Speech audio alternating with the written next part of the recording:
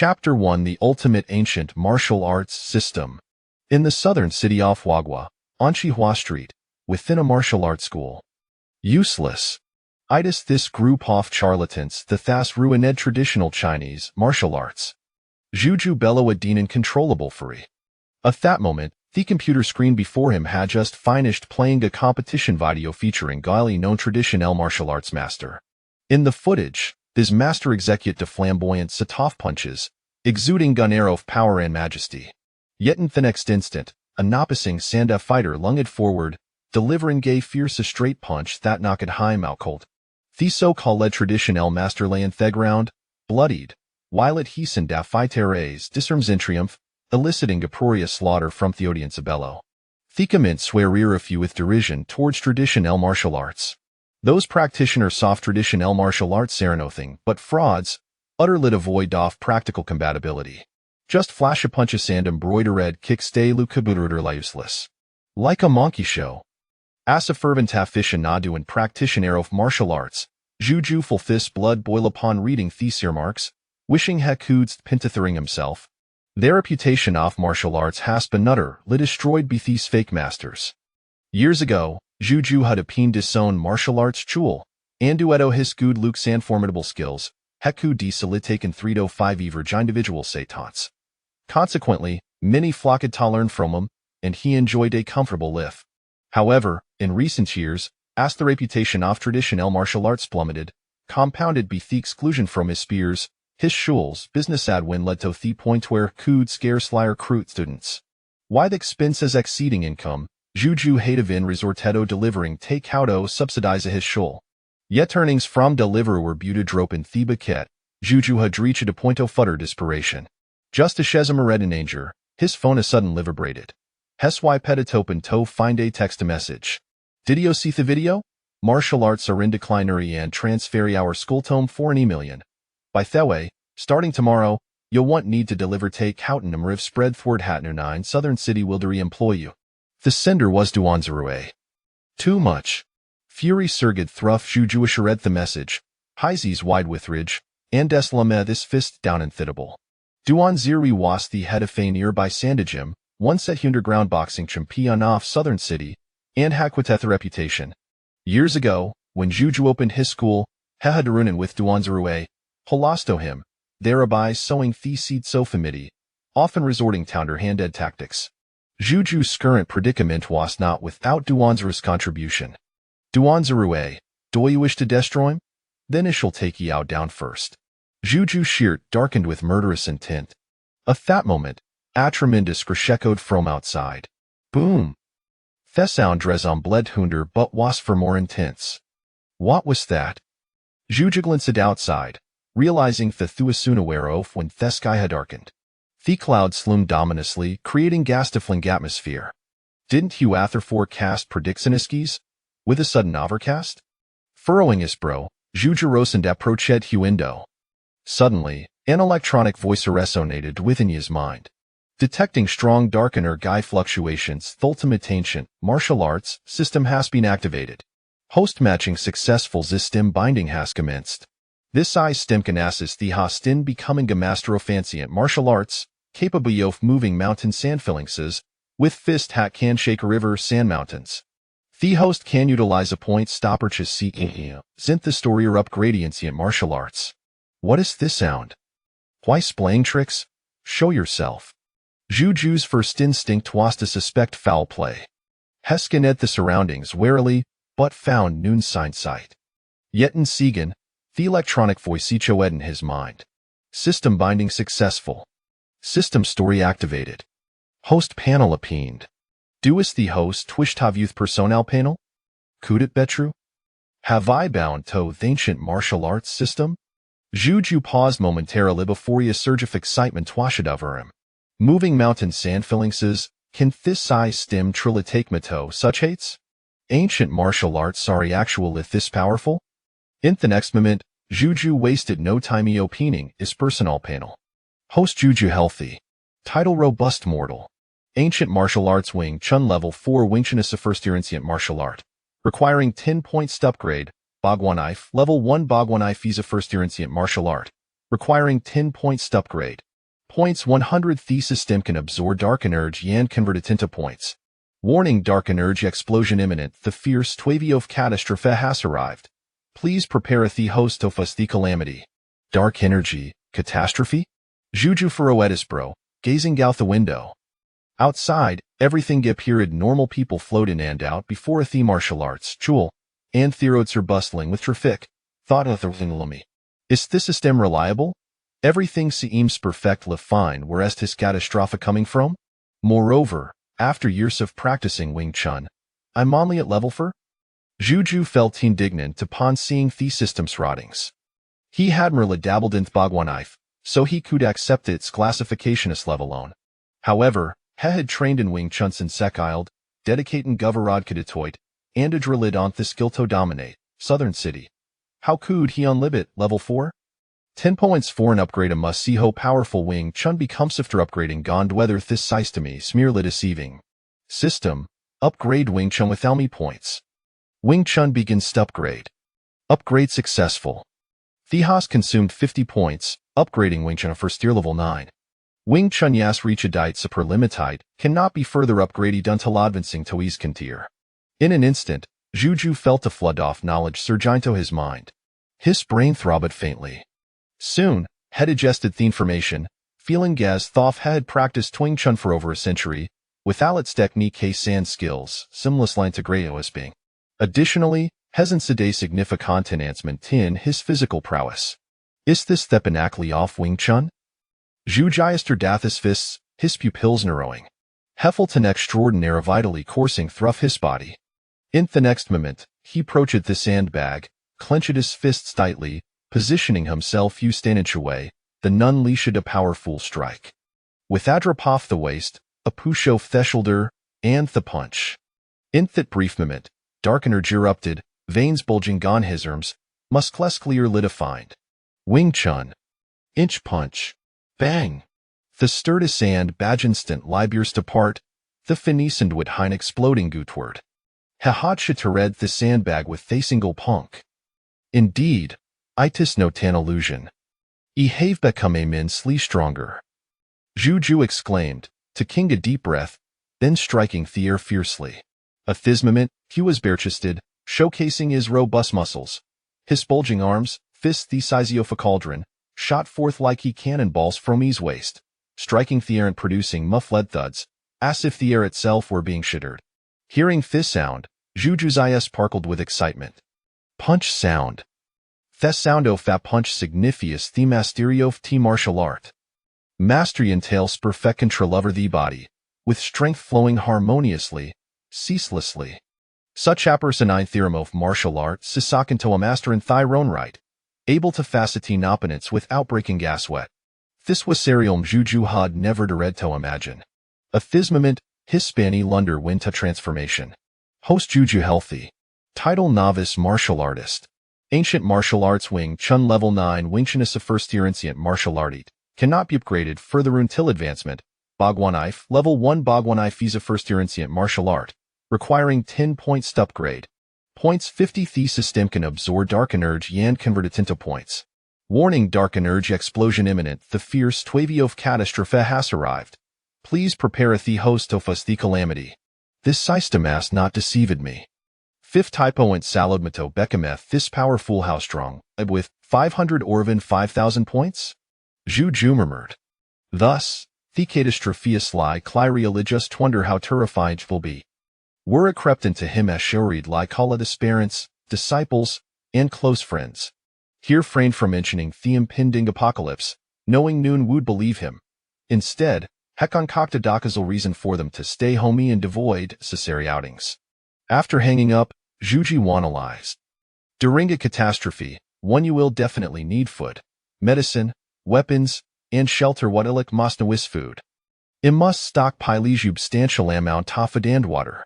With this thought, Jujaya returned indoors, retrieved his special craft wind blades from under the bed, gathered all his savings, and set off direct light at the market. Suddenly, Ashi appeared the door to the martial arts Chul, a menacing figure lunged toward Diamond an instant. Chapter 2 Bagwanai Fiend Crossbow. This shadow weighs incredibly swift, leaping before Jujaya the blink of Fanny, its stark, Sharp claw same a direct lieth his throat. Looking for death. In a split second, Zhu Jia roared, leaning back sharply, bracing himself with his hands at the ground, and kicking out with his feet. Rabbit kicks eagle. Theshido wasn't flying Bijuju's powerful kick, crash in Jinto and Irbi Karen Rinjit's windows. At that moment, Juju finally discerned the true form of Theshido. A zombie? A corpse? Juju frowned. He saw that Theshido was gladinata tairdsoot, resembling a human, yet its were a complete lie white, its body blackened, and its fingertips elongate in sharp, pitch-black claws. It bore striking resemblance to the zombies depicted in films and television. In contrast to those sluggish movements typically portrayed by zombies in films, this particular creature wreaked a bite in astonishing speed, far surpassing that of an average human. As Juju faced the abomination before him, a system pain abruptly materialized in his line of sight. Species infected minor injury. Hernon. Origin a creature born from the failed evolution of a human will absorb dark energy, possessing the ability to infect. Killinjit grants a small number of points. Danger level 1 mild danger. Accelerated speed, enhanced physical capabilities, and an infection ability. Juju mist, feeling got when geofanoyances the creature swift lyrigand its footing. For an ordinary person, enduring a kick from this monstrosity would dronder them bedrid in for at least half a day, yet it seemed unfazed. He had intended to conserve omnipotence, who tied appears the tis no longer feasible. With a resolute demeanor, Juju decided to invest the list points directly into his Bhagwanif. Although he could defeat the creature bare-handed, he harbored a healthy apprehension towards its infectious capabilities. It was for safer to wield the blade. The Bagua knife began its upgrade. Upgrade successful. Host consumed 50 points Bhagwanif upgraded to level 1. Stage 6. Feeling throbbing pain in his mind, Jujaya scoffed, 5th typo and swell spent today, Ishalofri weighs a sacrifice to me blade. With that, he crossed a disarm sand grasped that when blade is at thigh's waist. At that moment, the infected creature hadal redirizon, roaring as a charged towards him, its dark body exuding a foul stench. Repugnant fiend. Die. Juju bellowed. Ash's twin blades were swift drawn from their sheaths. Silver arcs o' flight burst forth, cross in the air and resonating with a sharfum. Bhagwanif. Commence. The infected creature is stewed list hanameter away from Jujo, its shans raised in front, claws dark and sharp, seeming like poised to pounce. Yet, Juju remained unfazed, his expression impassive isha this blades. Crack. In that instant, as Thetwin blades were rare turned to the scabbard, the infected creature collapsed with a sounding crash, its body's hatched in Tovarias' Z pieces. The system detected the host skill off the infected and began capturing dark energy. Dark energy capture successful host gains 1 point. Juju paid no heed to E-System's announcement. He gazed at Therum Nance and the ground, feeling gas thaw face retain shackle within Yashir Thad suddenly been released. In time soft peace, the righteous were reef and oppressed bethel off possess see deminsa martial prowess at found new outlet for it. After Isfamal is down Fallon facing ostracism from peers, Hehadri sorted driving Gataxa to sustain his livelihood.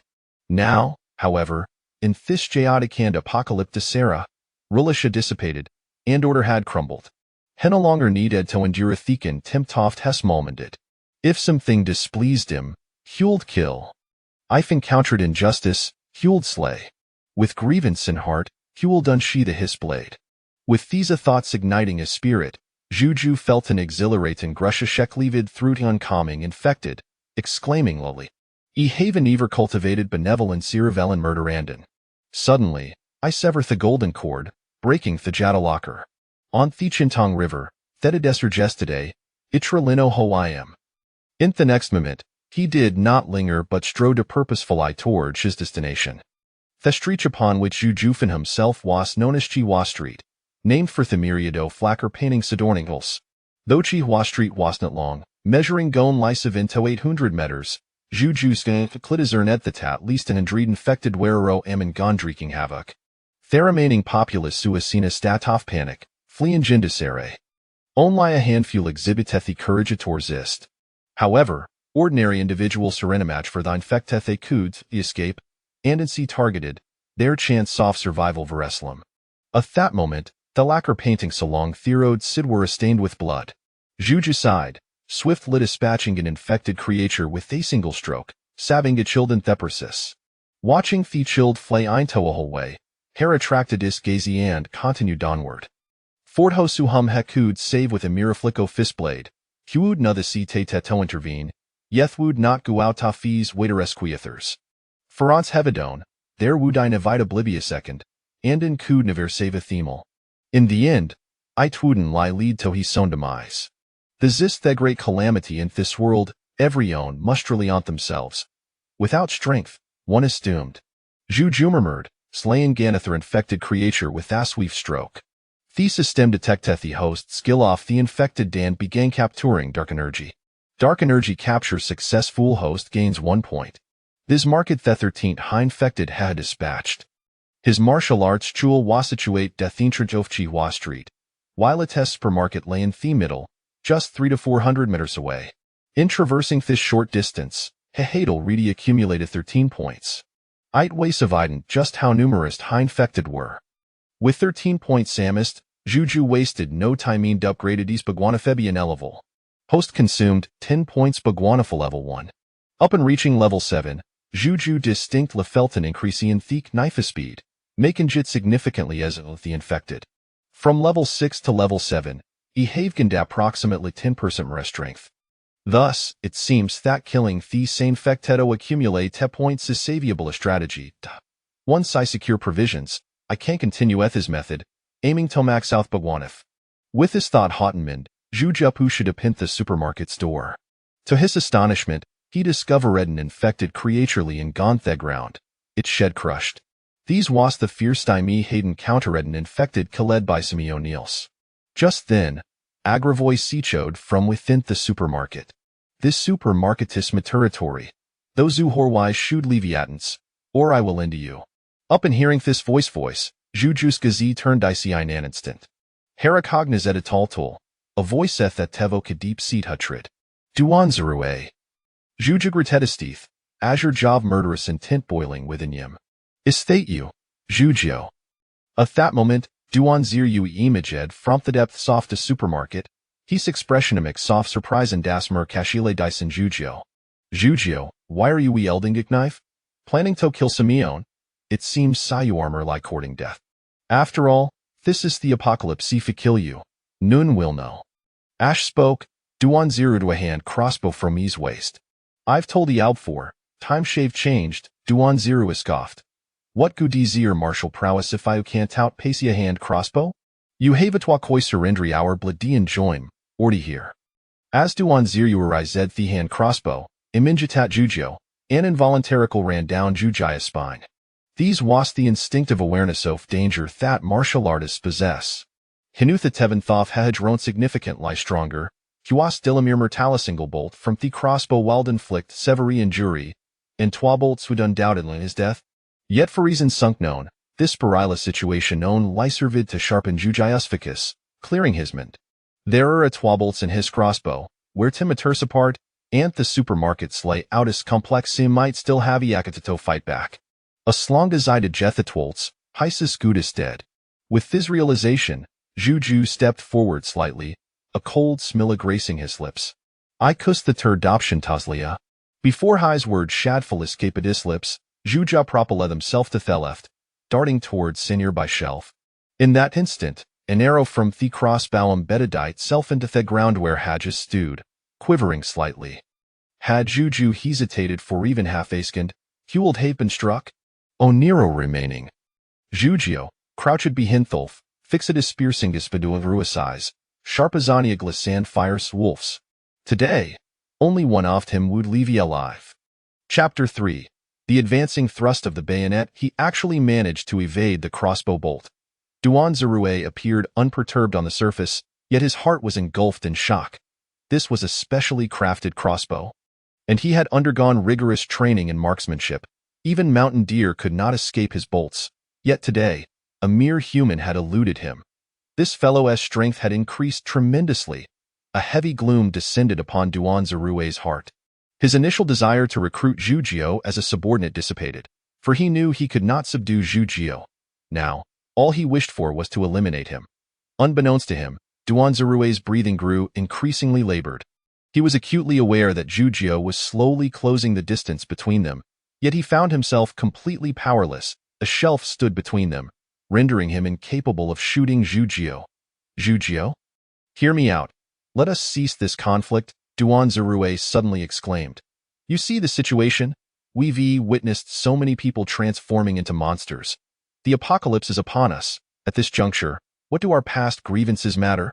It would be far more prudent for us to join forces and carve out a future together amidst this chaos. What say you? He continued. We can split the provisions in this supermarket. There is far too much food for one person to carry. After his words, silence enveloped the supermarket once more, and he could not help but swallow hard. Suddenly, a tremendous crash erupted from the opposite side of the shelf. The entire structure was toppled in an instant. A figure lunged towards him. Zhujiao, you seek death. Duanzirue hissed with a sinister grin, swiftly pulling the trigger. Whoosh! The bolt shot forth, piercing the figure directly. If you had remained hidden behind the shelf, you might have stood a chance against me. Alas, your arrogance has led to your downfall, however. Duanzirue's taunt faltered abruptly as he beheld the figure on the opposite side, standing there with a bemused expression. You have no more bolts left. How could that be? You're not? Duanzirue's gaze shifted to the figure that had been struck by the bolt. His pupils narrowing in shocked it was merely a piece of clothing. At that moment, Zhujiao began to advance towards Duanzirue, his expression indifferent. You wish to ally with me? To share the spoils of the supermarket? Do you think you are worthy? As Zhujiao spoke, his eyes changed, revealing a murderous intent. I have declared that today, I shall end your life. Zhujiao, if you have the guts, then put down your weapon. Duanzirue suddenly discarded his crossbow, flexing his wrist with a sinister smile.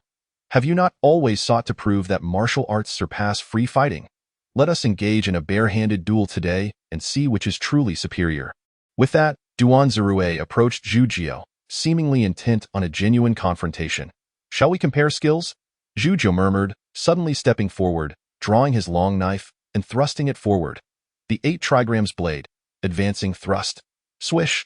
The long knife effortlessly pierced through Duanzirue's body. He clutched his wound with one hand, while raising the other to point at Zhujiao, but his eyes had already lost their luster. What a pity!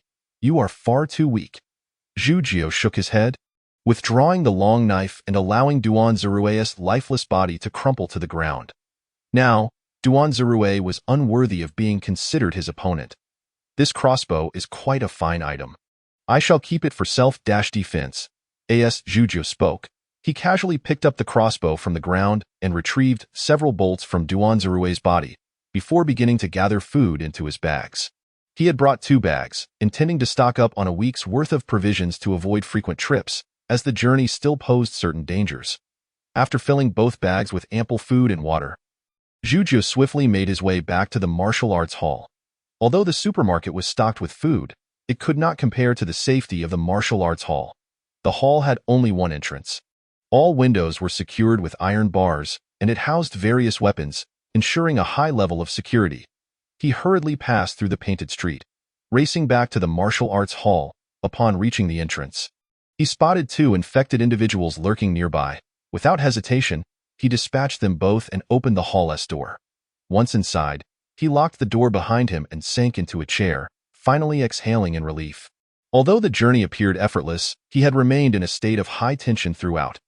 While a single infected individual posed little threat, encountering 4 or 5 simultaneously would be perilous, and facing a dozen would be tantamount to certain death.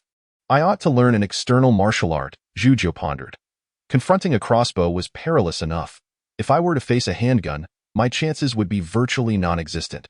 However, if I were to master the external techniques described in those books, with a body of iron and skin, impervious to blades and bullets, I would stand a fighting chance against modern firearms. I have yet to explore the system shop, he suddenly remembered. Without hesitation, Zhujiao accessed the system shop. In the next moment, he was dazzled by the plethora of goods on display. Item: Tiger Leopard Pill. Enhances the user's physique, granting them the strength of a tiger or leopard. Price: 100 points. Item: Iron Cloth Shirt. First-tier external technique. When perfected, grants a body of iron and skin, impervious to ordinary weapons. Price: 20 points. Item: dog beating stick, a relic of the beggar gang leader, containing the 36 methods of dog beating. Price: 1,000 points. As Zhu Jiu browsed through the selections, he felt parched. Each item in the shop was a rare treasure capable of significantly enhancing his strength, yet they were far too expensive. His points were woefully insufficient. At that moment, Zhu Jiu realized just how crucial points were. There were so many valuable items in the shop, yet he could neither obtain nor touch them. I am utterly impoverished, he lamented. I currently possess only 6 points, which is insufficient to purchase anything. I must swiftly accumulate points. First, I must take down 12 infected individuals to secure the Iron Cloth Shirt.as for upgrading the Iron Cloth Shirt or the 8 trigrams blade. The points required for that were astronomical given his current circumstances. Resolute, Zhu Jiu grasped his knife, ready to venture out and hunt infected individuals. However, at that moment, his stomach let out a loud growl. Ugh! Zhu Jiu clutched his belly, his face contorted in discomfort. Why am I so hungry? He had never experienced hunger like this before. It felt as though every cell in his body was crying out for sustenance. And at that moment, he felt capable of devouring an entire cow. Without a moment to spare, he pulled out the food he had just retrieved from the supermarket, tearing open the packaging and devouring it voraciously. Chocolate. Beef jerky. 8 treasure porridge. Gulp, gulp. Feeling satiated, Zhu Jiu set down the large bottle of mineral water, wiping his mouth with satisfaction. Phew, finally filled my belly. How is this possible? I actually consumed so much. At that moment, he realized he had devoured nearly an entire bag of food. These 2 bags were meant to last him a week, and he had consumed half of it in a single sitting. Has my appetite increased so much? Zhu Jiu was taken aback. He had eaten so much yet felt no discomfort. And his stomach had not even distended. Could it be that the system has strengthened my body? He speculated. Perhaps, after all, I can distinctly feel my strength increasing and my reflexes sharpening, so it would not be surprising that my appetite has also grown. Zhu Jiu quickly accepted the changes in his body, but another dilemma soon presented itself. There wasn't enough food left. The remaining provisions seemed plentiful, yet they would not suffice for his meals tomorrow. Without points and without food, Zhu Jiu felt a sense of helplessness. I truly am destitute. Well, this is fortuitous. I was planning to venture out to hunt infected individuals anyway. I might as well make another trip to the supermarket to gather some more food. With that, Zhu Jiu picked up his knife, pushed open the door of the martial arts hall, and once more set his sights on the supermarket. Out I go. Time to accumulate points. Chapter 4. Beasts on the Painted Street. 3 infected individuals sprinted in the same direction with remarkable speed. Before them stood a robust man clad in black, wielding dual knives, his gaze sharp as an eagle's. It was Zhu Jiu. As the infected charged towards him. Rather than moving, Zhu Jiu closed his eyes, seemingly resigning himself to fate. That moment, from a 3rd-floor window across the street, a woman in a white uniform watched Zhu Jiu intently. She possessed striking features, fair skin, and an alluring figure enveloped in her uniform, exuding a unique charm. However, despite her striking appearance, the first thing one would notice upon seeing her was her eyes. They were clean, clear, and resolute. The stark contrast of black and white in her gaze conveyed a tenacity, as if nothing in this world could bring her down. When the woman observed Zhu Jiu closing his eyes, she let out a soft sigh. Alas, yet another who has given up the struggle. She shook her head. Since the onset of the apocalypse, she had witnessed far too many perish at the hands of the infected. Some would struggle until their last breath, while others would simply await death in place. To her, Zhu Jiu appeared to be the latter. Though he wielded a knife, he lacked the courage to strike. What purpose does it serve to wield a weapon if one does not dare to use it? It merely adds another corpse to the pile, the woman murmured. However, in the next moment, the woman's voice abruptly ceased. A flicker of astonishment crossed her starkly contrasting gaze. She beheld, at that very moment on the street, as the infected lunged towards the man clad in black, the man suddenly sprang into action. He took a decisive step forward, his upper body leaning slightly, wielding 2 blades which he thrust forward, crossing them to slash through the air, carving 2 semicircular arcs of silver light. The silvery gleam of the blades was breathtakingly stunning. In an instant, the 3 infected before him were shattered into pieces. The woman's lips parted slightly in disbelief as she exclaimed, "How is this possible?" It was her first encounter with someone who could vanquish the infected, and to do so with such effortless precision against 3 adversaries was astonishing. Humans could indeed possess such formidable strength. Her chest rose and fell with excitement as hope ignited within her. If everyone could attain such power, perhaps humanity could truly triumph over these monsters. What technique did that individual employ? It did not resemble modern combat skills. Rather, it bore semblance to ancient martial arts. Could traditional martial arts be more effective against these creatures? The woman mused softly, analyzing Zhu Jie's movements. She then observed Zhu Jie entering the supermarket but made no move to approach him. Clearly, he was there to stockpile provisions, and once his supplies were depleted, he would return. There was enough food at home to last her another fortnight. She would continue to observe him for a while longer. If he proved not to be a villain, she would take the initiative to engage with him. Establishing contact could undoubtedly aid her research. After concluding her thoughts, the woman turned and stepped into another room. Inside, various instruments and colorful test tubes were meticulously arranged. She picked up a hefty notebook from the table and began to sketch and record her observations. The first drawing depicted an infected, accompanied by a range of data detailing its speed, attack patterns, habits, and her various hypotheses regarding the infected. With further observation, she believed she could summarize the creature's characteristics. She muttered to herself before continuing to sketch in her notebook. This time, she portrayed the man in black. His short hair was sharp, his gaze fierce, his physique muscular, and he wielded 2 long blades. Exuding an aura of power, it was none other than Zhu Jie. After completing the drawing, she added a note beneath it. Suspected practitioner of ancient martial arts, possesses formidable strength, capable of dispatching 3 humanoid zombie monsters with a single strike. Further observation is required to determine if engagement is advisable. Meanwhile, Zhu Jie, having dispatched the 3 infected, strode confidently into the supermarket, his mind echoing with the system's voice. Detection of host's kill confirmed. The system began to capture dark energy. Dark energy capture successful. Host gains 3 points. Zhu Jie shut the supermarket door behind him, exhaling slowly as he sheathed his blades, a hint of satisfaction glimmering in his eyes. With 19 points accumulated, 1 more kill would grant him the ability to exchange for the iron cloth. The thought of the iron cloth's effects ignited a fervent desire within him. He could hardly wait to practice this external technique. However, after taking a few steps, Zhu Jie suddenly furrowed his brow, sensing something amiss. When he had arrived, a corpse of an infected lay at the entrance, yet now it was conspicuously absent. He distinctly remembered locking the door behind him. Realizing the anomaly, Zhu Jie tightened his grip on his blades and cautiously ventured deeper into the supermarket. The establishment was not expansive, and he quickly searched every corner. However, not a single soul was in sight. Moreover, he discovered that the body of Duan Zirue had vanished as well, leaving behind a pool of dark, foul-smelling blood that trailed in a specific direction. Someone had dragged his body away. Zhu Jie swiftly made a judgment and began to tread carefully along the trail of blood. He had come to regard this supermarket as his territory and would not tolerate the presence of others within. Following the blood stain, he soon found it disappearing behind a door, so it was hidden here. Zhu Jie scoffed coldly, gripping his blades tightly, and forcefully swung the door open. With a resounding crash, Zhu Jie kicked the door in and charged into the room, his voice deep and commanding. Cowering in the shadows, "Why do you not reveal yourselves?" The room remained ominously silent.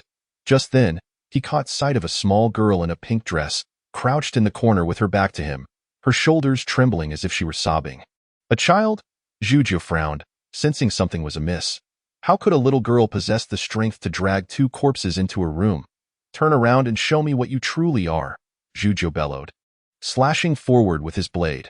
Just as he was about to strike, the girl suddenly dropped to all fours and, in an uncanny manner, darted to the side, slowly turning to face him. Her face was an inky black, her eyes pale, and her mouth stretched grotesquely from ear to ear, remnants of flesh hanging from her lips, her smile horrifyingly sinister.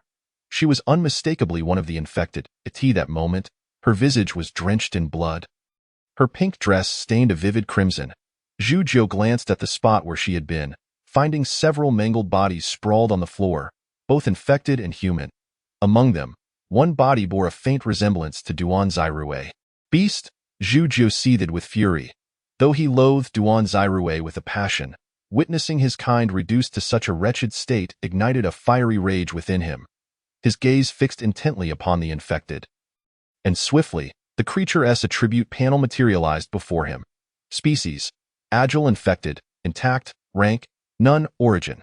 A monster born from a human's failed evolution after absorbing dark energy. After consuming human flesh and that of its own kind, it becomes stronger, gaining greater power, deadlier infection capabilities, and slight intelligence. Killing it yields 5 points. Danger level: Level 2, moderate danger. After reviewing its attributes, Zhujiu coldly remarked, "Slight intelligence, is it? No wonder you evaded me last time. This time, I shall make you my offering." As his words faded, Zhujiu drew a hand crossbow from behind him, aiming it at the infected, and instantly released 3 bolts in quick succession. The infected nimbly leaped to the corner of the room, evading all 3 bolts that landed harmlessly in the air. However, at that moment, a sharp clang reverberated through the room, followed by a swift flash of silver light. Whoosh! With a furious strike, Zhujiu unleashed his full strength, cleaving through the infected and the bed beneath it, splitting them in 2. The system announced, "Detection of host's kill confirmed." The system begins capturing dark energy. Dark energy capture successful. Host gains 5 points. Hearing the system's voice, Zhujiu turned to leave, but his peripheral vision caught sight of a glimmering orb emitting a dark glow. "What is this?" Curiosity piqued, he approached and discovered the orb embedded in the infected's forehead. Roughly the size of a soybean, radiating a sinister luminescence. After pondering for a moment, Zhujiu retrieved a few plastic bags from the shelves, carefully encasing his hands before gingerly grasping the orb. Just then, the system's voice echoed in his mind. "Detection of dark energy aggregate. Would you like to recover it?" Chapter 5. Not enough points to spend. Dark energy aggregate? Zhujiu scrutinized the orb, and its attribute panel gradually appeared before him. Item: Dark energy aggregate. Inferior. Description: an immature dark energy aggregate, containing a sparse amount of dark energy. Recovery price: 10 points. This tiny thing is worth 10 points. Zhujiu was taken aback. Such a small orb equated to the points he would earn from slaying 10 infected. It's incredibly valuable. Recovery. Without hesitation, Zhujiu opted for recovery. He found no use for this item. Points were far more practical. In the next instant, the orb vanished from his grasp, and the system's voice resonated in his mind. Dark energy aggregate recovered successfully. Host gains 10 points. The points were credited. A smile crept onto Zhujiu's face. With 34 points, he had more than enough to exchange for the iron cloth. Upon reaching this point, Zhujiu promptly accessed the system marketplace, swiftly searching until he located the position of the iron cloth.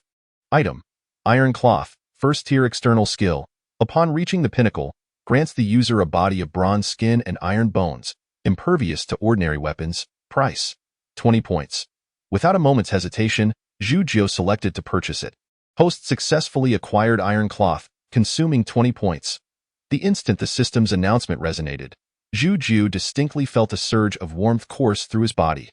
This warmth permeated his limbs and bones, nourishing his physique. He felt a comforting warmth enveloping him, and he could distinctly sense his body growing stronger.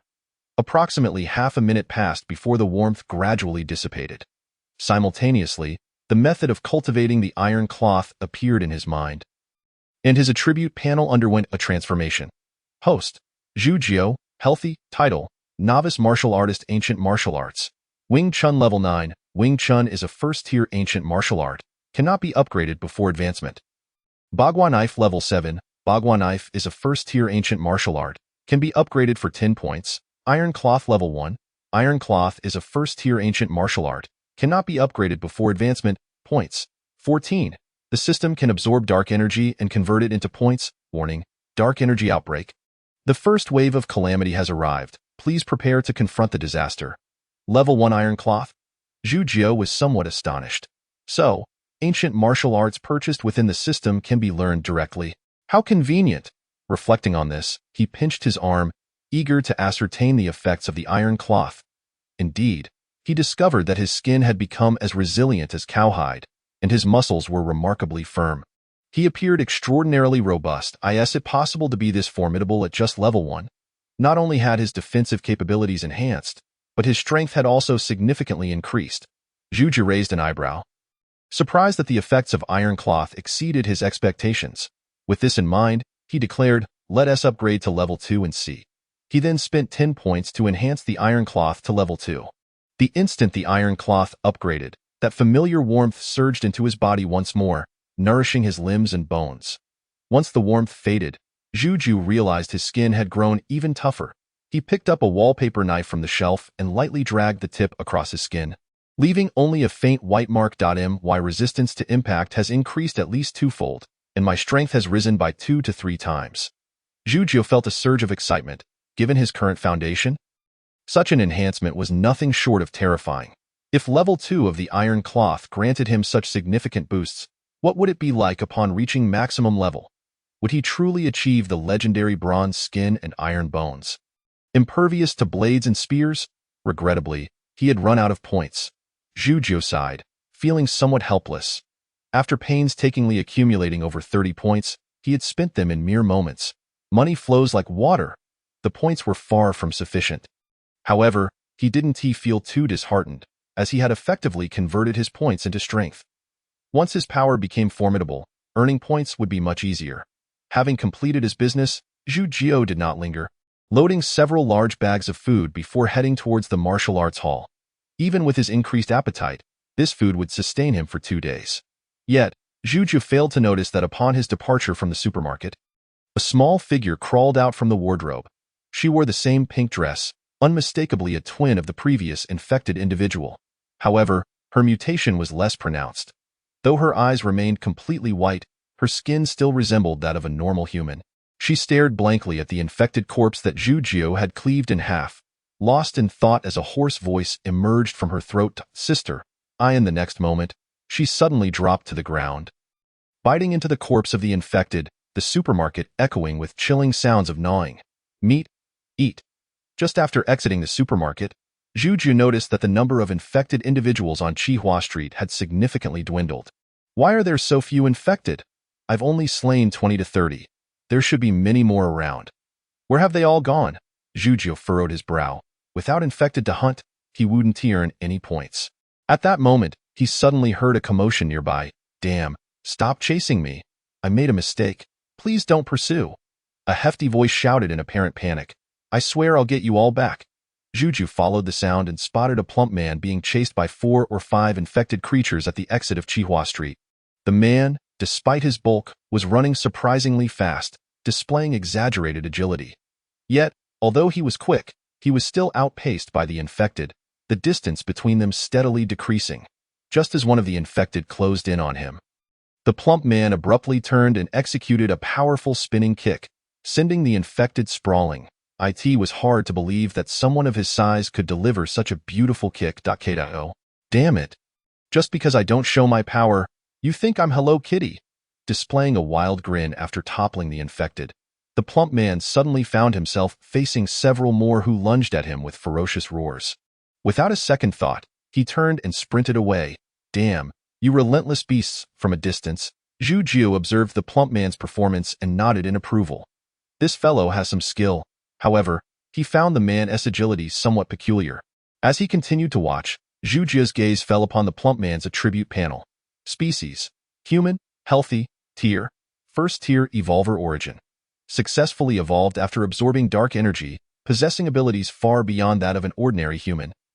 And due to the dark energy within, easily attracts infected. Danger level 3, high risk, evolver. Successfully evolved after absorbing dark energy. Juju raised an eyebrow. This was the first time he had witnessed someone successfully evolve through dark energy absorption. Moreover, the danger level far surpassed that of ordinary infected. Reaching level 3, it was a rapid ascent to power. However, recalling the many who had failed to evolve, Juju felt a twinge of melancholy. The rewards of successful evolution came at the cost of life, as failure resulted in becoming a grotesque abomination. In the next moment, Juju was captivated by another line from the system. Due to the dark energy within, it is easier to attract infected. Upon reading this, his eyes lit up. He was currently troubled by the lack of infected to earn points. If this plump man was around, would he need to worry? He could easily draw a horde of infected, allowing for an abundance of points. Wouldn't the levels of the bagua knife and iron cloth soar as well? At that instant, the plump man noticed Juju standing at the roadside. With dual knives in hand, Zhu Jie's tall, muscular frame was striking. Upon seeing Zhu Jie, the plump man's eyes lit up and he excitedly shouted, "Big brother, save me! These beasts have been chasing me forever. Please help me kill them." As he shouted, he hurriedly ran towards Zhu Jie, tears of gratitude welling up in his eyes as though he had found a long-lost brother. Zhu Jie observed the plump man approaching, maintaining an outward calm while feeling a stir of excitement within. How fortuitous that he comes right to me. I was hesitating to make a move. But now I have no qualms, Zhu Jie thought, a faint smile gracing his lips as he unsheathed his dual knives and advanced towards the plump man. However, unnoticed by anyone, a pair of eyes from above were watching them through a window. Chapter 6. The agile fat man. After the plump man let out a shout, he sprinted towards Zhu Jie. The distance between them was merely 300 meters. With his enhanced physique post-evolution, he was comparable to a top-tier athlete, covering that distance in just 40 to 50 seconds. As long as this brother can hold them off for a moment, I will have the chance to escape. The plump man murmured to himself as he ran.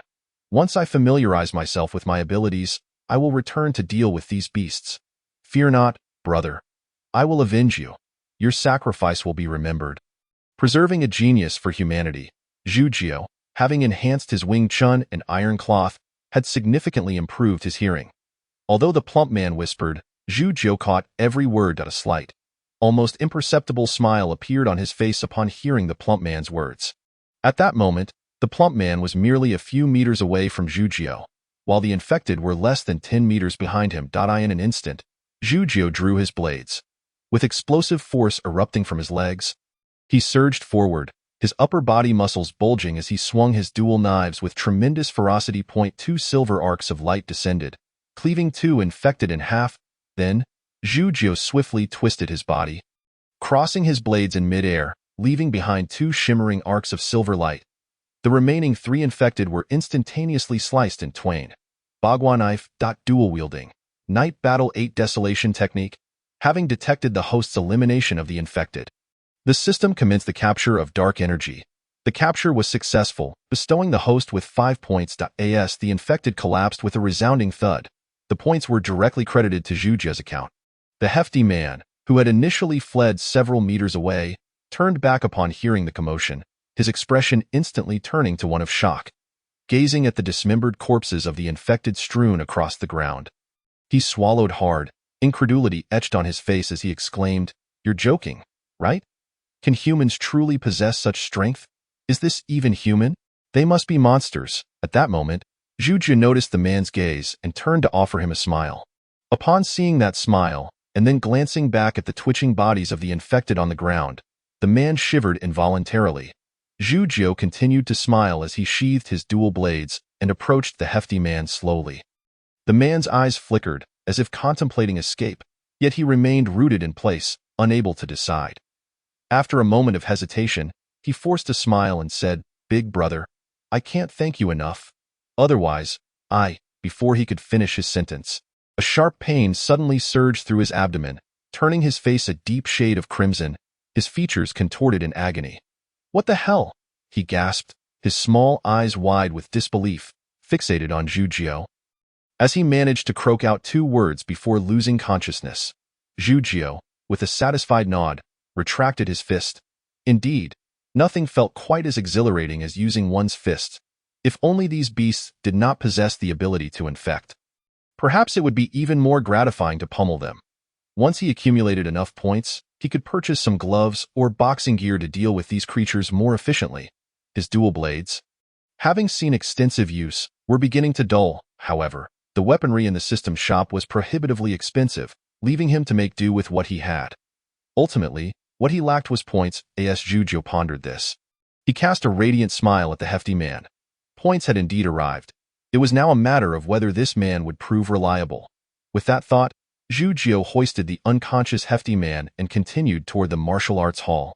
Meanwhile, not far above, a woman in uniform observed Zhu Jie drawing his blade to save someone, a smile gracing her face as she murmured to herself, "Faced with 5 monsters, he willingly chose to rescue another.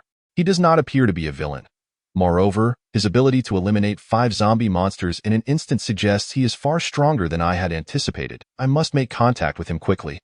Delays could lead to complications. I should go now. She prepared to descend. However, her movements froze when she witnessed Juju knock out the hefty man with a single punch and carry him away. The woman blinked, her eyes filled with uncertainty. Perhaps I should observe a little longer. In the center of Chihua Street, on the rooftop of a small two-story building, a hefty man was bound and suspended.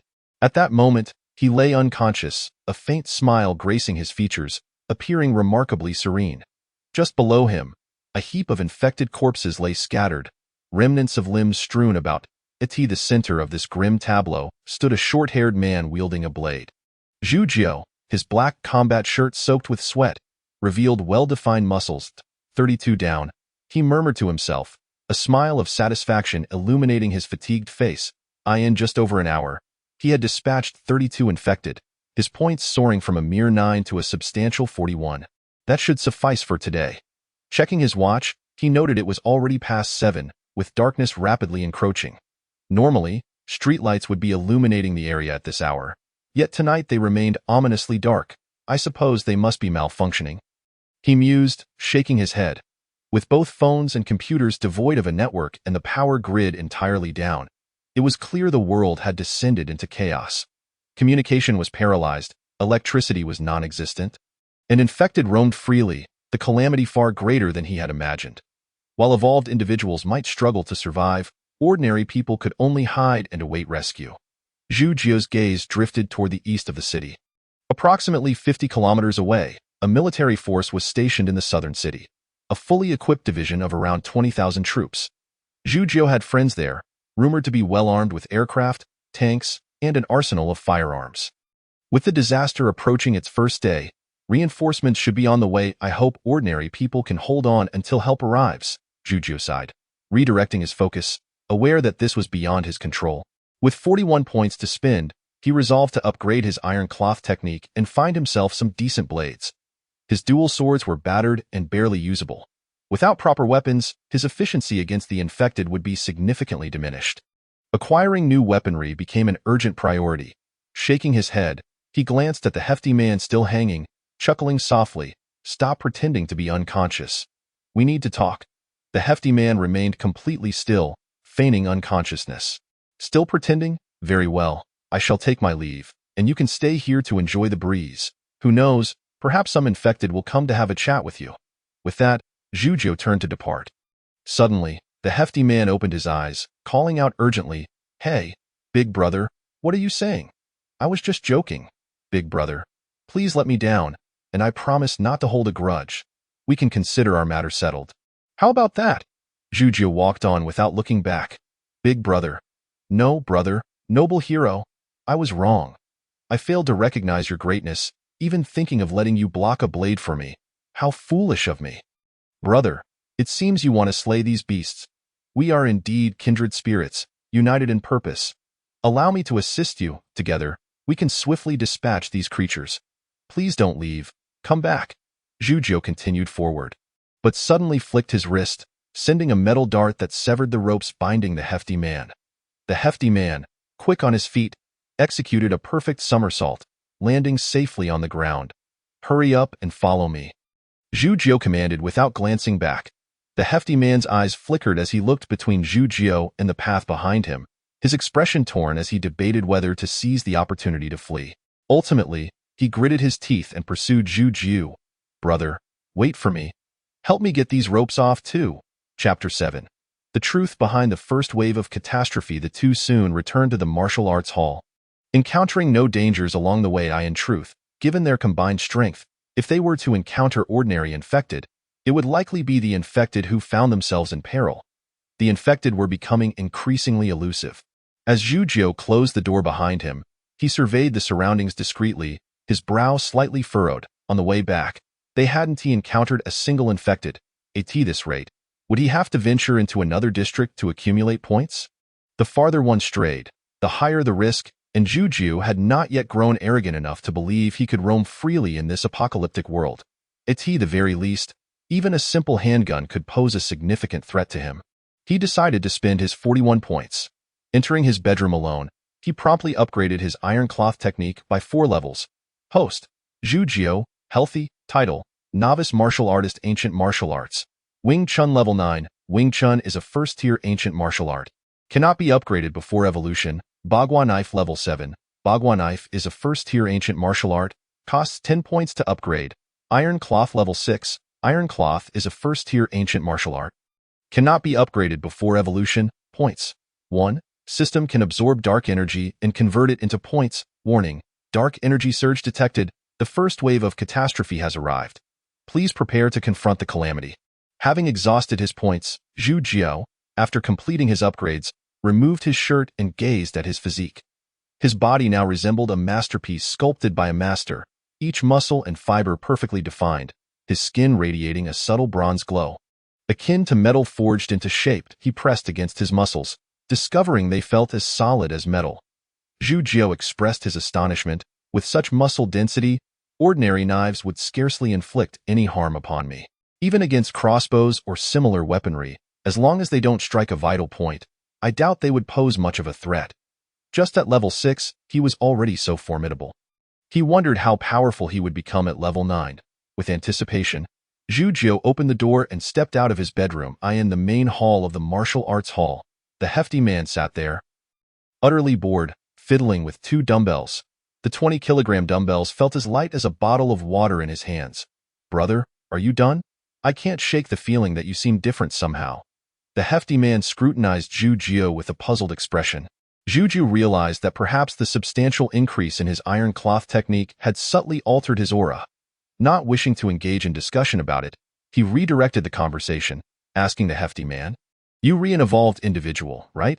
What abilities do evolved individuals possess? What distinguishes one from an ordinary person?" The rotund man exclaimed, I don't sense any energy fluctuations emanating from you. You must not be an evolved being." "So how do you know that I am?" Zhu Jiao cast a fleeting glance at him and replied, "I encountered an evolved individual previously and exchanged a few words." "Oh, then where is he?" The hefty man's face lit up with excitement. "Call him out so we can meet. Too much chatter." "I would have dispatched you already," Zhu Jiao replied slowly. The rotund man gazed at Zhu Jiao, his expression somewhat awkward, as if recalling some unpleasant experiences. He chuckled nervously and said, "I am indeed an evolved being. As for my abilities," he paused, his eyebrows twitching with a hint of pride, "I can manipulate metal." As he spoke, his eyes fixed on the dumbbells in his hands, his demeanor suddenly turning serious, and the next moment, the 2 metallic dumbbells began to morph, transforming in his grip as if they were made of pliable clay. At that instant, he resembled a masterful magician, his fingers deftly reshaping the mass of metal until it ultimately formed a metal rod over a meter in length. The rod gleamed with a metallic luster, its appearance rather impressive. With a flourish, he inscribed a few patterns on it and nonchalantly handed the rod to Zhu Jiao, boasting, "What do you think? My craftsmanship is not too shabby, is it? When it comes to metalwork, I am earnest." Zhu Jiao, however, paid him no heed, scrutinizing the metal rod with a glint of astonishment in his eyes. The rod's quality surpassed that of many masterfully crafted weapons available on the market, rivaling the 2 blades he had previously commissioned from top artisans, which had cost him a small fortune. He was taken aback. The rod had transformed from 2 ordinary dumbbells just a minute ago. Could this rotund man's abilities truly be so formidable? Zhu Jiao wondered if all evolved beings possessed such might. While the limitations of this ability in combat were apparent, after all, an opponent might not wield metal weapons. Its potential in logistical support was extraordinary. The mere ability to conjure metal into weapons would provide him with a significant advantage. With such support, he could unleash his full potential in battle without the concern of weapon degradation. This fellow needed to remain close at hand. Zhu Jiao swiftly resolved to keep the rotund man as his logistical support. Unbeknownst to him, the rotund man continued to revel in his own pride. "Of course, not everyone's abilities are as remarkable as mine. I previously encountered 2 evolved beings. One could enlarge himself, enhancing strength and speed. His ability seemed rather mundane. The other, however, was intriguing. He could transform into a half-human, half-wolf form, reminiscent of a werewolf from the movies. Yet, I cannot speak to his true prowess." Zhu Jiao nodded, pondering, enhancing one's physique, altering forms, manipulating metal. These abilities of evolved beings sound impressive. He sensed a twinge of pressure. If he did not advance quickly enough, he might indeed be surpassed by these individuals. Contemplating further, he inquired, aside from superhuman abilities, what other changes occur in the body post-evolution? Changes? There are indeed many, the rotund man replied. Counting on his fingers, for instance, my vision and hearing have significantly improved. I was once severely nearsighted, but now my eyesight is extraordinary, he added, his beady eyes darting with a somewhat lewd expression. Moreover, my physical condition has enhanced several-fold. I estimate my physique now rivals that of a top-tier boxer. Additionally, post-evolution, I have developed a sixth sense. He paused, contemplating his words. How shall I put it? It feels as if I can sense a certain essence, which guides my evolution. I can also distinctly perceive this essence within other evolved beings. It's not exclusive to us. The infected possess it too, albeit in a more chaotic form. There is also a trace of this essence in the air. Though it's too diluted to be of any consequence, I have a vague intuition that as long as I continue to absorb this essence, I can further evolve. As the rotund man spoke, he casually opened a bag of chips and began munching contentedly. Zhu sat nearby, frowning in silence, contemplating the implications of the rotund man's words. This essence he spoke of must be the dark energy mentioned by the system. Originally, humans possessed 5 senses: sight, sound, smell, taste, and touch. Evolved beings, however, gained an additional 6th sense, attuned to dark energy. Piecing together the information gathered throughout the day, along with the rotund man's insights, Zhu began to formulate a clearer understanding of the first wave of calamity. It appeared that this initial wave was indeed a dark energy eruption. Humanity passively absorbed this energy, leading to the evolution of a select few. Those who succeeded in evolving gained superhuman abilities and the capacity to further absorb dark energy.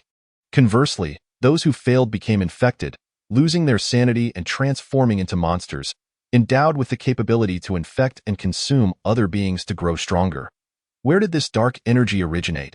Were other flora and fauna, aside from humans, undergoing evolution?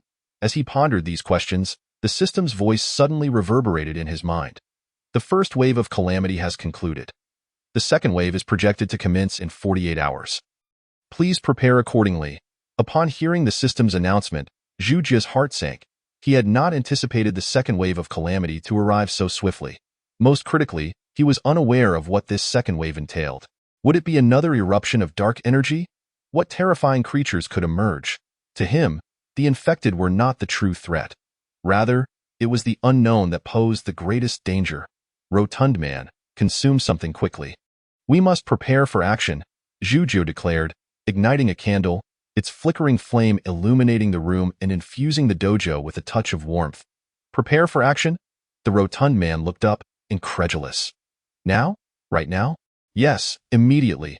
Finish your meal and we shall set out, Zhu replied, his expression impassive as he began to eat. The news of the second wave had come too abruptly for him to fully process his emotions. He had intended to focus on steady development, but given the current circumstances, the environment no longer permitted such complacency. He needed to seize every opportunity to grow stronger. What a stroke of bad luck for me. The rotund man sighed, grabbing a pack of ready-to-eat food and devouring it with gusto. The two of them possessed astonishing appetites. What was meant to last 2 days was devoured in a single sitting.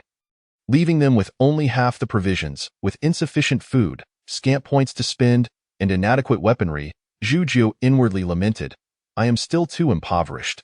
I must hasten to eliminate the infected. With this thought in mind, he retrieved his dual blades and handed them to the rotund man, asking, Can you repair these 2 blades for me? Is that within your capabilities? Hey, what do you mean is that within my capabilities? The rotund man puffed up his short brows indignantly. Don't underestimate me.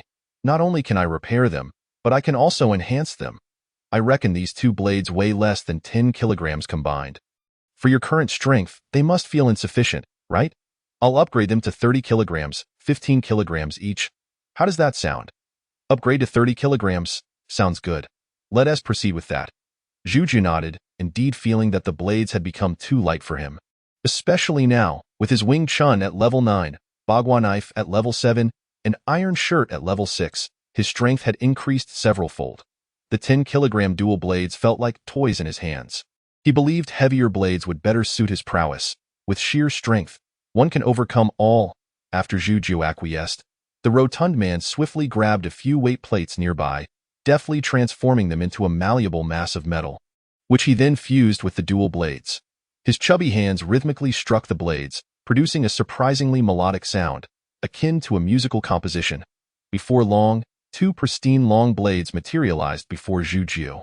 Each blade measured a meter in length, with a width of 15 to 16 centimeters, and a spine thickness of approximately 2 centimeters, reminiscent of the dragon-slaying knife from television dramas of yore.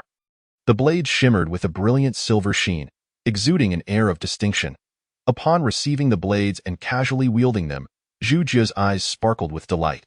The weight felt just right, perfectly suited for his current style of combat. He realized these blades were practically tailor-made for him. Rotund man, your weapon forging skills are exceptional. You must have been in this line of work before? After testing the blades, Zhu Jiu expressed his surprise. Close enough, the rotund man scratched his nose, lost in thought as if recalling something. He seemed reluctant to elaborate. Not wanting to pry further, Zhu Jiu quickly finished his chicken leg, wiped his hands, and made his way toward the door. Rotund man, we are off to work. The corpulent man hoisted the metal rod with evident reluctance, trailing behind with a grumble. How many times must I tell you, do not call me fatty. My name is Jean Fugue. Zhu Jiu inquired, puzzled. You call yourself Jean Fugue? When did you ever mention that? He racked his memory and realized that the hefty fellow had never disclosed his name. Did I not say it? The stout man blinked, a look of confusion crossing his face. Perhaps I misremembered. Never mind, call me what you like. I'm off to lure some monsters. With that, he scampered ahead, the rod bobbing in his wake. Strange. Zhu Jiu observed the man's retreating figure. Sensing something amiss, however, upon reflection, it was only natural. After all, they had only just met and were not yet well acquainted. Yet, he felt a certain camaraderie with the stout man. Devoid of any awkwardness, Zhu Jiu smiled. He had few friends, yet with this one, it felt as though they had known each other for ages. Perhaps it was true that conflict breeds familiarity, at that moment. The stout man had already attracted the attention of an infected being. Without further ado, Zhu Jiu charged forward, swiftly cleaving the creature in two with a single strike. 1 point of contribution secured. Meanwhile, not far from the martial arts school, two figures raced through the moonlit night. Their features were indistinct, but their silhouettes could be discerned in the glow of the moonlight. One figure stood approximately 2 meters tall. With a physique remarkably muscular, reminiscent of a gorilla. The other bore robust upper limbs, and its facial contours appeared more beastly than human, resembling a werewolf from cinema. Both figures dashed forward, as if pursued by some unseen terror. As the burly man fled in panic, he exclaimed in a hurried tone, Brother, did you not say this creature would be easy to handle? Why is it so formidable? Our newly recruited dozen or so lackeys are likely dead. And that thing is still chasing us. What are we to do now? The werewolf turned, its voice raspy, akin to the grinding of metal against metal, creating an unsettling sound. Spare me your complaints. What use are your words now? That previous fellow was a weakling. Who could have anticipated this creature's strength? Remember, you agreed to tackle it when we decided to go after it. Besides, if we managed to slay it, you too would want a share of the energy within that orb. Would you not? To reap rewards, one must take risks. I never imagined it would be this powerful. Damn it. What a stroke of bad luck, the burly figure retorted. But I possess superhuman abilities. It won't be so easy for it to consume me. These two had previously been mere vagabonds, lacking ambition and simply passing their days. However, with the advent of the apocalypse, they had both evolved into beings of extraordinary power, amassing a following of subordinates. Those who once disregarded them now groveled for protection, inflating their egos. 2 hours prior, they encountered a remarkably unique infected creature, colossal in size with 4 arms, far stronger than the average infected. Yet, as evolved beings, they swiftly vanquished it in a 2-on-1 confrontation and extracted a black orb from its forehead. Upon acquiring the orb, the werewolf involuntarily absorbed its energy, experiencing a significant boost in strength. Recognizing the orb's potential to enhance their abilities, they began searching for more such unique infected beings. Minutes ago, they finally located another special infected creature, but to their shock, this one proved exceptionally powerful. Even together, they were no match and were swiftly overpowered, narrowly escaping with their lives. Ultimately, The werewolf decided to abandon their subordinates to buy them time, allowing them to flee to Chihua Street, where they believed they would be safe, only for the creature to pursue them once more. "Brother, look over there. There are people." The burly man suddenly brightened, exclaiming in excitement, "There are two individuals dispatching those creatures, and one of them possesses superhuman abilities like us." The werewolf turned, a sinister grin creeping across its face. "This is fortuitous. It seems fate has not forsaken us, brother. Let us lure that beast towards them. They may hold it off while we make our escape." With that, the two rushed towards the martial arts school, a terrifying figure trailing closely behind them. Chapter 9. The aberration. The system detected the host's kill of an infected being and began capturing dark energy. Dark energy capture successful. The host gains 1 point of contribution. With 3 infected beings now lying defeated, Zhujiu had accumulated 4 points, yet it remained a meager sum. "Fatty, it seems the infected around here have mostly been dealt with. Let us change locations?" Zhujiu proposed, heading towards the supermarket. Changing venues would not only enhance his efficiency in accumulating points, but also alleviate some of the survival pressure on the nearby populace. The more infected he eliminated, the more lives he could potentially save. Zhujiu was not a saint, capable of sacrificing himself for others, but neither was he a cold-hearted madman. "What a miserable day this has been," the stout man grumbled, lugging the hefty stick with visible reluctance, muttering incessantly. Zhujiu chose to ignore him. Just then, hurried footsteps echoed from the opposite side of the street. "Who goes there?" Zhujiu's eyes narrowed, and he swiftly released 3 crossbow bolts. Whoosh, whoosh, whoosh. All 3 bolts struck the air, yet they forced 2 figures out of the alley. One was a towering, muscular man reminiscent of the Hulk. The other was a werewolf, its body covered in thick fur and possessing formidable upper limbs. Evolved beings? Zhujiu's brow furrowed as he raised his dual blades, poised for action. In this apocalyptic world, where no rules constrained behavior, even fellow survivors warranted caution. "Brothers, do not be alarmed. We mean no harm." The werewolf waved a hand, appearing somewhat earnest, a slight smile gracing its lips. "We heard commotion and thought someone might be in danger, so we came to see if we could assist, since you both are so powerful. You likely do not require our help. We shall take our leave. Come, brother, let us go." With that, the werewolf gestured to Zhujiu and the stout man, then beckoned the silent giant behind him, and the two retreated into the alley. The muscular man remained silent throughout, following the werewolf until they had traversed several meters. Only then did he speak. "Brother, you truly are something. Your act was remarkably convincing." "Humph." The werewolf scoffed, a glint of derision flashing in its eyes. Its demeanor no longer that of the affable companion. "Those two fools have merely had luck on their side, stumbling upon a bit of power. They know nothing of the world's dangers. I could easily eliminate them without a second thought. Let us wait here. Their strength seems considerable, and perhaps they can weaken that creature. When the time is right, we shall strike and reap the benefits." "Wait, brother. What if they cannot defeat it?" "What then?" the muscular man questioned, uncertainty creeping into his voice. "Damn it, you really are a simpleton," the werewolf exclaimed, smacking the man's head. "If they cannot handle it, we will simply run. Am I to turn back and rescue them? Is your brain nothing but mush?"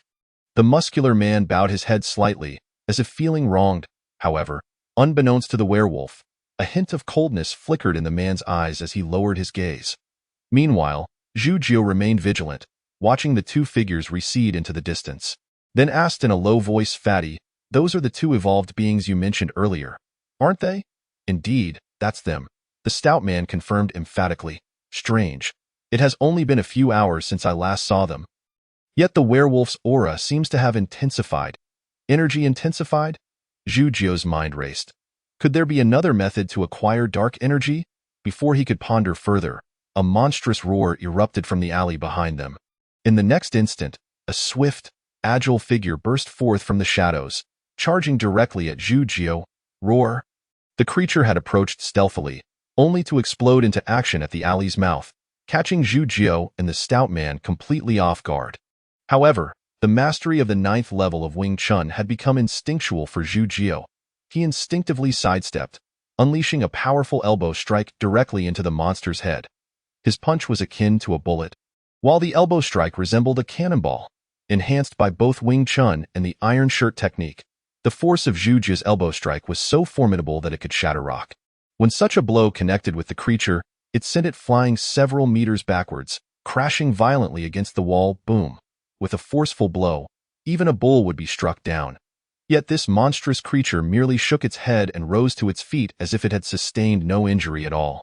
At that moment, Zhu Jie finally discerned the true appearance of this abomination. The creature retained a humanoid form, devoid of any clothing, its body adorned with black scales. Its pure black eyes held two silver inverted cross pupils, and a black orb was embedded in its forehead, lending it an eerie countenance. Furthermore, the creature possessed a lithe and powerful physique, complemented by a robust tail that added an unexpected allure, starkly contrasting with the grotesque appearance of the infected. It stood at the alley's entrance, not rushing to attack, but rather observing Zhu Jie with caution, as if it recognized the man's formidable nature, its eyes betraying a semblance of sentience, an impressive resilience. A spark of intelligence. Witnessing this, Zhu Jie immediately formed a basic assessment of the creature in his mind, and within seconds, its attribute panel began to materialize before him. Species: aberration, light injury, rank, mid-stage tier 1 origin. A creature mutated from an infected absorbing dark energy, significantly enhanced in physical strength, possessing rudimentary sentience, with a voracious appetite for flesh and dark energy. Its blood harbors potent infectious properties, and slaying it rewards 20 points, with an additional 50 points for the first kill. Danger level 4, extremely dangerous. Initially sensing the peril, Zhu Jie hesitated about engaging, but upon discovering that this aberration was worth 70 points, his eyes blazed with fury, as if he bore an irreconcilable grudge against the creature. Die! He bellowed, charging forward, taking the initiative to strike. His movements were swift as fire. Seizing the moment when the aberration was caught off guard, he brought his twin blades down upon it with ferocity. The aberration, feeling the pain, lashed out with its tail, striking at Zhu Jie as it swiftly retreated. After withdrawing several meters, the creature lowered its gaze to inspect the grievous wounds carved into its body. Its expression a mixture of anger and confusion, as if it could not fathom why the man's demeanor had shifted so dramatically. Why had he suddenly chosen to fight when he had initially displayed reluctance? However, the pain quickly eroded its rationality, its inverted cross pupils turning crimson as if stained with blood, and it lunged at Zhu Jie with a furious roar. Meanwhile, not far behind Zhu Jie, a werewolf observed the unfolding drama with keen interest. Let them fight it out. I'll swoop in to reap the rewards. Chapter 10. The undying body. Unbeknownst to Zhu Jie, the werewolf and a burly man were concealed in the alley behind him. But he had no time to ponder their presence. The battle between him and the aberration had escalated to a fever pitch. Damn it, he muttered. The fat man lacks sufficient combat prowess and can only harass from the sidelines. Despite this, the exertion was taking its toll, leaving him breathless. Is this creature immortal? It feels impervious to damage. Zhu Jie found himself at a loss. The aberration seemed to recover automatically from its injuries. He had sliced deep enough to see bone, yet the wounds were healing rapidly. His attempts to strike with the stick had proven nearly futile, barely breaking through its defenses, akin to mere tickling. Zhu Jie frowned slightly. There can't be such a thing as an undying body. This creature must have a weakness that we have yet to uncover. Despite his reasoning, he felt a sense of foreboding. His stamina was dwindling, and if this continued, he would eventually be worn down by the creature. The aberration was not only resilient, but also possessed formidable combat abilities. He felt a flicker of gratitude that the fat man had not fled in fear. Otherwise, the battle would have become even more arduous. In truth, the fat man had numerous opportunities to escape. Zhu Jie had been certain he would bolt, yet he remained steadfastly at his side in battle. As Zhu Jie contemplated this, he slowed his breathing to recuperate. The aberration, sensing Zhu Jie's intent to regain energy, wasted no time and lunged forward once more. It propelled itself off the ground with powerful legs, its streamlined body hurtling toward Zhu Jie like a missile. The creature's hands had evolved into razor-sharp claws, glinting menacingly, capable of tearing through walls. Zhu Jie, seeing the aberration barreling toward him, narrowed his eyes and struck with his blade. The twin daggers flashed like lightning, slicing upward toward the aberration. Bagua blade. Moonlit harvest. This maneuver, a reverse strike, was one of the more treacherous techniques within the Bagua blade repertoire, difficult to anticipate. Engaging in combat up to this point, Zhu Jiu unleashed this move for the first time while the aberration was mid-lunge, its feet off the ground. At that moment, the aberration was exhausted from its previous efforts, with no strength to leverage in midair. And thus, it was forced to endure the strike. With a swift motion, the twin blades carved through the aberration's waist, creating two gaping wounds deep enough to reveal bone, yet failing to sever its skeletal structure. Sensing an opportunity, Zhu Jiu pressed his advantage, stepping forward with his left foot while drawing his right arm back, then striking down with all the force of thunder. Bagua blade. Forward chopping strike.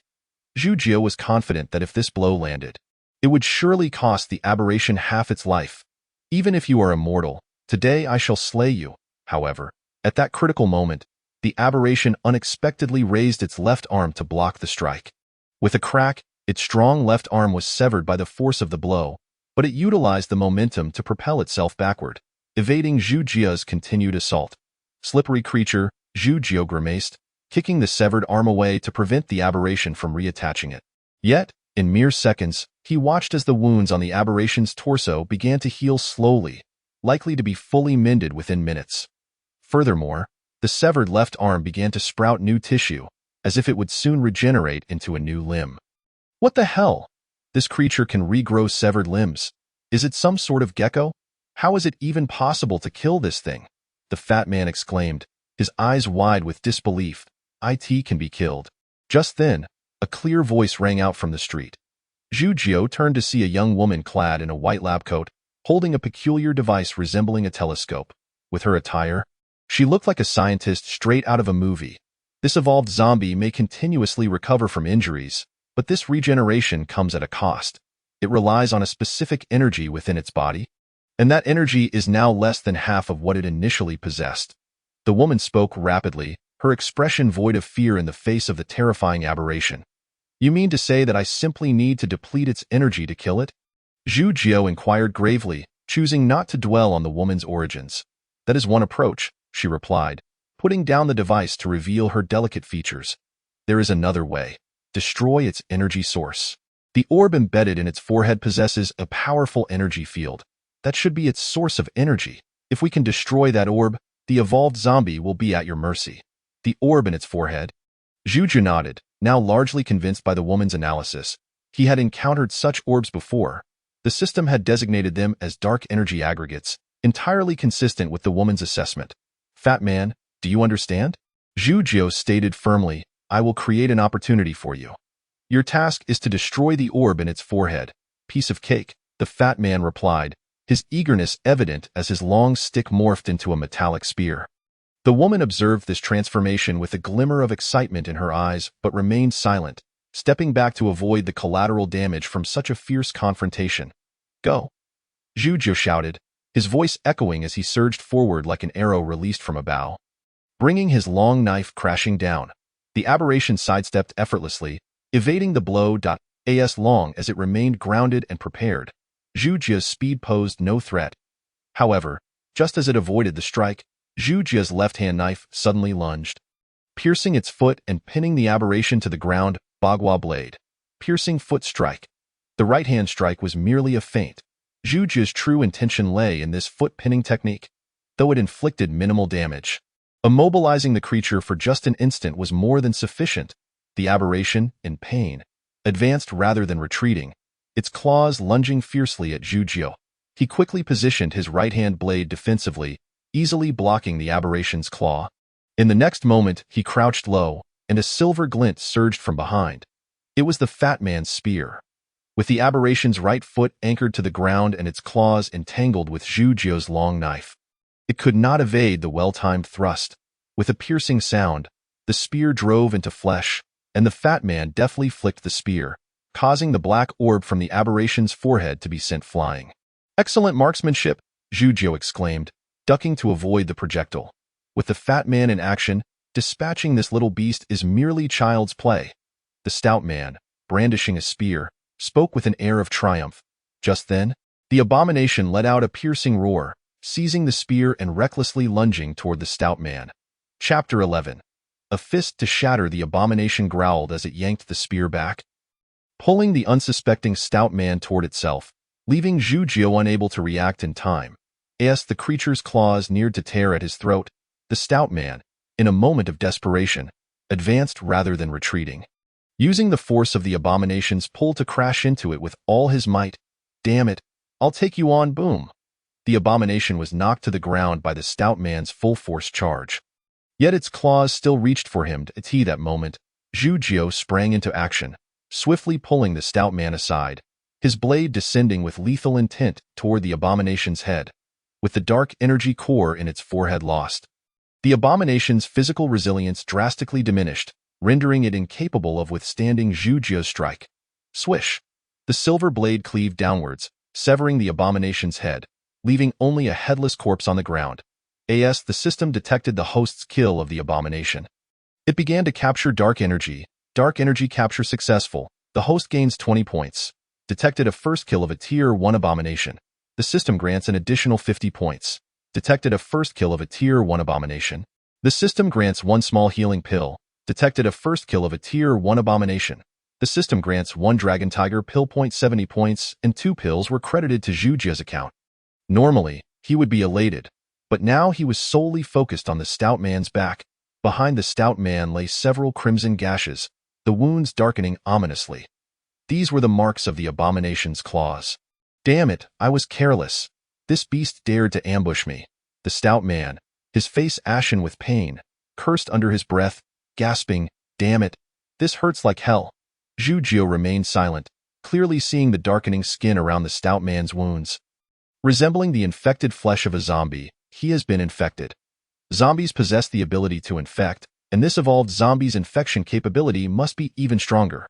Swift action is imperative. A woman in white approached, glancing at the stout man's wounds, and spoke quickly. As she did, she retrieved a spray bottle, applying it generously to the stout man's back. The stout man yelped in agony, but Zhu Jiu felt a flicker of hope as he noticed the spread of the infection slowing. Yet, it was still gradually advancing. The woman examined the wound and said, "Your friend's constitution is remarkably strong. He must have undergone some form of change, granting him resistance to this infection. Coupled with my medication, it has initially suppressed the infection. However, this alone won't resolve the issue. At most, he has half a day before he succumbs to the infection and transforms into a zombie." Upon hearing her words, Zhu Jiu unhesitatingly retrieved the small healing pill from his system, pretending to pull it from his pocket, and directly inserted it into the stout man's mouth. As the pill melted away instantaneously. Merging with the stout man's body, he exclaimed, "What did you give me?" The stout man coughed and sputtered, suddenly pausing. "Hey, what is this? It tastes kind of good. Wait, the pain in my back is gone." Zhu Jiu glanced at the stout man's back again, astonished to find the wounds had completely healed, although the dark infection remained, yet its spread had slowed significantly. "What did you give him?" The woman in white's eyes lit up. "This substance possesses remarkable healing properties for external injuries and some suppressive effects against zombie infections. At this rate of spread, your friend can endure for another 3 days. Do you have more of this medication? I would like to study it." She spoke with the fervor of a scientific enthusiast. 3 days, Zhu Jiu murmured softly, then shook his head. "I only have one of these pills.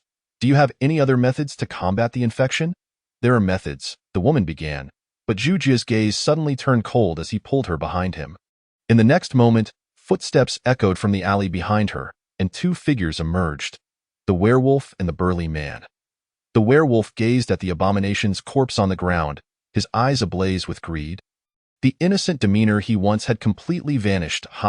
One severely injured, another exhausted, and a woman without combat capability. I truly have struck gold. You actually managed to kill this creature. The thought of soon obtaining the black orb from the creature's forehead to enhance his own powers ignited a fervor within the werewolf. "Hand over that orb. Otherwise," he sneered, "the implication's clear." "Brother, your mind is quite sharp," the burly man laughed. "Let them weaken each other, and we'll swoop in to reap the benefits." "I commend your strategy," the werewolf, buoyed by the burly man's praise, failed to notice the trace of mockery in his smile. "Swoop in to reap benefits?" Just then, Zhu Jiu slowly rose to his feet, fixing his indifferent gaze upon the two. "You want the orb?" Zhu Jiu murmured, devoid of emotion, and began to walk toward the werewolf. His twin blades lay on the ground, rendering him unarmed. Yet, with each step he took, his presence intensified at that moment. The voice of the system echoed in his mind. The iron cloth technique begins to upgrade. Iron cloth upgrade successful. The host consumes 10 points. Iron cloth level increased by 1. The host consumes 10 points.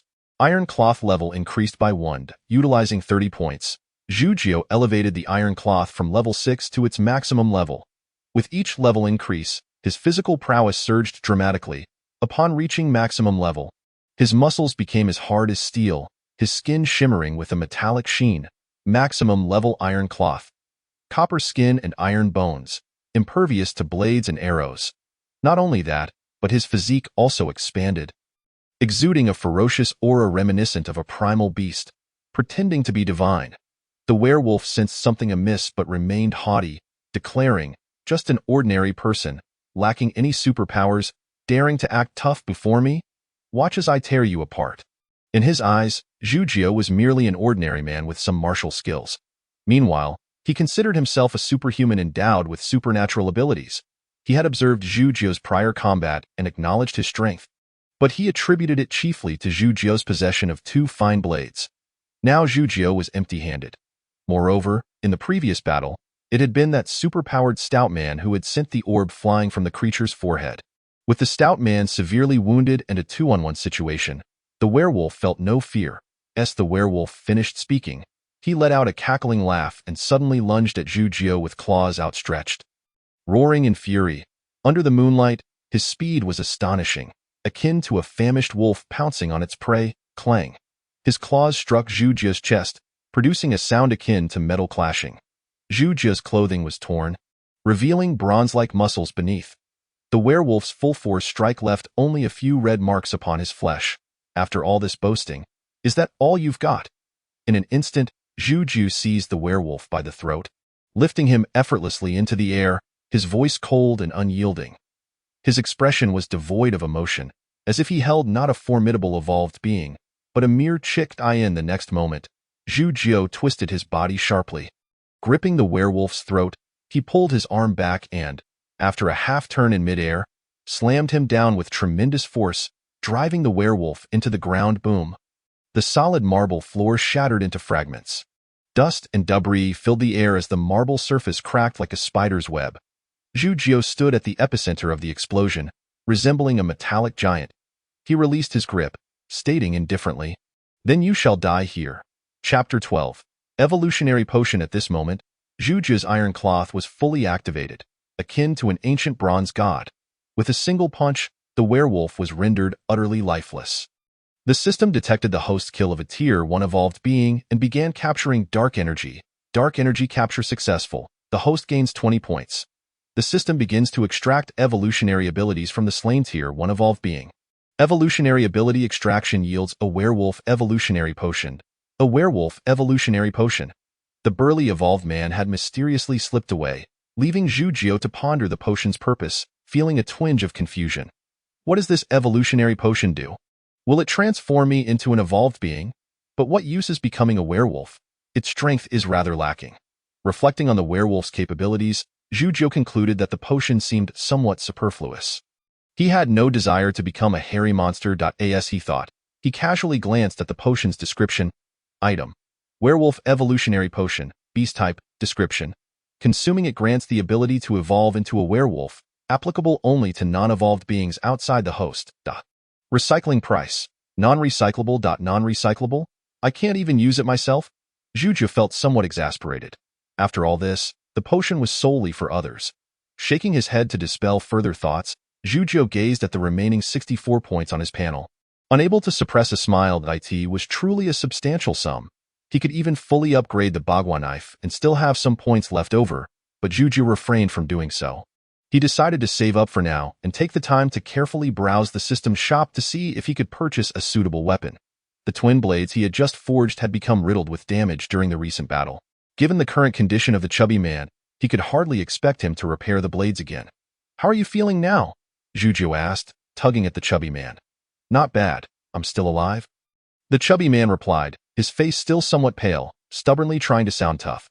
Zhujiao shook his head and turned to the woman in white, extending his hand. "I am Zhujiao. the owner and coach of the Nanjing Martial Arts Academy. May I ask how to address you, miss? Hello, Mr. Zhu, the woman in white said as she shook his hand. Her voice crisp. My name is Wan Qingyan, and I am currently engaged in biological research. As she spoke. Her expression brightened with interest as her beautiful eyes fixed on Zhu Jiu. Mr. Zhu, I noticed that you do not possess the same energy field as they do, yet your physical strength surpasses theirs. Is this a capability derived from ancient martial arts? Indeed, ancient martial arts are far more miraculous than one might imagine. They can transform practitioners fundamentally. However, very few are able to persevere. Zhu nodded. Affirming Wan Qingyan's statement, he paused before adding, however, this is not the time for such discussions. If Miss Wan is interested, we can delve deeper into the subject of ancient martial arts at a later time. For now, I wish to know how to heal my friend's infection. Although the spread of the infection on the chubby man's back had been contained, it would only be suppressed for 3 days. So this issue needed to be resolved swiftly. I currently lack the necessary instruments and experimental materials to identify effective suppressants. Wan Qingyan shook her head. Unless you can provide me with a laboratory and some zombies or evolved zombies for experimentation, there might be a chance. Zhu Jiu furrowed his brow. The experimental subjects are easy.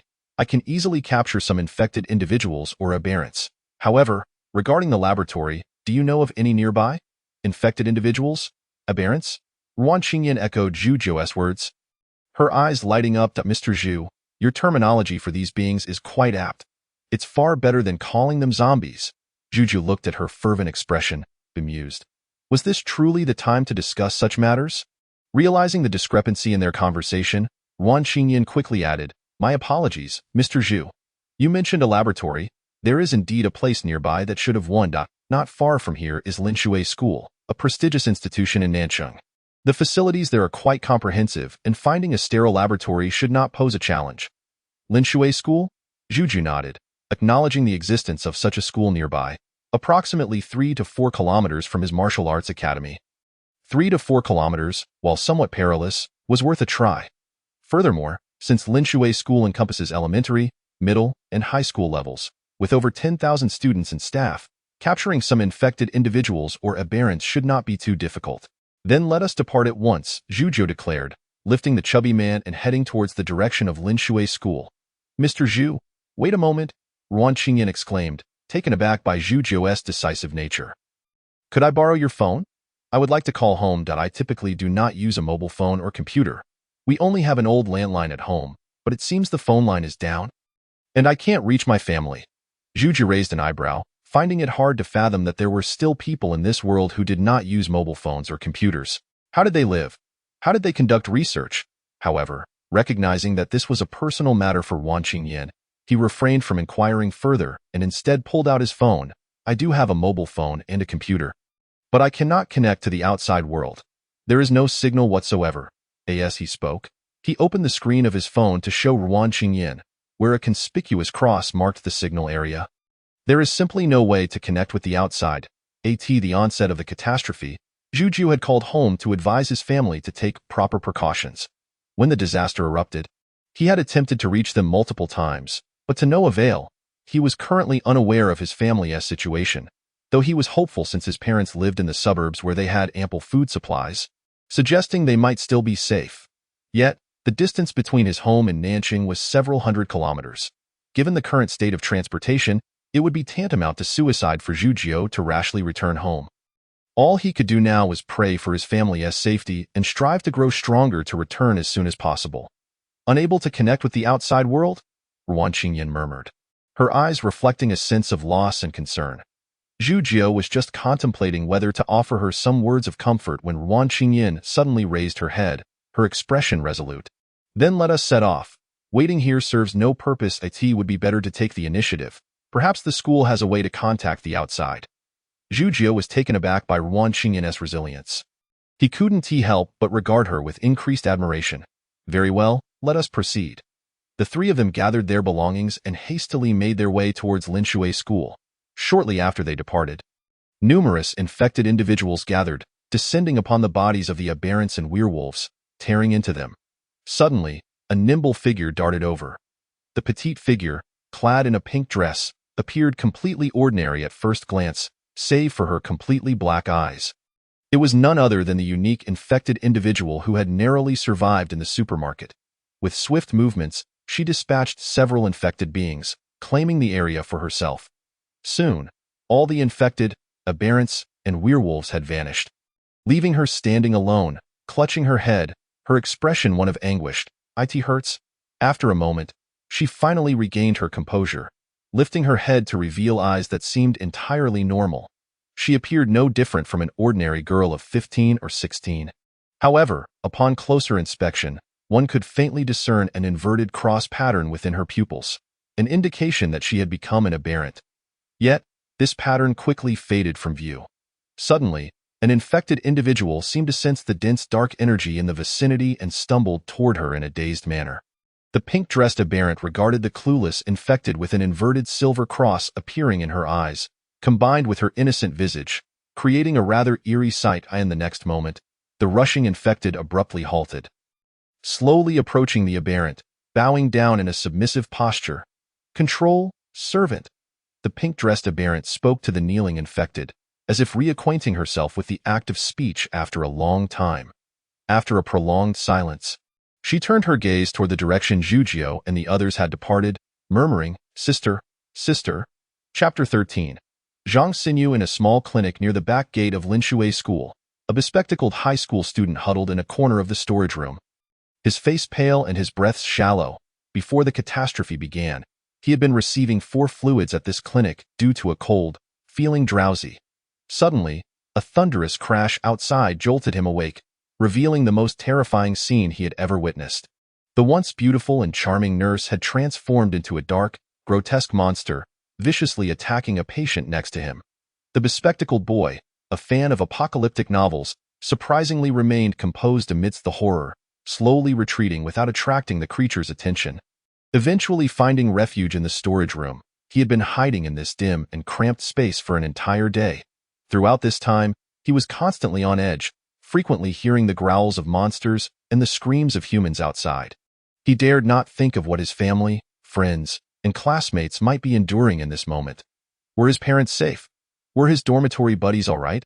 What about that girl in uniform, with a sweet smile and a bouncing ponytail? Were they still alive? The bespectacled boy could not bring himself to contemplate this, nor did he wish that he crouched in the corner, desperately covering his mouth, fearful that even the slightest sound of sobbing might attract the monsters. How much longer can I survive like this? Will I ever see them again? The small storage room offered no view of the outside, and he had lost track of time when suddenly, a clear sound rang out from beyond. It resembled the sound of blades clashing, reminiscent of a scene from a movie. The sound of blades? The bespectacled boy abruptly raised his head, his bloodshot eyes fixed on the door of the storage room, straining to hear the slightest rustle outside. Before long, a conversation reached his ears. "This clinic is too small, and the variety of medications is limited. Let us gather these aspirins first." The voice was crisp. "Belonging to a woman? Humans?" The boy's eyes sparkled with hope, his throat constricted as he struggled to produce a sound. "Let us finish up and leave. We can't delay the chubby guy's treatment any longer." The voice was deep and resonant, belonging to a man. Soon after, footsteps echoed, gradually fading away. "Don't go. Help me." The bespectacled man extended his hand toward the warehouse, his heart raging with silent screams that could not escape his lips. As the footsteps receded into the distance, an agonizing constriction gripped his chest. "Don't go. Help me. Please, save me." The pleas lodged in his throat, yet no sound emerged. Just then, a voice pierced the silence outside, that same deep voice belonging to a man. "There seems to be a warehouse behind. Perhaps there are medicines. I'll take a look." The footsteps grew nearer. The locked door of the warehouse was forcefully pushed open, and sunlight flooded in, warming the face of the bespectacled man. A tall, robust figure stood in the doorway, blocking much of the light. Trembling, tears streaming down his face, the bespectacled man finally cried out, "Save me. I don't want to die." In the clinic's hall, the few infected individuals had already been cleared out by Zhu Jio. At this moment, Zhu Jio and the hefty man sat on a hospital bed, while Ruan Qingyin engaged in conversation with the bespectacled man. After a prolonged bout of tears, he finally regained the ability to communicate. "What is your name, and are you familiar with Linshui School?" Ruan Qingyin inquired, her heart slightly aching at the sight of his pitiable state. Such tragic circumstances were likely commonplace now, and not everyone would encounter a formidable figure like Zhu. For most, there was only a dead end. Sister, brother, thank you so much. The bespectacled man spoke with a quiver in his voice. My name is Zhang Xinyu, and I am very familiar with Linshui School. I have attended since elementary school all the way through my senior year. That's good, Ruan Qingyan continued. Now let me ask you, is there a sterile laboratory at the school? Yes, Zhang Xinyu nodded earnestly. Students from our experimental class have the opportunity to conduct experiments there. Wonderful, Ruan Qingyan exclaimed with excitement. Can you take us there? Zhang Xinyu hesitated momentarily. His instinct was to refuse. He had read numerous apocalyptic novels and was acutely aware of the terrifying nature of these infectious creatures. The school was likely teeming with such monstrosities. Returning would be akin to walking into a den of tigers. Yet, visions of his teachers, classmates, and a cheerful girl with a ponytail flashed through his mind. Taking a deep breath, he exhaled as if making a decision. All right, Zhang Xinyu affirmed with a nod. I will lead you there. Seeing Zhang Xinyu's resolve, Zhu Jia's face broke into a faint smile. He could easily discern Zhang Xinyu's inner turmoil and understood that fearing for one's life was entirely natural. However, the fact that Zhang Xinyu ultimately overcame this fear and agreed to guide them to the sterile laboratory marked him as someone of potential value. Zhu Jia even contemplated whether to administer the werewolf evolution serum to him, but decided to observe him for a while longer. Although the serum held little use for himself, it was indeed a precious asset capable of transforming someone into an evolved being. After making his decision, Zhang Xinyu hurried back to the warehouse, donned 2 layers of white lab coats, and wrapped himself tightly in gauze before stepping out. Zhu Jia and the others couldn't help but chuckle at the sight. Feeling somewhat embarrassed, Zhang Xinyu blushed and said, These creatures have infectious capabilities. If you wrap yourself up, you won't be splashed by their bodily fluids. You might want to try it too, as for me and the hefty man. We'll pass, Zhu Jia replied with a smile. The threat they pose to us is minimal. Miss Ruan, you might give it a try that I won't need it. Ruan Qingyan shook her head. I will protect myself. Very well, Zhu Jia nodded. Xinyu, lead the way. I'll clear the path. With that, he drew 2 heavy blades from behind and stepped outside, pushing open the clinic door. Let us go, kid. The hefty man patted Zhang Xinyu on the shoulder. Don't be afraid. I'll have your back if anything goes wrong. Slipping his arm around Zhang Xinyu's shoulder, he inadvertently made him flush with embarrassment. Your physique is lacking. I suppose I'll have to train you a bit. He chuckled as he dragged Zhang Xinyu along. Ruan Qingyan followed behind, unable to suppress her laughter at the sight of the 3 figures illuminated by the sunlight. Her smile was captivating. Chapter 14. He is the Chinese teacher. The quartet hastened toward Linshui School. Along the way, Zhu Jia took a moment to glance at his system panel, discovering he had inadvertently accumulated 106 points. In just half a day on the route to Linshui School, he had dispatched dozens of infected creatures. 106 points. I'm suddenly wealthy, Zhu Jia delightedly mused. These points were a substantial fortune. In addition to the points, he possessed a dragon tiger pill, an evolution serum, and a first-tier dark energy polymer. This dark energy polymer had been obtained from a mutated creature he had felled, specifically after it was shot away by the hefty man, and Zhu Jia had deliberately picked it up on his way out. This polymer was worth 30 points, significantly more valuable than the previous inferior one. Yet Zhu Jia chose not to recycle it. It contained dark energy, which might be useful for the hefty man's injuries, so he decided to save it for later. Zhang Xinyu trailed behind Zhu Jia, watching in awe as he effortlessly dispatched the infected creatures as if they were mere vegetables. Big Brother Zhu is incredibly strong. As a high school senior who had undergone 9 years of compulsory education, Zhang Xinyu found it hard to fathom that humanity could exhibit such prowess. Big Brother Zhu resembles the protagonist of those novels. Zhang Xinyu's eyes sparkled, and his pace quickened slightly. After witnessing Zhu Jia's strength, his fear of the infected began to dissipate. Unbeknownst to Zhu Jia, who was lost in the exhilaration of accumulating points, Zhang Xinyu's psychological transformation was already underway. For others, Linshui School represented a forbidden zone. But for him, it was a veritable paradise for point accumulation. Within just a few minutes of entering, he had already slain 7 or 8 infected, earning himself several more points. The efficiency of point collection here was several times greater than what he had experienced on Qihua Street. Desperation breeds innovation, Innovation brings success, and success endures. The ancients do not deceive me. Zhu Jiu increasingly felt that coming to Lin Shui school was the right choice. While it had been safe to develop steadily at home, it was far too conservative. Zhu Jiu reflected, with the system in hand, I should roam freely and efficiently accumulate points to grow stronger more rapidly. Just as he pondered this, he suddenly heard the sounds of a struggle emanating from the teaching building. Is someone in combat? Hearing the commotion, Zhu Jiu quickened his pace, and the four of them hastened toward the source of the noise. Upon arrival, Zhu Jiu was astonished to see a group of infected surrounding a middle-aged man in a white shirt. Armed only with a mop handle, the man was somehow fending off the attacks of more than 10 infected creatures. Upon closer inspection, Zhu Jiu noticed that the mop handle gleamed with a faint, visible sharpness, resembling a sword rather than a mere cleaning tool. Wherever the mop handle struck, the infected were cleaved in two, a testament to its extraordinary sharpness. Mr. Wang. At that moment, Zhang Xinyu, standing behind Zhu Jiu, suddenly exclaimed, That's our Chinese teacher, Mr. Wang. The hefty man, taken aback, remarked, Old Nine, I can't tell that this Mr. Wang is also an evolved being, and he seems quite powerful, of course. Zhu Jiu replied, exasperated. If one person can hold off over 10 infected, how could he not be strong? If it were you, they'd have all had their fill by now. Hey, Old Nine, are you looking down on me? The hefty man retorted indignantly, if it weren't for my injuries, I could have slid right in and taken care of these creatures with ease.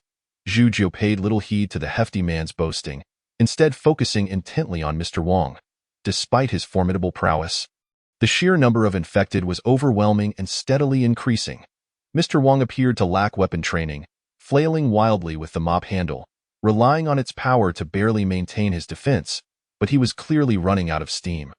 Realizing this, Zhu Jiu dashed forward, his blade cutting through the air with a resonant hum. Bagua Blade. Night Battle of the Eight Desolations. In just a few swift movements, he dispatched the infected, leaving them lifeless at his feet. Who are you?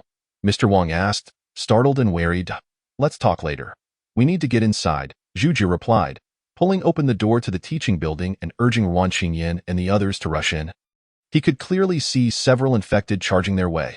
A dozen was manageable, but if dozens or even hundreds came, it would spell trouble. While Zhu Jiu himself was unafraid, Wan Qingyan, Zhang Xinyu, and the injured hefty man were not equipped for such encounters. As Zhang Xinyu hurried past Mr. Wang, he shouted, Mr. Wang, Big Brother Zhu is a good person. Please follow us.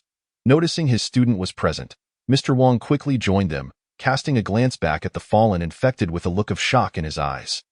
Despite having gained significant strength after acquiring his powers, witnessing Zhu Jiu's prowess in dispatching over 10 infected with a single stroke made him realize what true strength looked like.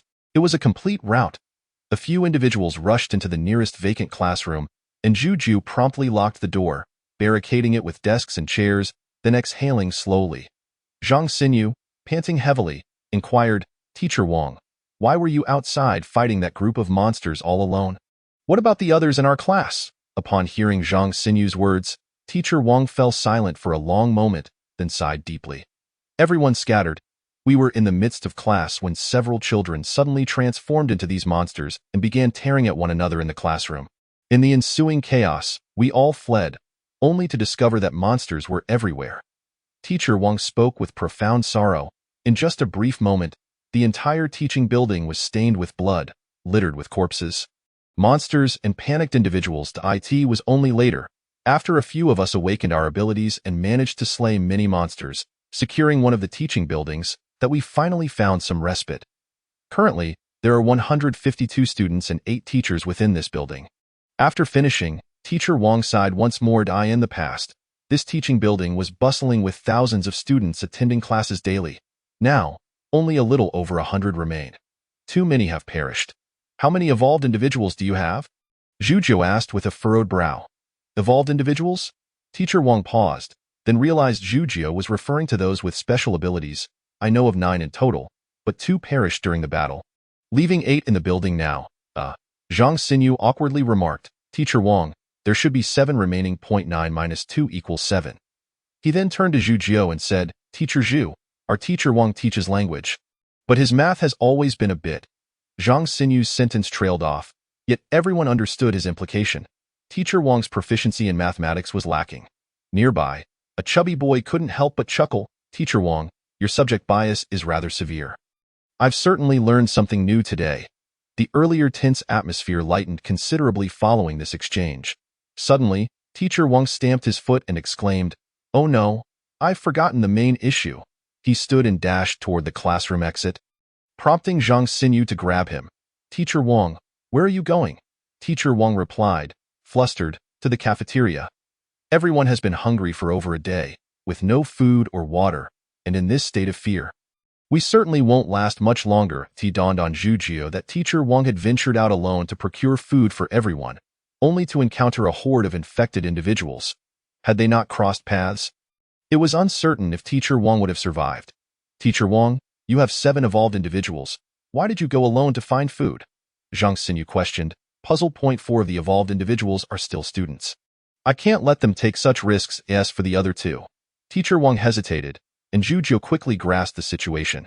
The remaining 2 were likely too fearful to venture out, thus leaving Teacher Wang to brave the dangers alone. Although he was a dedicated educator, not all teachers are altruistic, and those like Teacher Wang, willing to risk themselves for their students, are indeed rare. Zhu Jie sighed inwardly and proposed, "Teacher Wang, going out like this is tantamount to seeking death. I have a suggestion you might consider. We came primarily for the sterile laboratory within the school. If you're willing to assist us, I can accompany you to the cafeteria and help procure some food." Zhu Jie's reasoning was twofold. Firstly, given the multitude of infected individuals in the school, even though he possessed formidable strength, he could tire, and having an ally would be advantageous. Furthermore, Teacher Wang's abilities were formidable, making him an excellent companion. Secondly, with so many buildings in the school, he needed someone to guide him. Zhang Xinyu's lack of strength would only distract him from protecting him. Therefore, Teacher Wang was a fitting choice for collaboration.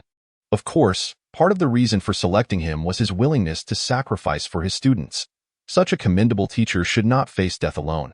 Hearing Zhu Jie's words filled Teacher Wang with immense joy. He had witnessed Zhu Jie's prowess, realizing this was someone capable of dispatching dozens of infected with a single stroke. With such a powerful ally, he felt considerably more secure. After reaching a decision, the 2 promptly set off, leaving Ruan Qingyan and the others in the classroom awaiting their return. With the chubby boy present, Zhu Jie felt reassured about their safety. The duo dashed out of the teaching building, heading straight for the school cafeteria. Along the way, they encountered numerous infected, but none posed a threat to Zhu Jie. With his current strength, as long as he wasn't surrounded by dozens or hundreds of infected, there was little to worry about. Facing 10 or 8 at once was merely an opportunity to accumulate points. The distance from the teaching building to the cafeteria was only a few hundred meters. Yet during that short span, Zhu Jie dispatched dozens of infected. At this point, his points had soared to 161. This school truly was a prime location for accruing points, he mused. Suddenly, he noticed a shadow flitting within the cafeteria. His vision, far superior to that of an average person, quickly discerned that it was definitely not an infected individual, but rather a normal person. "There are still living individuals in the cafeteria?" Zhu Jie's brow arched. The presence of the living indicated the absence of infected, as the 2 could not coexist. Teacher Wang, too, spotted the figures within the cafeteria and exclaimed in delight, "Wonderful! Aside from those in our building, there are other survivors in the school." Since the onset of the catastrophe, he had not left the teaching building, completely unaware that others were still alive outside. Seeing fellow survivors was naturally exhilarating. However, Zhu Jie felt a twinge of hesitation.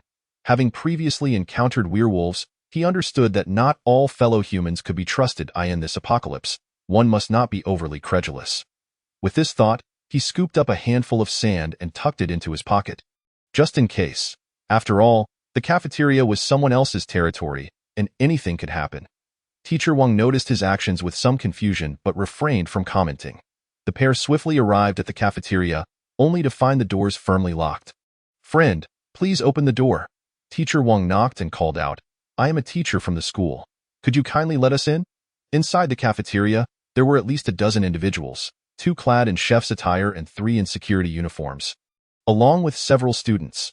The chefs and security guards were playing cards while a few students stood by, serving tea and water, their expressions strange, as if trying to appease the adults. One student, spotting Teacher Wang, displayed a look of sheer joy and hurried toward the door. A burly security guard, hearing the commotion, glanced at the door and then at the approaching student, a cold smirk spreading across his face. Suddenly, he sprang up with remarkable speed, seizing the student and delivering a resounding slap to his face. "Damn it, seeking death? Did I tell you to move?" The force of the slap caused the student's face to swell instantly, blood streaming from his nose and mouth. The other students, witnessing this scene, appeared unfazed, only becoming more obsequious. "You?" Teacher Wang's face flushed crimson with anger as he pointed at the burly man, speechless with rage. Zhu Jia's brow furrowed. He swiftly drew his blade and shattered the door lock, pushing the door open and stepping into the cafeteria. The burly man, seeing Zhu Jia enter, spat out the cigarette in his mouth and sneered. "What? You two think you're going to stand up for this kid? Coming to my territory to stir trouble? I reckon you're both tired of living." As he spoke, the 4 individuals behind him stood up, crossing their arms and watching with mocking expressions. They were all aware of the burly man's strength. Despite being evolved individuals themselves, he alone could easily overpower the 4 of them. "You?" Teacher Wang directed his finger at the burly man. Fuming, "You were supposed to be a school security guard, yet instead of protecting the students, you resort to violence against them? You?" Teacher Wang wanted to reprimand the burly man, but his inability to curse left him flustered and red-faced. "Humph!" The burly man spat a thick loogie on the ground, disdainfully retorting. "I can't stand you teachers. Even in the apocalypse, you still try to lecture me. Let me tell you, in this world, the might of the fist is the only truth." He continued, "And I should inform you that a few teachers were here before, trying to tell me what I could and couldn't do. Do you know what happened to them?" The burly man sneered. "I tossed them out to feed the monsters. You teachers love to preach? I'll send you to reason with those monsters, you." Teacher Wang trembled with rage, unable to fathom that someone could commit such an atrocity, sacrificing his own kind to the infected. Just then, Zhu Jiu sighed and drew his long knife, approaching the burly man. "You talk too much. However, you did say one thing correctly. This is indeed the apocalypse, and the might of the fist is the only truth." He then fixed his indifferent gaze on the burly man and asked, "How do you wish to die?" The burly man, consumed by rage, let out a mocking laugh, his muscles rippling with fury. "I see you've grown tired of living. Kid, I can't wait to see you squirm when I feed you to the monster." He snarled as he approached Zhu Jiu, fingers clenched into a fist. Behind him, several onlookers appeared more interested in the spectacle than in offering assistance, even placing bets on the unfolding drama. "How many rounds do you reckon this kid can last?" One wagered, "I bet he won't withstand a single punch." "I disagree. He looks quite sturdy and he's armed with 2 knives. I believe he can hold out for a minute. I'll take that bet." "I wager he won't last a minute. If you lose, that pretty student of yours is mine for the night." "Damn it, you're eyeing mine even though you have one yourself. Let us do this." The security guard growled menacingly, "You better hold on a bit longer, or I'll chop you into pieces and feed you to the dogs." The others erupted in laughter, while Zhu Jiu's expression turned icy. Hearing their conversation, it dawned on him that these men had captured female students, treating them as their playthings and wagering chips. "I originally intended to kill only you," Zhu Jiu declared coldly. "Now, I've changed my mind. You all shall perish." With that, he unleashed a dazzling silver flash from his twin blades, charging towards the burly man. The surrounding students, unable to bear the sight, were well aware of the burly man's strength. They had witnessed him brutally dispatch a classmate who had awakened superpowers, reducing him to a bloody pulp. They could easily envision that in mere moments, Zhu Jiu would meet a similar fate. The burly man's face contorted into a ferocious grimace as he growled, "Dare to draw your blade against me? I've changed my mind as well. I'll break your limbs and feed them piece by piece to those monsters." Allowing you to witness your own organs being devoured. With that, he charged at Zhu Jiu, his speed seemingly a fraction quicker. The distance between them rapidly diminished, and the onlookers in the cafeteria tensed in anticipation. Just as they were about to clash, Zhu Jiu suddenly hurled his left-hand knife at the burly man. The silver blade whistled through the air, hurtling towards his face with astonishing speed. Yet, the burly man's reflexes were even swifter. He merely tilted his head, avoiding the strike effortlessly, sneering, "A mere trick, and you dare to challenge me?" But mid-sentence, he suddenly felt an agonizing pain in his eyes and let out a pained scream. Zhu Jiu, Having shaken off his hand, charged forward, he had concealed a handful of sand in his pocket, which had now proved fortuitous. After the burly man evaded the knife, Zhu Jiu promptly scattered the sand, which burst forth with the velocity of a shotgun blast, blinding the burly man in the next instant. Taking advantage of his distraction, Zhu Jiu swung his blade. With a swift motion, a large head flew through the air. The burly man's headless body crashing to the ground. Detection. Host has slain a first-tier evolved being. System beginning to capture dark energy. Dark energy capture successful. Host gains 20 points. Detection. Host has slain a first-tier evolved being. System beginning to extract evolutionary abilities. Evolutionary ability extraction successful.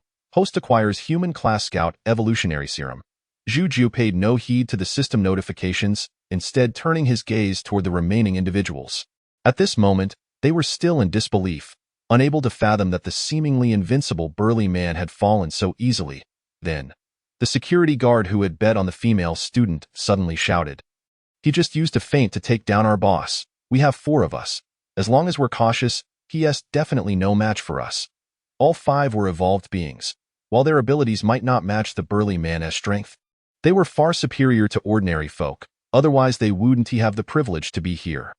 Thus, when that guard voiced his thoughts, the others felt their fear dissipate. It was no longer the dawn of the apocalypse. Over the past day, they had witnessed enough life and death to have steeled their nerves. "Let us take him down. Avenge our boss." As the 4 charged toward him, Zhu Jiu shook his head, indifferently remarking, "You seek your own demise." With that, he activated Iron Cloth, his physique expanding significantly, surpassing even that of the burly man. Not only that, he radiated a bronze glow, resembling a colossal statue of bronze. "I've been itching for a spar. Let us see what you've got," Zhu Jiu declared, throwing a punch at the nearest security guard. This guard, who had awakened the most basic enhancement power, possessed strength comparable to a tiger, yet before Zhu Jiu, he appeared as feeble as a kitten. Boom. With a single punch, Zhu Jiu obliterated the guard's skull, leaving him no chance to retaliate. Detection. Host has slain a first-tier evolved being. System beginning to capture dark energy. Dark energy capture successful. Host gains 20 points. Detection. Host has slain a first-tier evolved being. System beginning to extract evolutionary abilities. Evolutionary ability extraction successful. Host acquires human class warrior evolutionary serum. Blood splattered as Zhu Jiu, unfazed, seized the chef to his left, lifting him high as the other 2 guards' fists pounded against his chest, before he slammed the chef downwards. Thud. The chef's bones shattered into fragments, his body collapsing lifelessly, resembling a boneless insect. Detection. Host has slain a first-tier evolved being. System beginning to capture dark energy. Dark energy capture successful. Host gains 20 points. Detection. Host has slain a first-tier evolved being. System beginning to extract evolutionary abilities. Evolutionary ability extraction successful. Host acquires human class farmer evolutionary serum. The remaining 2, witnessing Zhu Jiu's terrifying prowess, felt their earlier bravado evaporate instantly, turning to flee. Trying to escape? Zhu Jiu's eyes flashed with cold light as he thundered toward them, each step shaking the ground. His body was incredibly strong, yet his speed surpassed that of the previous scout ability user. In an instant, he caught up to the pair, grasping one in each hand, snapping their spines and discarding them onto the ground. In less than 2 minutes, all 5 evolved beings lay dead. Detection. Host has slain a first-tier evolved being. System beginning to capture dark energy. Dark energy capture successful. Host gains 20 points. Detection. Host has slain a first-tier evolved being. System beginning to extract evolutionary abilities. Evolutionary ability extraction successful. Host acquires human class assassin evolutionary serum. Detection. Host has slain a first-tier evolved being. System beginning to capture dark energy. Dark energy capture successful. Host gains 20 points. Detection. Host has slain a first-tier evolved being. System beginning to extract evolutionary abilities. Evolutionary ability extraction successful. Host acquires human class crossbowman evolutionary serum. Upon hearing the acquisition of 5 evolutionary serums alongside 100 points, a smile crept across Zhu Jiu's face as he dispersed the iron cloth. Reverting to his normal physique, scout, farmer, assassin, warrior, crossbowman, Zhu Jiu mused. It seems that human class evolved beings tend to evolve towards specific professions, while those of the exotic beast class evolved towards certain animals. As for the burly man, his abilities were unique, evolving towards a natural attribute. What do these evolutionary paths signify? Is there a hierarchy among human class, exotic beast class, and this peculiar nature class? As Zhujiu pondered these questions, the onlookers were left in stunned silence. Several students stood dumbfounded, unable to process the sight before them. How could such formidable individuals have fallen so easily? Teacher Wang was equally astonished, fully aware that these 5 were evolved beings. Yet Zhujiu had single-handedly dispatched all 5. What terrifying strength! Just then, Zhujiu suddenly turned to Teacher Wang, frowning. Teacher Wang, what are you still doing standing there? Take a few students to gather food. Finally snapping back to reality, Teacher Wang called over several stupefied students and hurried toward the kitchen. After they departed, Zhujiu glanced at his attribute panel. Following the relentless battles, his points had surged to 241, and he had amassed 6 bottles of evolutionary serums, 1 from the exotic beast class and 5 from the human class. 41 points. Zhujiu's eyes gleamed with excitement. It was time to explore the rewards in the points shop. Previously, his points had been insufficient to even glimpse the items in the shop, so he had refrained from looking altogether. Now that he had enough points, he felt emboldened to open the shop.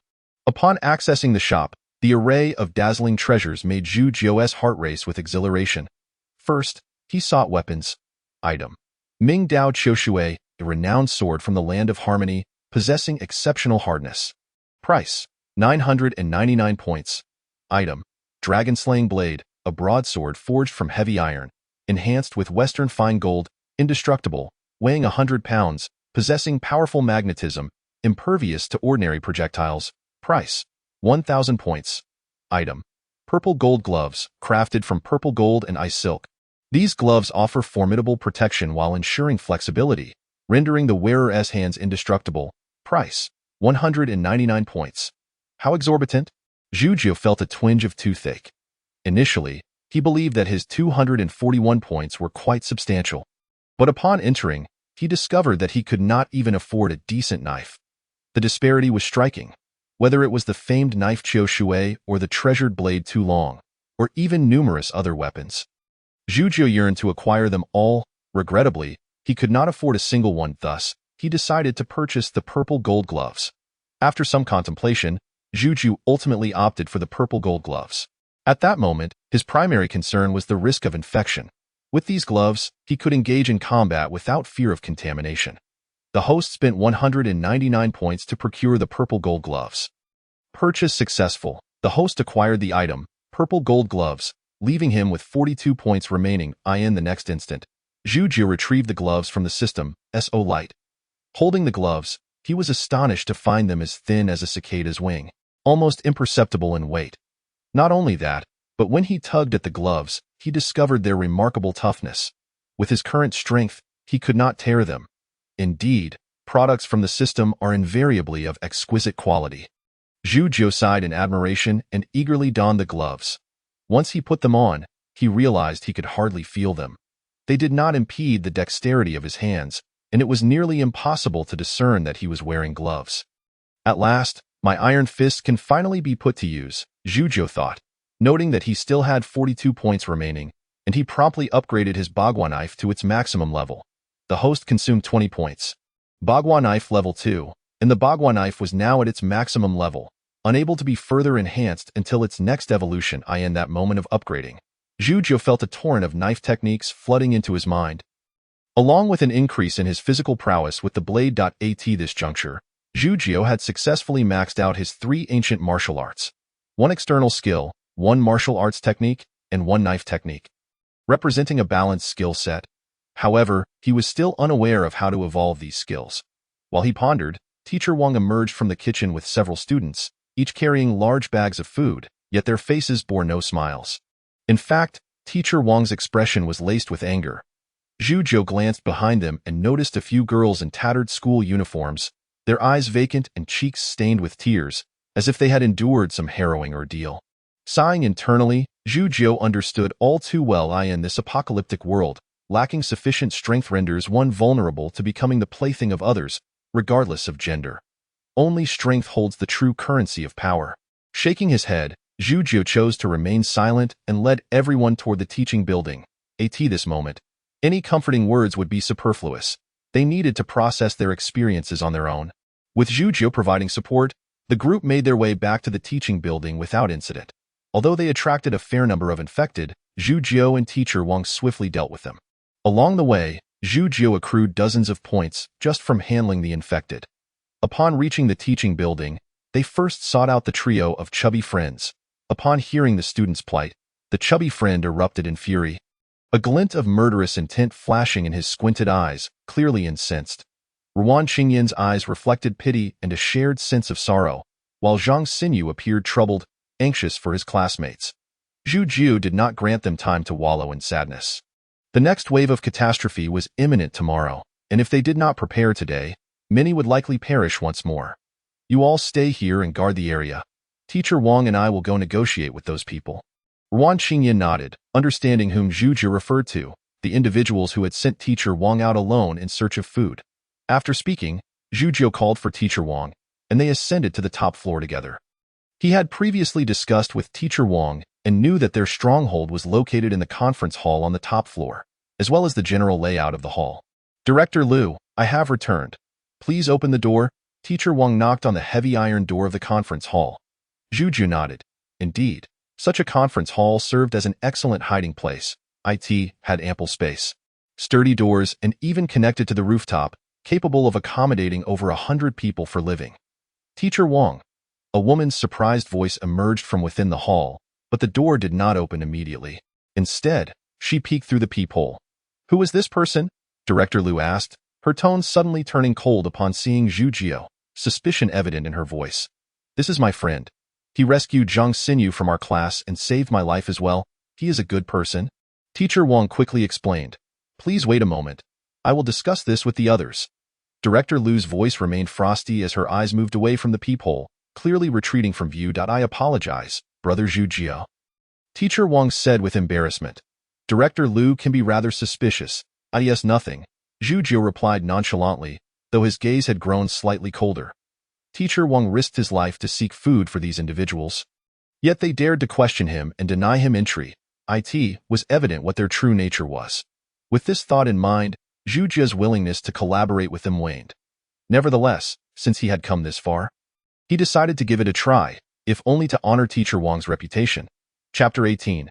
Negotiations break down after approximately 10 minutes. Just as Zhu Jiu's patience was wearing thin, a sound finally emerged from the conference room.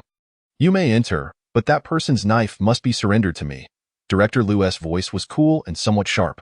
Brother Zhu Jiu, I apologize for this, Teacher Wang said, shocked but more so disappointed upon hearing Director Liu's words.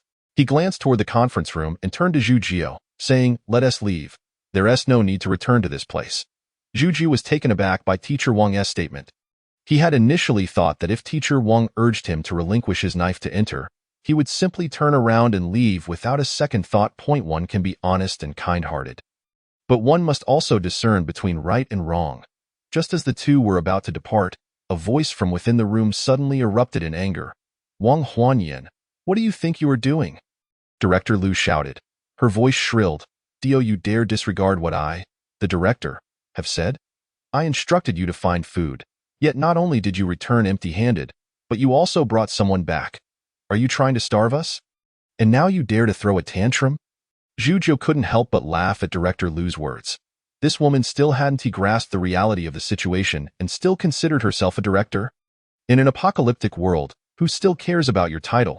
Even if you were the principal, what difference would it make? Furthermore, judging by her words, she must have been a haughty woman even before the end of the world, assuming she was significant and deserving of everyone's reverence. Wang Huanyan, I brought back enough food for 200 people to eat for a few days, but that does not belong to me. It belongs to Brother Zhu Jiu. Whether Brother Zhu Jiu is willing to share with you is his decision, and I cannot dictate that. You think, just because others have food, they are traitors?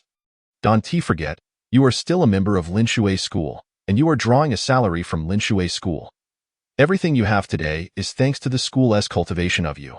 Director Liu suddenly pushed the door open and scolded, and don't forget, I am your superior. You will show me some respect. Director Liu was quite beautiful, with an oval face and almond-shaped eyes. A quintessential classical beauty with a commendable figure, her fitted top accentuating a slim waist, undeniably alluring. Wang Huanyan clearly was not adept at arguing, and finding a retort was a struggle for her. Leaving her at a disadvantage, Zhu Jiu cast a dispassionate glance at Director Liu and continued his descent without breaking stride. He saw no reason to waste any more time on such individuals. "You stop right there," Director Liu commanded, feeling a sense of triumph as both remained silent, her tone growing more impolite. "What do you intend to do with those 2 knives? Put them down. What did you say?"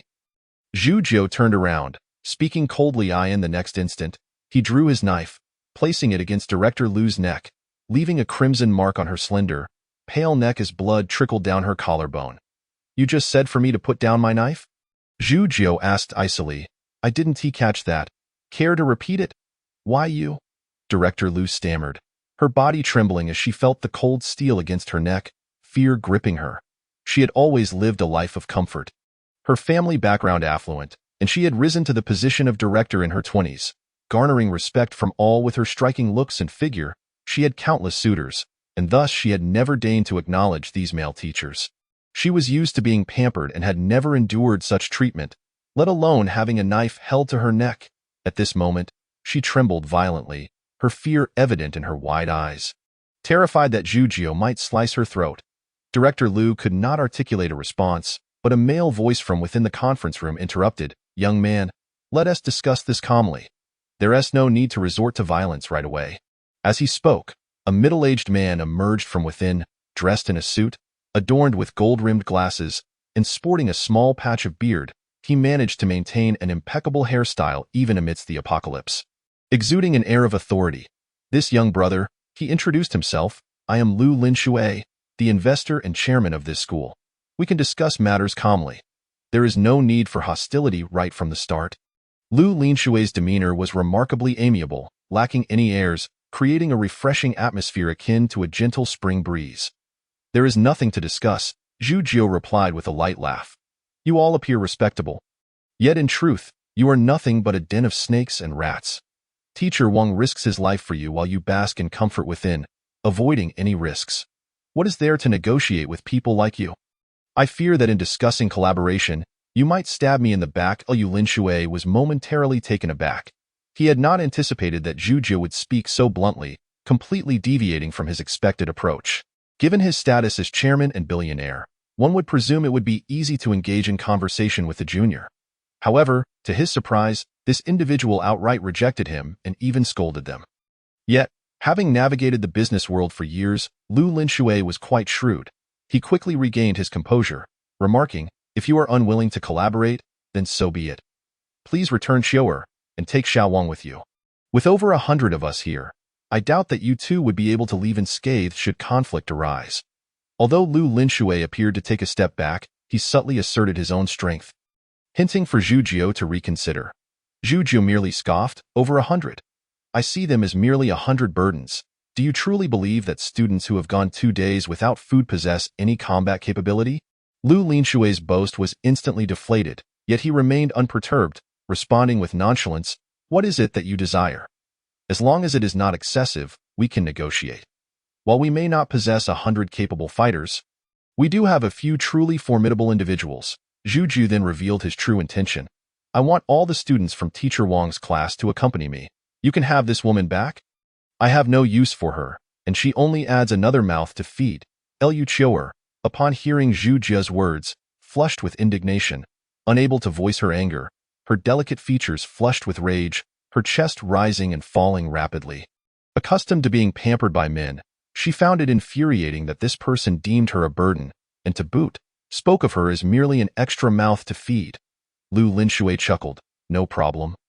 Please wait a moment." He turned back to the conference room, issuing a few brief directives, and those responsible promptly set about their tasks. Zhu Jiu observed this with a nod of approval. Lu Linshui indeed possessed some capability.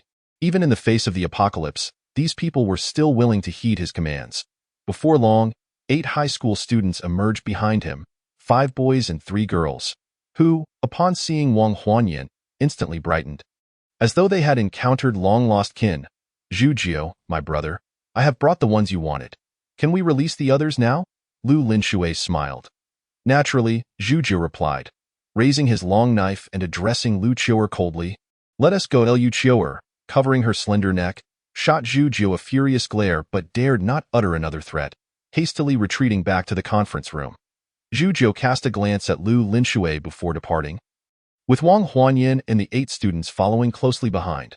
Students, remember that Linshui School will always be your home. If life outside becomes unbearable, you are always welcome to return, Lu Linshui proclaimed with a smile. And you too, Teacher Wang, are always welcome back.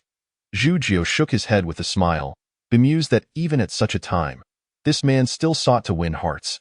He was indeed a character. Lost in thought, he continued on, quickly leading the group back to the classroom where Wan Qingyin and the others had been.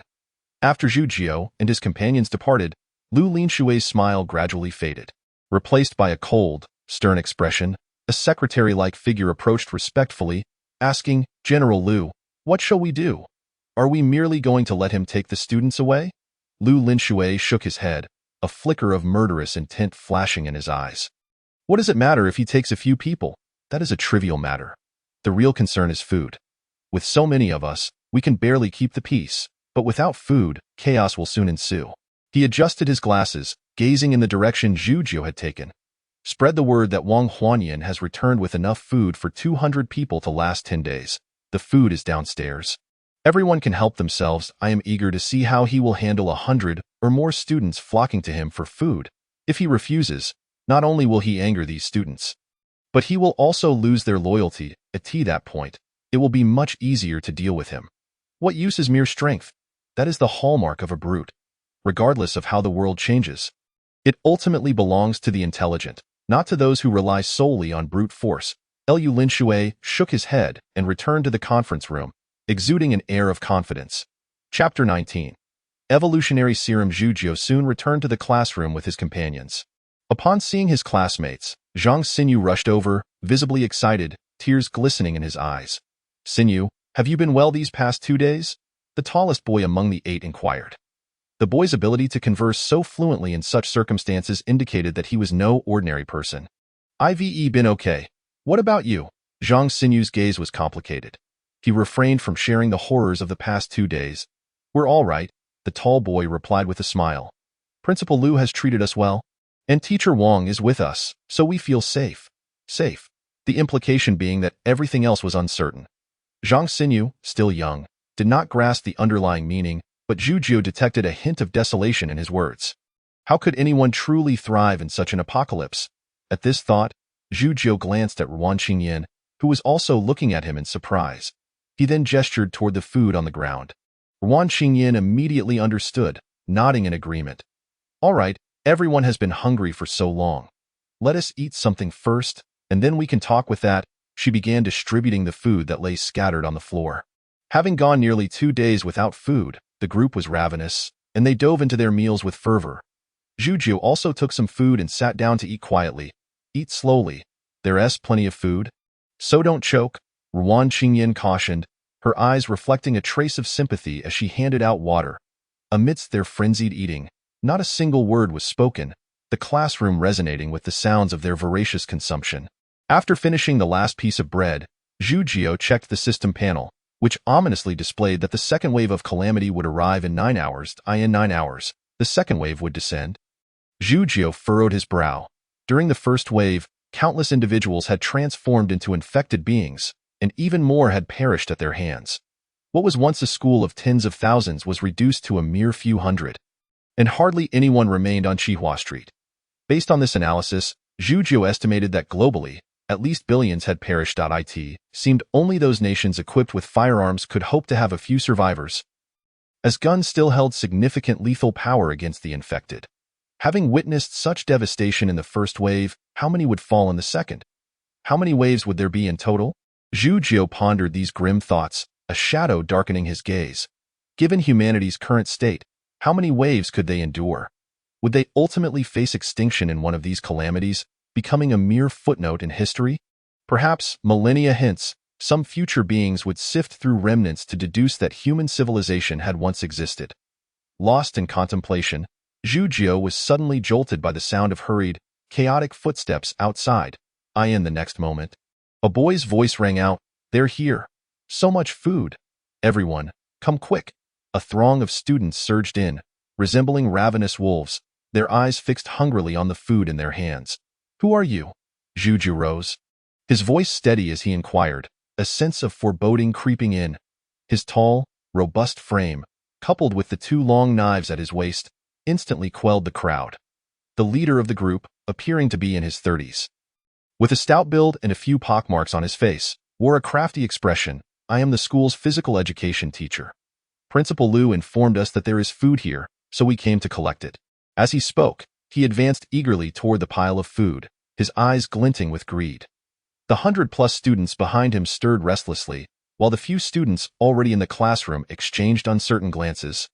Unsure of how to respond at that moment, Zhang Xinyu stepped forward, blocking the physical education teacher. "Sir, this is Zhujia's food. You cannot take it without his permission." Zhang Xinyu was not very tall and appeared somewhat frail, an obvious contrast to the towering, portly teacher. Despite his evident apprehension, he stood his ground, unwavering at this juncture. The tall boy, resembling a class leader, also rose to his feet, positioning himself in front of the physical education teacher, asserting, "Sir, we cannot allow you to pass until Zhujiu speaks." The remaining dozen students, upon witnessing the two stand up, promptly followed suit, directing their gaze towards the physical education teacher, their eyes brimming with hostility. Having endured hunger for so long, they were not about to relinquish the hard-won food to others. Observing this scene, Zhujiu nodded subtly. These students, after all, were still relatively innocent. As long as a few exemplars stepped forward, the majority would naturally align themselves. This, however, was a double-edged sword. Wielded improperly, it could inflict harm upon oneself, yet if utilized wisely, it could be turned against others. The physical education teacher, taken aback by the audacity of a few students to obstruct him, felt his expression darken in an instant. They were merely a handful of students, hardly worth his concern, especially considering his many years of teaching experience. With this thought in mind, he brusquely shoved aside Zhang Xinyu, rebuking, "What kind of education does this school provide? Don't you understand the concept of sharing? With so much food, do you really think you can consume it all? It will spoil before you even get the chance to eat. Hurry up and bring it to me." With that, he hastened towards the food. At that moment, Zhu Jia's gaze turned icy, and he sprang into action. In a flash, he appeared before the teacher, delivering a powerful strike. Bang! The physical education teacher was struck in the abdomen by Zhu Jia's blow. His imposing figure propelled backwards, crashing against the classroom door, hunched over, his body flushed with pain, resembling a boiled shrimp. Although Zhu Jio had not exerted full force, the impact was enough to nearly take the teacher's life. The teacher, too pained to utter a word, found Zhu Jio indifferent to his plight as the latter unsheathed a long blade. Plunging it into the ground with a cold voice, "If you desire food, there are two options. Either endure a strike from me and, if you survive, you may take as much food as you wish. Or obey me and perform tasks on my behalf. I shall ensure your sustenance and safety, and should you excel, there may even be rewards." As Zhujiu spoke, he retrieved a vial of elixir from his pocket and tossed it to Zhang Xinyu, instructing, "Xinyu, drink this." Without hesitation, Zhang Xinyu accepted the vial, not once questioning its contents, and gulped it down. It was somewhat sweet and quite palatable. "Brother Zhu, do you have more?" Zhang Xinyu inquired eagerly, holding the empty bottle. "Do you wish to consume 2 vials? Zhujiu mused silently, amused by his enthusiasm. Just then, Zhang Xinyu suddenly let out a muffled groan, his body flushing bright red and emanating steam. The students looked on in confusion, while the expressions of the hefty boy and Teacher Wang shifted dramatically. Teacher Wang exclaimed in astonishment, "How is this possible? Xinyu has actually evolved."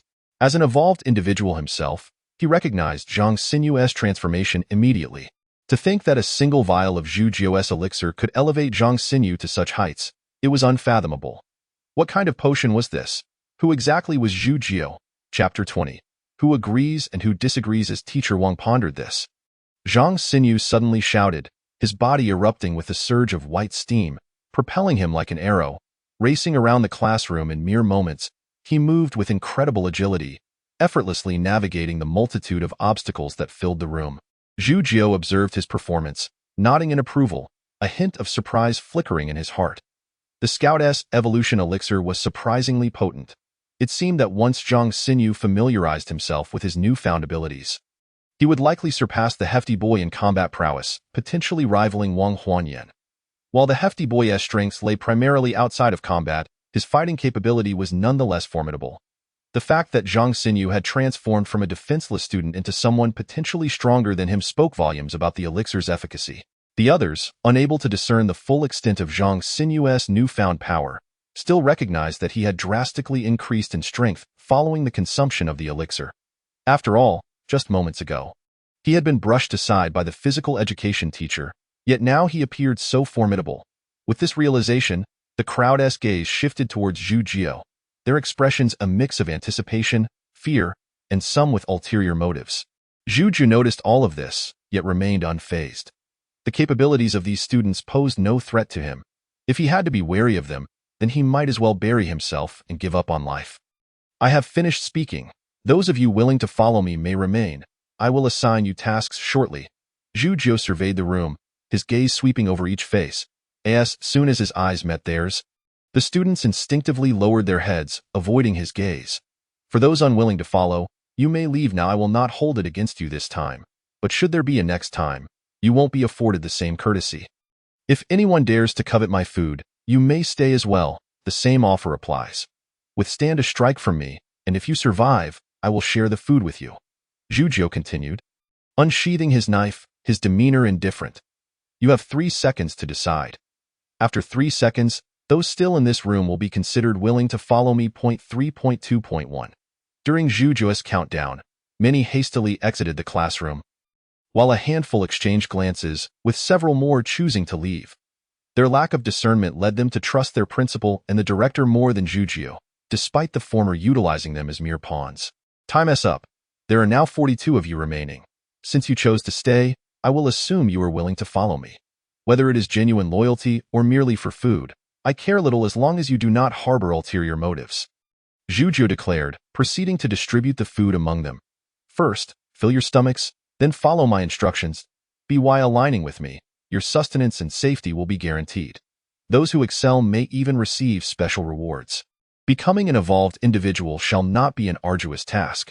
The crowd, having witnessed Zhang Xinyu's transformation, held no doubts regarding Zhu Jiao's words. The leap from ordinary human to evolved being was nothing short of miraculous. Many felt a twinge of envy as the students gorged themselves on food. Ruan Qingyan approached Zhu Jiao, her brow furrowed in confusion. Food is still a precious commodity, and given the current circumstances, it will only become scarcer. Are you gathering so many people with the intention of establishing a faction? Ruan Qingyan's perplexity was evident. She believed that even if one sought to create a faction, there was no need for such haste, and that these students were not the best choice. They lacked resilience and their combat abilities were insufficient. There is no need to worry about food, Zhu Jiao replied, shaking his head. As long as we possess sufficient strength, the entirety of South City will serve as our granary. As for establishing a faction, that is not my primary goal. I sense that this apocalypse is not as straightforward as it seems.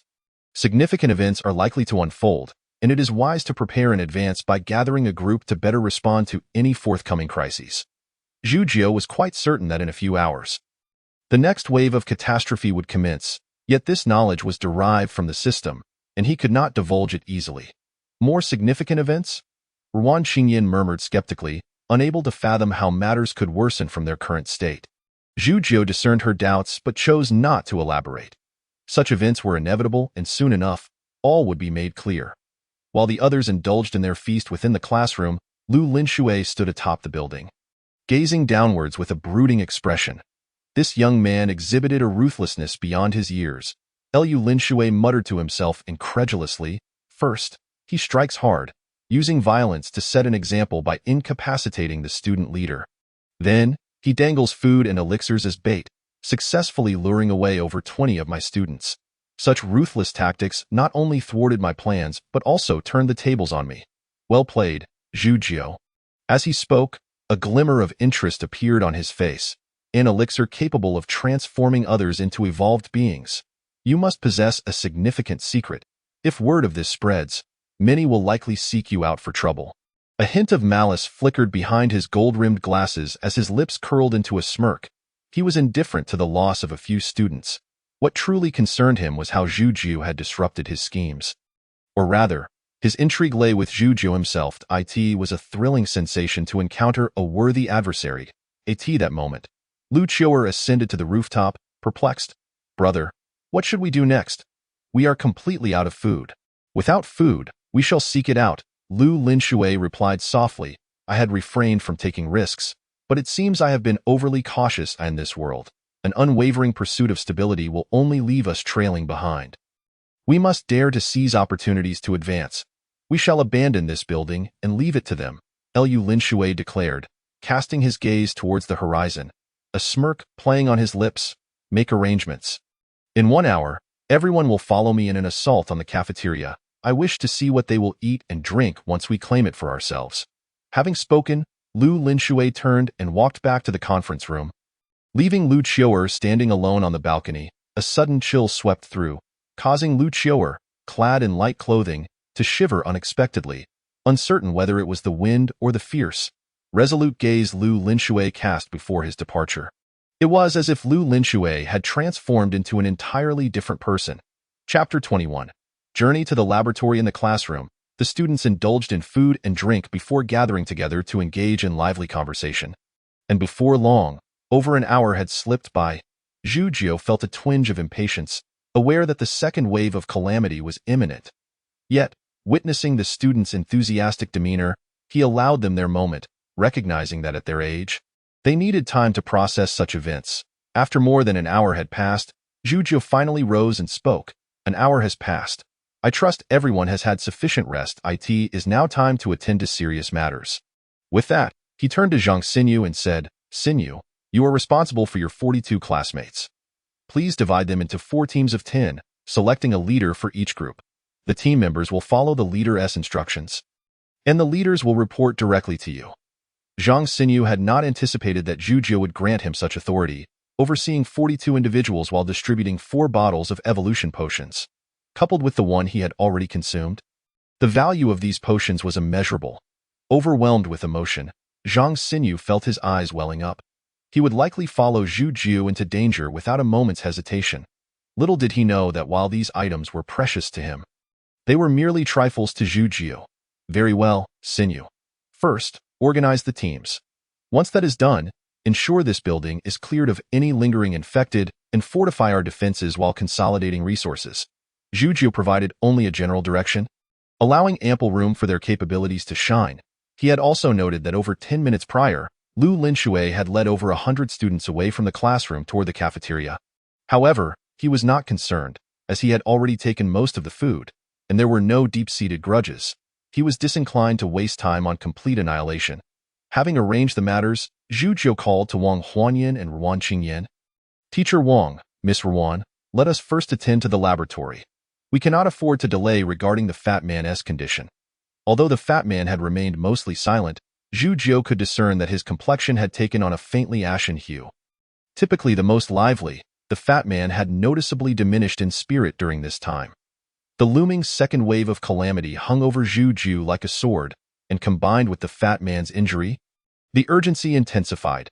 After briefly briefing the fat man, Zhu swiftly departed the classroom with Wang Huanyan and Ruan Qingyan, heading directly toward the laboratory.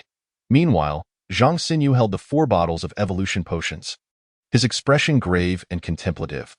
After a lengthy pause, he exhaled deeply and surveyed the 42 classmates before him, acutely aware of their eager and fervent gazes. "All right, everyone," Zhang Xinyu began. "Who wishes to be the team leader?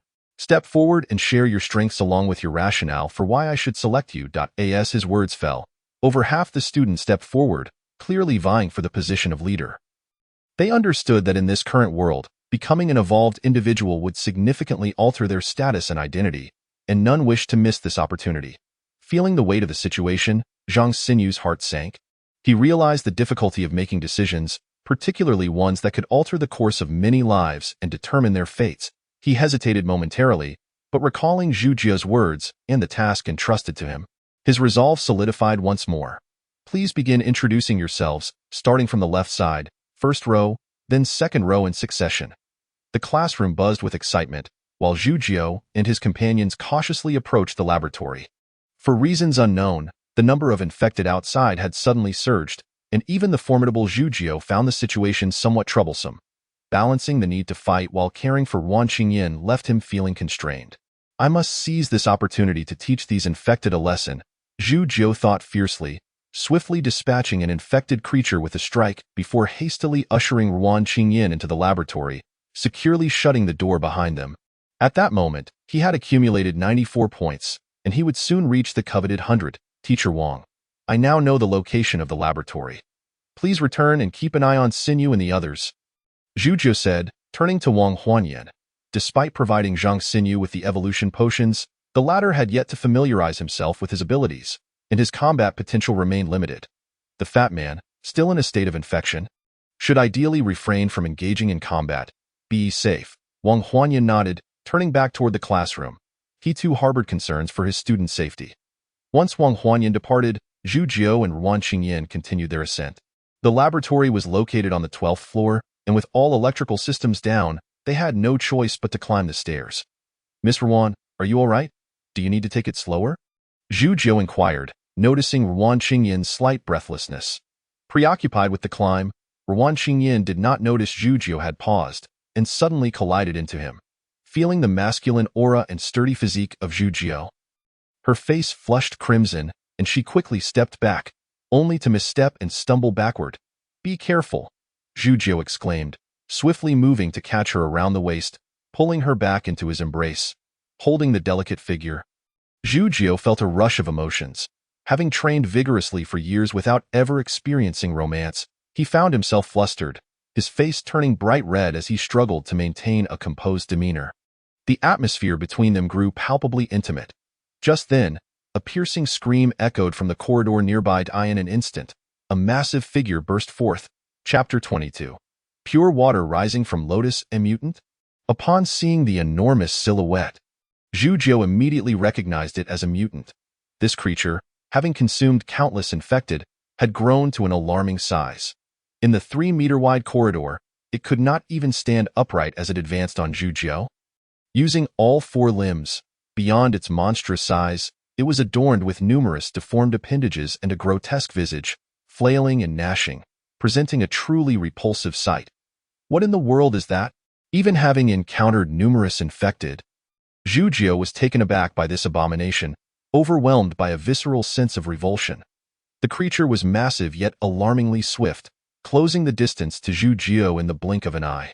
Without a moment to spare, he pushed Wan Qingyan behind him, planted his palms on the ground, and launched himself forward. Boom!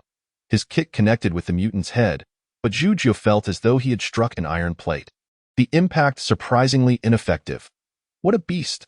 Quite the sturdy physique.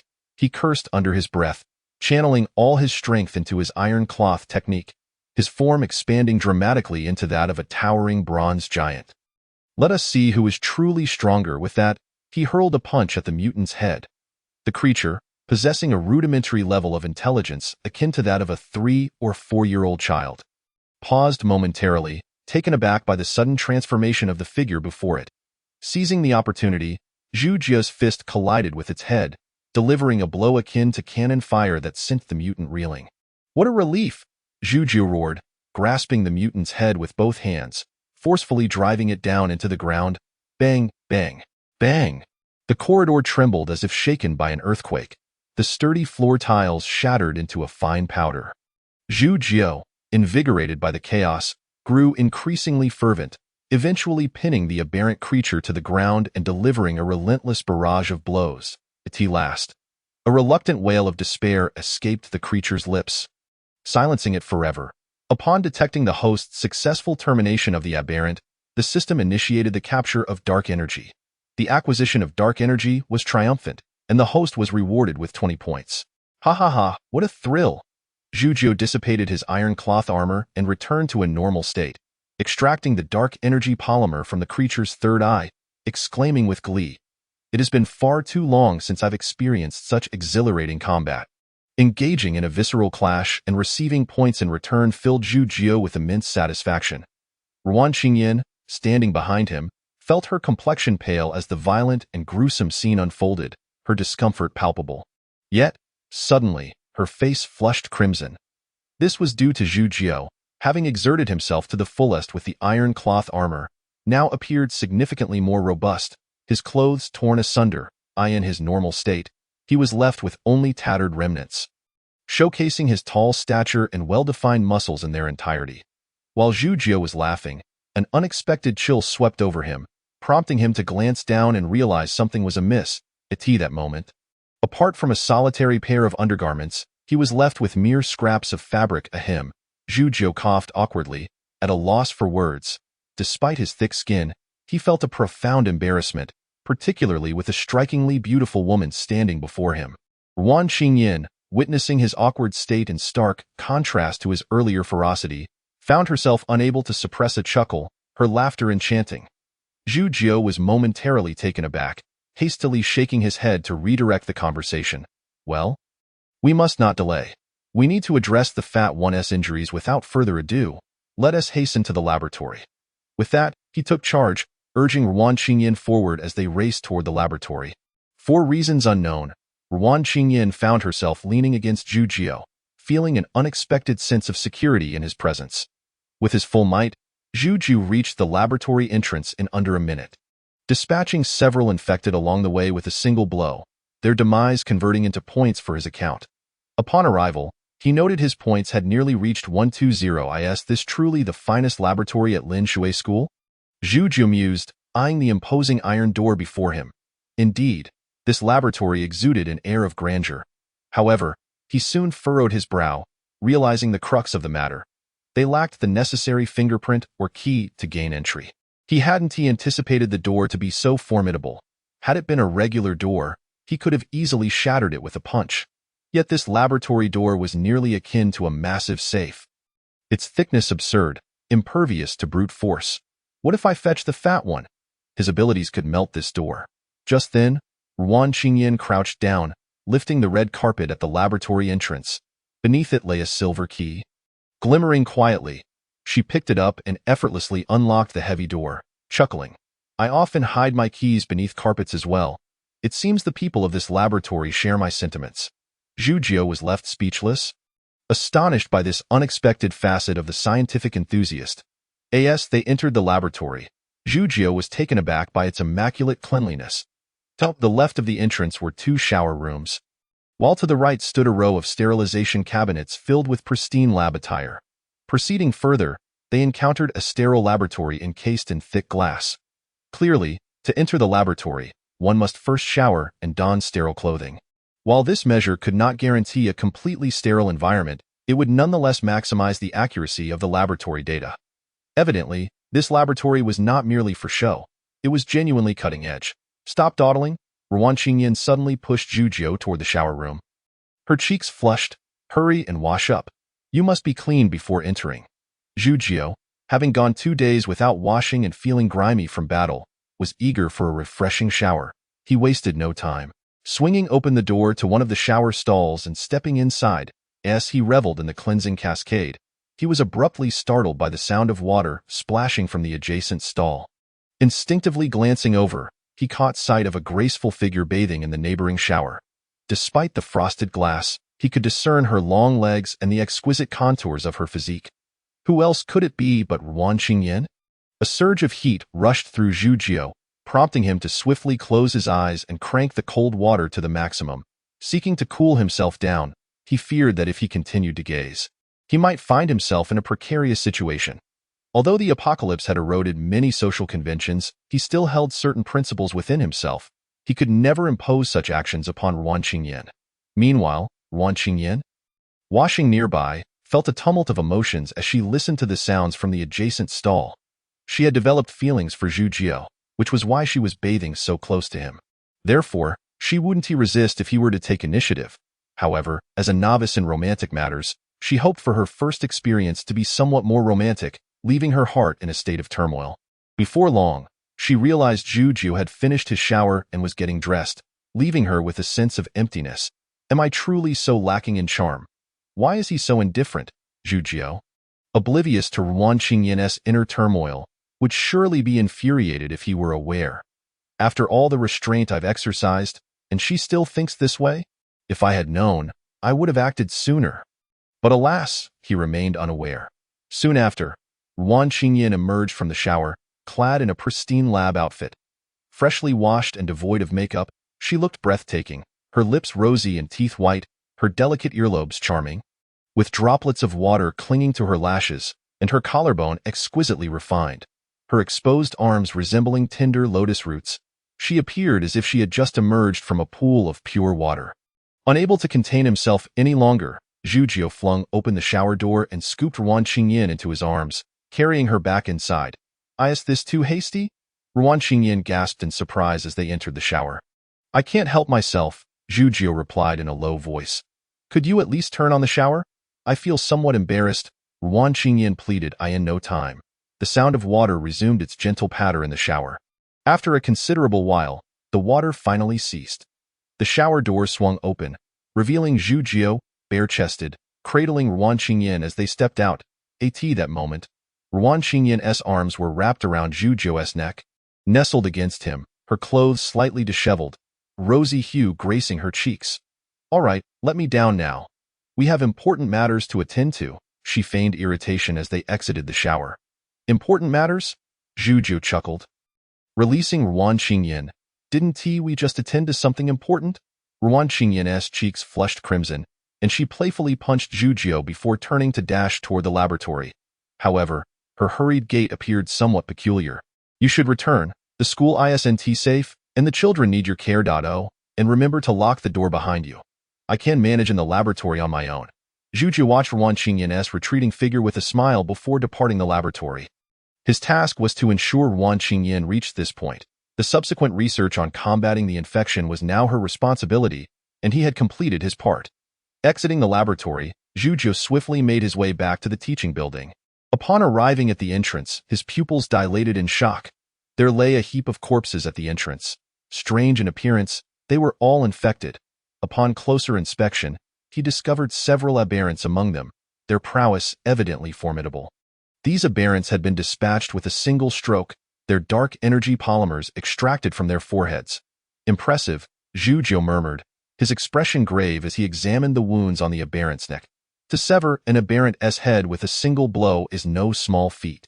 It would be a challenge even for him. Yet this individual not only succeeded but managed to slay 3 or 4 aberrants in one go. Such strength is nothing short of terrifying. Zhujiu contemplated, realizing he might not emerge victorious in a confrontation with this person.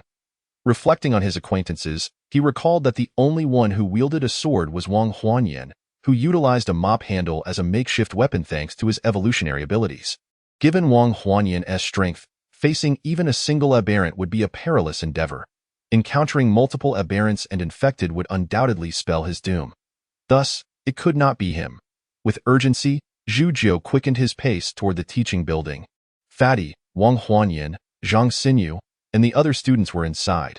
If this sword-wielding individual sought to harm them, their chances of survival would be non-existent. Please, let nothing have happened, Zhujiu thought anxiously, his steps growing even faster. Before long, he reached the classroom where everyone was gathered, finally releasing a sigh of relief at the sight within. There were 42 students, along with Zhang Xinyu, Wang Huanyan and Fatty, all unharmed. At the front of the classroom stood a stern man clad in dark green garb. A long sword slung across his back, explaining something to the group. As I mentioned earlier, the cause of this apocalyptic outbreak is the eruption of a substance known as dark energy. This energy bears a certain resemblance to the spiritual energy depicted in novels. Albeit this particular source of power is far more terrifying in literature, spiritual energy merely aids humanity in becoming stronger and pursuing immortality, whereas dark energy induces evolution in living beings. However, this evolution carries significant risks. With a success rate of less than 10%, those who succeed gain formidable supernatural abilities and transform into evolved beings, while those who fail become infected. These infected beings are what you refer to as zombies, monsters, or demons, essentially, the unfortunate products of failed human evolution. In addition to possessing bodies enhanced by dark energy, the infected also possess the ability to spread their infection. Any injury inflicted by an infected individual or exposure to their blood can result in contagion. Whether one is an ordinary person or an evolved being, infection is a looming threat. As the stern man spoke, his gaze swept over the rotund individual, clearly discerning that he had already been infected. He continued, "There are indeed ways to combat the infection," but paused, choosing not to elaborate further. The crowd below was rife with anxiety, as their lives hung in the balance. I in this tumultuous world, who could confidently claim they would never be infected? Zhu was not so bold as to make such assertions, and thus, they were all keenly interested in methods of prevention. Noticing the expectant gazes upon him, the stern man smiled and said, "There is a solution to the infection, which involves joining our Demon Extermination Society and becoming one of us. In doing so, we shall naturally provide you with the serum. While the serum does not suppress the absorption of dark energy, it does inhibit infection. Furthermore, there are numerous benefits to joining us, such as accelerated evolution techniques, a variety of weaponry, and martial arts manuals, all at your disposal. However, membership in our society is not granted lightly. Your strength must first pass our assessment." With that, the stern man glanced toward Zhu at the entrance, a sly smile gracing his lips. This friend possesses commendable strength, having listened at the door for quite some time. Would you be interested in joining our Demon Extermination Society? Chapter 24. Zhao Feng's conditions. Zhu was not the least surprised that the stern man was aware of his presence at the door. After all, the man's prowess was formidable, and Zhu had not made any efforts to conceal himself, making his discovery quite natural. Given the man's capabilities, it would have been more peculiar if he had not noticed Zhu. Thus, Zhu rose and entered the classroom, clasping his hands in greeting. "I am Zhu." The stern man nodded with an air of arrogance. Zhao Feng, as he spoke, he seemingly carelessly revealed the sword-shaped tattoo on his wrist. This tattoo was an exclusive insignia of ancient martial arts families, and any outsider daring to mimic it would face dire consequences. Hence, any member of such a lineage would recognize his identity at a glance. Many believe that ancient martial arts had declined, yet in truth, these families had persisted across various provinces, their strength remaining formidable. Not only were they powerful, but each ancient martial arts family also boasted significant commercial prowess. If a scion of an ancient martial arts family lacked martial talent or had mediocre aptitude, they would be sent out for experience, whether in commerce, politics, or even the entertainment industry. With the backing of an ancient martial arts lineage, they would achieve considerable success in nearly any endeavor. However, they did not parade their heritage publicly, leaving most ordinary people blissfully unaware of their existence. This was a realm beyond the reach of common folk. Yet Zhao Feng was confident that Zhu could discern his identity. However, when Zhu glanced at the tattoo, his expression remained inscrutable, as if he had not noticed it at all. This left Zhao Feng momentarily stunned. It was unexpected. He had observed Zhu's graceful gait, hinting at mastery of the Bagua step, and the dual long knives he wielded clearly indicated proficiency in Bagua swordsmanship. The ancient martial arts families known for Bagua swords were the Zhang family of Kaifeng and the Zhu family of Jiangnan. There were no such families in Nanqing. Given that this person bore the surname Zhu, he must be a scion of the Zhu family. Zhao Feng noted his light and agile movements, yet his stance remained as solid as a mountain. Clearly, he had refined the Bagua step to a profound level, moving like a gentle breeze while standing firm. At such a young age, possessing this level of skill indicated he was indeed a direct descendant of the Zhu family. How could he fail to recognize Zhao Feng's identity upon seeing the tattoo? It was no wonder Zhao Feng felt perplexed. The Zhao family of Nanqing was significantly more powerful than the Zhu family of Jiangnan. According to the customs of ancient martial arts families, a Zhu family scion would typically pay respect to a Zhao family scion. Yet, Zhu remained unperturbed. Did he possess some hidden advantage? Zhao Feng wondered if this individual was simply arrogant. Though Zhao Feng felt a twinge of dissatisfaction, his goal remained to recruit Zhu for his own purposes. Thus, he subtly shifted the topic as if nothing had transpired. "Brother Zhu, I see your strength is quite commendable. Might you be interested in joining our Demon Extermination Society?" Zhu feigned interest, responding, "What benefits would joining your society entail?" "Benefits?" Zhao Feng chuckled, a hint of disdain creeping into his thoughts regarding Zhu's character. To inquire about advantages so soon revealed a lack of depth. With such a mindset, how far could one advance in martial arts? Nonetheless, he replied, "Certainly, there are many benefits, but first, we must assess your strength. The higher your rating, the more benefits you will receive." "Rating?" Zhu inquired, puzzled. "What sort of rating system do you employ?" This caught Zhao Feng off guard. He had not expected a scion of an ancient martial arts family to be unaware of the rating system. Was he feigning ignorance, or was he a family outcast? Zhao Feng's opinion of Zhu Ju plummeted, and his tone grew impatient. The rating is quite simple. It corresponds to the strength of evolved beings. A first-tier evolved being is rated as first tier, a second-tier evolved being is second tier, and so forth. The higher the rating, the more you can gain. However, given that dark energy has just resurfaced, I suspect you possess only first-tier strength, and likely have only just entered that tier. Such strength is rather commonplace within the Demon Extermination Society, and I advise you not to aim too high. Now is the time to find an organization to join, as various factions are seeking to absorb talent while dark energy is still nascent. Delaying could mean that, with your current strength, you may find no one willing to accept you later. Zhao Feng's words dripped with arrogance, as if he were a sage imparting wisdom, causing even teacher Wang to furrow his brows. He sensed that, given Zhu Jia's temperament, he might not be able to restrain himself from retaliating. Yet, having witnessed Zhao Feng's formidable skills, he feared Zhu Jia might not be his equal. With this in mind, he subtly stepped forward, ready to intervene. To his surprise, Zhu Jia merely smiled, showing no signs of anger. Brother Zhao, you flatter me, but I have never been fond of constraints. So I shall decline your invitation to join your society. I heard you mention a method to treat the infection. Might you be willing to share some details? Naturally not, Zhao Feng replied, casting a glance at Zhu Jia, a flicker of barely concealed contempt crossing his gaze. Yet his tone remained unchanged.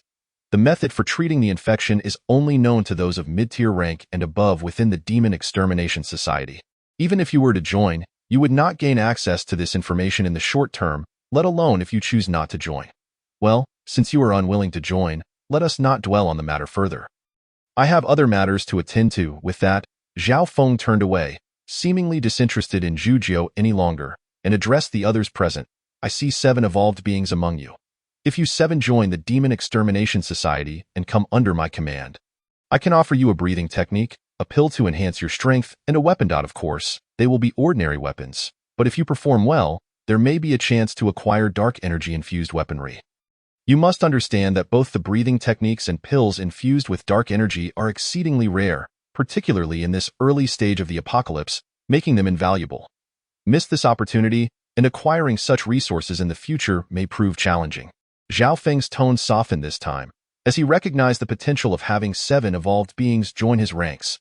Such a development would double his influence and significantly bolster his standing within the Demon Extermination Society, as well as solidify his position within his family.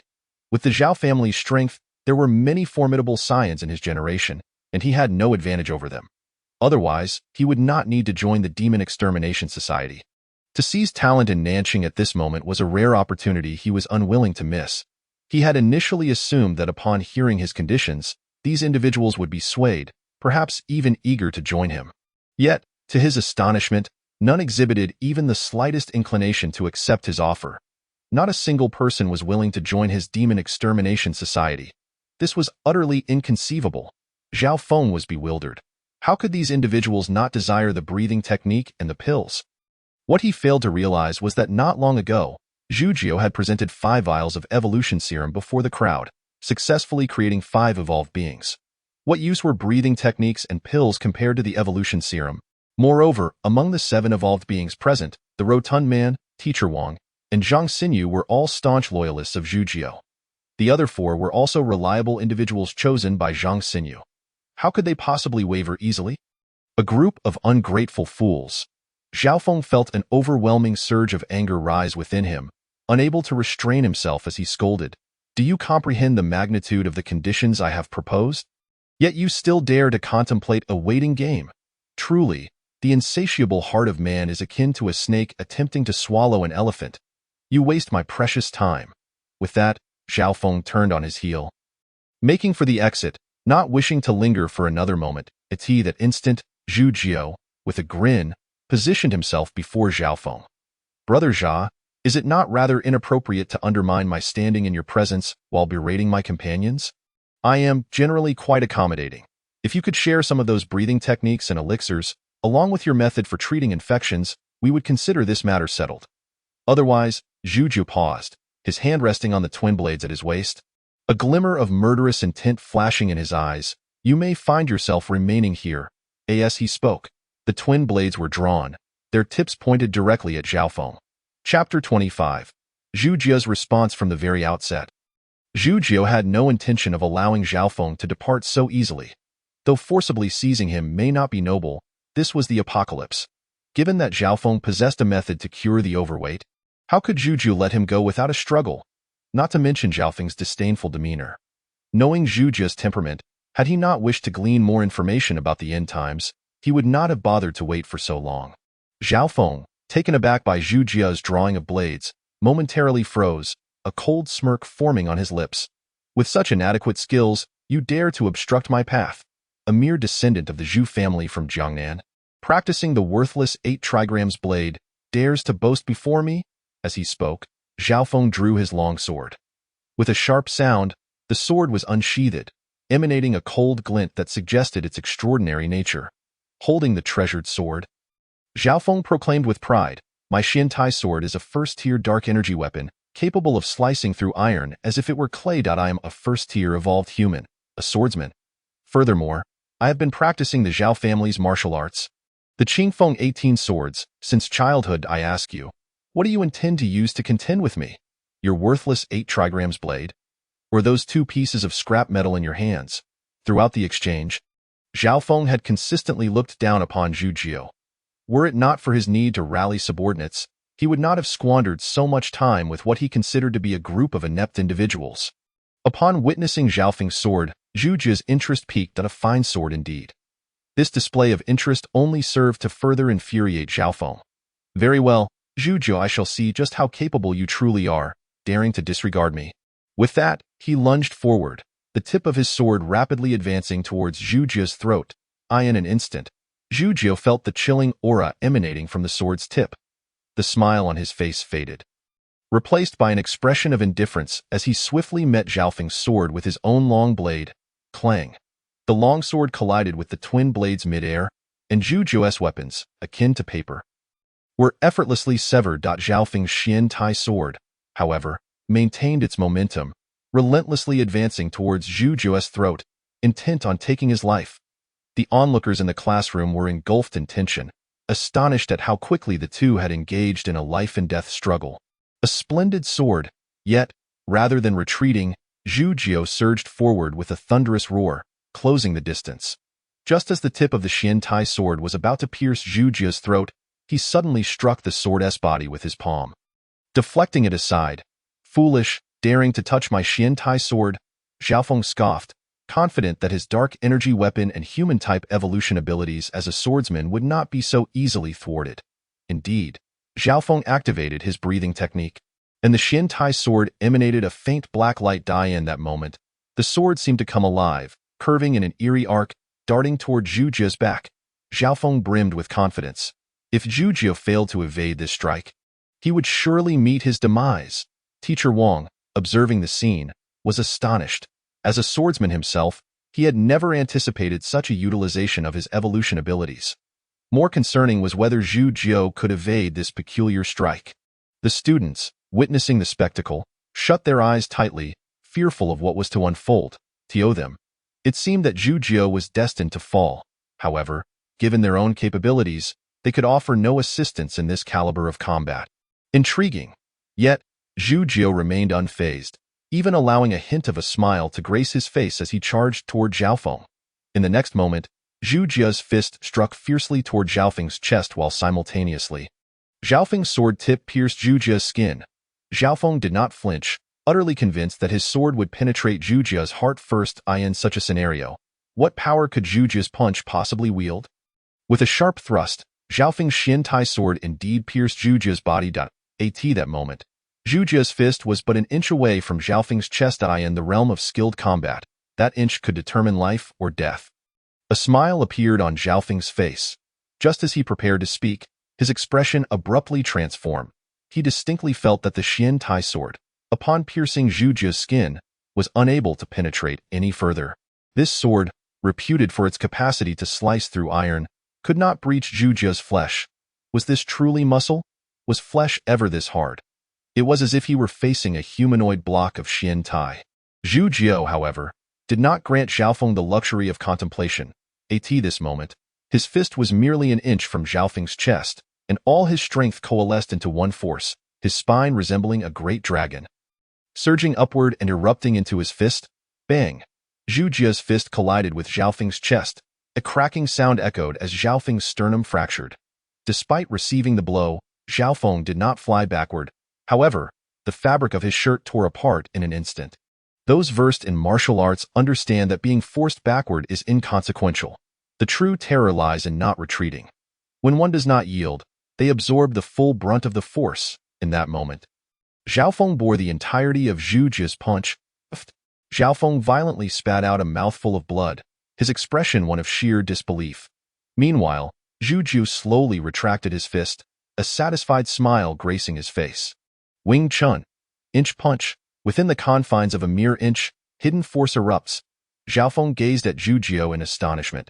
He could clearly see that Zhu Jiu's physique had seemingly expanded, his entire being now exuding a bronzed hue.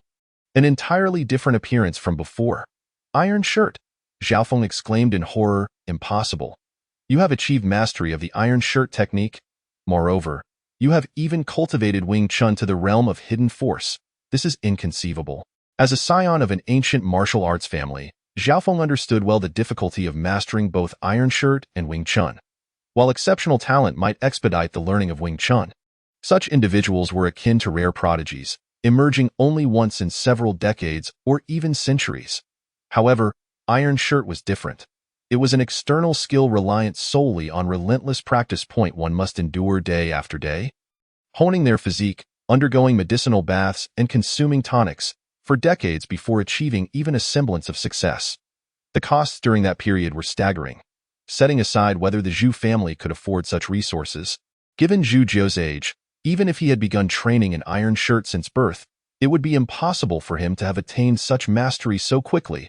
And yet, he had evidently reached a level of consummate perfection. Iron shirt at full mastery, a bronzed physique. However, Zhu Jiu offered no explanation. He abruptly struck Zhao Feng's neck with a knife hand strike, instantly rendering him unconscious. Clang! Zhao Feng's long sword fell to the ground, producing a melodious chime. Truly a fine sword, even its sound was extraordinary. Zhu Jiu was thoroughly satisfied, retrieving the Xin Tai sword and securing it behind him, then proceeding to search Zhao Feng for valuables. Given his audacity to demand breathing techniques and elixirs, he must possess a wealth of treasures. Moreover, the way he spoke with such flair suggested a status of considerable significance and substantial wealth. Zhu Jiu was eager to discover what treasures this fellow might possess. After a meticulous search, once Zhao Feng was stripped of all valuables, Zhu Jiu finally withdrew, turning his attention to the table. On the table lay the spoils of his recent battle. Chapter 26. Assessing the gains. This must be what they call the breathing technique. Zhu Jiu picked up the soul tome on the table, flipping it open to find 4 large characters. Qing Feng's sword body. Upon further examination, he saw illustrations of human models, each adorned with various acupoints. Beneath the illustrations were textual explanations. It became clear to Zhu Jiu that the breathing technique involved altering the frequency of one's breath to transport absorbed dark energy to different acupoints within the body.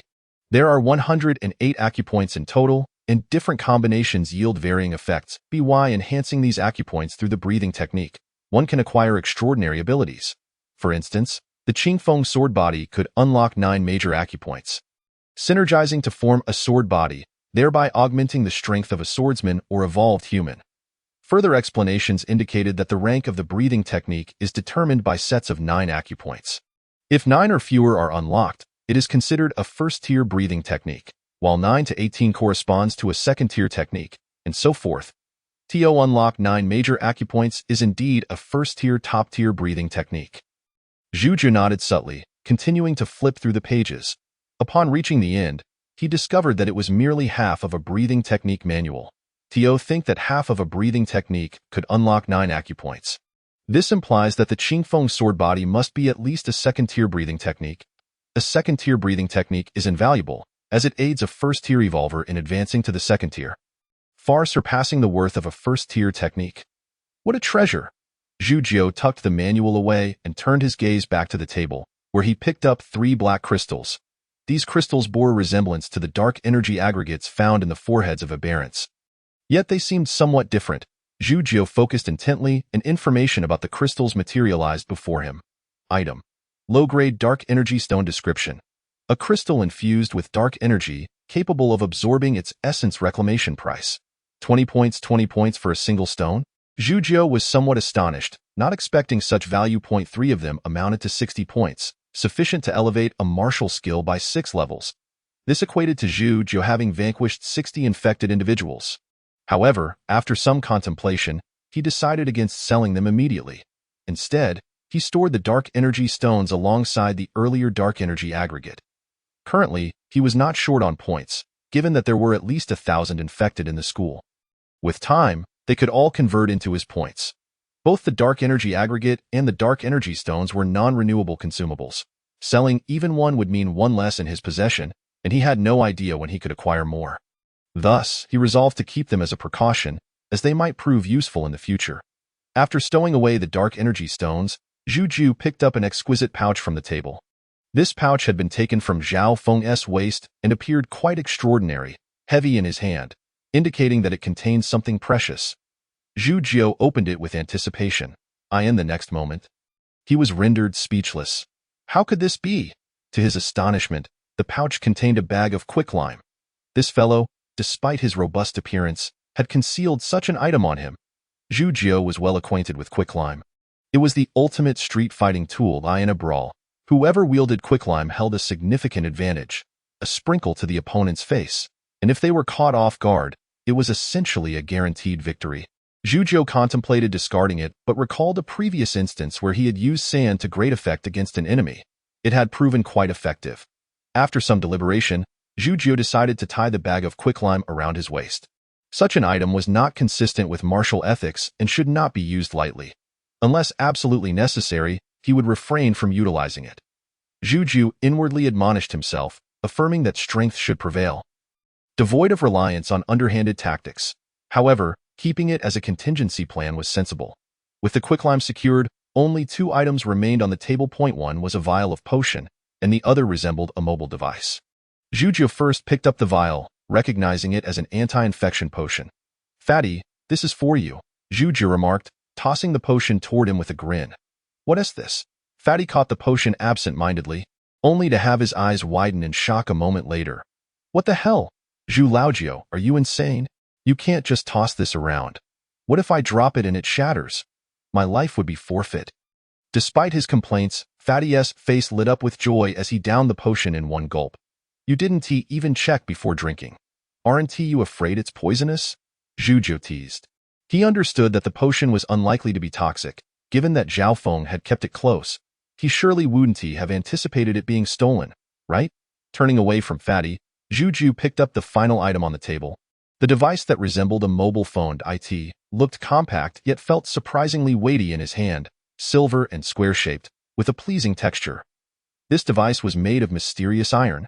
Zhu Jiu raised an eyebrow, astonished that someone would go so far as to craft a phone from such an extravagant material. Upon flipping it over and opening the back, he found no battery. Instead, a dark energy stone served as its power source. How extravagant! Zhu Jiu was at a loss for words, finally managing to utter, "What a luxury." Initially, he had assumed Zhao Feng carried 3 dark energy stones for cultivation. He never imagined this fellow used them as batteries. Such opulence!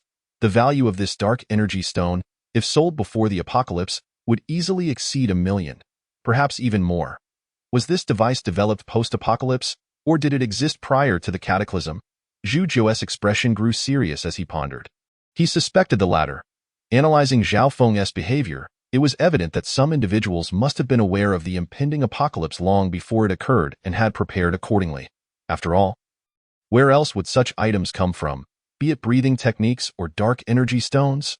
Clearly, some had concealed the truth about the apocalypse, knowing the catastrophe was imminent yet choosing to remain silent, resulting in countless deaths. How despicable! Zhu Jiu scoffed, shaking his head, deciding not to dwell on it further. Contemplating such matters served no purpose now. He would wait for Zhao Feng to awaken and interrogate him. Surely, this fellow held a wealth of information. At present, the priority was to examine the contents of the phone. Soon, Zhu Jiu used Zhao Feng's fingerprint to unlock the device and began to browse through its contents. As he flipped through the pages, his expression grew increasingly grave, and his fists clenched tighter. Just then, Fatty suddenly exclaimed from the side, "I'm back to full health! Ha ha ha! Truly, I am a beacon of good fortune. Those blessed by heaven will always find blessings after great trials." Zhujiu glanced over at Fatty, who had discarded his shirt, revealing his plump, mottled flesh. The dark infection marks on his back had vanished as if they had never existed. The efficacy of this potion was astonishing. Zhujiu raised an eyebrow, then chuckled. "You should put your clothes back on. It's quite the eyesore." Zhang Xinyu chimed in with a jest. "Fatty, you ought to thank the heavens. But more importantly, you should be grateful to Brother Jiao, to Sister Yin, and to Zhao Feng for providing the antidote, and of course, for your ample flesh." He had a point. Had it not been for Wan Qingyan producing the infection-suppressing potion, Fatty might not have endured for so long. And if Zhujiu hadn't dealt with Zhao Feng and seized the serum, Fatty's recovery would have been far less smooth. Yet, ordinarily, most wouldn't voice such sentiments. Having spent considerable time together, Zhang Xinyu and Fatty were well acquainted, and their banter was unrelenting, causing Fatty to shout in outrage while others laughed heartily. Seeing this scene brought a smile to Zhu Jiu's face. Earlier, he had come across some alarming statistics on Zhao Feng's phone. Of the global population of 7 billion, experts estimated that fewer than 2 billion remained. Moreover, based on current trends, within the next week, it was likely that at least several billion more would perish. This meant that in just a week, only a few 100 million might survive on Earth, a mere 10% survival rate. Such figures were terrifying. In a class of 50, merely 5 would remain after a week, the rest having perished. How would those 5 feel? In a small town of several 100,000, if only a few tens of thousands survived after a week, what a catastrophic tragedy that would be! And this was a global death toll. This was truly an apocalyptic-level calamity. Yet, what infuriated Zhujiu even more was that amidst such a grand disaster, the majority of discussions online revolved around territory, population, and resource allocation. There was no talk of saving lives whatsoever. People were treated as mere commodities, traded without a second thought. Zhujiu sneered, meticulously noting down each of the prominent families, churches, gangs, and warlords he encountered on the phone. He would deal with each of them in turn. He could accept the idea of not saving everyone. After all, each person was responsible for their own doorstep, and there was no reason for reproach. Even Zhujiu himself had only saved those he could help easily, unwilling to jeopardize his own safety for others. However, treating people as goods to be traded freely was something Zhujiu could not tolerate. It left him disillusioned with humanity, with human nature itself. Yet, looking at the brothers before him, Zhujiu felt a renewed sense of purpose. He should strive to ensure a better life for himself and for them, one where they need not worry about safety, where they could have enough to eat and wear warmly. Just then, Zhang Xinyu suddenly shouted, "Everyone, look, it's snowing outside." Zhujiu followed his gaze to the window, where indeed, heavy snowflakes were falling. How could this be? Zhujiu was astonished. It was June in Nan City, with temperatures soaring above 30 degrees, and yet it was snowing. He had lived in Nan City for many years and had never seen snow before. However, the crowd was filled with excitement.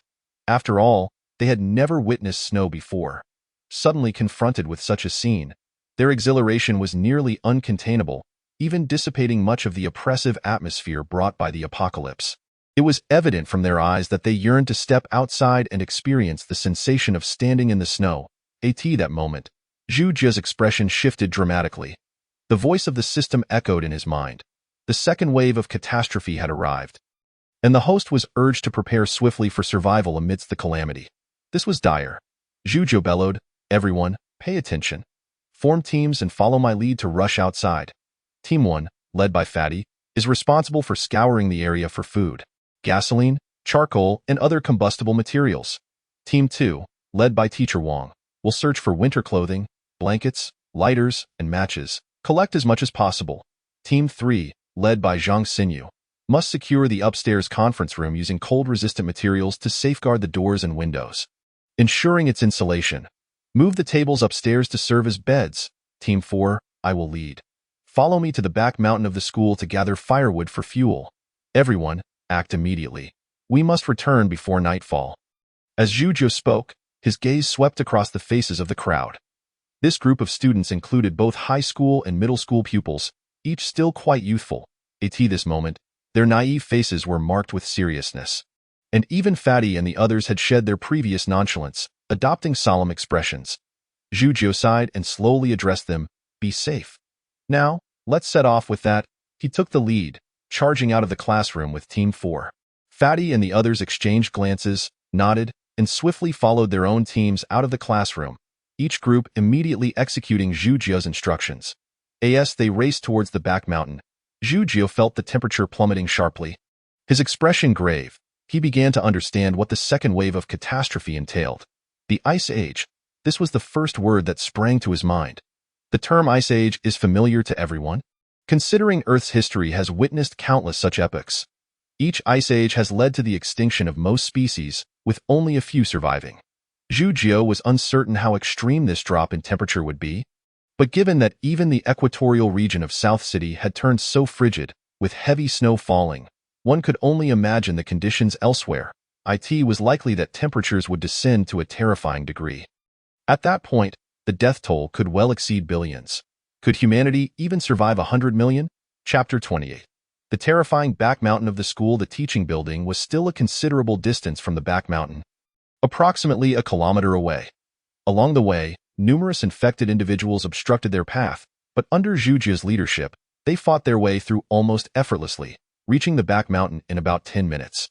With Zhu's enhanced strength, his perception of the external environment had also significantly improved. He distinctly sensed that within just these 10 minutes, the temperature around them had dropped by at least 1 degree. While 1 degree may not sound alarming, the implications over time were chilling. The 1 degree drop in 10 minutes translates to 6 degrees in an hour. Over a full day of 24 hours, if this rate of cooling continued, the equator would become akin to the North Pole, and islands would transform into glaciers. Typically, South City in this season would be over 30 degrees. If this trend persisted, it would not be long before the entire South City was blanketed in ice and snow, turning into an icy metropolis. Considering the rapidity of this temperature decline, Zhu realized that his previous estimates had been overly conservative. If this trend did not halt, could humanity endure the second wave of catastrophe? He severed the infected blocking their path with a swift strike, urging the group to quicken their pace. He needed to gather firewood as swiftly as possible. Once that was accomplished, he would return to the laboratory to bring back Wan Qingyan. Given the current situation, leaving her alone in the lab was far too perilous. Upon reaching the back mountain, the group was taken aback. Zhu furrowed his brow, realizing the area had undergone a complete transformation. The grass was dense, towering to knee height, and the stalks were rigid, resembling a thicket of thorns. Moreover, the towering trees grew far taller than ordinary trees, making the place resemble a primeval forest rather than the back of a school. With ancient trees dotting the landscape, each towering tree seemed almost sentient. In addition, numerous animals scurried through the thick forest, appearing both familiar and foreign. Rabbits that once fit in the palm of a hand had now grown to the size of kangaroos. Standing at least a meter tall, though still covered in white fur, their blood-red eyes, bulging muscles, and knife-like incisors indicated that these creatures were anything but ordinary. At that moment, one of these muscular rabbits was viciously tearing at a piece of animal carcass on the ground, presenting a gruesome sight. "This rabbit has started eating meat?" a nearby student exclaimed, horrified. Just then, a rustling sound emanated from the woods. The noise intensified, and suddenly, a massive figure darted past. The muscular rabbit, caught off guard, along with the carcass, was swallowed whole by this enormous creature. Zhu squinted and discovered that it was a giant python, measuring 7 to 8 meters in length. The python's scales shimmered, reflecting light like armor, clearly indicating its formidable defensive capabilities. The fact that it could consume such a large rabbit without any noticeable bulge in its abdomen led Zhu to suspect it might not even be satiated. Observing this creature, Zhu signaled quietly for the group to bypass it. The matter at hand was urgent, and they could not afford to provoke any trouble. The python regarded him for a lengthy moment, its gaze filled with a blend of human-like greed and wariness, yet ultimately, it chose to turn away and disappear into the forest. Once they moved away from the python, Zhu encountered a plethora of other animals, all exhibiting terrifying evolutionary traits. Centipedes half a meter long, wild boars resembling tanks, hedgehogs capable of launching spear-like quills, and carnivorous plants and trees were just a few of the innumerable bizarre specimens. Juju noted that both animals and plants had evolved in extraordinary ways, exhibiting no discernible patterns. The degree of evolution in these creatures and flora far surpassed that of humanity. They appeared to possess considerable strength. Moreover, with such radical transformations, it stood to reason that the energy contained within their bodies had also significantly increased. As this realization dawned on him, Juju felt a surge of desire. These creatures looked incredibly appetizing. Not only did they seem delicious, but they also appeared to be highly nourishing. Juju couldn't help but contemplate capturing a few for a feast. His appetite had noticeably expanded, especially after mastering the iron cloth technique, which had dramatically increased his daily energy requirements. Relying solely on biscuits and chocolates was utterly insufficient, merely keeping hunger at bay. Furthermore, those items lacked flavor, making them difficult to consume. However, the immediate priority was to gather fuel, leaving no time to deal with these creatures. Thus, Juju suppressed his urges and led the group to a secluded spot to collect firewood at this moment, apart from Juju wielding Zhao Feng's mysterious iron sword. The rest of the group was unarmed. Even the two heavy swords Juju had previously possessed had been broken by Zhao Feng and rendered useless. After a moment's thought, Juju turned and said, "Here's the plan. I will chop the trees, and you all will gather the firewood, transporting it back in multiple trips." With that, Juju swung his sword, effortlessly severing a towering tree with a diameter nearing 1 meter. As the tree fell, he swiftly transformed it into neatly cut firewood with a series of rapid strikes. Don't just gather this fresh wood. Also collect some dry twigs nearby. Fresh wood is challenging to ignite and needs time to dry before it can be used. Juju instructed while chopping. Meanwhile, a tall student with a sharply defined face took charge, directing a few others efficiently according to Juju's commands. Juju cast a glance at him, silently approving. This student, named Dujushan, was the same one who had greeted Zhang Xinyu earlier. He had previously been their class monitor and now served as the team leader, demonstrating considerable capability. However, he had opted to consume the farmer's evolution potion. Juju found himself curious as to why he had chosen to take the farmer's potion when, given his abilities, he could have rapidly advanced by using a combat-type potion.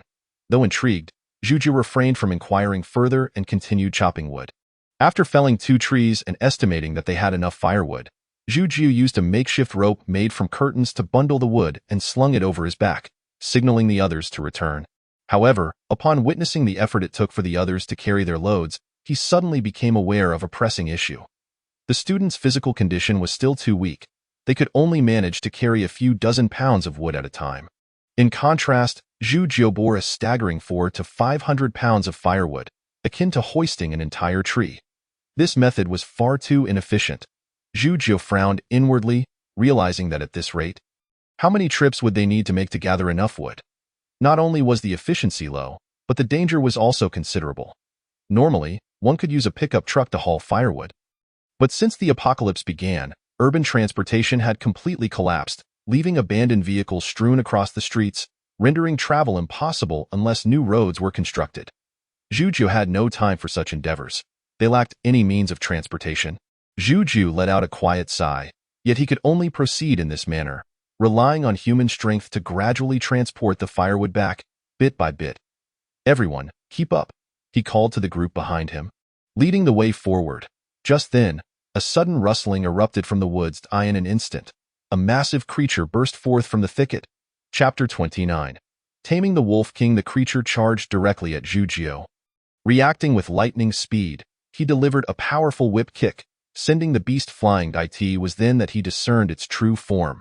With oil-green eyes and sharp fangs, its expression was fiercely menacing, and its body was covered in dark gray fur. Indeed, it was a wolf. Moreover, this wolf was several times larger than an ordinary one, standing there like a heavy motorcycle. At that moment, the wolf, having sustained considerable injury from Juju's kick, dared not advance further but remained fixed on the group. Such formidable physicality? Juju raised an eyebrow. "Tio withstand my whip kick and still stand? This could be troublesome. Given his current strength, a regular wolf would have been obliterated by such a blow. This wolf's evolved physique likely approached that of a tiger from the past. However, Juju's concern did not stem from the wolf's strength alone, but rather from the fact that wolves are pack animals. The appearance of one wolf surely indicated the presence of a pack nearby, which was Zhu Jie's true worry. As expected, the wolf suddenly threw back its head and howled. Aoo! The sound reverberated through the woods, instantly eliciting a chorus of responses. Aoo! Zhu Jie's ears perked up, and he quickly identified at least dozens of sources surrounding them. This meant there were at least several dozen wolves encircling them. As Zhu Jie anticipated, pairs of green eyes soon appeared in the surrounding foliage. Among them, one wolf's eyes stood out, golden in hue. This wolf gracefully emerged from the woods, its gait elegant and dignified, exuding a remarkably human-like composure. With a sleek coat of silvery white fur, it radiated an air of nobility, and its golden eyes accentuated its extraordinary presence. The surrounding pack subtly encircled it, akin to stars surrounding the moon. This was the Wolf King. Zhu Jie instantly recognized that such noble bearing could not be concealed. Furthermore, not only was its demeanor striking, but the Wolf King was also significantly larger, standing at least 1.5 meters tall. With a body length exceeding 2 meters, comparable in size to a car, its robust limbs and sharp claws illustrated the Wolf King's prowess. Zhu Jie's gaze was composed, revealing no hint of joy or anger. As he slowly raised his Xian iron sword before him, behind him were 4 squads of students, and retreat was not an option unless absolutely necessary. With the students' current capabilities, encountering such a pack of wolves would surely spell doom. If they were merely ordinary passers-by, Zhu Jie would not concern himself. Yet, these students were under his protection, and he had promised to ensure their safety. A promise must be kept. Moreover, he was eager to test the wolves' strength. With this thought in mind, Zhu Jie boldly stepped forward, approaching the pack of wolves alone. His pace was unhurried, yet with each step, his aura intensified, and his stature seemed to grow. Upon reaching the Wolf King, his iron cloth technique was operating at its peak, transforming him into a towering bronze warrior over 2 meters tall, his muscles resembling steel, and his sword gleaming with cold light. The Wolf King regarded Zhu Jie, a flicker of fervent battle intent igniting in its eyes. It sensed Zhu Jie's formidable strength. Aoo! The Wolf King let out a gentle roar, signaling the pack to withdraw. It sought a one-on-one confrontation with Zhu Jie. Zhu Jie chuckled, surprised that the Wolf King desired a duel. This arrangement suited him well, alleviating the need to divide his focus on protecting the students behind him. You choose to face me alone? Then I shall engage you fairly. Zhu Jie casually plunged the Xian iron sword into the ground, flexed his wrists, and assumed the initial stance of Wing Chun. Come. Zhu Jie sank his waist, his body relaxing as if a spring coiling tightly. When he reached the limit of his contraction, he suddenly unleashed a powerful shout, his muscles bulging instantaneously, the earth beneath him exploding as he surged toward the Wolf King. Zhu Jie's fingers clenched into a fist, power radiating from his waist and hips, culminating in an explosive strike to the Wolf King's jaw. Bang! This punch could have shattered even the hardest granite. Yet, astonishingly, the Wolf King merely shook its head. Suffering no injury, roar. The Wolf King, incensed by the blow, emitted a low growl from between its teeth, launching its hind paws against the ground and slashing its front claws toward Zhu Jie's chest. Watch out! A student behind Zhu Jie exclaimed in alarm. Zhu Jie smiled, deftly sidestepping the attack with a subtle shift of his weight, his feet grounding in the 8 trigram stance. The Wolf King's claws missed entirely, instead striking a massive tree beside them, which it cleaved in 2 with a single swipe. The Wolf King's claws were likely sharper than the Xian iron sword itself. Calculating swiftly in his mind, Zhu Jie's battle fervor grew ever stronger. It had been quite some time since he encountered such a formidable adversary. As the Wolf King turned, its gaze locked onto Zhu Jie, it lunged once more. Zhu Jie sank his waist, his expression as tranquil as an ancient well, unperturbed. Just as the Wolf King's claws were about to connect, Zhu Jie suddenly moved. His arms, braced before his chest, expanded rapidly, veins standing out like roots of a tree. With a fierce glare and a mighty shout, he thrust his fists forward. His eyes widened, embodying the Arhat subdues demons technique. This was indeed the breach and drive technique of Wing Chun. Wing Chun emphasizes attacking the enemy's center line, striking them in the shortest distance possible. Zhu Jie executed the technique with perfect precision, delivering a powerful blow to the Wolf King's jaw. The sheer force of this strike sent the massive Wolf King staggering. Seizing the opportunity, Zhu Jie advanced, closing the distance with a swift step.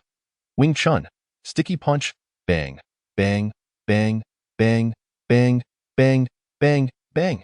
Zhu Jia's fists flew at an astonishing speed, each striking the Wolf King's head with a resounding impact. This moment. His Wing Chun had reached a state of transcendence, combined with the full might of his iron cloth technique, rendering his close-quarters combat capabilities terrifyingly potent. The once mighty Wolf King found itself utterly defenseless beneath Zhu Jia's relentless onslaught. Suffering immensely, the students behind him were left in awe. One person could so brutally subdue a Wolf King.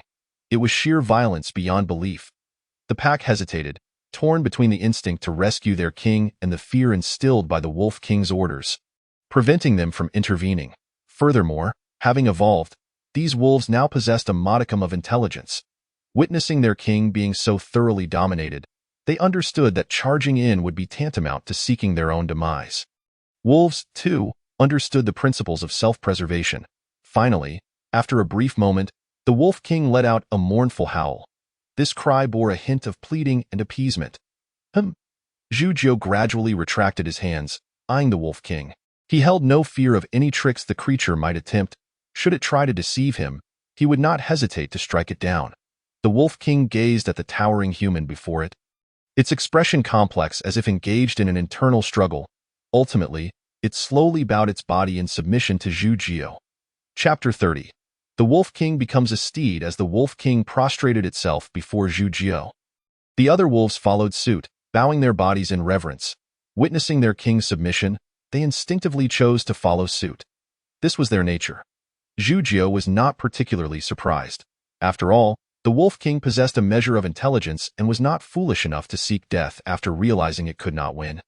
At this juncture, the only path before it was to surrender. Zhu Jia remained calm, but his students were in a state of shock, utterly astounded. How could this be? This pack of wolves had surrendered to them. In their subconscious, wolves were fearsome creatures, especially these enormous beasts. The Wolf King had exuded an imposing presence upon its arrival, appearing formidable and not to be trifled with. Yet, in just a few exchanges, Zhu Jia had subdued it. All present were high school students, not naive. They clearly understood that it was not the Wolf King's weakness but Zhu Jia's overwhelming strength that led to this outcome. The Wolf King could cleave a tree with a diameter of 1 meter with a single swipe. How terrifying was that? Yet Zhu Jia had managed to subdue it with his bare hands. This level of power was beyond their comprehension. In truth, Zhu Jia himself had not anticipated his own strength to reach such heights. With the iron cloth technique complementing Wing Chun, his prowess in close combat likely surpassed that with a blade.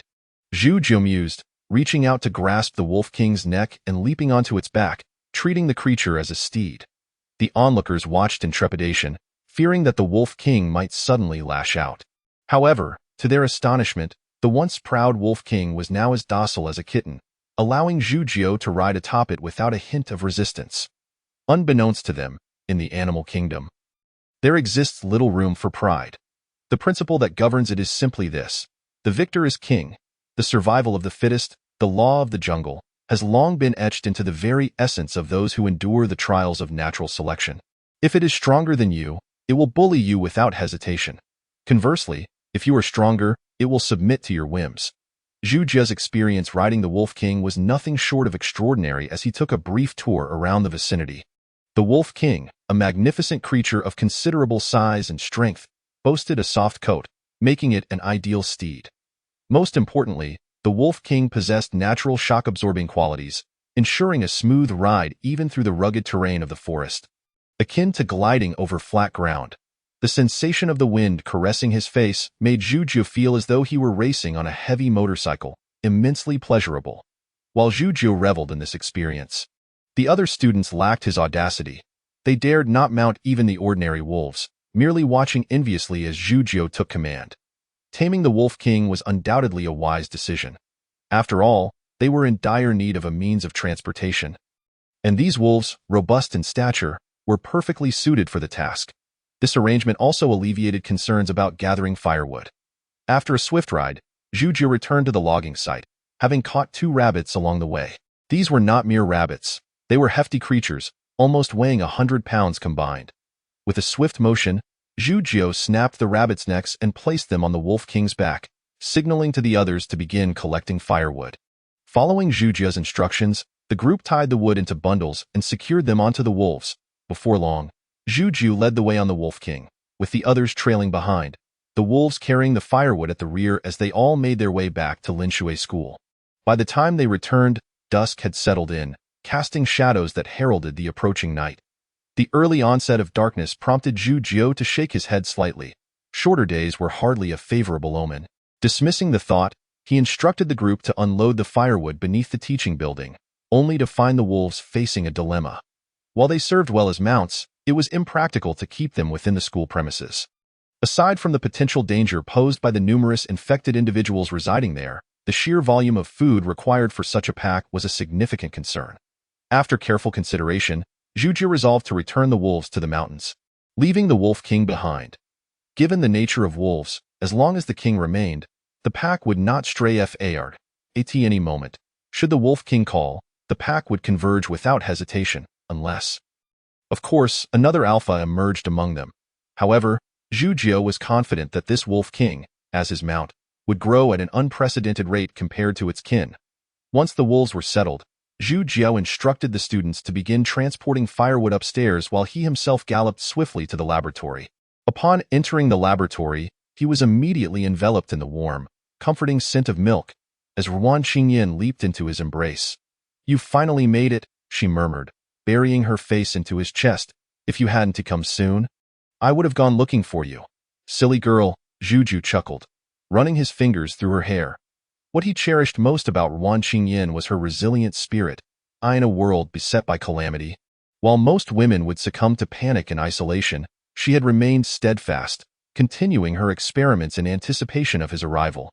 Her strength was underscored by her trust in him. With a tender kiss on her forehead, he inhaled her fragrant essence. "Oh, you naughty one," she exclaimed, her fair cheeks flushing crimson. Despite their relationship, she still bore a delightful shyness. Witnessing her reaction stirred something within Zhujiu, igniting certain thoughts that he struggled to suppress. Yet, recognizing that the moment was not right, he refrained from pursuing those desires, planting another kiss on Ruan Qingyan before draping a coat over her shoulders and lifting her onto the Wolf King's back. "Such a large wolf," Ruan Qingyan remarked, her initial fear replaced by curiosity as she stroked the Wolf King's soft fur, which elicited a contented squint from the creature. "Silly girl, let us not dawdle. I need to take you back," Zhujiu stated as he prepared to set off, only to be halted by Ruan Qingyan's sudden call. "Wait," she interjected, shaking her head with a determined tone. "I cannot leave yet. My experiments are not yet complete." "Let the experiments wait," Zhujiu urged. "Today, someone brought a special antidote, and the fat guy's condition has improved. An antidote?" Ruan Qingyan's eyes sparkled with intrigue, only to be shadowed by skepticism. How could a specialized medication appear so soon? It's impossible to develop something so quickly. The apocalypse has only just begun, and yet we already have a remedy. There must be a catch. Zhujiu, unfazed by her doubts, gazed into the distance with a detached expression. "It may not have been developed post-apocalypse. Are you implying?" Ruan Qingyan's gaze sharpened with realization. Zhujiu nodded. "I captured someone with knowledge of the situation. Once I finish my current tasks, I will interrogate him to uncover the truth." "All right, you make your own decisions," she conceded, her focus returning to her experiments without interference in his plans. "But my experiments must continue. The temperature is still manageable and won't hinder my work. I'm not worried about the experiments," Zhujiu reassured her, tousling her hair gently. "I'm concerned about you." However, since Ruan Qingyan was adamant about remaining, Zhujiu chose not to press the issue further. With over 40 individuals under his command, addressing problems was not an insurmountable challenge. "Just be cautious. I'll bring you supplies shortly that won't disrupt your work." With that, Zhujiu pressed a soft kiss to her lips and turned the Wolf King around to leave. Watching him depart, Ruan Qingyan felt a pang of reluctance, quickly replaced by resolve. "Don't worry. I won't hold you back," she whispered to herself, then resumed her experiments. Chapter 31. The formidable new skills. A brief while later, Zhujiu returned to the conference room atop the Wolf King. Inside the teaching building, many students were witnessing the Wolf King for the first time, their expressions a mix of astonishment and fear. The creature's silver fur and dark golden eyes were emblematic of its extraordinary and fearsome nature. Yet, upon seeing Zhujiu riding the Wolf King, Their initial shock transformed into admiration and envy. Despite their envy, they were acutely aware of the disparity in strength between themselves and Zhu Jiu. It seemed that only he was worthy of such a majestic mount. Unbeknownst to him, Zhu Jiu had already established a high status in their hearts. Without pausing to gauge their reactions, he rode straight into the conference room. The space, once empty, was now bustling with various supplies, filling nearly half of the room. Blankets, winter clothing, gasoline, charcoal, food, and firewood. Additionally, the windows had been sealed with cotton and other materials, providing commendable insulation. Nuyu has done well, Zhu Jiu thought, observing Zhang Xinyu bustling about, directing the others. The young man had not disappointed him. Not only Zhang Xinyu, but the entire group had worked diligently, showing no signs of slacking off. Zhu Jiu scanned the room, only to realize something was amiss. Approximately 30 individuals were present, while the absence of over 10 others indicated that the fat guy's team had yet to return. Where is the fat guy? He was supposed to be back by now, Zhu Jiu frowned. He had previously instructed them to return before dark. The dangers of the outside world escalated significantly after nightfall, and the drop in temperature could lead to unforeseen complications. However, trusting in the fat guy's capabilities, Zhu Jiu reasoned that he would likely ensure their safety, perhaps just encountering some unexpected situation. At that moment, Zhang Xinyu approached Zhu Jiu, his gaze flickering to the Wolf King. Filled with surprise and envy, enough staring. I'll take you up the mountain soon so you can get your own steed. Zhu Jiu chuckled. You've done well. Please organize these supplies and distribute them among the various classrooms. Also, rearrange the furniture, laying down blankets to create makeshift beds. From now on, the conference room will serve as our dormitory, while the adjacent classrooms will be used for storage. Assign individuals to patrol the vicinity. Rotating 4 teams, each team will take turns for 3-hour shifts, with 2 shifts per day, ensuring no corner goes unchecked. We cannot allow even a single infected person to enter. Furthermore, if anyone else tries to breach the building, they must report it immediately. Zhang Xinyu diligently noted down every instruction Zhu Jiu issued. Once he finished, Zhu Jiu inquired, Xinyu, where is the fat guy? Why hasn't he returned? Zhang Xinyu shook his head. The fat guy came back twice before, bringing a substantial amount of supplies. Then he went out again. I recall him mentioning some commotion at Huachin community. He intended to investigate further, but I didn't press him for details. Zhu Jiu nodded, stating that Huachin community was directly opposite the school. If any issues arose within the community, it would swiftly affect the school, so it was prudent for Pongzi to take a look. All right, I will go take a glance. You should consume this elixir and continue with your tasks, Zhu Jiu said, patting Zhang Xinyu on the shoulder as he handed him a small glass vial containing a danyao. It was indeed a Longhu Dan, a reward previously granted by the system, capable of enhancing one's physique and strength, truly a remarkable tonic. However, at this juncture, Zhu Jiu's physique and strength had already reached a formidable level, rendering such elixirs of little consequence to him. Thus he had refrained from consuming it. Instead, he deemed it appropriate to present it to Zhang Xinyu as a reward. With rewards and penalties in place, it motivated everyone to perform their duties, fostering cohesion within their small group. Moreover, his points were nearing 200. For him, one elixir was merely a trifling matter. After handing the elixir to Zhang Xinyu, Zhu Jiu turned and departed without a glance at his excited expression. He patted the Wolf King's head and dashed out. The Wolf King sprang into action, running swiftly, effortlessly tearing apart any infected individuals encountered along the way, requiring no assistance from Zhu Jiu.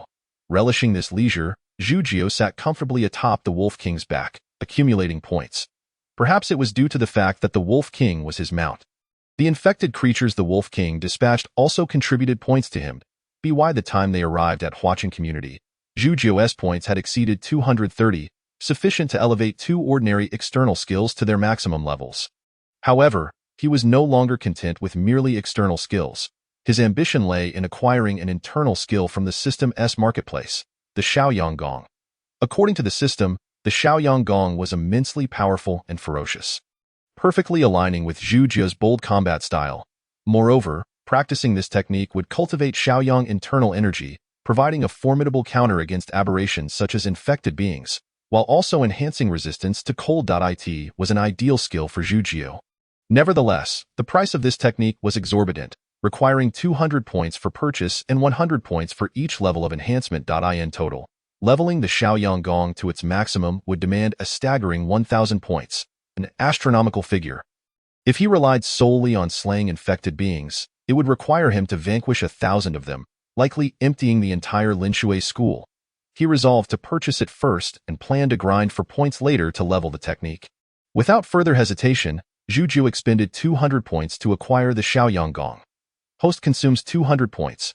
Host acquires the ancient martial Xiaoyang Gong. Xiaoyang Gong is a first-tier internal skill, can be upgraded for 100 points.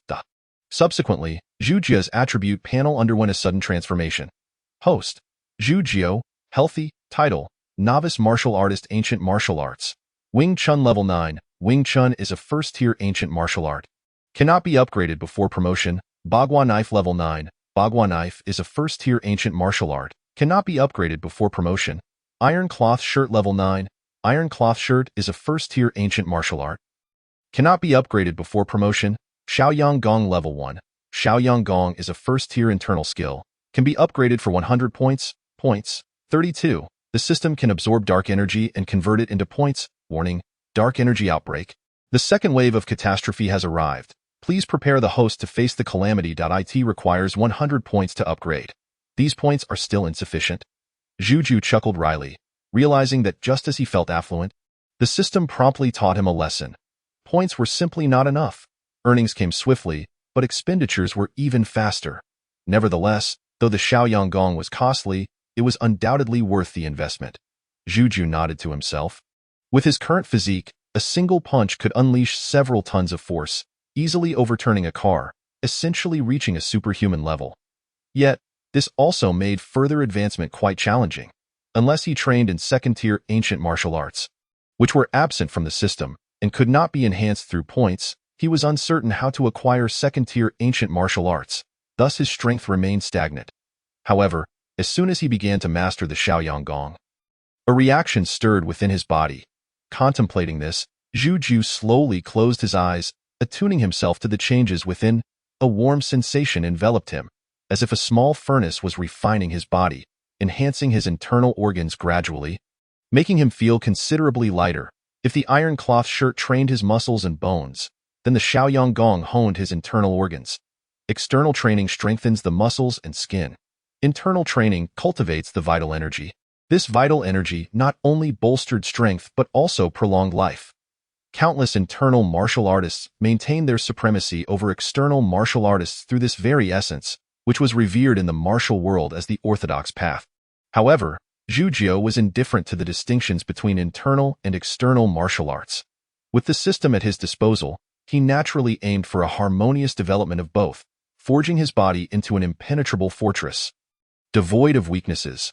How could one discuss the pinnacle of martial arts otherwise? Zhu Jiu gradually opened his eyes, his gaze deep as the starry sky, glimmering with a faint crimson hue, reminiscent of flickering flames, an indication of his initiation into the Xiaoyang Gong. Exhaling, Zhu Jiu released a breath of turbid air, which immediately coalesced into a dense white mist before him, sharp as a sword. Should any descendant of an ancient martial arts family witness this scene, they would be profoundly astonished. The ability to breathe out a sword was a hallmark of martial prowess from ancient times. Even among the strongest contemporary families, few young disciples could achieve this feat. Those capable of doing so were invariably prodigies, cherished and safeguarded by their respective clans. Yet, at this moment, Zhu Jiu had accomplished it. What sound was that? Zhu Jiu's ears perked up, following his cultivation of the Xiaoyang Gong.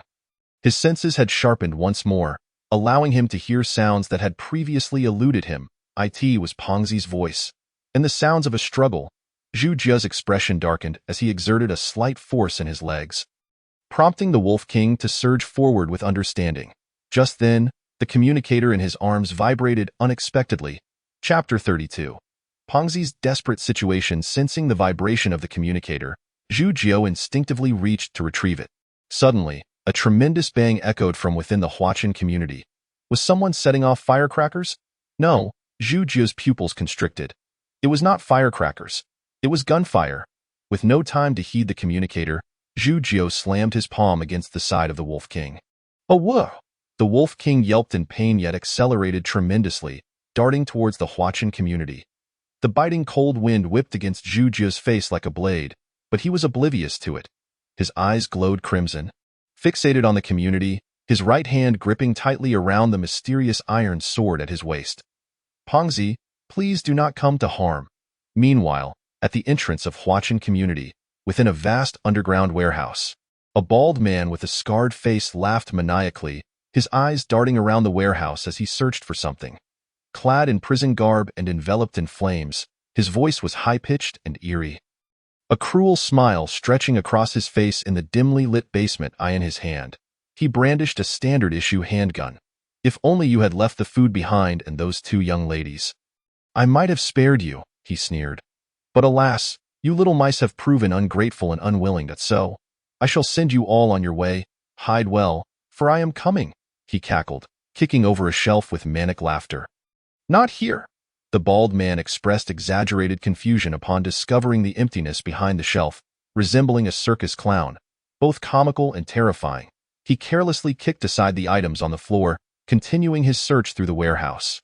Meanwhile, just a short distance away, behind a pile of milk crates, Pongzi and the entirety of the fourth squad were concealed. Each of the 11 individuals lying flat on the ground, desperately holding their breath. Fearing discovery by the man, a few timid students trembled, covering their mouths tightly, afraid of even a whisper escaping. Even Pongzi's usual nonchalant demeanor had vanished, replaced by a grave expression. Damn it, this lunatic is far stronger than I expected. Strength aside, he even has a gun. I truly must have picked a terrible day to step out. That moment, Pongzi clutched his arm, blood continuing to seep out from where a bullet had grazed him. Approximately 2 hours prior, upon hearing commotion, Pongzi had brought his team to investigate. To their astonishment, they discovered an underground warehouse filled with supplies that could sustain them for a considerable duration. With such an abundance of supplies, how could one possibly let it slip away? Overcome with ecstatic delight, the rotund man immediately rushed in with the members of the fourth squad to haul away the goods. However, to his astonishment, the warehouse had already been claimed by someone else. As they entered, the massive door was swiftly locked behind them by a bald man bearing a scar across his face. Recognizing the prison garb adorning the bald figure, the rotund man realized that this individual was no ordinary foe. He was likely a convict who had seized the chaos to escape from prison. Inherently cautious, the rotund man discerned that the bald man was an evolved being, and a prisoner at that, prompting him to prepare a retreat. Despite the bald man being alone, he was not willing to take any chances, sensing something was amiss with this adversary. He resolved to send his comrades back first, planning to return with Brother Zhu later. Given Zhu Jie's formidable strength, the two of them combined would undoubtedly secure the warehouse without fail. Yet, to his surprise, the bald man had no intention of letting the rotund man escape. He first secured the warehouse's entrance, trapping the rotund man and his companions within. He then demanded that the rotund man relinquish all the gathered food and the 2 female members of the fourth squad. Naturally, the rotund man refused, and in a fit of rage, he clashed with the bald man. Confident in his abilities, bolstered by his power to manipulate metal, he believed that typical evolved beings were no match for him. Furthermore, the captain of the fourth squad was also an evolved being, a competent warrior in his own right, and together, they felt they could easily contend with the bald man. However, during their confrontation, the rotund man swiftly realized that he had gravely underestimated his opponent. The bald man's fighting skills were brutally effective, indicative of a seasoned fighter, exchanging injuries and targeting the body's weak points. Had the rotund man not been careful, he might have fallen victim to the bald man's tactics. But the bald man was not just a masterful fighter. He possessed a terrifying evolutionary power, control over fire. The raging flames danced around him like a docile pet, radiating intense heat, a sensation felt even from a distance. Initially, the rotund man wielded a metal rod, but upon striking the bald man, it was instantaneously scorched and bent, rendering it ineffective against him. Clearly, the temperature of the flames was far beyond that of ordinary fire. Moreover, the bald man's fists were akin to searing iron, making it impossible for the rotund man, unarmed, to engage him in close combat. A mere kick could potentially incinerate his footwear. The rotund man had intended to use the warehouse's layout to his advantage, provoking the bald man verbally while hoping to create an opportunity for his comrades to escape and seek help. However, the bald man, noticing the rotund man's reluctance to engage directly, produced a firearm without hesitation, displaying a blatant disregard for fair play. Had it not been for the bag of lime concealed in the rotund man's pocket, which he used to momentarily blind the bald man, he likely would not have endured this long. Nevertheless, he knew that his concealment could not last forever. As fellow evolved beings, they were as conspicuous as a bonfire in the dark. The moment any part of their bodies emerged from behind the milk crates, they would be discovered. The warehouse was confined, and it was only a matter of time before they were found. At that moment, a member of the fourth squad suddenly let out a low growl from his stomach. Although the sound was faint, it resonated like thunder in the hushed atmosphere. The bald man instantly turned, his gaze fixed upon them. A sense of dread washed over the rotund man. Before he could react, the bald man charged forward, kicking over the milk crate and revealing everyone hiding behind it. "Got you, little mice," he sneered, a cruel grin spreading across his face as flames flickered ominously from his palms. Reaching out toward the rotund man. "Stay away from me, you fool!" The rotund man kicked the bald man, sending him stumbling back several meters, and nimbly righted himself. Gritting his teeth, he felt the heat seeping through his shoes. Cursing inwardly, "This idiot is burning me alive." He could feel the soles of his shoes beginning to melt. The bald man was an embodiment of fire itself. To the rotund man's astonishment, the bald man merely laughed maniacally. Seemingly unfazed by the blow, in the next instant, he aimed his ominous gun directly at the rotund man. "Game over, little mouse." The bald man's laughter echoed menacingly as he prepared to pull the trigger. At such a short distance, the rotund man had no hope of evading the bullet. Am I really going to meet my end in such a trivial place? My grand plans thwarted by such a minor character? The rotund man thought bitterly, his eyes sharpening with cold resolve as he searched for a glimmer of hope in the dire situation. Yet, it seemed like an insurmountable task. Just then, a sharp whistling sound sliced through the air outside the warehouse, followed by the clear ring of a sword. With a resounding crash, the warehouse door was cleaved open, moonlight flooding the interior. In the next moment, a robust figure astride a silver wolf surged through the entrance. Brother Zhu. Upon spotting this figure, the members of the fourth squad could not contain their excitement. The rotund man's eyes sparkled with renewed vigor as he recognized Zhu Zhu's arrival, shedding his previous demeanor. Revealing a playful confidence, it was as though he had concealed something profound within him all along. Brother Zhu has always had a flair for the dramatic. Hasn't he changed a bit over the years? The rotund man mused with a smile, a hint of nostalgia gracing his chubby face. "I knew, Sister Wan, old Wang, Sanzi, fear not. I shall not let your hopes be dashed. I will fight tooth and nail to alter Brother Zhu's fate, ensuring he never crosses paths with that enchantress. As long as he avoids her, future tragedies shall not unfold. I will not allow history to repeat itself." Contemplating the future tragedies that could arise, the rotund man clenched his fists, his nails digging into his flesh without him even noticing. Yet his expression remained carefree, shrouding these secrets deep within. Meanwhile, Zhu Jiu, upon seeing the rotund man unscathed, felt a sense of relief wash over him. However, his expression turned steely upon noticing the bloodied wound on the rotund man's arm. "You fool," he said coldly, stepping forward with an indifferent gaze, seeking death. Without hesitation, he charged towards the bald man, his sword aimed directly at his throat. "It's you?" The bald man whirled around, recognition dawning as he beheld Zhu Jiu, his eyes lighting up with a crazed glimmer. "I never expected to encounter you again." "Ha ha, Zhu Jiu, we are fated to meet. I told you, you would eventually perish at my hands." As he spoke, a fierce blaze erupted from him, the flames now tenfold stronger than when he had battled the rotund man. This guy has been hiding his true power? The rotund man's heart raced in shock. He had assumed the bald man had fully exerted himself earlier, only to realize he had merely been toying with them. Had he unleashed such power sooner, they would never have made it this far. As the apocalypse unfolded, this man's abilities were astoundingly formidable, nature-based, fire attribute, bald man. A fleeting thought crossed the rotund man's mind. Could it be Huang Long? "Is it really you?" At that moment, Zhu Jiu recognized the bald man and shouted in fury, not pausing his advance as he swung his sword at Huang Long. "The apocalypse has spared you, allowing you to escape from prison." Huang Long, so it is him. The rotund man felt a storm of emotions surging within him upon hearing that name. No wonder he was so powerful. It was this individual. Though Huang Long's name might not yet carry weight, to the rotund man, it resonated like thunder. Huang Long, a fire attribute evolved being, wielding a terrifying flame and possessing immense power.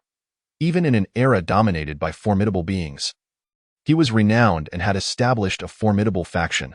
Furthermore, he was known for his ruthless nature, leaving no survivors in his wake, often annihilating entire strongholds and cities. His mere presence signified destruction and chaos. A terrifying figure known as the Flame Demon in the future.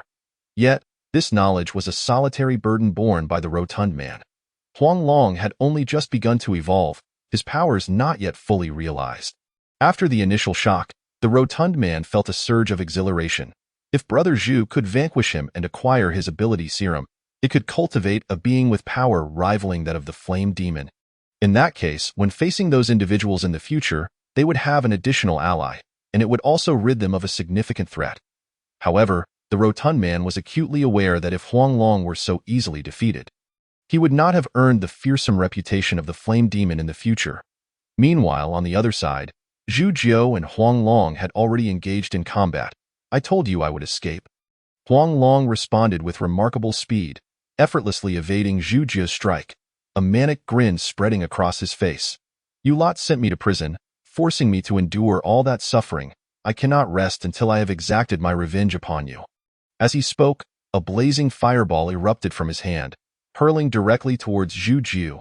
You wretched, brutish woman, who even spares no little girls. I always said you should have been killed on the spot.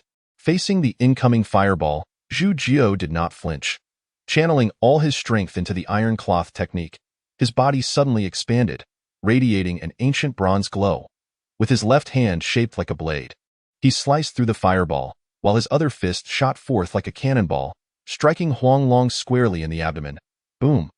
Huang Long was sent flying by Zhu Jiao's punch, crashing into numerous shelves before regaining his footing. Haha, this is rather interesting. Huang Long rubbed his belly, surprisingly unharmed, and laughed maniacally. Indeed, you possess some skill. It seems this apocalypse is quite suitable for martial artists like you. Noticing Huang Long's lack of injury, Zhu Jiao's expression grew slightly grave. He had exerted 80% of his strength in that punch, yet it had failed to inflict any harm on Huang Long, suggesting that this fellow's physique might rival his own while using iron cloth. Furthermore, although Zhu Jiao had fully activated iron cloth, the back of his hand had still been scorched by Huang Long's peculiar flames. These flames were certainly not ordinary. They were of an exceptionally high temperature, accompanied by terrifying destructive and penetrating power. Neither the purple gold gloves nor the iron cloth provided robust resistance against such flames. As Zhu Jiao pondered, sparks suddenly erupted within the warehouse, particularly conspicuous in the dim light.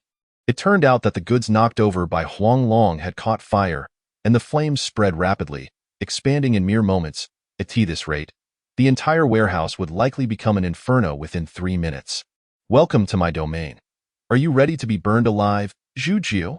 Huang Long stood amidst the flames, arms wide open, laughing uproariously. Illuminated by the firelight, the scars on his face appeared particularly grotesque, and his smile was a terrifying grimace. Fatty, you take the others and leave. Zhu Jiao fixed his gaze on Huang Long and said solemnly, This fellow is mine to deal with. Understood. Fatty did not hesitate, immediately leading the others to retreat. He recognized that he could be of no assistance here, only serving to distract Zhu Jiao. Along the way, he did not forget to instruct everyone to gather as many supplies as possible. Thinking of leaving? Huang Long sneered, Did you seek my permission first? With that, he raised his right hand, the dark muzzle of a gun aimed at the members of the fourth team. Huang Long, you dare to divide your attention while battling me? Just then, Zhu Jiao erupted with a thunderous roar. In the next instant, he bent his body and, like a coiled spring, launched forward with a speed akin to lightning. Swish! The Shen iron sword sliced towards Huang Long's right hand. What incredible speed! Huang Long's pupils constricted as he instinctively withdrew his right hand, pivoting his body to evade. His gaze could scarcely keep up with Zhu Jiao's swiftness.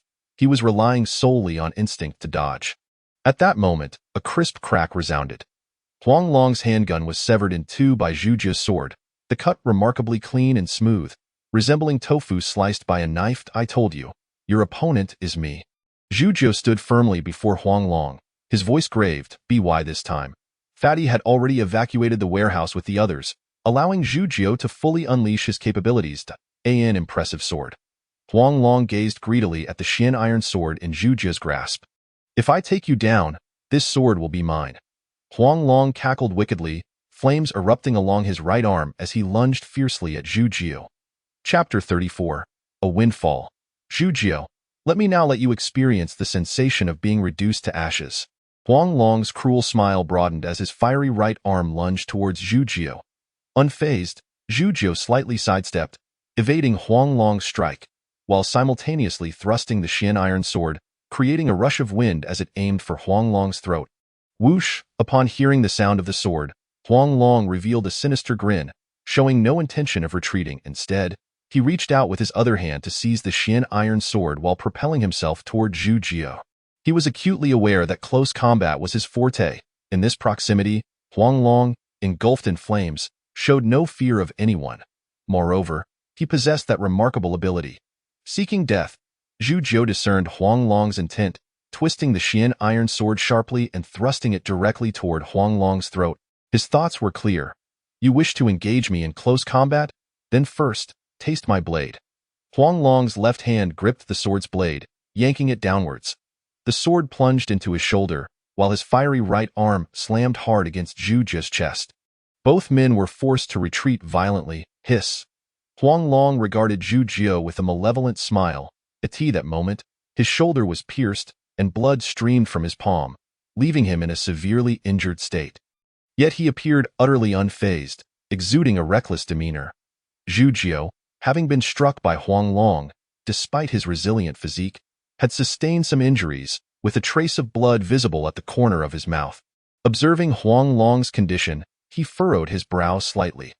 Any other individual grasping the Xian iron sword in that manner would have had their hand severed in an instant. Yet, Huang Long, with his terrifying resilience, managed to grasp the Xian iron sword barehanded, suffering only minor wounds. Moreover, Zhu Jie clearly observed that Huang Long's injuries were gradually healing. This fellow actually possessed self-healing capabilities. Such abilities were rare, aside from mutants. This was the first time Zhu Jie had witnessed such a power in a human.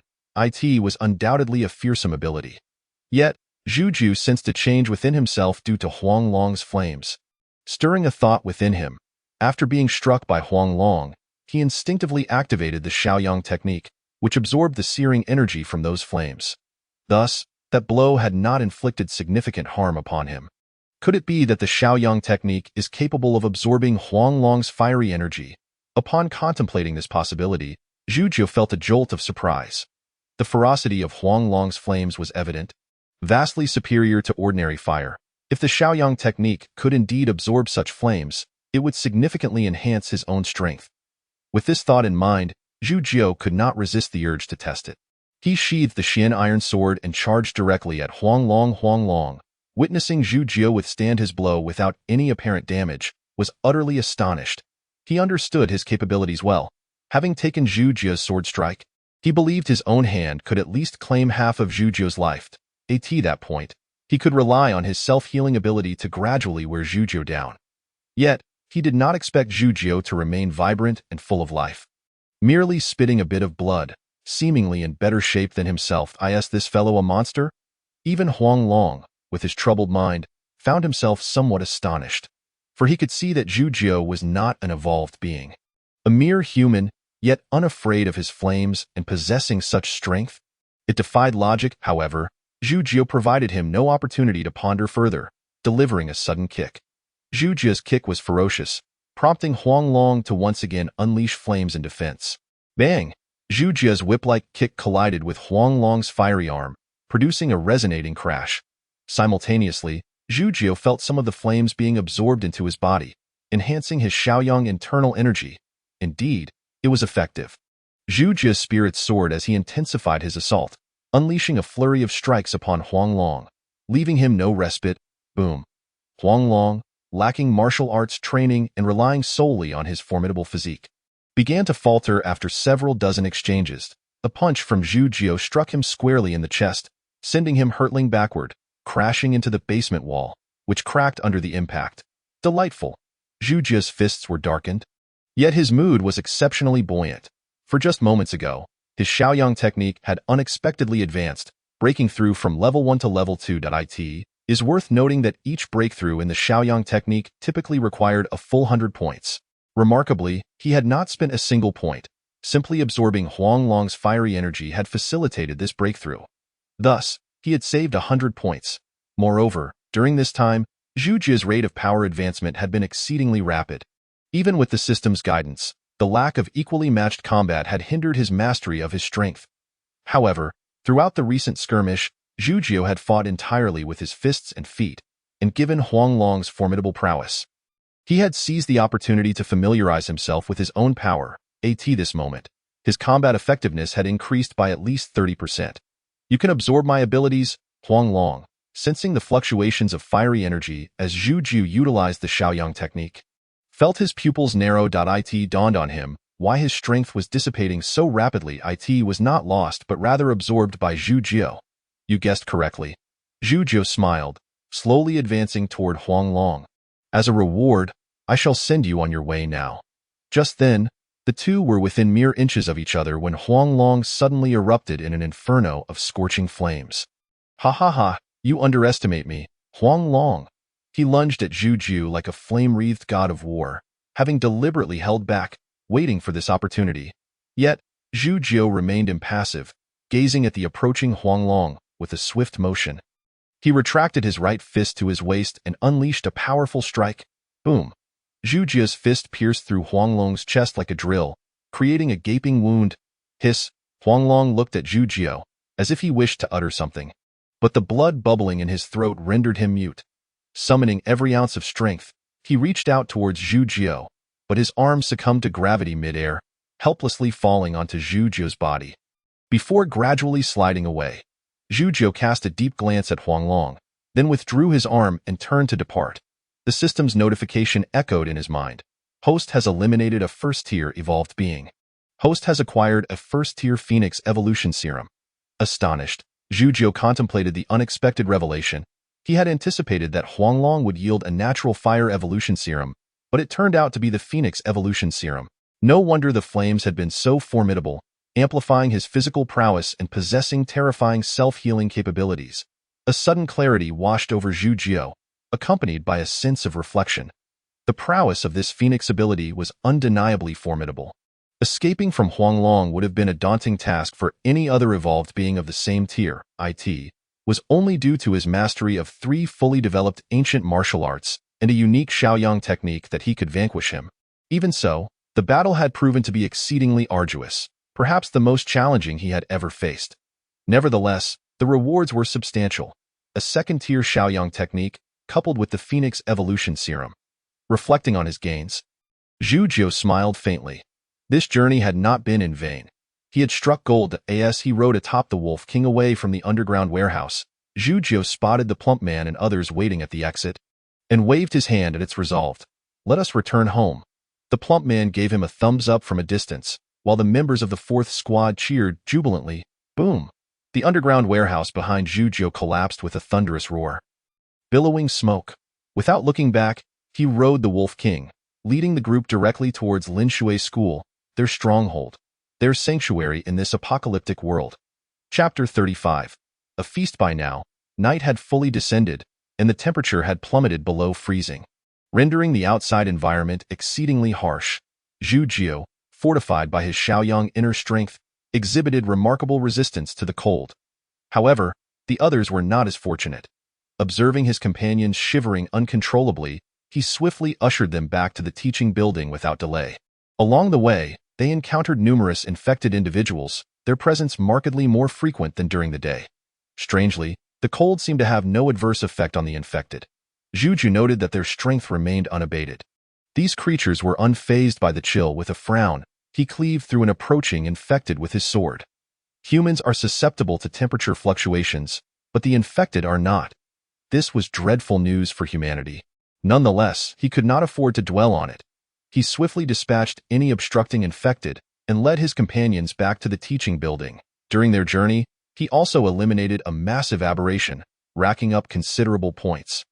Upon returning to the teaching building, Zhu Jiu was immediately enveloped by a wave of warmth.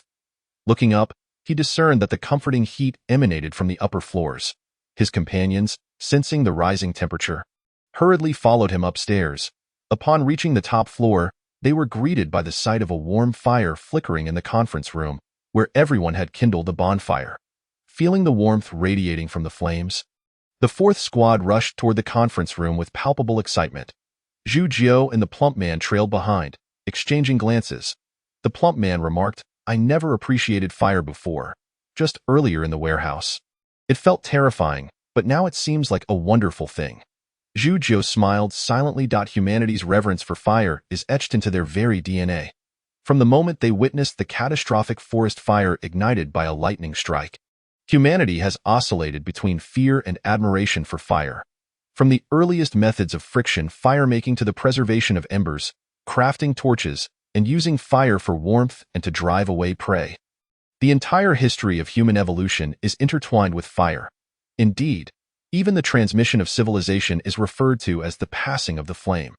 Observing the group gathered around the bonfire, Zhu Jiu called out cheerfully, "Everyone, don't just warm yourselves. Let us roast some food as well." He had caught 2 evolved rabbits during his return, which would surely suffice for the group. Additionally, the conference room was stocked with various food items collected by the others, such as sweet potatoes and corn, which could be tossed directly onto the fire to roast. Upon hearing Zhu Jiu's words, the group erupted with enthusiasm, immediately springing into action. Under the guidance of Zhang Xinyu, they divided into several teams. Some attended to the evolved rabbits, others prepared vegetables, some focused on roasting meat, while others arranged utensils. Zhu Jiu observed the bustling activity with satisfaction, then mounted the Wolf King and headed straight for the laboratory. Knock, knock, knock. Zhu Jiu rapped on the laboratory door and was met with the sight of Ruan Qingyan bundled up. A twinge of guilt washed over him. "I'm late." "Not at all," Ruan Qingyan beamed. "You arrived too early. My experiment isn't complete yet." She punctuated her words with a light peck on Zhu Jiu's cheek. "Foolish girl." Zhu Jiu enveloped Ruan Qingyan in his arms, his hand encircling her waist. "We can conduct the experiment tomorrow. For now, let us return for dinner." With that, he urged the Wolf King forward, unceremoniously leading her toward the conference room. It was clear to him that Ruan Qingyan was utterly consumed by her experiments, disregarding everything else, including meals. Thus, he felt compelled to take decisive action. Nestled in Zhu Jiu's embrace, Ruan Qingyan felt a warmth emanating from him, releasing a soft sigh as she nestled closer, rarely revealing such vulnerability. "Brother Jiu, you're so warm." Zhu Jiu chuckled softly, draping his coat over her shoulders and pulling her even closer. In the frigid night, the biting wind, mixed with falling snow, was indeed chilling. Yet, nestled in Zhu Jiu's arms, Ruan Qingyan experienced only warmth. She gazed up at the resolute and chiseled features of the man before her, feeling an unexpected sense of security wash over her. A grounding comfort. Soon, Zhu Jiu guided Ruan Qingyan back to the conference room. Upon entering, Ruan Qingyan was taken aback by the remarkable transformation of the space. In just half a day, it had undergone a complete metamorphosis. By the bonfire, the group resembled a colony of industrious ants, bustling about. Although the food was not yet fully cooked, tantalizing aromas wafted through the air. "Let me try," Zhu Jiu exclaimed, his hunger piqued by the delightful scent. Approaching the fire, he sliced off a piece of blood-streaked rabbit meat with a carving knife, undeterred by the heat, and popped it into his mouth. "Wow, it's incredible." The rabbit meat, already delectable, was vastly enhanced by the evolution. The roasted fat rendered the exterior crispy while the interior remained tender and juicy. Each bite released an explosion of flavor, the rich aroma flooding his senses. In that moment, Zhu Jiu felt as if he had ascended to another realm. Ecstatic, he devoured the piece of rabbit meat, his eyes sparkling with delight as he seized the carving knife and began to chop with fervor in the blink of an eye. Half a rabbit leg had vanished into Zhu Jiu's belly. Moreover, he rummaged through the ashes near the bonfire to unearth an ear of corn. Stripping away the husk to reveal the tender kernels within one bite, released an ambrosial sweetness that harmonized beautifully with the rich flavor of the rabbit meat. a culinary delight. The others, drawn by the irresistible aroma, could no longer contain themselves. Forgetting all decorum, they surged forward, eager to partake in the feast, quickly devouring the 2 evolved rabbits. Zhu Jiu seized 2 hefty rabbit legs, along with 2 ears of corn, 2 roasted sweet potatoes, and 2 bowls of thick soup, and settled down beside Ruan Qingyan to indulge in the feast. Initially, Ruan Qingyan attempted to maintain her poise. But after a few bites, her eyes lit up, and she abandoned all pretense, joining Zhu Jiu in savoring the meal. In the conference room, the crackling of the bonfire mingled with the clinking of bowls and utensils, creating a scene of perfect harmony. Everyone was wholly immersed in the delectable food, and for a moment, even the howling winds outside and the terrifying infected seemed less daunting, as long as they stood united. Even in this apocalypse, it felt far less intimidating. Among the crowd, the plump man glanced up at the boisterous Zhu Jiu, unable to stifle a chuckle. Where does this guy get such charm? He has conquered this bunch so quickly. In his previous life, Zhu Jiu had built an empire through his charismatic presence, coupled with his overwhelming strength. If not for the appearance of that woman, events would not have unfolded as they did. Reflecting on those memories, the plump man shook his head and continued sipping his hearty soup. The sacrifices made to return him to this moment would not be in vain. He was determined to assist Zhu Jiu in reaching the pinnacle of success. As he contemplated, he downed the rich soup in his hand in one gulp. The next moment, he exclaimed, "What the hell? Who refilled my soup? It scalded me to death." He was clearly exasperated. Nearby, Teacher Wang, who had kindly replenished the soup for the rotund man, wore a bewildered expression. Who would have thought this portly fellow could be so distracted during a meal that he would gulp down scalding hot soup? Laughter erupted among the crowd at that moment. Zhu Jiu had nearly finished his meal. He patted Zhang Xinyu on the shoulder, casting his gaze towards the door, signaling him to step outside with him. Zhang Xinyu instantly understood and followed Zhu Jiu out of the conference room. "What's the matter, Brother Zhu?" Zhang Xinyu inquired with curiosity. "You did well," Zhu Jiu remarked, giving Zhang Xinyu's shoulder a reassuring pat. As a high school student, his ability to adapt swiftly to the apocalypse and organize everyone within such a short time to achieve this level of arrangement was commendable, an accomplishment not easily achieved by others. However, they must not be complacent. Zhu Jiu's tone shifted. The apocalypse has only just begun, and no one knows what circumstances may arise. Everyone must remain vigilant, he continued, whether it be during meals, sleep, or other activities. A team must always be on patrol inside the building to ensure that we receive immediate notice of anyone entering. Additionally, you will be responsible for the reinforcement work on the teaching building. Just let me know if you need anything. Upon hearing Zhu Jiu's words, Zhang Xinyu's expression turned serious as he nodded earnestly. "Brother Zhu, I understand. Rest assured, I will fulfill your instructions diligently." Zhu Jiu nodded, patting Zhang Xinyu's shoulder again. "All right, let's return to our meal. You have already done well. Brother Zhu, aren't you eating?" Zhang Xinyu asked, puzzled. "No, I won't be eating," Zhu Jiu replied, shaking his head. "I have some matters to attend to." With that, he turned and walked towards another classroom, one he had specifically arranged and reinforced. Zhao Feng was confined within that very classroom. Zhu Jiu intended to clarify why these individuals had foreseen the coming apocalypse and what they meant by the forces they mentioned. Chapter 36. Interrogating Zhao Feng. Pushing open the heavy door, Zhu Jiu entered the cell. The cell was dimly lit, devoid of any flames. However, Zhu Jiu's vision had become remarkably keen. Although he could not see in complete darkness, he could discern everything within the cell thanks to the faint light from outside. The cell, reinforced by Zhang Xinyu and his team, was considerably sturdier than a typical classroom. Even if Zhu Jiu wished to cause damage, it would not be an easy task, let alone for the trapped Zhao Feng. "You finally arrived," Zhao Feng said, shackled to a wall, with heavy chains binding his hands and feet. These chains were the work of the rotund man, lacking any locks. Once donned, they were nearly impossible to remove without the rotund man's strength or brute force. Given Zhao Feng's capabilities, even in an unrestrained state, he would find it challenging to break free. Ensuring his captivity was exceedingly secure. "You must know the purpose of my visit," Zhu Jiu said, taking a seat across from Zhao Feng. "You must have been aware of the apocalypse long before. Otherwise, you would not have been able to prepare so early. How did you come by this knowledge, and why keep it from others?" This was the question that puzzled Zhu Jiu the most. As fellow humans, what advantage was there in concealing the message of the apocalypse? Did they merely wish to witness humanity's extinction? Why haven't we made it public? Zhao Feng scoffed, maintaining the pride of a scion from an ancient martial arts family. Even as a captive, how foolish that I initially thought the Zhu family, despite not being a prominent clan and lacking any extraordinary individuals, might possess some insider knowledge. Yet, it appears you are utterly oblivious, asking such ridiculous questions. Why don't we disclose it? Simply put, it offers us no benefit. Moreover, we haven't kept it completely secret. We have only shared it with a select few. Why does the world's wealthiest individual, Gale, allocate 20% of his profits annually to establish shelters? Is it merely because he has too much money to burn? You must have heard of the End of Days Club in the North, composed of the world's elite, whose sole purpose is to devise a means of survival amidst the apocalypse. They convene monthly, each contributing vast assets and time for various experiments.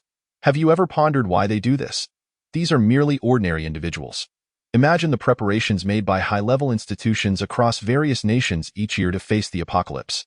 And our ancient martial arts families, while not overtly branding ourselves as such, possess formidable influence. United, we become an indomitable force. Therefore, at no point has the message of the apocalypse been entirely concealed. The ones left in the dark are merely the common folk and individuals like you, who are not deemed significant. As Zhujiu listened to Zhao Feng, his gaze grew increasingly frigid. Why hide the truth from ordinary people? Why? Zhao Feng laughed heartily. How utterly foolish. The apocalypse cannot be resisted by human means. Even formidable state institutions can only strive to confront it, attempting every possible method to survive. Do you understand now? If the message had been made public sooner, do you think the world could remain stable? Furthermore, whether ordinary people live or die means little to us. Once you become an evolved being, do you still consider the frail commoners as your kin? Moreover, the infected, the evolved, and the ordinary are fundamentally three distinct forms of life, merely existing in the same guise prior to the surge of dark energy. Now do you grasp why we choose not to disclose the information? Zhujiu fell silent, his expression growing colder. Ordinary people, the infected, and the evolved are three entirely different beings. What do you mean by that? Zhujiu questioned icily. Literally, Zhao Feng sneered. Consider what I've just revealed to you a complimentary gift. From this point on, do not expect to gain any further information from me unless you acquiesce to my demands. Would you like to know what my demands are? Zhao Feng laughed mockingly, his demeanor brimming with arrogance. Throughout, he had never regarded Zhujiu, this minor scion, as a threat. With the resources of the Zhao family, they could easily dispatch an expert to deal with Zhujiu. Zhujiu stared deeply at Zhao Feng, ignoring his demands entirely as he turned and left the cell. Zhao Feng watched him exit with a cold smile, closing his eyes, as if waiting for something. He knew Zhujiu would return to seek him out again. Once outside the cell, Zhujiu glanced into the conference room. The crowd had finished their meals and were tidying up, preparing for sleep. Meanwhile, the fourth squad, previously led by the rotund man, was now patrolling the teaching building under Zhang Sinyu's guidance, ensuring no infected or other individuals slipped in, while also preventing anyone from pilfering supplies. The philosophy was clear. Harbor no ill intentions but remain vigilant against others. Brother Zhu, Zhang Sinyu approached quickly upon seeing Zhujiu. The Wolf King has made arrangements, and your room has been prepared. Let me take you there. Sister Ruan said you would share a room. She has already gone ahead. With a wink, Zhang Sinyu gestured for Zhujiu to follow. You rascal! Zhujiu placed a hand on Zhang Sinyu's head, tousling his hair. At such a young age, don't let your imagination run wild. Hee hee, Zhang Sinyu chuckled. I'm not thinking anything at all, come on. Brother Zhu, let us go. He led Zhujiu to the designated room. Besides Zhujiu and Ruan Qingyan, all others were accommodated in a communal sleeping arrangement in the conference room. The rotund man, Zhang Sinyu, and teacher Wang shared the same arrangement. The boys and girls were merely separated by curtains. Only Zhujiu and Ruan Qingyan had their own quarters. Zhujiu did not refuse this privilege, recognizing that in a world turned upside down, strength spoke volumes. Had he been an ordinary person, he would have been relegated to the communal sleeping space like everyone else. But since he possessed strength, why not enjoy the rights it conferred? With greater power comes greater responsibility, and correspondingly, greater rights should also follow. Before long, Zhang Sinyu brought Zhujiu to a secluded office and handed him the key, saying, Brother Zhu, this is it. There are 2 keys in total, one for you and one for Sister Ruan. Make sure to rest early. With that, he cheerfully dashed away. That little rascal. Zhuzhou smiled as he prepared to open the door.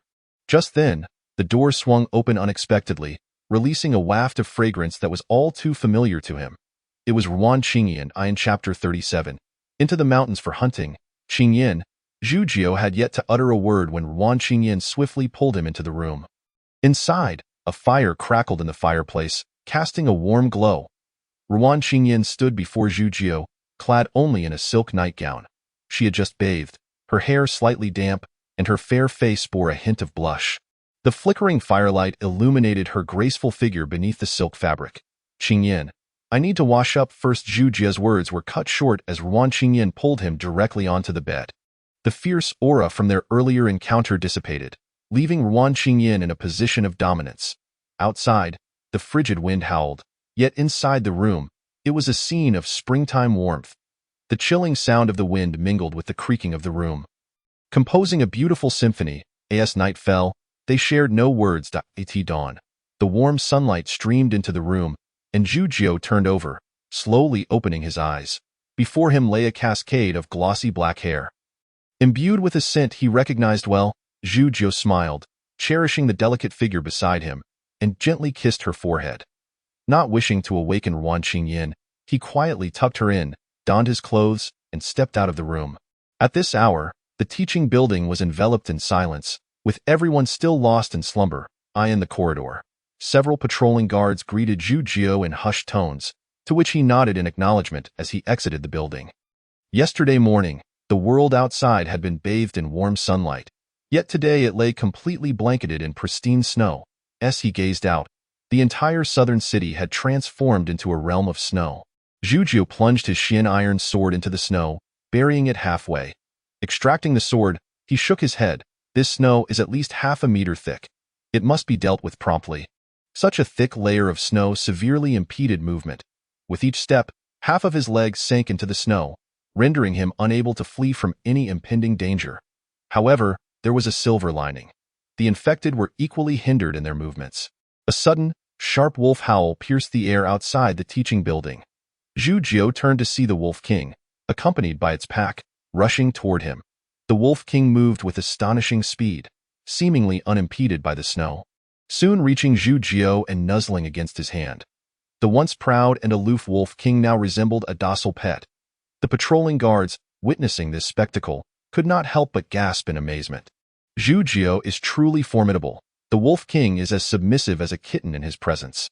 They had heard tales of the ferocity of this pack of wolves, especially the silver-coated Wolf King with its dark golden eyes, said to be capable of cleaving a tree over a meter thick with a single swipe. You little rascal, Zhuzhou chuckled, ruffling the Wolf King's head before mounting its back. He turned to the patrolling guards and instructed. At 6 o'clock, rouse everyone from their slumber. After breakfast, we need to clear the snow from the entrance of the building. If we don't act soon, it will solidify and become more difficult to manage. Having given his orders, Zhuzhou patted the Wolf King and set off toward the back mountain, exclaiming, Let us go hunting. There were so many evolved beasts in the back mountain that he had been yearning to hunt, and had time permitted yesterday, he would have certainly done so. The memory of the 2 evolved rabbits lingered tantalizingly in his mind. The Wolf King sprinted swiftly toward the back mountain, while Zhuzhou, seated on its back, pondered over the snowy landscape. Suddenly, he felt a vibration in his pocket, a communication device. Zhuzhou pulled it out to find 2 unread messages. One had just arrived, while the other was from the previous evening. Around the time he had headed to Huachin Community, he had intended to check the messages then, but a gunshot had interrupted him, and after a night filled with activity, he had forgotten to look at them. Upon opening the device, he discovered both messages were sent by the same person, with similar content. The first read, Tomorrow evening at 8 o'clock, South City 3rd Hospital, let us meet to discuss in detail. Yours, Su Yun. The second, which he had just received, stated, Tonight at 8 o'clock, South City 3rd Hospital, seeking a first-tier evolved companion for assistance, generous rewards, details to be discussed in person. Yours, Su Yun. The messages were vague, and Zhuzhou noted that it was a group message. South City 3rd Hospital? Zhuzhou furrowed his brow. He was quite familiar with this place. Indeed, every resident of South City knew it well, for it was the only mental hospital in the area. He had heard countless terrifying tales about South City Third Hospital since childhood, enough to become weary of them in this sensitive time of the apocalypse. The notion of someone gathering first-tier evolved individuals to visit a mental hospital seemed highly suspicious. Moreover, the message was sent via a communication device. Zhujiu surmised that those possessing such devices were certainly not ordinary individuals. They were likely members of prominent families, akin to Zhaofeng, and there probably weren't many of them, each one an elite. With this thought, Zhujiu accessed the online platform to search for information about South City Third Hospital and indeed found related discussions. Has anyone else received a message from Su Yun, stating that we are to gather at South City Third Hospital tonight at 8 o'clock for generous rewards? I received it too. ISNT, Su Yun, a disciple of the Su family from the north? What a rare occurrence for him to come to South City. What is so rare about it? The Su family is such a vast clan. It's only natural for one of their disciples to come to South City for training. With the apocalypse just beginning, isn't it reasonable for the Su family to exert their influence? That is true, but what could Su Yun possibly need assistance with? I don't care what he needs. I am going to see for myself. With the Su family's strength, even a fraction of their resources would suffice for me for quite some time. Not to mention he explicitly mentioned generous rewards. I refuse to believe that Su Yun would compromise the Su family's reputation for trivial gains. Valid point. I too want to see for myself. Zhujiu closed the webpage, his brow slightly furrowed. The Su family appeared to be quite powerful, and the mere mention of Su Yun seemed to spark considerable interest. It was noteworthy that Su Yun hadn't specified the rewards nor clarified what assistance he required. Yet so many were eager to offer their help. This spoke volumes about the might of the Su family from the north. He resolved to attend tonight. Such opportunities to mingle with the offspring of various noble families were rare, and this presented an excellent chance to gather information. As he contemplated this, he arrived at the back mountain. The snow-covered ground was littered with various animal tracks. Zhujiu smiled at the sight of them. The matter regarding South City Third Hospital could wait until the evening. He had pressing business to attend to. With that, he patted the Wolf King and charged into the depths of the back mountain. Into the mountain, hunting. In Chapter 38, The Great Tree and the Tiger's Roar. Within the back mountain, a python lay concealed among the dense treetops, motionless, yet its eyes remained fixed below. Should a trace of prey appear, it would strike with lightning speed. The sudden drop in temperature had accelerated its energy depletion, necessitating an increase in its food intake to survive. To continue its evolution, it required even more sustenance. The snow blanketing the treetops provided perfect camouflage, rendering the python nearly invisible. After what felt like an eternity, sounds finally emerged from below. A robust human male appeared, gazing down at his feet, seemingly lost in thought. Entirely unaware of the danger lurking nearby, the python's vertical pupils were glued to the man. If he ventured closer, it would swiftly capture this seemingly delectable prey. 10 meters, 0.5 meters, 0.1 meter. The man took his final step into the python's striking range. It sprang into action. Whoosh! The python's speed was astonishing, plummeting from the treetops and opening its gaping maw, aiming directly for the man. With this bite, it could swallow him whole. However, at that moment, the man suddenly looked up. His gaze meeting the descending python, and a smile graced his lips. Fortune favors me. Prey has come knocking, he declared, executing a casual spinning kick that connected with the python's head. Bang! The massive this kick descended like a battle axe, striking directly upon the head of the python. The enormous skull of the serpent suffered a tremendous blow. Although it did not shatter, the brain within was instantly reduced to a pulp. It was undeniably dead. Beyond any doubt, the subtle force was indeed effective. Zhujiu gazed at the lifeless python on the ground, a smile gracing his countenance. Now well versed in the mastery of Wing Chun, he found that his subtle energy could be released not merely through his fists. He could now wield this power at will.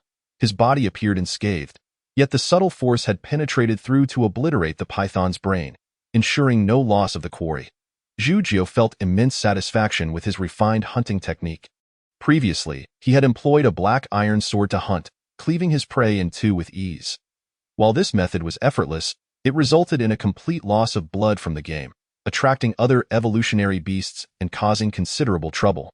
After all, the mountainous terrain behind the school was rife with evolved creatures, and one could never be certain which corner might harbor a fearsome beast, perhaps even one stronger than himself. Thus, Zhu Jiu resolved to prioritize caution. His newly devised hunting method proved advantageous, shattering the prey's brain without spilling a drop of blood, ensuring a high safety margin. This great python, once braised, would significantly enhance his strength. Zhu Jiu contemplated the python. Calculating in his mind, he had discovered that consuming evolutionary animals, such as the evolved rabbit he had eaten the previous day, imparted a warm sensation to his body. This phenomenon was due to the substantial enhancement to one's physique conferred by the flesh of evolutionary beasts. It was akin to the old adage that consuming beef and lamb bolsters one's strength. The meat of evolutionary beasts was far superior to that of cattle and sheep, offering a remarkable augmentation of physical prowess. Although the enhancement might not be conspicuous for someone of Zhu Jiu's caliber, it would be nothing short of terrifying for an ordinary individual. Zhu Jiu estimated that with just a few days of consuming such meat, the physical attributes of his subordinates, who were merely common folk, could rival those of the infected. Of course, while the flesh of evolutionary beasts was desirable, their strength was equally formidable. It was nearly impossible for ordinary people to hunt stronger evolutionary creatures. In the mountainous region behind the school, any non-evolved person would meet with certain death. Even a basic first-tier evolved individual would find it challenging to exit the mountains alive. Zhu Jiu, despite his formidable prowess, had not recklessly ventured further up the mountain, choosing instead to hunt at the foot, having noted that the strength of evolutionary beasts increased with elevation.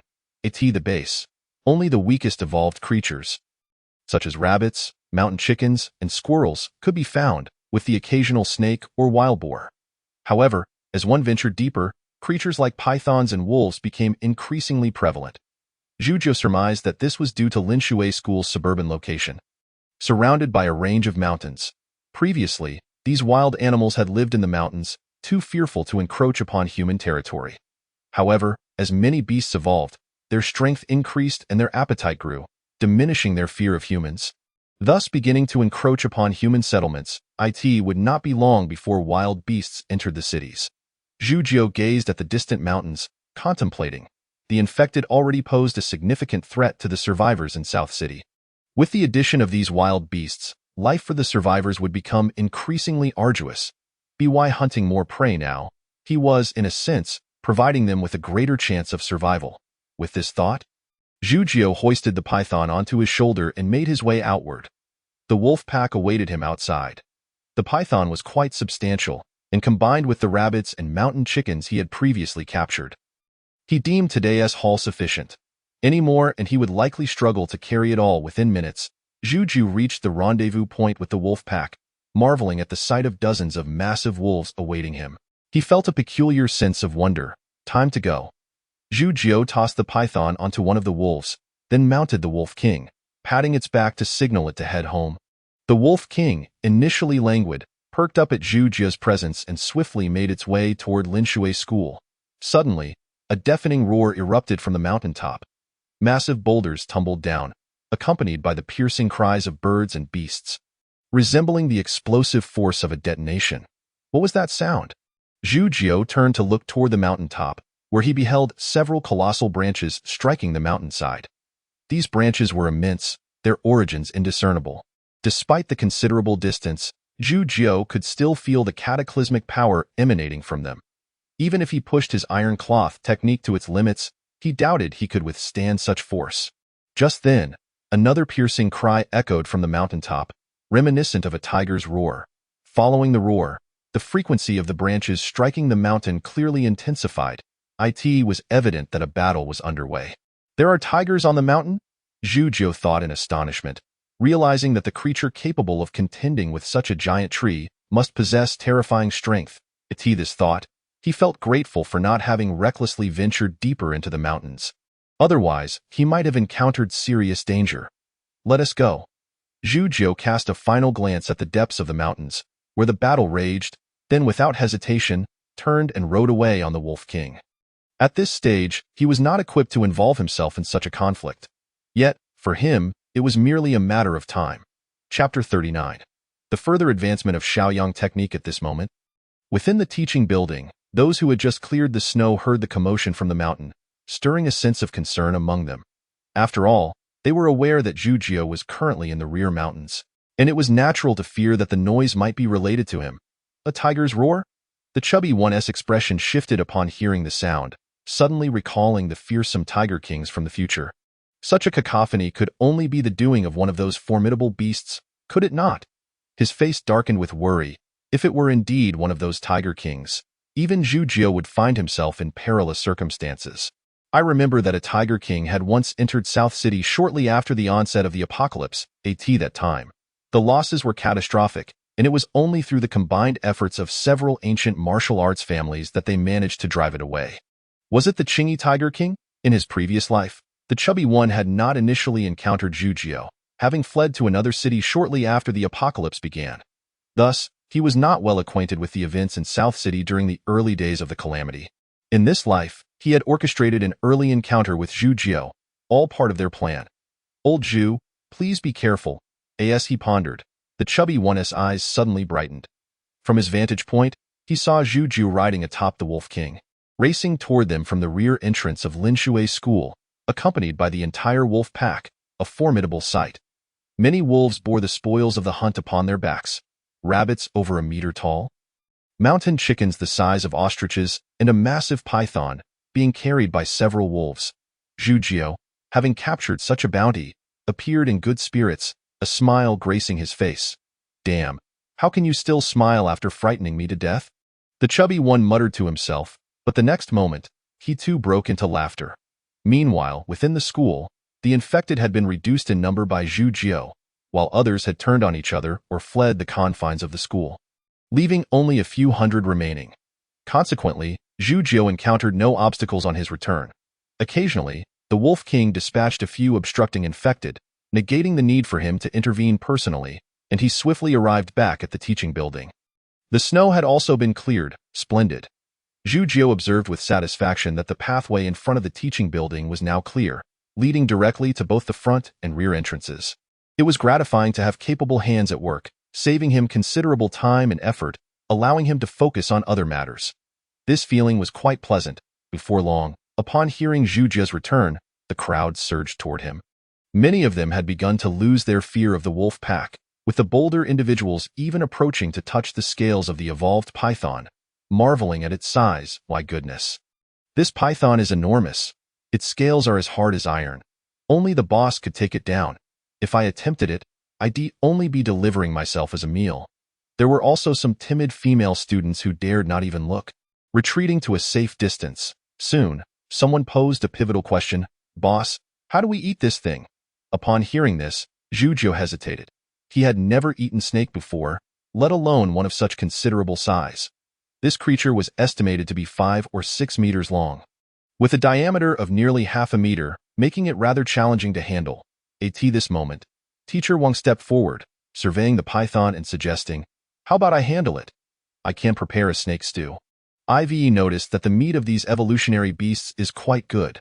With a little preparation, it should taste delightful. Old Wang, you can cook? Zhu laughed, relieved that Wang Huanyan had resolved his immediate dilemma. Among their group, either they were students who had never lifted a finger in the kitchen, or he and the chubby one, who were gluttons with no cooking skills, or the likes of Ruan Qingyan, a laboratory fanatic who spent all her time in experiments. None of them could cook. Zhu himself had only learned a little from living alone. Teacher Wang spoke somewhat bashfully. I can manage a bit. Then I'll leave this task to you. Zhu nodded at 9 o'clock, then turned to Zhang Xinyu and instructed, Xinyu, please arrange for some individuals to assist Teacher Wang. Dealing with this matter may prove somewhat troublesome, and the cooking responsibilities will be entrusted to you all. I shall step out once more. With that, Zhu mounted the Wolf King and hastily made his way into the campus. He resolved to conduct a thorough sweep of the school premises. On one hand, he aimed to eliminate the infected, while on the other, he sought to account for any remaining survivors.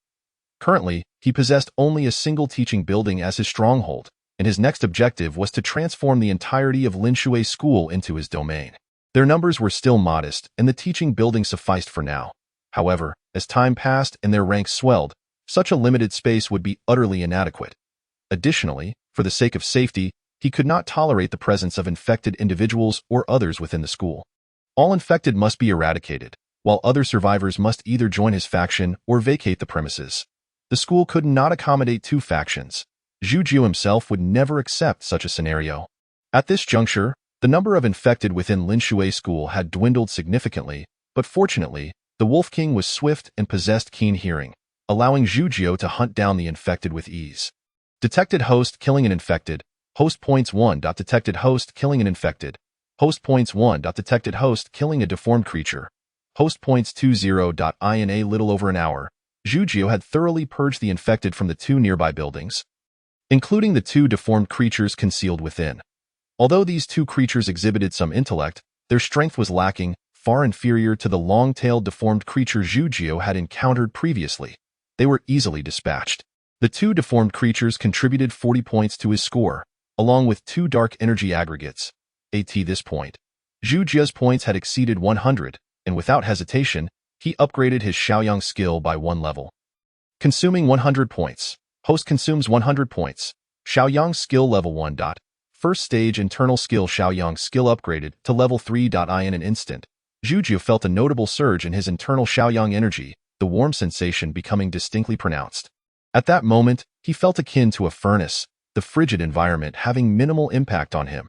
The heavy snowflakes descending from the sky melted completely before they could even touch him, thanks to the heat radiating from his body. What a delightful sensation!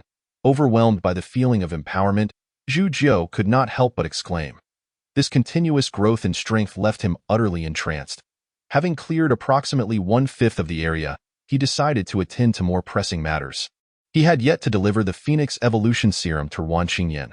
Feeling the warmth within his body, he smiled at the thought of Ruan Qingyan spending time in the laboratory. He patted the Wolf King and headed straight for the laboratory. Chapter 40. Ruan Qingyan's abilities. Zhujiu came with the simple intention of delivering the serum. Of course, his motives may not have been entirely innocent, but Ruan Qingyan would not allow him to act recklessly in the laboratory, leaving him with no choice but to merely deliver the serum. Under Zhujiu's direction, the laboratory had been equipped with a specially designed fireplace, creating a warm and softly lit ambience. Ruan Qingyan, clad in a white lab coat, found herself cradled in Zhujiu's arms, her demeanor pitifully pleading. "Brother Zhu, there are so many instruments here, and my experiments are at a crucial stage. Please don't cause any trouble. Spare me until tonight, all right?" Zhujiu's combat prowess was genuinely terrifying, and she found it somewhat overwhelming. Of course, Zhujiu replied with a smile, pinching Ruan Qingyan's delicate face.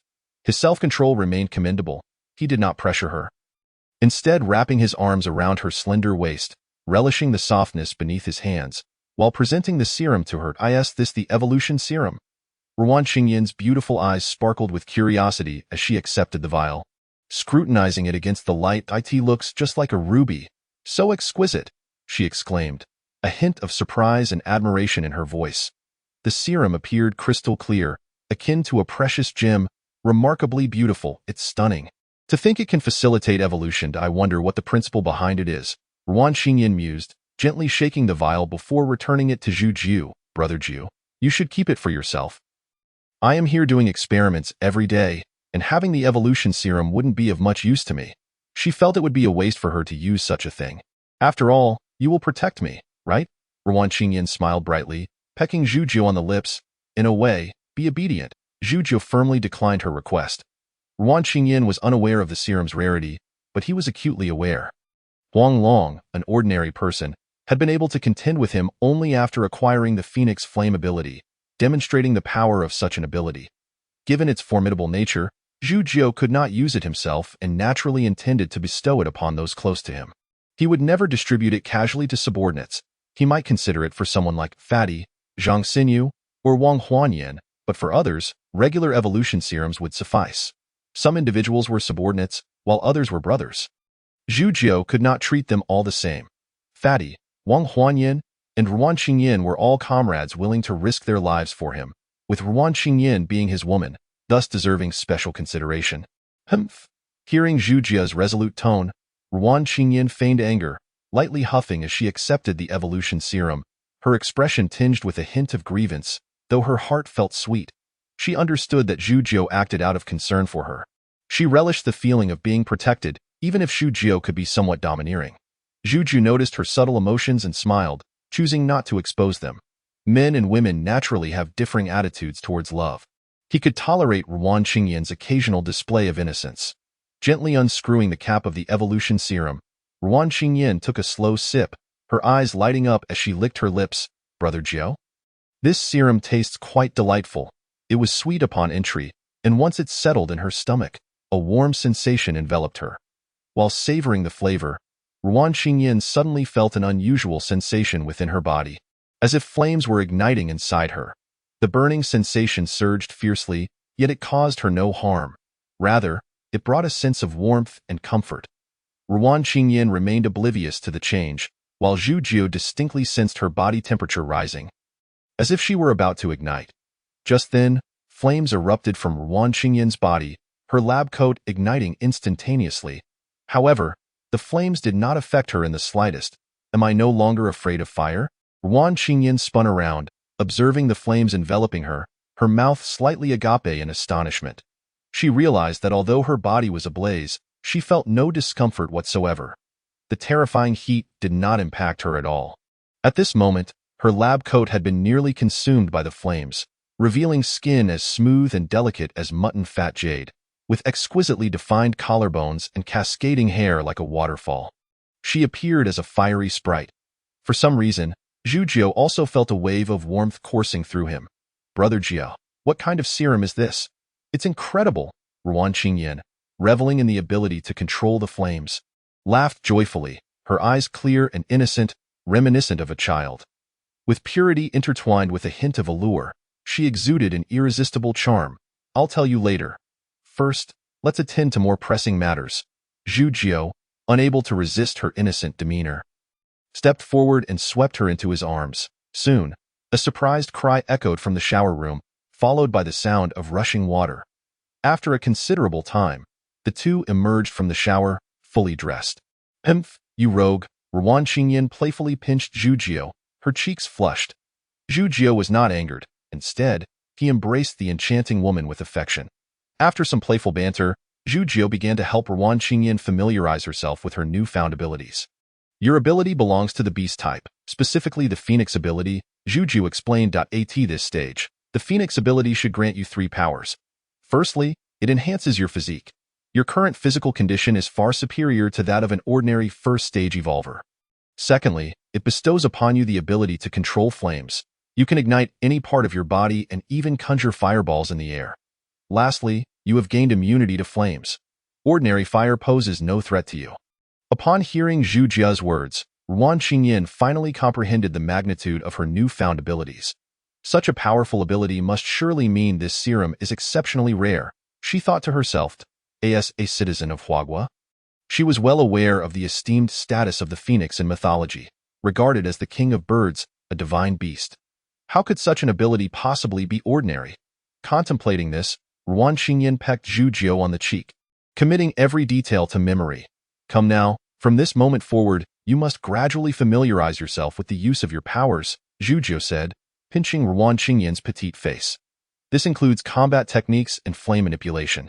Once you master these 2 skills, I shall teach you how to wield weapons. Under the meticulous guidance of Zhu Jiao, Ruan Qingyan made remarkable progress, rapidly familiarizing herself with the fundamental techniques of the Phoenix ability. In less than half an hour, she was adept at controlling any part of her body to unleash flames, as well as condensing fireballs for ranged attacks. Moreover, she had also mastered a few basic leg techniques. After her transformation into an evolver, her physical constitution had significantly enhanced. Coupled with her exceptional intelligence and high comprehension, she quickly grasped martial arts. With her innate talent and sharp understanding, Ruan Qingyan epitomized the very definition of genius. Before long, her leg techniques were executed with impressive finesse. Zhu Gu, what do you think? Am I formidable? Ruan Qingyan exclaimed, launching an attack towards him with her long legs, brimming with enthusiasm. Her leg techniques were sharp and swift, producing a sound as if tearing through the air, resembling a seasoned expert, devoid of any hint of a novice's clumsiness. Zhu Jiao effortlessly parried her assault, calculating her strength in his mind. The results are promising. It seems that the threat posed by the infected individuals to Qingyan is virtually non-existent. I doubt that an ordinary first-tier evolver could match her. Indeed, this Phoenix ability is quite formidable. Zhu Jiao quietly marveled at the might of evolvers. The transformation from an ordinary person to an evolver could elevate one's strength to such an extent, surpassing decades of arduous training. Was no wonder Zhao Feng remarked that ordinary people and evolvers belong to entirely different realms. However, what would someone like me be classified as? An ordinary person or an evolver? Zhu chuckled softly. Lacking special abilities, he was naturally not considered an evolver. Yet, his strength could easily surpass many first-tier evolvers, including science like Zhao Feng. No, I am neither an evolver nor an ordinary person. I should rightly be referred to as an ancient martial artist. Chapter 41. Delicious Snake Soup. After helping Wan Qingyan familiarize herself with her newfound powers, Zhu no longer lingered and rode the Wolf King towards the teaching building. Before even entering, he caught a whiff of an enticing aroma wafting through the air. Old Wang's culinary skills are impressive. Zhu inhaled deeply, instantly feeling invigorated. This sensation was akin to that of a child returning home from school, ravenous, only to be greeted by the heavenly scent of broth simmering in the alley. His mouth watered at the thought. Upon entering the alley, he discovered that it was his own home preparing the soup. With the first taste, both his mind and body were satiated, elevating him to a state of bliss. Even before indulging in the snake soup, Zhu was already experiencing this euphoria. Even the Wolf King was eagerly twitching its nose, appearing as if it had been electrified. "Don't worry, my little companion. There will be plenty for you," Zhu said with a smile, patting the Wolf King and inhaling the rich aroma once more before dashing upstairs. Boss. Along the way, patrolling individuals greeted Zhu, some even saluting him with a semblance of respect. Zhu nodded in acknowledgement, not pausing as he headed straight for the conference room. Two female team members watched his departing figure, their eyes sparkling as they whispered excitedly to each other. Their tones filled with enthusiasm. "The boss is so handsome. Indeed, he is far more attractive than any celebrity I've seen, and he exudes a strong masculine allure." Exactly. He possesses that rugged handsomeness, both striking and powerful. "I wish I could marry the boss." "You're dreaming. The boss is mine." The two girls giggled and bantered, completely oblivious to Zhu, who had already returned to the conference room, serving himself a bowl of snake soup alongside a spicy rabbit head, complemented by fragrant, perfectly cooked rice, relishing every bite. Delicious, absolutely delicious. Zhu ate with fervor, nearly swallowing his tongue in the process. Nearby, Wang Huanyan and Zhang Xinyu, along with others, dug in with their hands, disregarding the heat, shoving food into their mouths without hesitation. "Wow, old Wang, your cooking is still top-notch. I've been craving this flavor," the hefty man exclaimed, his mouth smeared with grease, stuffing his face while speaking incoherently. "What are you saying? Fatty?" Zhang Xinyu, unable to handle the spice, was drenched in sweat after just a few bites of the rabbit head. His lips flushed as he wiped his brow, curiously asking, "When did you ever eat dishes made by Teacher Wang? Did you know each other before?" "Not at all," Wang Huanyan replied, exhibiting slightly more restraint compared to the others but still devouring his food ravenously. "Fatty, this is your first time tasting my cooking, right?" The hefty man paused, then burst into hearty laughter. "Damn it, this meat is so delicious it's left me dazed. Cheers," he exclaimed, downing the rest of his iced beer in one gulp. "You're quite the character." Zhu chuckled, shaking his head at Fatty's dazed state, raising his cup to join the others in a hearty toast. "Cheers." Having devoured every morsel of meat, Zhu wiped his mouth, thoroughly satisfied, and stood up. As he surveyed the room, he noticed that only his table had finished the rabbit meat and snake soup, while others had merely sampled the rabbit meat, leaving most of the soup untouched. "This snake soup tastes so good. Why isn't anyone eating it?" Zhu frowned slightly, assuming they were picky eaters. In this apocalyptic world, where other survivors struggled to fill their bellies, how could they afford to be choosy when they had the opportunity to feast on snake soup made from an evolved beast? Perhaps he should provide them with more ordinary food in the future. After all, regular food sufficed for sustenance. Just then, a team member stood up with a wry smile. "Boss, it's not that we don't want to eat. It's that we can't. This snake soup is so delicious. We'd love to eat more, but for some reason, after just a couple of bites, we feel too full and our bodies become hot and bloated." "Only 2 bites, and you can't eat anymore?" Zhu pondered this, suddenly realizing the cause. "I understand the situation now. It's not your fault," he said with a wry smile. "This snake is an evolved beast, and its strength is formidable, which means the energy contained within the soup is immense. its akin to the rare treasures in novels. Although they are small in size, they are packed with energy. Your physiques are too weak, so it's no surprise that just a couple of bites leave you feeling stuffed. Here's the plan. Starting today, aside from those on patrol and work, everyone will practice martial arts with me. Firstly, to hone your combat skills through training, and secondly, to enhance your physical constitution. With these nourishing foods, your strength will soon improve. These revitalizing foods are far superior to any medicinal herbs. Even if you train daily, your body's one to be overexerted. If you can't eat anymore, don't force it. Come train with me, Juju declared, rising decisively and leading everyone to the open space in front of the teaching building. Apart from the 10 patrolling individuals, more than 30 others stood in a line, observing Juju, some eager to try, while others appeared hesitant.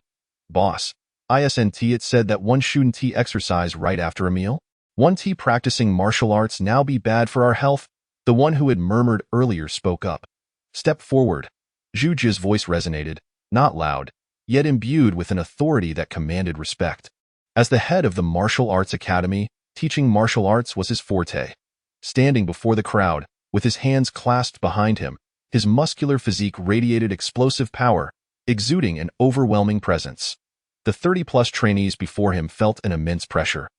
Falling silent in apprehension, the trainee who had spoken up regrettably stepped forward, knowing he had misspoken, keeping his head bowed in silence. Juju's reputation among the group was extraordinarily high. No one dared to disregard his words, and most were fervent admirers of him. This esteem was built on his strength and sense of loyalty. Observing the timid demeanor of the trainee, Juju frowned slightly, choosing not to speak but instead scanning the crowd. His gaze sweeping over each face. Those who met his eyes instantly straightened their backs, as if undergoing a military inspection. Taking in their reactions, Juju spoke with solemnity. You may not know this, but I have practiced martial arts since childhood, and before the apocalypse, I was the head of a martial arts academy. Teaching you how to practice martial arts is my expertise. All you need to do is obey orders. Naturally, I will not force anyone. If you are unwilling to follow orders, you are free to leave at any time, except for the team leaders. At this point, Juju paused, his gaze sweeping over the team leaders. Even as evolvers, the leaders felt a chill run down their spines as Juju's gaze passed over them, evoking an instinctual fear for their lives. From the moment you ingested the evolution serum, you became different from others. I grant you greater privileges and stronger abilities, but with that comes greater responsibility. Thus, ordinary members may leave at any time, but team lead summoned forth. The student listened to Juju's words. His head bowed and his voice choked with emotion. This particular student, slender of frame and fragile as a sprout, appeared quite pitiful in this moment. As he raised his head, Juju gazed at him and inquired. His tone unwavering. What is your name?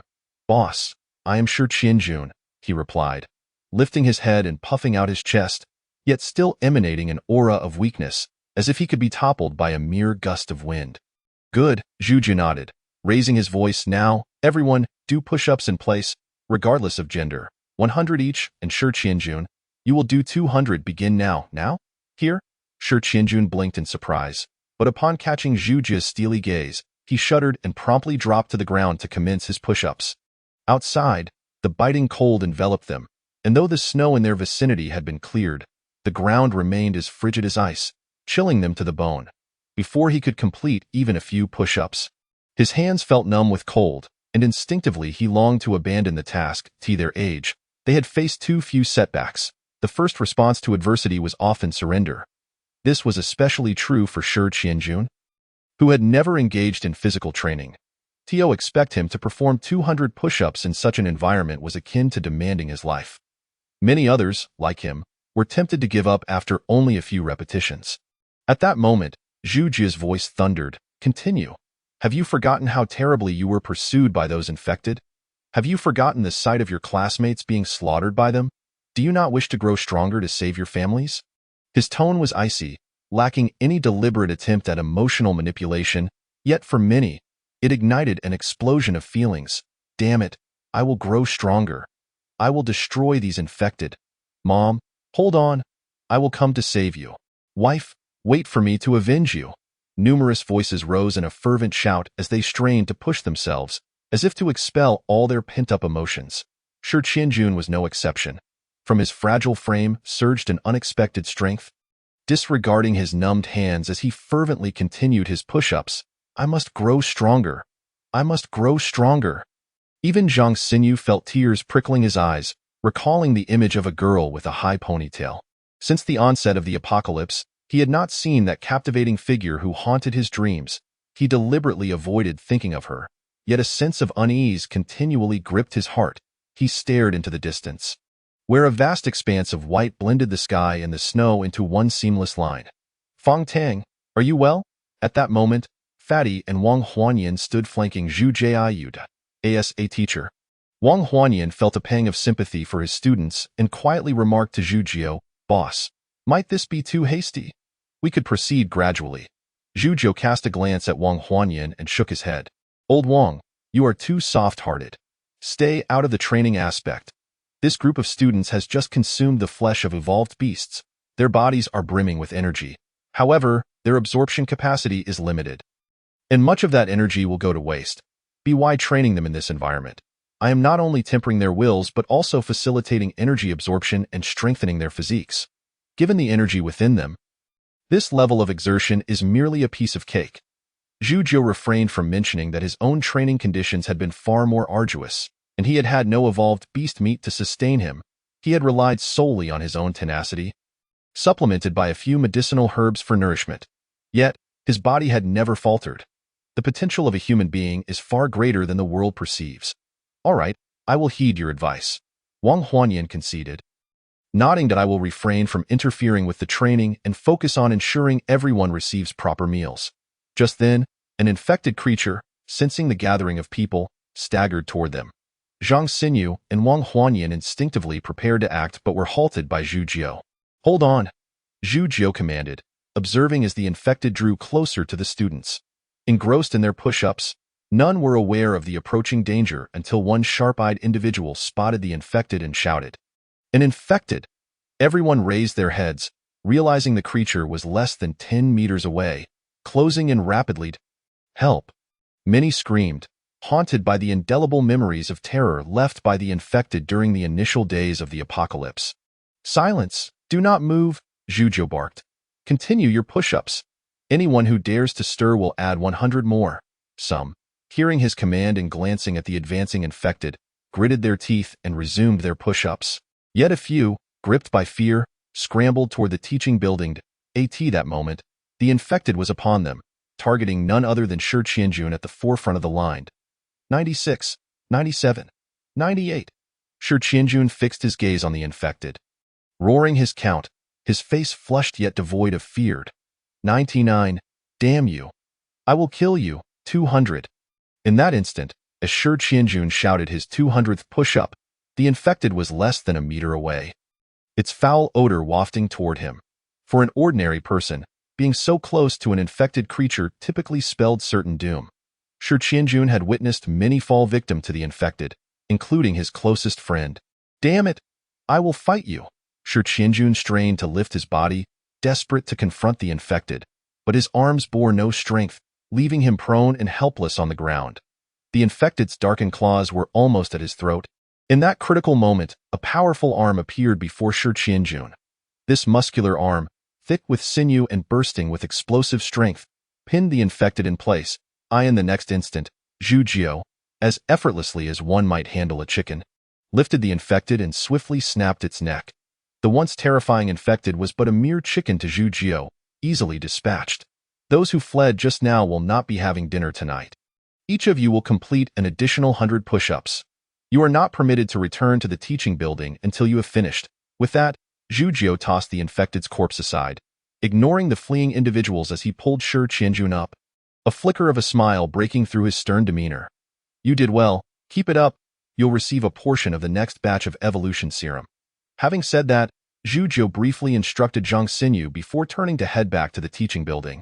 Shi Qianjun stood there, watching Zhu Jiao's retreating figure, dazed. It was only when Zhu Jiao's silhouette was nearly lost within the building that he snapped back to reality and shouted, "Boss, Shi Qianjun guarantees the completion of the task."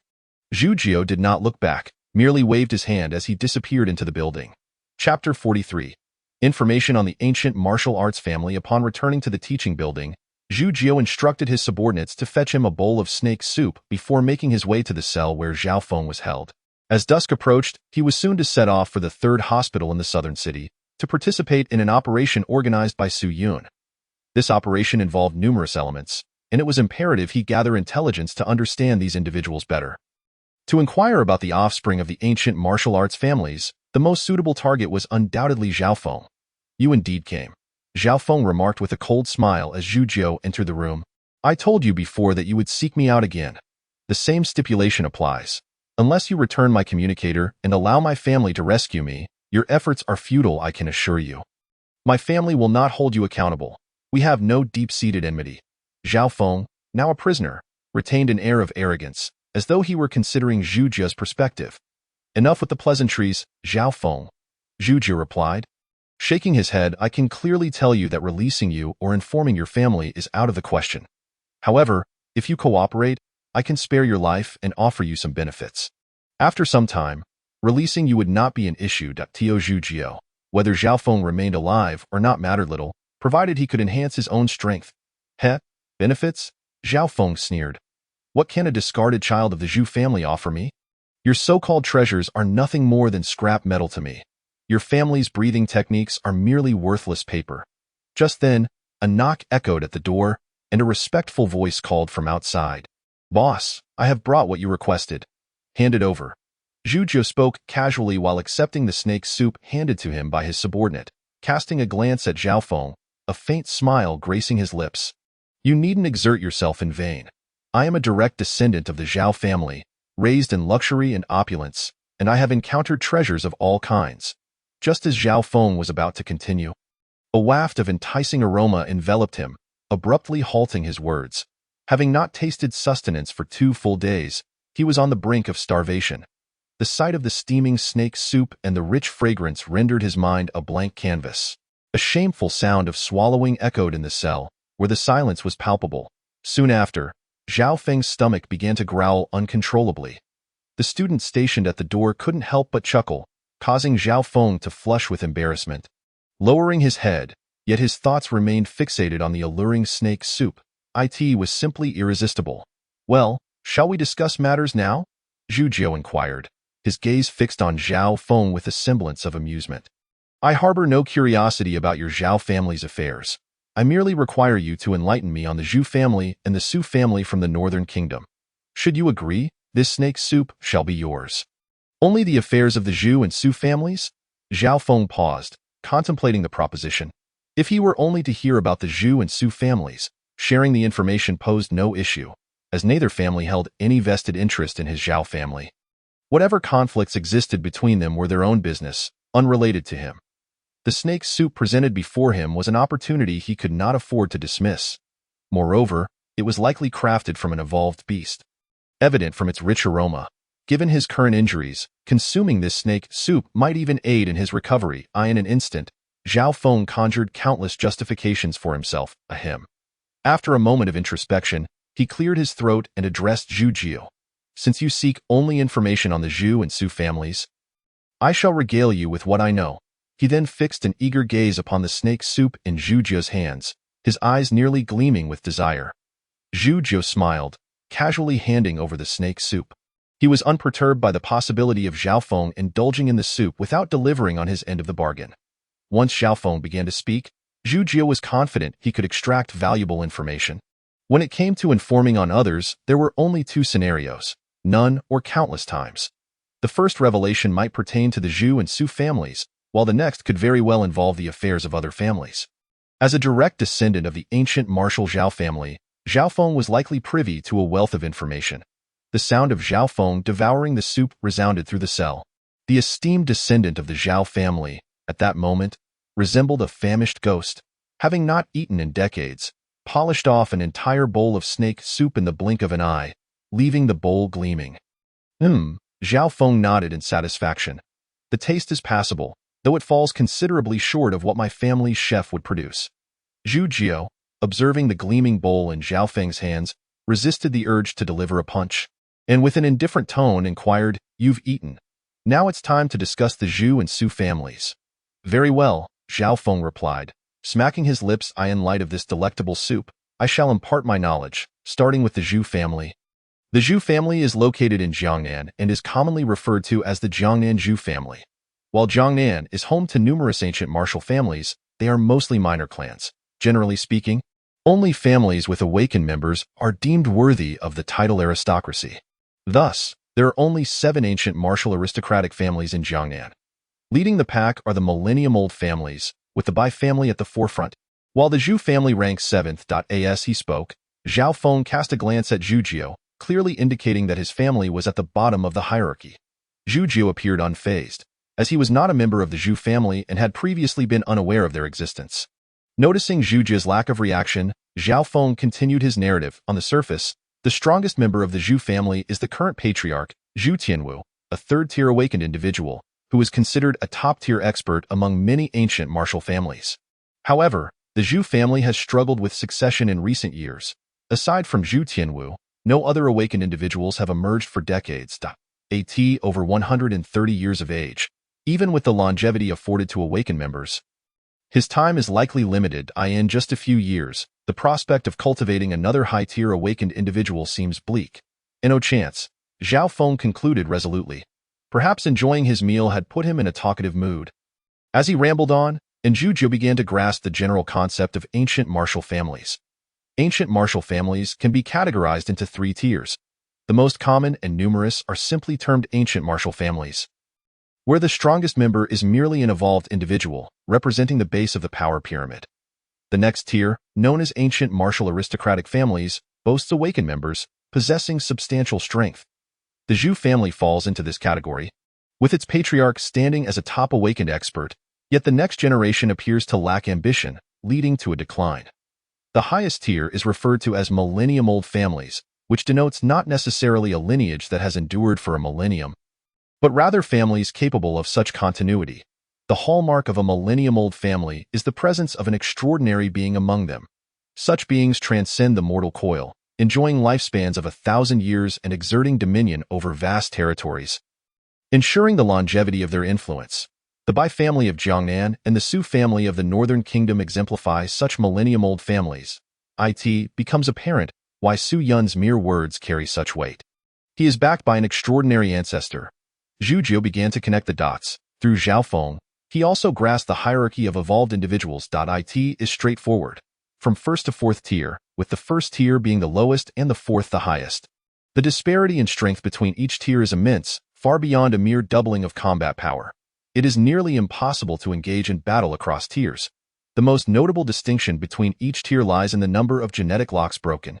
Breaking 1 genetic lock designates one as a 1st-tier evolved individual, while breaking 4 locks elevates one of the 4th tier. As for the nature of genetic locks, Zhao Feng remained vague.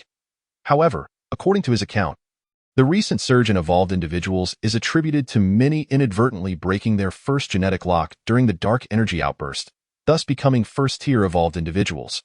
Once a 1st-tier evolved individual reaches their limit, they must break the 2nd genetic lock to advance. Yet, recklessly attempting to do so can easily lead to mutation, resulting in a distorted being. Guidance from a breathing technique is essential for a safe breakthrough. Each breathing technique is distilled from the experiences of countless individuals who sacrifice their lives. Virtually every major power possesses its own unique breathing technique, which is fiercely guarded and rarely shared. Other evolved individuals seeking advancement must join these factions to serve them.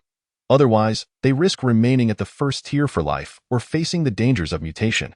The peril of mutation during a reckless breakthrough is around 90%. Each attempt at advancement is a life-or-death struggle. Ascending from the 1st tier to the highest 4th tier without a breathing technique is akin to finding a needle in a haystack. Even if one fortuitously attains the 4th tier, lacking subsequent awakening techniques ensures they will never become an awakened individual. Creating an awakening technique independently borders on the impossible. Countless prodigies have perished at the threshold of awakening. Thus, it is evident that the world is firmly under the control of established powers. The emergence of new factions is nearly an impossibility. Having untangled these thoughts, Zhu Jiu felt a chill creeping down his spine. Genetic locks, mutations, aristocratic families, these concepts left him feeling cold. This world is grotesque. It provides no avenue for ordinary individuals to thrive. Are commoners destined to be at the mercy of these grand families? Chapter 44. Initial encounter with aristocracy. This situation resembled a society on the brink of apocalypse. The affluent can profit from virtually anything, effortlessly achieving minor goals, while the impoverished, despite their relentless efforts, may never accumulate wealth equivalent to a single night's expenditure of the rich. The poor remain perpetually destitute, while the wealthy continue to flourish. While not absolute, it is the reality for the vast majority. For an ordinary person to break through societal barriers through sheer effort is as challenging as a first-tier evolved individual striving to ascend to the awakened stage. Noticing Zhu Jie's reaction, Zhao Feng declared proudly, "Zhu Jie, I see you possess commendable martial talent. Why not join our Zhao family? Though we are not a millennium-old family, we do have several experts at the awakened level. With the apocalypse just beginning, the time is ripe for various factions to vie for talent.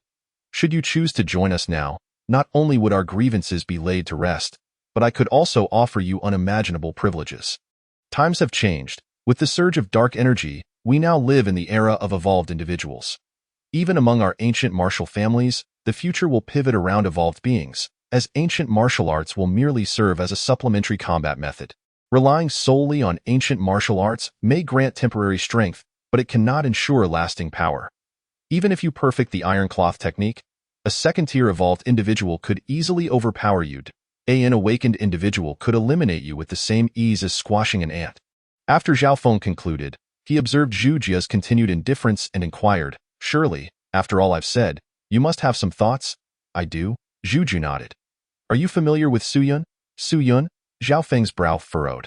"That individual is no ordinary person. Among the direct descendants of the Su family, he ranks quite favorably." "Why do you ask? Has Su Yun come to South City? You aren't considering making a move on him, are you?" Zhao Feng incredulously exclaimed. "Have you lost your mind, Zhu Jie? Su Yun's prowess at the first level is among the finest, and you think you can bully me with your meager skills? If you were to face him, it would be tantamount to delivering your head on a platter. Moreover, he is a member of the Su family. Do you dare to covet him? Even a casual member of the Su family could obliterate you without a second thought. No, Zhu Jie, you ought to reconsider what I previously suggested. Joining the Zhao family is undoubtedly your best option." Zhu Jie cast a glance at Zhao Feng, then rose, reclaimed the bowl in his hands, and strode out of the prison cell. With a resounding bang, Zhu Jie slammed the door shut, plunging the cell back into darkness. Zhao Feng, gritting his teeth in anger, silently cursed, to inquire for information and then turn on his heel without uttering a word. "Very well. Zhu Jie, no matter what you ask me next time, I shall remain utterly silent. Not a word will escape my lips, even at the cost of my life." After exiting the cell, Zhu Jie quickly consumed a modest meal before mounting Wolf King and hastening towards the South City Third Hospital. By now, it was already 6 in the evening, and the streets were devoid of streetlights, enveloped in darkness. However, Zhu Jie's vision had sharpened significantly, allowing him to discern his surroundings with clarity. How tragic, he mused, surveying the desolation around him. The once thriving city had descended into a grave silence. The shop windows lining the streets lay shattered, their contents long pilfered by survivors. The broad avenues were blanketed in thick snow. Littered with wrecked vehicles beneath the white cover, dark stains of blood visible, and the occasional signs of infected individuals. He pondered how many survivors remained in the city. Zhu Jie effortlessly dispatched an infected being, scanning the area in search of any signs of survivors.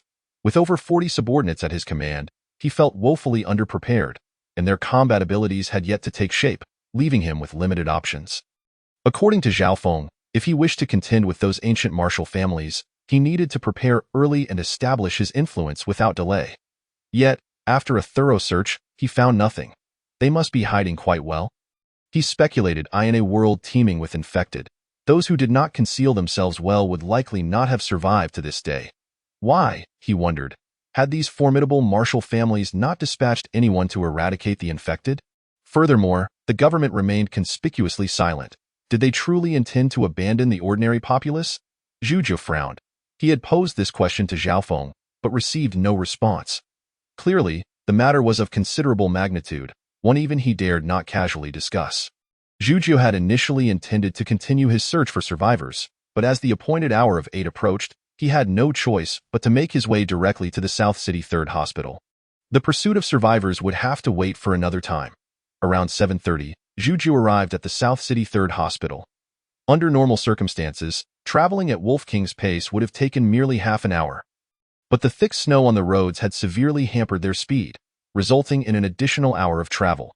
Zhu first sought a discreet location to conceal his Xian Tai sword, then proceeded towards the hospital. Since he had acquired the sword from Zhao Feng, he was wary of being recognized, which could lead to unwanted complications.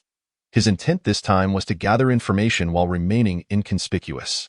Upon reaching the entrance of the South City 3rd Hospital, Zhu was surprised to find a considerable number of people already gathered, accompanied by several evolved beasts wandering nearby, evidently the mounts of others.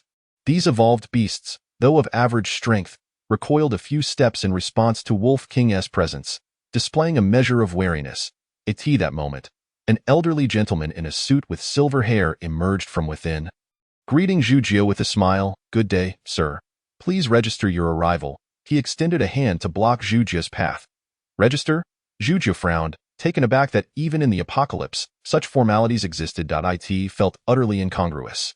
Not only the act of registration, but the sight of this silver-haired gentleman impeccably dressed in a suit, smiling as he requested registration, made Zhu feel an inexplicable discomfort, causing his tone to grow cold. "What sort of registration is required?" Zhu asked, regarding the old man with indifference.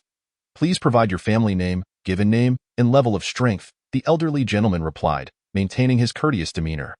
"Jiangnan Zhu family, Zhu Zi." Zhu invoked the name of the Jiangnan Zhu family and fabricated a name on the spot, then glanced at the old man and inquired, "How is strength classified?" "Ah, a member of the Zhu family. I have long admired the name of the Tianwu elder. Today, to meet young Master Zhu in person is indeed a privilege. Your demeanor is remarkable, your aura distinguished." The old man clasped his hands together in greeting. "As for how strength is judged, I shall assess it myself. Young Master Zhu need only attack me with all your might." "Very well," Zhu nodded, his muscles instantly swelling as he unleashed a powerful right punch aimed directly at the old man's waist. "Good punch," the elder, unfazed by Zhu's strike, praised him while simultaneously raising his right knee to guard his midsection, adopting a defensive stance reminiscent of northern martial arts. Upon witnessing the old man's movement, Zhu swiftly transformed his punch into a palm strike, sliding along the old man's right leg like a serpent before delivering a sudden, explosive force. Bang! The old man's right trouser leg erupted. And Zhu withdrew his hand, remarking nonchalantly, "Is that sufficient?" A glimmer of surprise flickered in the old man's eyes as he nodded in astonishment. "Young Master Zhu's strength is quite impressive. This display suffices indeed. At such a young age, you have managed to master both Bagua Palm and Wing Chun to such a high degree. Your martial talent is extraordinary. It seems the Zhu family truly harbors hidden dragons. And the Tianwu elder's legacy is in good hands. My apologies for any offense earlier. Young Master Zhu, please forgive me.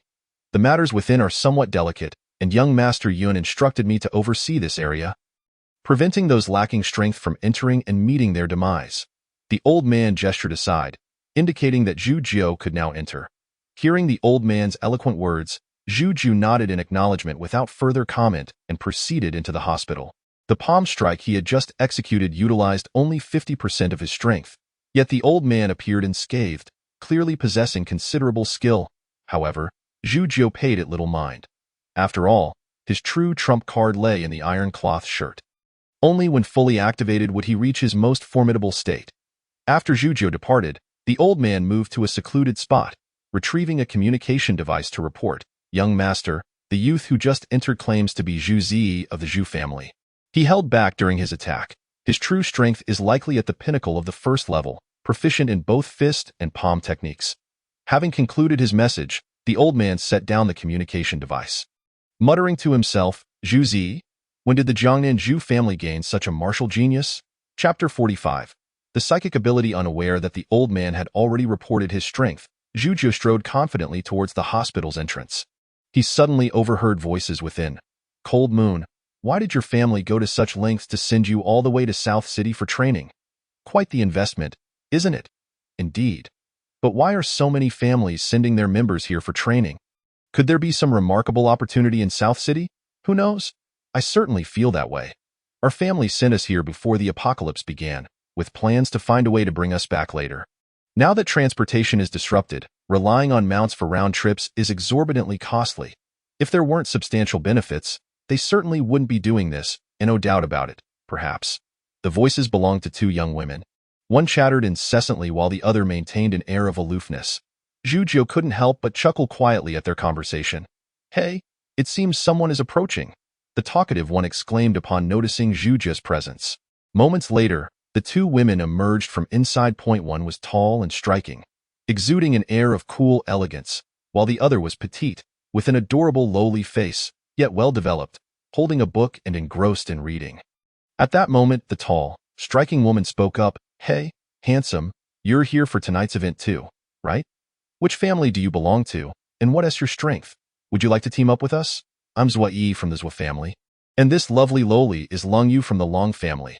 After Zhua Yi's introduction, the lowly Long Yu glanced up at Zhujiu before returning to her book. Zhujiu was momentarily taken aback by Zhua Yi's unexpected animated demeanor. He hadn't anticipated that this seemingly cool woman would be the one chattering away, while the lowly was the quiet, reserved type. Indeed, one cannot judge a book by its cover, Zhujiu mused. With a clasped fist, he introduced his fabricated identity. "I am Zhu Zi from the Jiangnan Zhu family." "Wow, you're from the Zhu family?" Zhua Yi exclaimed dramatically. The Zhu family practices bagua palm and bagua knife. Known for their agility and finesse, I've heard that Zhu family members tend to be slender. How come you're so muscular? Indeed, Zhujiu had previously maintained a lean physique, appearing less imposing when clothed despite being muscular. However, as his skills progressed, particularly after mastering the iron cloth shirt, his physique had transformed significantly. Standing at nearly 2 meters tall, his body was now a formidable display of bulging muscles, exuding an intimidating presence. "I am quite agile as well," he replied. Zhujiu lamented. "Although I may be somewhat larger in stature, it does not impede my agility. Is that truly the case?"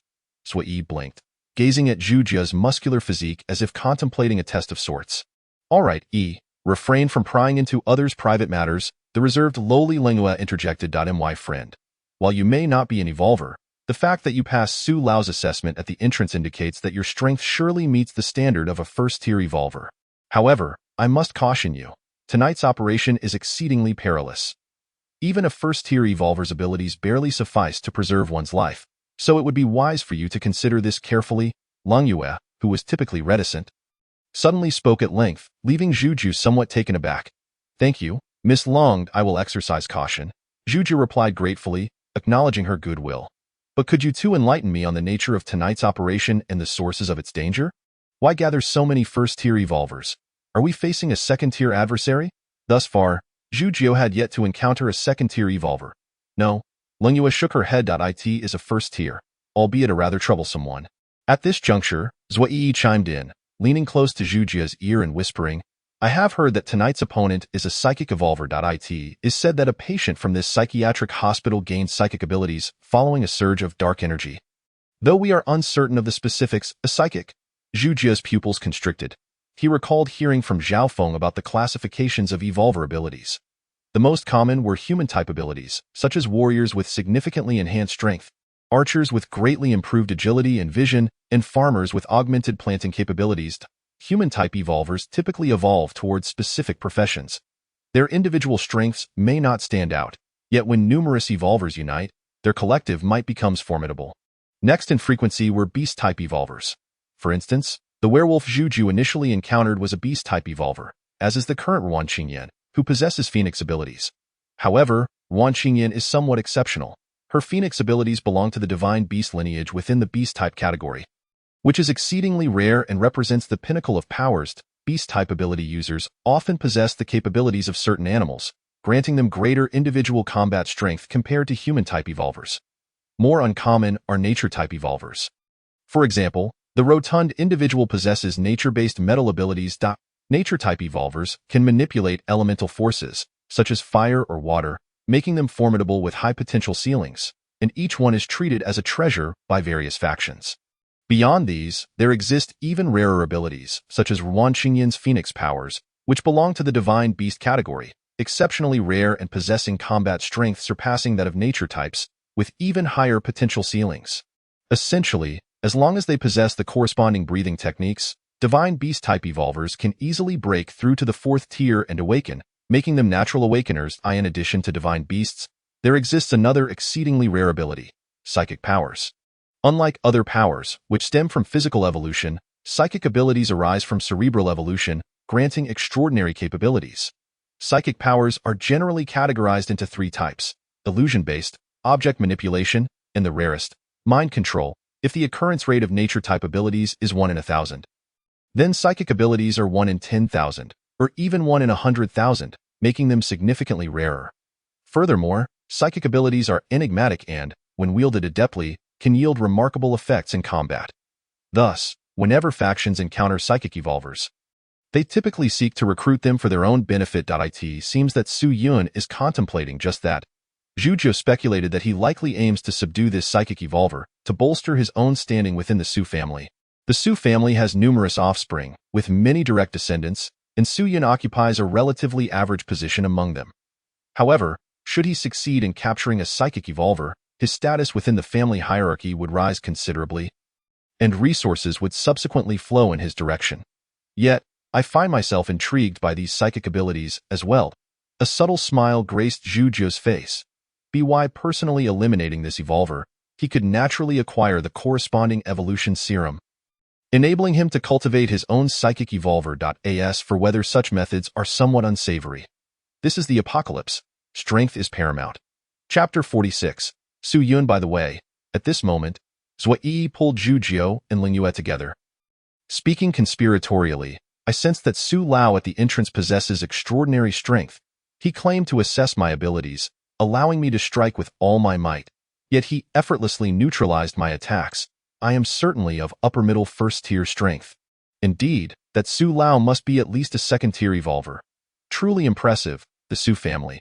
Even a mere scion in training is accompanied by formidable experts, unlike us lesser families who must rely solely on ourselves. Lingyue frowned. While outside, do not speak carelessly. Don't worry, Sister Long. Brother Zhu is clearly a good person, Zhuyi replied nonchalantly, then turned to Zhujiu, inquiring, right, Brother Zhu? Zhujiu felt somewhat exasperated. These two had absolutely no social experience. If they encountered a nefarious individual, would they not fall prey immediately? Just then, footsteps echoed from within the hospital. Soon after, several figures emerged before the three. There were 4 individuals in total. A refined young man led the way, followed closely by a stern-looking man carrying a long sword, with 2 others trailing behind. You must be young Master Zhu, Miss Long, and Miss Sua, the refined young man greeted, flashing a harmless smile and clasping his hands. I am Su Yun, the organizer of tonight's event. It is a pleasure to meet you. Beside me is Zhao Xiu, the direct descendant of the Zhao family in Nanqing, and these 2 are Wang Xiao and Qian Ming.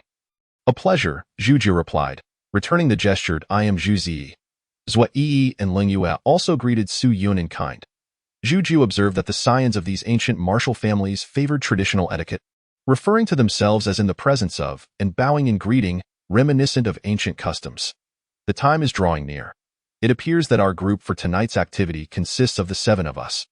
Su Yun remarked with a smile, pulling Zhujiu closer to his side, exuding an air of familiarity. Zhuyi remained oblivious to any unusual dynamics, while Lingyue sensed something amiss. Su Yun's enthusiasm towards Zhujiu was excessive. Previously, Zhao Xiu was the only one standing next to Su Yun. Now, he had brought Zhujiu to his side, displaying even greater warmth than he had shown to Zhao Xiu. Clearly, in Su Yun's eyes, Zhujiu's status eclipsed that of Zhao Xiu. Yet, the Zhu family's strength in Jiangnan significantly lagged behind that of the Zhao family, leading to only one conclusion. Su Yun perceived Zhujiu's value as far surpassing that of Zhao Xiu. What is happening? Lingyue furrowed her brow in confusion. This Zhu Zi is evidently not an evolver. Why would Su Yun place such importance on him? Could he possess some extraordinary trait? Unable to fathom the reasoning, she concluded that Zhujiu, in terms of both lineage and strength, could not possibly surpass Zhao Xiu. Zhao Xiu too was bewildered. How could a mere scion of the Zhu family overshadow him? The Zhu family's strength was vastly inferior to that of the Zhao family, and he had never even heard of this Zhu Zi, indicating he was likely not a significant descendant. Realizing this, Zhao Xiu's expression darkened. This is Nanqing, the territory of the Zhao family. How could someone make him lose face? While he could not confront Su Yun, a mere Zhu Zi was inconsequential, merely a waste who wasn't even an evolver. Zhao Xiu had already resolved to find an opportunity to teach Zhu Jiu a lesson, reclaiming his dignity.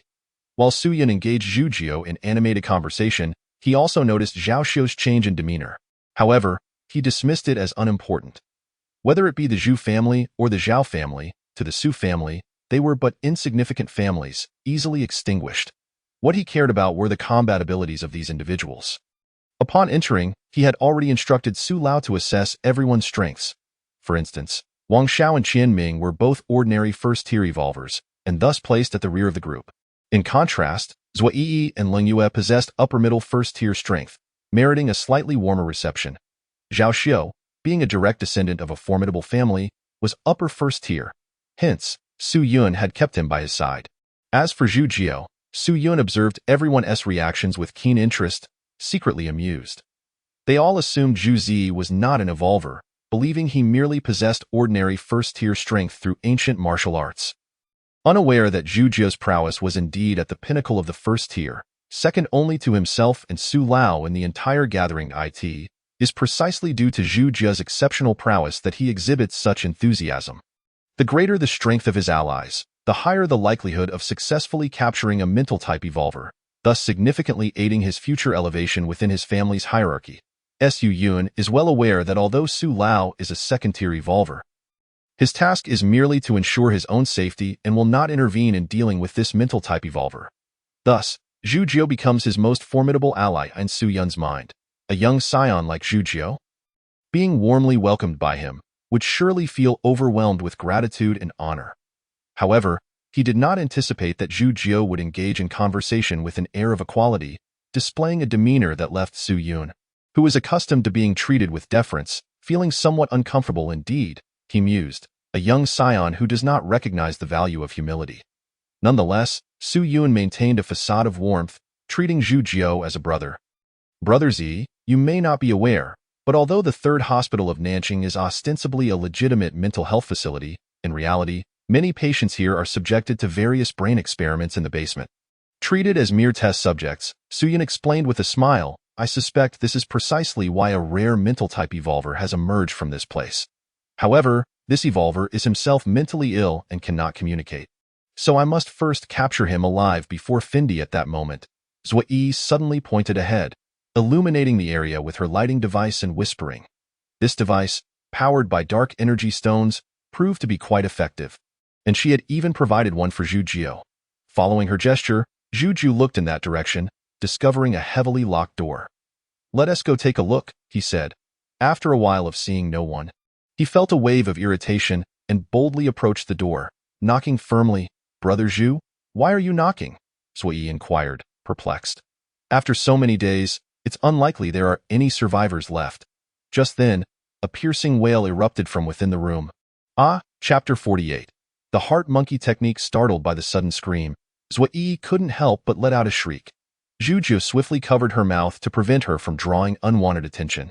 Without hesitation, he kicked the door lock, shattering it, and the door swung open, revealing the scene inside. What a peculiar sight, Zhu Jiu chuckled upon seeing the inhabitants, a group of infected individuals, their limbs and necks shackled to their hospital beds. Appearing weak and feeble, only one seemed to possess a semblance of vitality, struggling and howling as if attempting to rise. 8 Infected, Zhu Jiu remarked with a grin, stepping forward to twist the necks of these creatures one by one. 8 points added. Brother Zhu? Zui stammered in fright at his actions. These beings are undoubtedly doomed. What are you doing twisting their necks? To her, Zhu Jiu's behavior was terrifying, as he seemed to take pleasure in breaking others' necks. To grant them an early release, Zhu Jiu feigned a sigh. They are all pitiable souls. With that, he proceeded to another room, having spotted numerous similar chambers. If every room contained this many infected, it would indeed be a substantial gain. As Zhu Jiu searched each room, Zhao Xiu suddenly addressed the other two. You two continue searching. I have something to attend to, Brother Zhao. Wang Xiao hesitated. It's dangerous for us to face a mental-type evolved being without you. Then you two can hide in this room, Zhao Xiu replied impatiently. Stop talking. I'll return shortly. With that, he slammed the door behind him and left. Hearing Zhao Xiu's footsteps fade away, Wang Xiao spat. What a show-off! He thinks he's so impressive just because he hails from the Zhao family. What is he without that privilege? Qianming beside him shared a similar sentiment. This guy truly sees himself as a big shot. He doesn't even realize his own limitations. They exchange barbs about Zhao Xiu's arrogance. Meanwhile, Zhao Xiu hastened back to their point of departure and followed the path Zhu Jiu had previously chosen, heading straight towards him.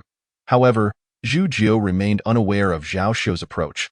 He was engrossed in searching each room, snapping the necks of infected individuals, lost in the thrill of accumulating points. Behind him, Zhou Yi and Long Yu had become desensitized to the gruesome scene. How many now? Zhou Yi asked weakly, observing Zhu Jiu's relentless actions. 72. Long Yu replied, exasperated. They exchanged glances, both realizing that Zhu Jiu was certainly not normal. Who finds pleasure in breaking necks? Fortunately, he only targeted the infected. And aside from that, he seemed quite commendable, Long Yu thought with a sigh of relief. With a crack, Zhu Jiu snapped the neck of the last infected in that room and turned to leave when he suddenly heard whispers in his ear. Before he could process what was happening, the scene before him transformed in an instant. What is happening? Zhu Jiu frowned at the bizarre landscape that unfolded. The previous room vanished, replaced by a barren planet, with a sky filled with stars above and a surface riddled with meteorite craters below. Is this the surface of the moon? Zhu Jiu wondered, astonished. Just then, he heard whispers again. Meteorites, ha! Meteorites are coming. As the words fell, luminous orbs streaked across the sky, growing larger and rapidly descending towards the planet's surface. Zhu Jiu's heart raced as he realized the impending danger. Indeed, they are meteorites.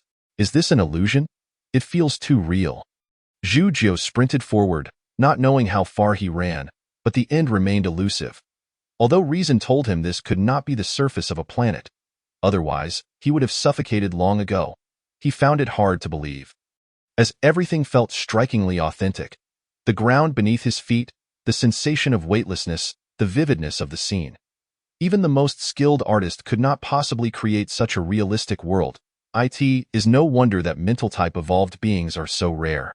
This illusion is truly terrifying. Zhu Jiu felt a chill. Knowing it was an illusion yet being unable to break free was indeed perilous.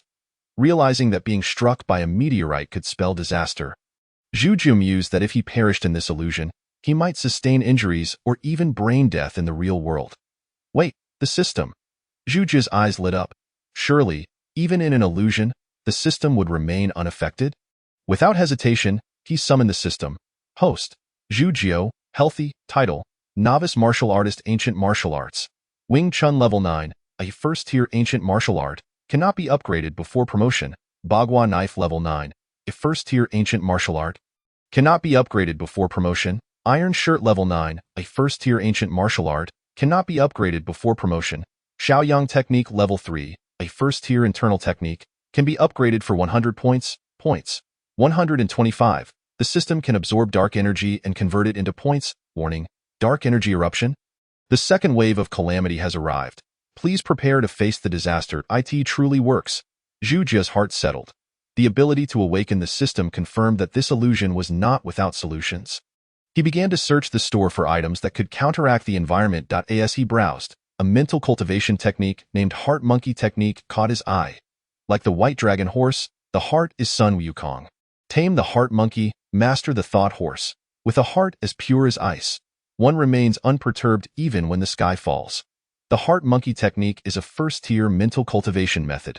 Upon completion, one can stabilize their core, achieve clarity of mind, and remain unperturbed by illusions, priced at 100 points. Upon seeing this technique, Zhu Jiu's eyes sparkled. This is it. He promptly purchased the Heart Monkey Technique. Host consumes 100 points. Purchase of Heart Monkey Technique successful. Host acquires the first-tier mental cultivation method, currently at level 1. Each enhancement requires 50 points. The system's voice faded. Zhu Jiu felt a sudden pressure in his mind as countless pieces of knowledge flooded in. Soon, he assimilated the information, feeling an unprecedented clarity. When he opened his eyes again, the once vivid illusion appeared riddled with flaws and easily breakable. Is this the power of mental cultivation? The Heart Monkey Technique is indeed formidable. Zhu Jiu smiled softly, a glint of determination in his eyes. It seems the game ends here. With the Heart Monkey Technique, he was no longer at the mercy of this illusion. He gazed up at the meteorites descending from the sky, which were now perilously close to the planet's surface, their momentum overwhelming. Zhu Jiu smiled, and with a mere thought, the massive meteorite exploded in midair, transforming into a cascade of dazzling fireworks. Let it end? Zhu Jiu shook his head. In the next moment, the illusory world before him crumbled into chaos, disintegrating into fragments. Simultaneously, a muffled groan of pain echoed from the opposite wall. Chapter 49. Breakthrough in Movement Technique. So? This is where you are, Zhu Jiu chuckled. After mastering the heart monkey technique, the mental type evolved being posed no threat to him. He could extinguish it with ease. However, how to eliminate it required further contemplation. After all, Su Yun desired it alive. Recklessly slaying this mental type evolved being would surely lead to complications, especially considering Su Yun was backed by a suspected second-tier evolved individual, Elder Su.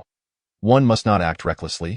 Zhu Jiu mused. When he glanced back, he noticed Zhua Yi and Leng Yu were unfazed, clearly unaware of the events that had transpired. It seemed only he had entered that room and been ensnared in the illusion. They remained oblivious to the mental type evolved being's presence. Zhu Jiu smiled. This made things much simpler. Turning to exit the room, he closed the door behind him and said, "Let us go. Let us continue searching the next room." Zhua Yi and Leng Yu suspected nothing amiss and followed Zhu Jiu as they resumed their search for the next hospital room. Just then, a flurry of footsteps echoed behind them. The sound was hurried yet subdued, unmistakably belonging to those trained in martial arts. Someone is coming. Zhu Jiu furrowed his brows as he glanced backward, illuminating the area with the flashlight in his hand. That moment, a dazzling flash of white light, akin to a blade, sliced through the air towards him. "Watch out, Brother Zhu!" Zhua Yi exclaimed in alarm, conjuring a vine that lashed out like a whip towards the deadly sword light. However, the vine was severed in an instant before the blade, and Zhua Yi staggered back, a muffled groan escaping her lips as blood trickled from the corner of her mouth. She had suffered a backlash. Nevertheless, during the brief moment when the vine obstructed the sword light, Zhu Jiu had already reacted. With a fierce shout, he executed a swift maneuver, delivering a powerful kick to the sword's hilt, sending it flying into the adjacent room. The trajectory of the sword led straight to the position of the psychic evolutionist. The blade, remarkably sharp, cut through the wall with ease, as if slicing through tofu, and pierced directly into the body of the psychic evolutionist. A notification echoed in Zhu Jiu's mind. Host has slain a Tier 1 evolutionist. Acquiring Psychic Illusion Evolution Potion. A slight smile graced Zhu Jiu's face. With the prize secured, it was time to attend to other matters. That moment, he turned his gaze towards the dark corridor. Emerging from the shadows was a tall figure, wearing a cold smile.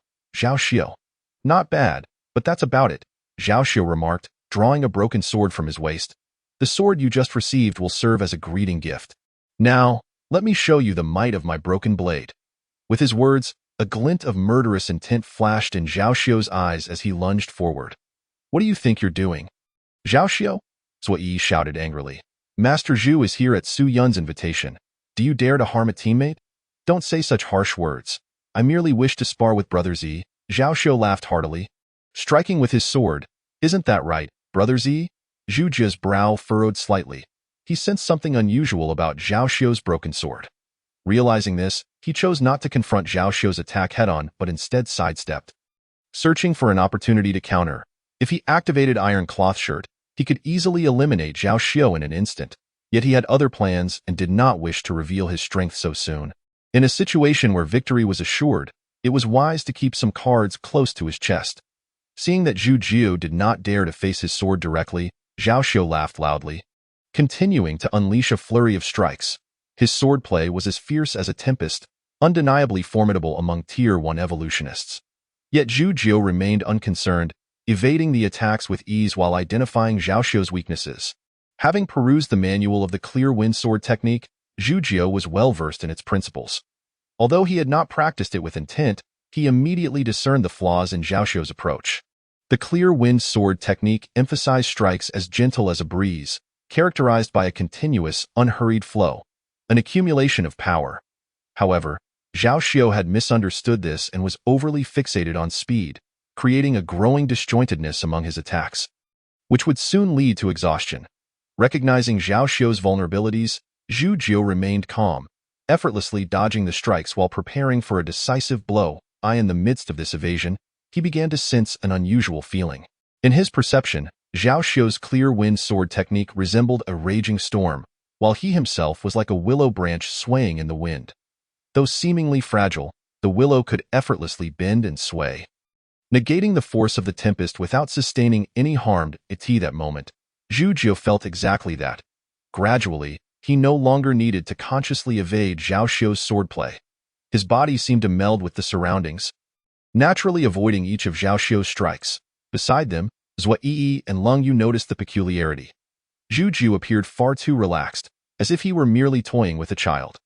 Regardless of Zhao Xiu's relentless assaults, Zhu Jiu moved like a willow branch, effortlessly deflecting each attack. Leng Yu's expression grew serious as she murmured, "His movements are akin to a gentle breeze brushing against the willow. Master Zhu's Bagua steps have reached a transcendental realm. How is that possible? He's so young," Zhou Yi exclaimed, astonished. "He seems to be around our age, yet he's mastered the Bagua steps to such a degree." Transcendence was a level that seemed unattainable for them. The scions of ancient martial families. Typically, mastering a martial art involved progressing through stages: initiation, minor achievement, major achievement, and perfection, with transcendence being the pinnacle beyond perfection. At this stage, one could wield their skills with effortless grace, unrestricted by rigid forms. This was the realm of transcendence, usually reserved for the masters within noble families. Could it be that Master Zhu has solely focused on the Bagua steps, neglecting other martial arts, which has allowed him to hone them to this extent? Zhou Yi speculated. That could be possible, Leng Yu nodded. Master Zhu has been evading all along, never clashing directly with Zhao Xiu. Seems he has only practiced the Bagua steps, lacking offensive techniques. Relieved by this realization, she thought, achieving transcendence in the Bagua steps at such a young age was already remarkable. If he had also trained in other martial arts, it would be utterly monstrous. For a small clan like the Zhu family to produce such a prodigy was certainly troubling news for their peers, as it meant enduring the oppression of a genius. However, as Leng Yu pondered this, Zhu Jiu suddenly made his move. Chapter 50. A single punch defeats Zhao Xiu. While Leng Yu and Zhou Yi were conversing, Zhao Xiu also sensed something amiss. He realized that his strength was waning. Yet Zhu Jiu remained nonchalant, as if he had not exerted himself at all. At this rate, it wouldn't be long before he revealed his vulnerabilities. Desperate, Zhao Xiu decided to feign a flaw, hoping to catch Zhu Jiu off guard. After making up his mind, he swiftly created an impeccable ruse, appearing as though his energy was depleted, leading to an opening in his swordplay. Indeed, Zhu Jiu spotted the gap and immediately took action. Zhao Xiu inwardly rejoiced, believing he had successfully deceived Zhu Jiu. After all, he was just a scion of a minor family, possessing high skill but lacking combat experience. Although he appeared to have exposed a vulnerability, Zhao Xiu had long prepared a follow-up move. The moment Zhu Jiu struck, he was ready to deliver a devastating blow. However, Zhao Xiu's pupils dilated in shock. Too fast. Zhu Jiu's body seemed to teleport, closing the distance to Zhao Xiu in an instant. His muscles swelled, and his fist descended like a hammer, striking Zhao Xiu's side with tremendous force. The speed surpassed Zhao Xiu's expectations. He could not execute the counter he had prepared. Moreover, he was unable to evade this attack. In a moment of despair, Zhao Xiu's eyes widened as Zhu Jiu's fist drew closer, ultimately crashing into him. Crack! In an instant, several of Zhao Xiu's ribs shattered, and he was sent flying, blood spewing forth as he collapsed to the ground, unable to rise. Zhu Jiu approached, casually picking up the broken sword on the ground and casting a glance at Zhao Xiu. "Wait!" Suddenly, a voice echoed from the corridor ahead. It was Su Yun. The underground chamber was interconnected. No matter which path one took, they would converge eventually. Su Yun had arrived about a minute earlier and, witnessing the clash between Zhu Jiu and Zhao Xiu, had quietly hidden to observe. Initially, he intended to gauge their peak abilities and their worth for recruitment. However, he had not anticipated Zhu Jiu's overwhelming prowess, rendering Zhao Xiu powerless against him. If he did not intervene soon, Zhao Xiu might very well perish at Zhu Jiu's hands. Let us discuss this. There is no need for lethal force, Su Yun said with a smile, approaching leisurely, confident that Zhu Jiu would show him this courtesy. Since Brother Su has spoken, Zhu Jiu nodded. "I shall spare your life." A smile spread across Su Yun's face. Zhu Jie's formidable strength and his perceptiveness had already led Su Yun to decide to recruit him. Mastering transcendental movement at such a young age and having perfected Wing Chun, he already possessed formidable strength before evolution. Zhu Zi was undeniably a martial arts genius. Once he became an evolutionist, his power would surely surge even further. As Su Yun contemplated this, an unexpected turn of events occurred. Zhu Jie suddenly slashed downward with the sword, directly severing Zhao Xiu's right arm. Swish, a flash of black sword light cut through, and Zhao Xiu's arm was instantly lopped off at the root. Staring at the gushing blood, everyone was stunned. While Zhao Xiu let out a piercing scream, Zhao Xiu gazed at his severed arm, his face pale, veins bulging, his expression twisted in agony as he cried out in torment. Zhua Yi and Long Yu were both dumbfounded, unable to comprehend why Zhu Jie had suddenly resorted to such brutality, while Su Yun's expression darkened instantly. Death may be avoided, but the consequences of your actions cannot. Zhu Jie remarked coldly, his gaze indifferent as he looked at the writhing Zhao Xiu. That punch was to avenge Miss Sua, and this sword was for your earlier treachery against me. As he spoke, Zhu Jie resolved not to seek out Zhao Xiu again, lifting his gaze towards Su Yun. Zhu Jie was prepared before making his move.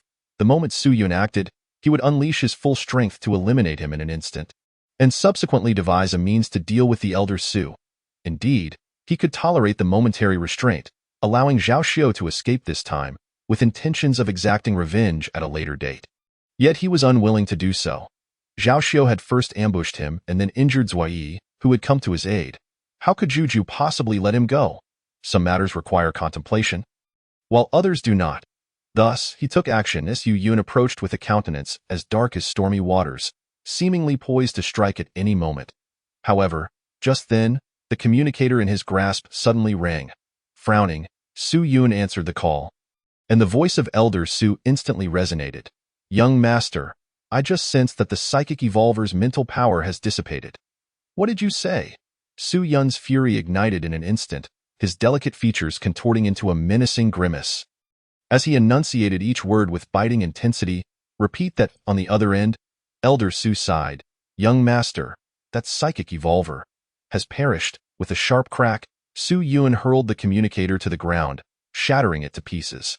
In the next moment, a murderous intent gleamed in his eyes as he glared at the others, his voice a seething fury. I instructed that this evolver be captured alive. Who allowed you to kill him? Step forward if you are responsible. Zhua Yi and Long Yu exchanged bewildered glances, utterly unaware of the unfolding events. Zhu Jie, though cognizant of the situation, was far too shrewd to admit his involvement. Instead, adopting a stoic demeanor as he questioned, Su Yun, what do you mean? Are you suspecting us? Indeed, Su Yun unabashedly revealed his murderous intent, no matter if it is you or any among you. Whoever I discover to have acted against him shall meet their end here as penance. You, Zhua Yi exclaimed in indignation, Su Yun, do not overstep your bounds. It was you who summoned us for assistance. When complications arose, you indiscriminately sought to strike. Is this how the Su family educates you? Silence. Su Yun bellowed. Our family matters are not for you to meddle in.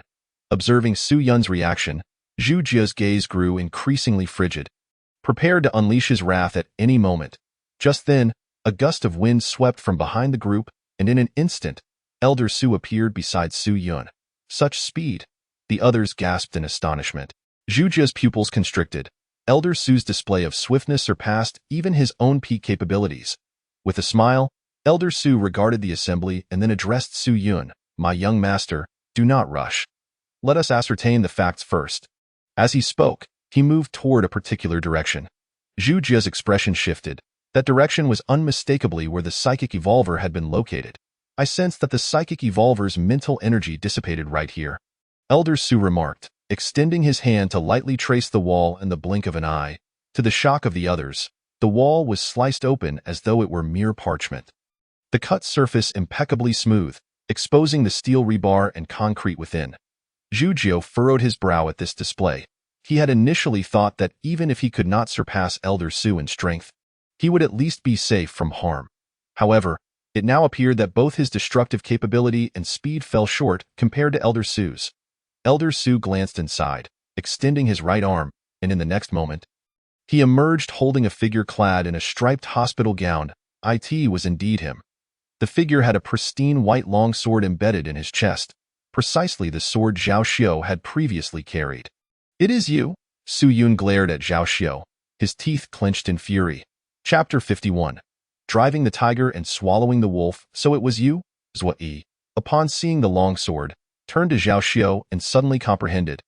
"No wonder you chose the central path yet ended up here. It was merely a ruse to trouble Zhu Jiu while secretly slaying this psychic evolver. You cannot possibly be an undercover agent sent by another branch of the Su family. Can you? Do not speak recklessly," Lung Yu quickly interjected, halting Zhua Yi from continuing, though her gaze toward Zhao Xiao was equally filled with suspicion. Zhao Xiao's actions were indeed perplexing. "How dare you, Zhao Xiao? Deceive me!" Su Yun was now seething with rage. Having heard Zhua Yi's words and seeing the sword embedded in the psychic evolver, he had already concluded that Zhao Xiao was the perpetrator. At this moment, Zhao Xiao writhed in agony on the ground, utterly oblivious to the conversation around him. Unaware of the unfolding events, Su Yun stepped forward, placing his foot upon Zhao Xiao's wound, twisting it mercilessly. "Ah!" Zhao Xiao emitted a bone-chilling scream, causing the others to shiver at the brutality of Su Yun's actions. "How dare you deceive me? How dare you?" Su Yun, in a frenzy, continued to torment Zhao Xiao, his demeanor suggesting he would not relent until Zhao Xiao was dead. Suddenly, Elder Su reached out to grasp Su Yun's arm, speaking in a grave tone, "Young master, that is enough. The evolver is already dead. Even if you were to torture Zhao Xiao to death, it would serve no purpose. Besides, we are in Nan City. Do not create a scene that could lead to fatalities. And what of Nan City? Does a mere Zhao family member dare to provoke me? Do they not fear my great-uncle annihilating their entire clan?" Su Yun scoffed, openly disregarding the Zhao family. "Young master, enough." Elder Su's voice turned serious. His pace deliberate, yet carrying an undeniable authority. Su Yun felt as though a bucket of cold water had been poured over him, jolting him back to reality as he cast a glance at Elder Su. Exhaling slowly, "Very well, let it be with that," he viciously stomped down on Zhao Xiao's wound one last time before withdrawing.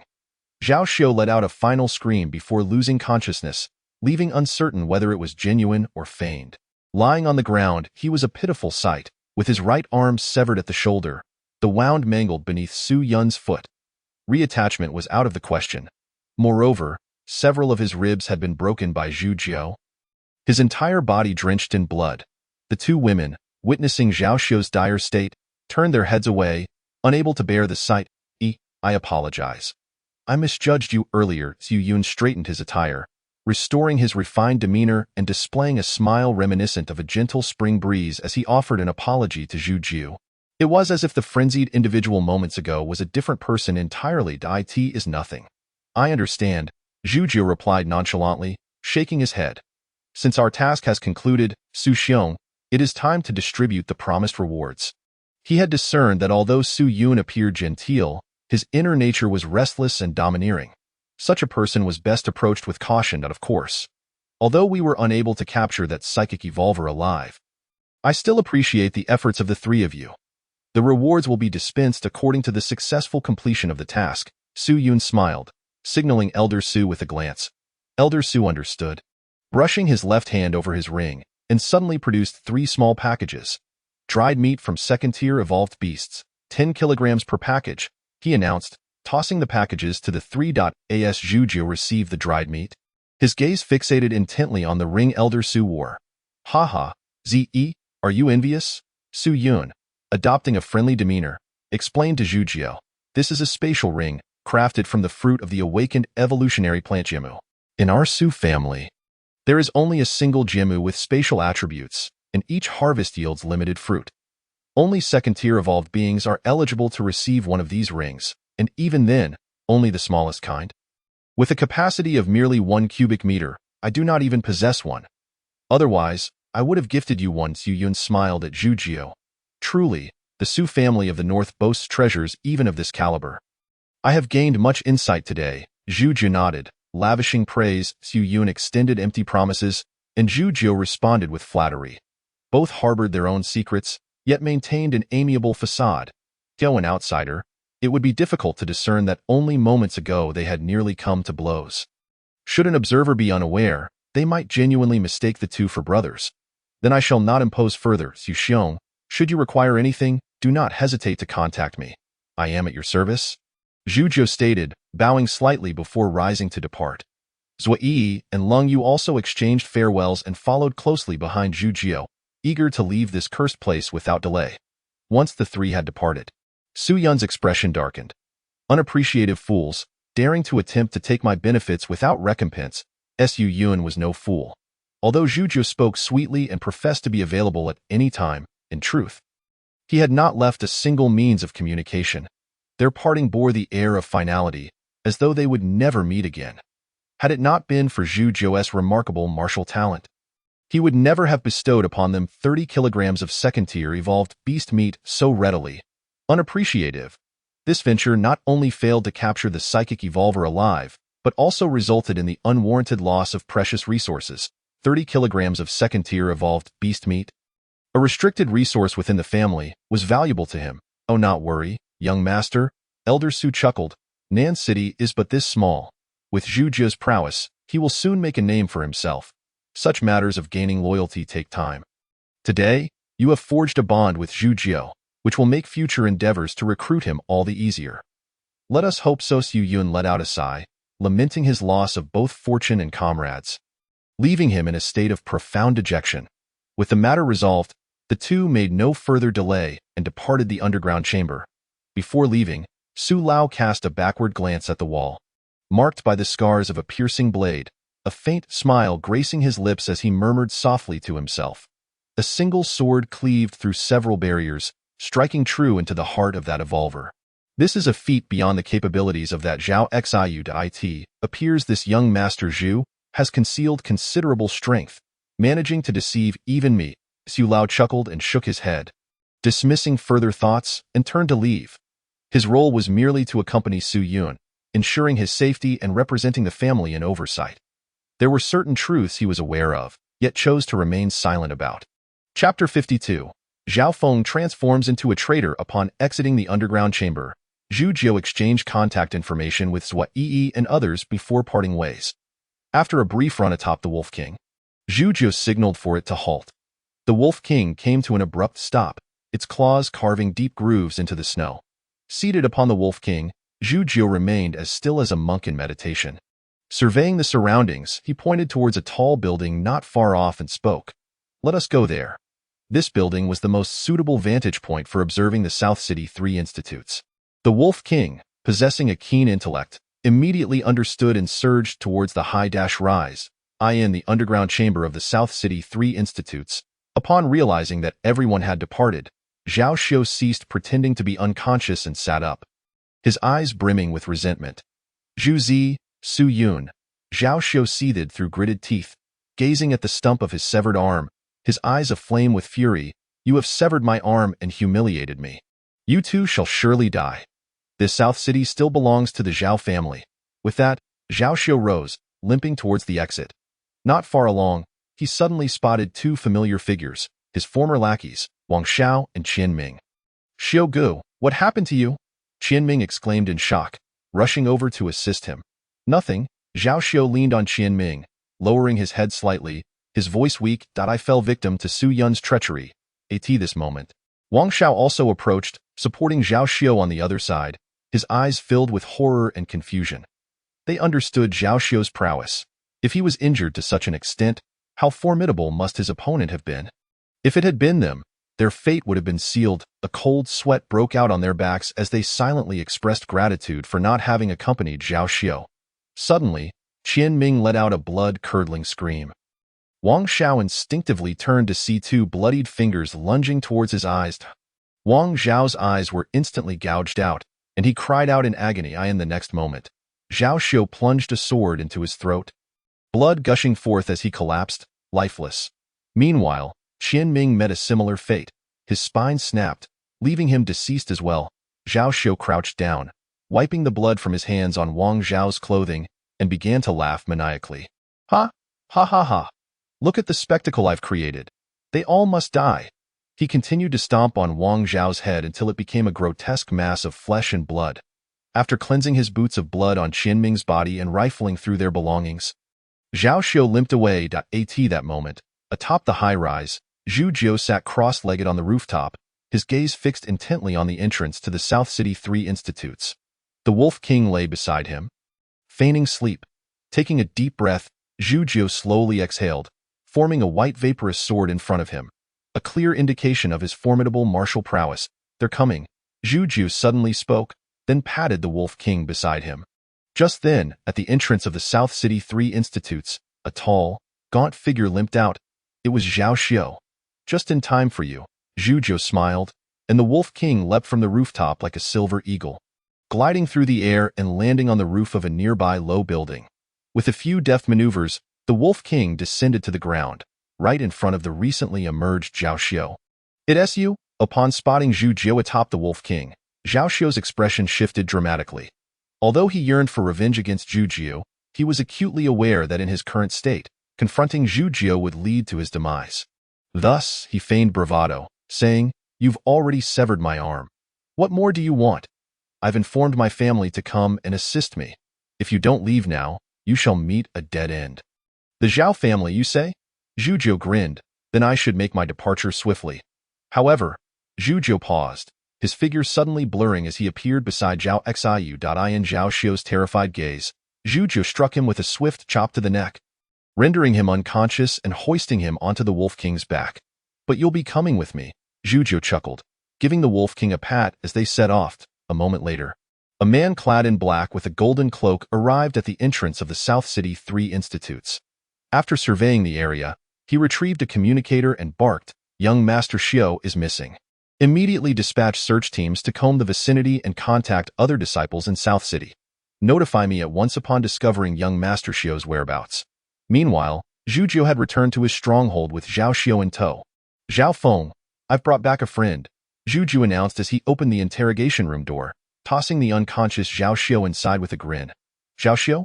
Upon seeing the state of the man on the floor, Zhao Feng looked at Zhu Jiu incredulously. "You managed to injure Zhao Xiu to this extent?" Within the Zhao family hierarchy, Zhao Feng had always been subordinate to Zhao Xiu, their power levels vastly different. Witnessing the once invincible Zhao Xiu so soundly defeated by Zhu Jiu stirred tumultuous waves of disbelief within him. "Zhao Xiu schemed against me, so I severed his arm," Zhu Jiu replied with a smile, his teeth gleaming white. "Zhao Feng, our previous collaborations have been quite pleasant. I hope you won't act foolishly.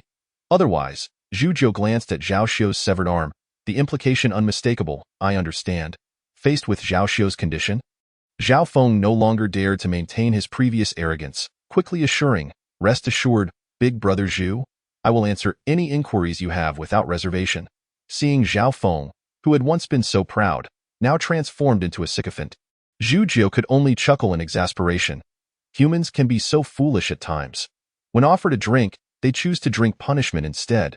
"I don't have any issues at the moment," Zhu Jiu contemplated. "How about this? Take some time to gather your thoughts on what you want to convey to me. Organize your words, and when I return next time, report it all to me." "Understood." Zhao Feng stood straight. "Don't worry, big brother Zhu, I will prepare thoroughly."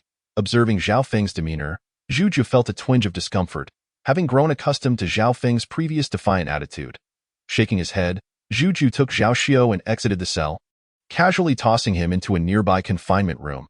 He intended to keep the two separated to prevent any collusion. In the future, both could be interrogated individually, allowing for a clear comparison of their accounts. Truth or falsehood would soon be evident. After making a few simple arrangements, Zhu Jiu stepped outside the teaching building once more.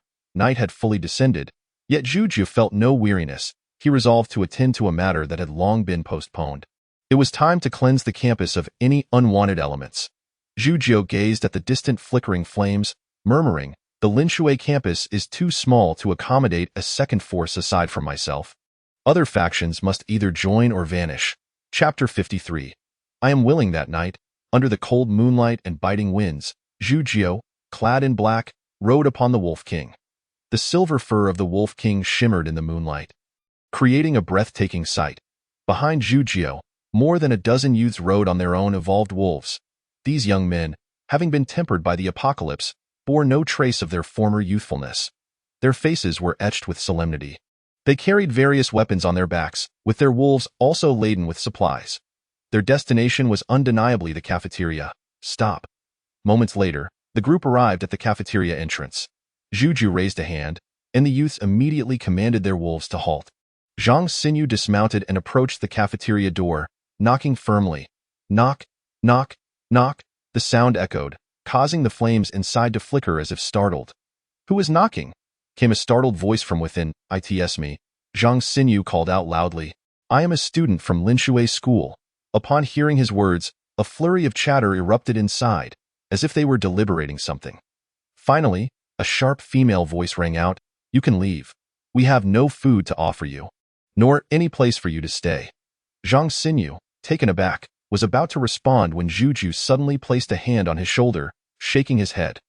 "Let me handle this." With that, Zhu drew his mysterious iron sword. His expression impassive as he gazed at the door, stating in a low voice, "I am Zhu, here to discuss matters with Lu Linshui. You have 3 seconds to open the door." As Zhu's voice faded. An uproar of discussions erupted within, the intensity of the debate suggesting that the parties involved held irreconcilable differences. Upon hearing Zhu count to 2, a woman inside suddenly cried out, "Zhu, cease your actions." Unmoved, Zhu's gaze darkened, and with a swift motion, he unleashed his mysterious iron sword. Whoosh! The sword cleaved through the snowy night, emitting a brilliant flash of light. In the next moment, the door collapsed with a thunderous crash. 100 pairs of eyes within stared blankly at him, among them a few familiar faces to Zhu, including Lu Linshui and Lu Qiu'er. At that moment, Lu Linshui's gold-rimmed glasses had vanished, and his previously well-groomed hair and beard were now disheveled. His once lavish suit was now tattered, presenting a picture of utter disarray. Lu Qiu'er fared slightly better, but not by much. The 100-odd students behind them appeared utterly unkempt. Their bodies filthy, their eyes dull and devoid of vitality, indicative of having gone without adequate sustenance for far too long. Clad in thin garments, they huddled together, shivering from the cold. They had taken refuge in the cafeteria for several days, the meager food supply barely sufficing, leaving them to endure 1 meal at a time, and even water was scarce, let alone the luxury of bathing. These individuals had not washed since the onset of the apocalypse. At that moment, Zhu mounted the Wolf King, his facial features sharply defined, his hair impeccably groomed by Ruan Qingyan, and clad in a fitted black robe, he exuded an aura of masculine charm and authority. The dozen or so youths behind him also rode on wolf-like beasts, their attire neat and warm, equipped with fine weaponry, radiating vigor and spirit. The two factions stood face to face, and the disparity was glaring. Many of Lu Linshui's students cast envious glances at Zhu's group. They were all acquaintances, having led similar lives just days ago. Now, the contrast between them was striking. The reason was evident. They had chosen to follow different leaders. Without further ado, Zhu looked down upon Lu Linshui and declared, "Lu Linshui's school now belongs to me. I shall spare your lives, but you cannot remain here. Those willing to follow me, step forward. Those unwilling may leave Lu Linshui's school at once." As he spoke, his gaze swept across the 100 faces, and those caught in his line of sight promptly lowered their heads. That moment, a girl in the crowd, her voice trembling with tears, exclaimed, "Zhu, big brother, if I follow you, will I get to eat a meal every day?" "I hardly eat at all." The girl, petite and thin, sported a fringe haircut, her small face smeared with dirt, yet her voice was melodious and clear. Upon hearing her words, Zhu couldn't help but chuckle. "I do not take in those who eat little, under my command. You shall have 3 meals a day. You must eat well, for how can one practice martial arts on an empty stomach?" The little girl's eyes sparkled with hope. "Eat more? I can do that. I can eat a lot." As she spoke, she dashed toward Zhu. "Yuxian, what are you doing?" Lu Qiu'er scolded angrily. "Come back." Standing beside Zhu, the short-haired girl Yuxian paused for a moment, glancing between Lu Qiu'er and Zhu, before resolutely stating, "Director Lu, I am grateful for your care these days, but I have only eaten 2 meals in a long time, and I am simply too hungry. I know several classmates have starved to death. If I don't leave now, I fear I shall be the next." As Yuxian spoke, her determination grew, and she turned directly to Zhu, saying, "Zhu, big brother, I can work. I can do housework. Although I am small, I can also perform physical labor. I have studied dance and can endure hardship. I am certain I can practice martial arts too." Zhu smiled and nodded at her, then glanced at Zhang Xinyu. who promptly understood and handed Yu Xian a steaming piece of roasted meat. Roasted meat? Yu Xian gazed at the golden, fragrant morsel, swallowing hard, suppressing the urge to devour it immediately, and looked up at Zhu Jiao, asking, Zhu Jiao, big brother, is this for me? In an instant, all eyes were drawn to the enticing piece of roasted meat. The cafeteria was filled with the sound of swallowed saliva. Many among them had not eaten for ages, let alone feasted upon such delectable roasted meat. Zhu Jiao replied to Yu Xian, of course it is for you. Take your time. Don't choke. There's more after you finish. Upon hearing Zhu Jiao's words, Yu Xian, filled with excitement, exclaimed, thank you, Zhu Jiao, big brother. She then stuffed the roasted meat into her mouth, chewing vigorously, covering her mouth as if afraid the aroma would escape, while tears streamed down her cheeks uncontrollably. What's wrong? Zhang Xinyu noticed her crying and hurriedly approached, asking, did you bite your tongue? He offered her a small bowl of snake soup. Why Yu Xian held the snake soup? Sobbing, no, I didn't bite my tongue. Her voice quivered, and as tears flowed, she managed to say, I just haven't eaten anything warm in so long. Hearing her words, Zhu Jiao let out a silent sigh and turned to face the crowd, declaring, who else wishes to work under my command? I guarantee you will have enough to eat and wear, but you must also work for me. I am willing. I am willing. Zhu Jiao, big brother, I am willing. Behind Lu Linshui, the crowd surged towards Zhu Jiao, eager for the promise of sustenance and warmth, an existence they had long yearned for. Chapter 54. The sword strikes Lu Linshui. Lu Linshui watched as the people behind him rushed towards Zhu Jiao, his expression suddenly turning ashen, the last vestige of dignity evaporating. In an instant, he transformed from a successful businessman into a complete failure. Just then, a piercing scream erupted from the crowd. You all? Halt! Lu Qiuer pointed at the group of students, her voice filled with fury. You ungrateful wretches, eating my food and drinking my provisions, only to betray me at the first sign of advantage. Is this what the school has taught you? You are scum of society? Return at once. Hearing Lu Qiuer's scathing rebuke, a few individuals instinctively hesitated. As their guidance director, Lu Qiuer had always commanded respect within the school. Despite the apocalypse, they felt a twinge of fear towards her. Witnessing their pause, a triumphant smile spread across Lu Qiuer's face. However, at that moment, she suddenly heard a sigh in the next second. A dazzling beam of sword light sliced through the air. Whoosh! The mysterious iron sword glided across Lu Qiuer's neck, severing her throat with brutal precision. Gurgling sounds escaped her lips as she clutched her throat, blood gushing forth uncontrollably, and frothy blood spilled from the corners of her mouth. Her eyes widened in shock, fixated on Zhu Jiao, unable to comprehend why he had suddenly attacked. Zhu Jiao retracted his sword, regarding Lu Qiuer with an indifferent gaze. He had no desire to take a life, in his view. Though Lu Qiuer and Lu Linshui were detestable, they were not deserving of death. Yet, Lu Qiuer's repeated obstructions compelled him to act decisively. How could he establish authority otherwise? Moreover, this was the end of the world. As Lu Qiuer collapsed, clutching her throat, she failed to recognize that the times had irrevocably changed. At that moment, the cafeteria fell silent. Neither the original 100-odd individuals nor Zhu Jiao's entourage anticipated his sudden act of violence. To Zhu Jiao's followers, he had always been formidable yet reserved, caring for them throughout their trials. If another had led them, given their contributions, it was inconceivable they would be afforded such abundant provisions. Just then, Lu Linshui unexpectedly approached Zhu Jiao, kneeling down with a thud, weeping profusely. Zhu, little brother. No, Zhu, big brother. Lu Linshui lay prostrate on the ground, pleading, I have never done anything against you. Could you show mercy and spare my life? I can serve you instead. If you do not desire that, I will leave now. No, I will roll away this instant. As he spoke, Lu Linshui indeed began to roll across the ground towards the exit. Zhu Jiao regarded Lu Linshui, now resembling a jester, with no trace of pity in his gaze, only disdain. A successful businessman worth billions, now reduced to such desperation to survive. Contemplating this, Zhu Jiao suddenly thrust his sword forward, piercing Lu Linshui's heart with lethal precision. As a first-tier evolved individual, he was unable to evade Zhu Jiao's strike, and in an instant, his life was extinguished. Go witness one's kin perish before him. yet still plead for mercy from their killer. It was unfathomable. Zhu Jiu murmured to himself, how could I let such a liability go? Though he looked down upon Lu Linshui's character, he acknowledged that in certain respects, Lu Linshui was indeed talented. To amass a fortune of billions and endure such humiliation was akin to a historical figure like Han Exian. If he spared Lu Linshui today, who knew what troubles might arise in the future? Zhu Jiu was unafraid, yet he had loved ones, brothers, and a cadre of loyal followers. How could he allow such a threat to remain?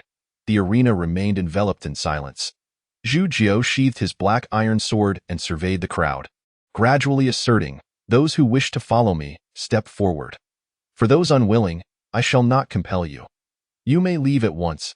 As his words fell, a commotion erupted, and all present hastily gathered beside Zhu Jiu. They stood rigidly, fearful of inciting his displeasure and receiving his blade. Observing this scene, Zhu Jiu couldn't help but chuckle inwardly, clearly aware that these individuals had misconstrued his intent. However, this worked to his advantage. Prioritizing the petty before the noble would facilitate future management. With this thought, Zhu Jiu addressed Zhang Xinyu, saying, Xinyu, these individuals are entrusted to you. You shall be responsible for allocating their provisions and accommodations, and arrange their respective positions by tomorrow. Having spoken, Zhu Jiu mounted his Wolf King and departed from the cafeteria. His tasks were complete, and the subsequent responsibilities were entrusted to his subordinates. He had more pressing matters at hand. The human forces within the school should be thoroughly eradicated. Next, the infected needed to be dealt with. Contemplating the lingering infected within the school, Zhu Jiu felt a surge of excitement. After all, these were points to be earned. Howling, the Wolf King seemed to resonate with Zhu Jiu's exhilaration, charging fiercely towards a dormitory building. Zhu Jiu planned to search each building meticulously, intending to eliminate every last infected within the school. Meanwhile, not far from Linshui's school, Su Yun and Elder Su stood in the middle of the road, surrounded by men clad in black robes. The back of their robes bore the emblem of a long sword, while the front was embroidered with a golden character for Zhao. You are members of the Zhao family from Nanqing, are you not? Elder Su subtly shielded Su Yun behind him, his gaze lowered to conceal his emotions. His voice calm and steady, might I inquire what brings you to seek my young master? You must be Elder Su. One man from the Zhao family stepped forward, clasping his hands in greeting. I am Zhao Qiming of the Zhao family. I have long admired your esteemed reputation. As he spoke, Zhao Qiming removed his hood, revealing a remarkably handsome face, characterized by thick brows, large eyes, a prominent nose, and a notably attractive jawline. You needn't be overly courteous, Elder Su replied straightforwardly. Please state your business directly. True to his candid nature, Elder Su. Zhao Qiming responded with a cheerful smile. To be frank, our third young master of the Zhao family has gone missing. Before his disappearance, we received communication indicating he was with young Master Su, and it seems there was some friction. I would like to inquire if there is any truth to this. Su Yun let out a cold snort. Indeed, there is truth to it. However, how Zhao Xiu vanished remains unclear to me. We parted ways at the San Yuan in Nanqing, is that so? Zhao Qiming nodded, still smiling. Then might I trouble young Master Su to present the communication device for my inspection? If there are no issues, I will immediately take my leave without delay. The communication device? Su Yun casually retrieved it, frowning as he scoffed. What can a communication device reveal? Shall we assume someone would send Zhao Xiu a message prior to attempting to kill him? That is unlikely. Zhao Qiming chuckled, his smile still bright, however.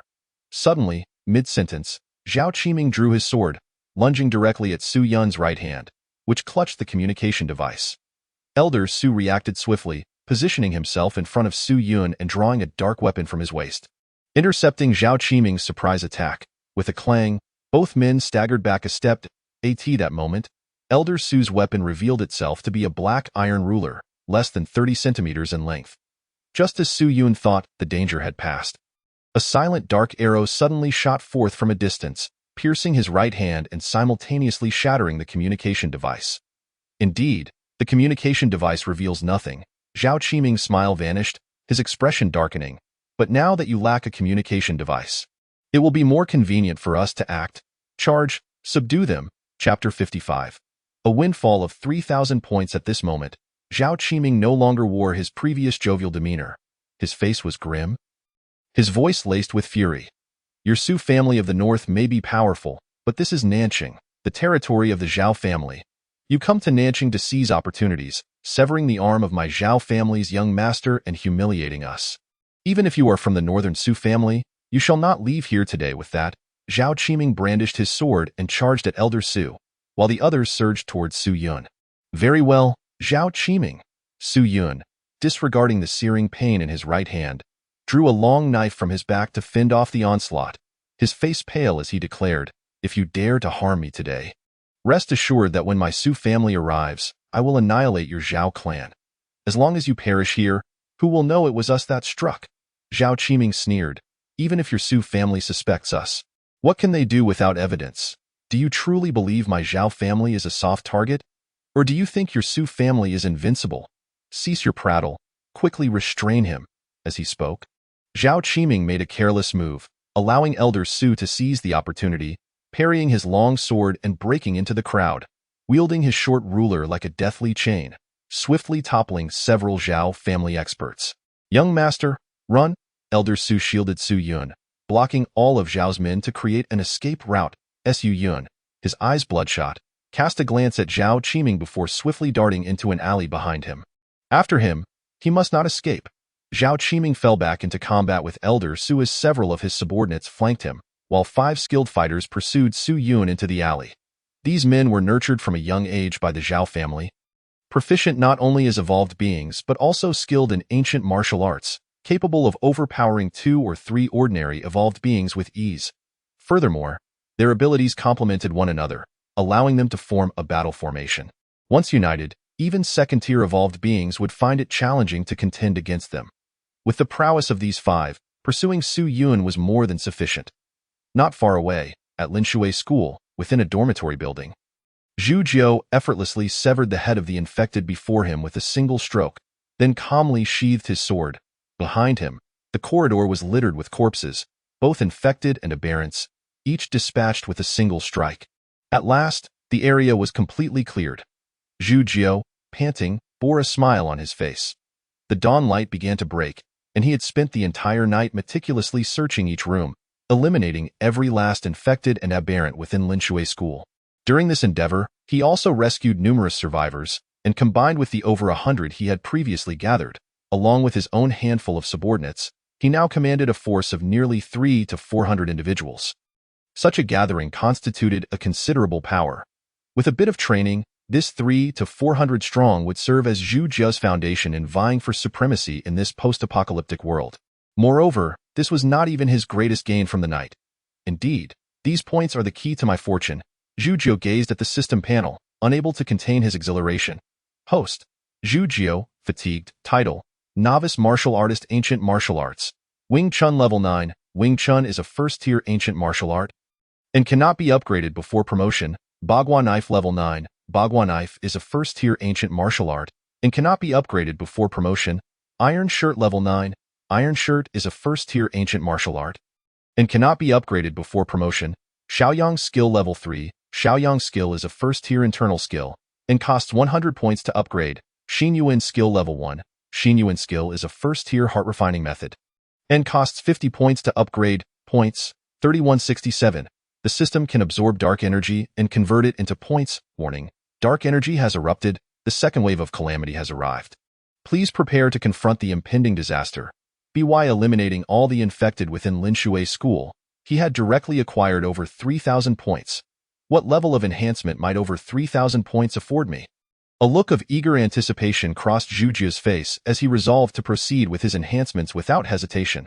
The host spent 100 points to successfully enhance the Shaoyang skill, increasing its level by 1.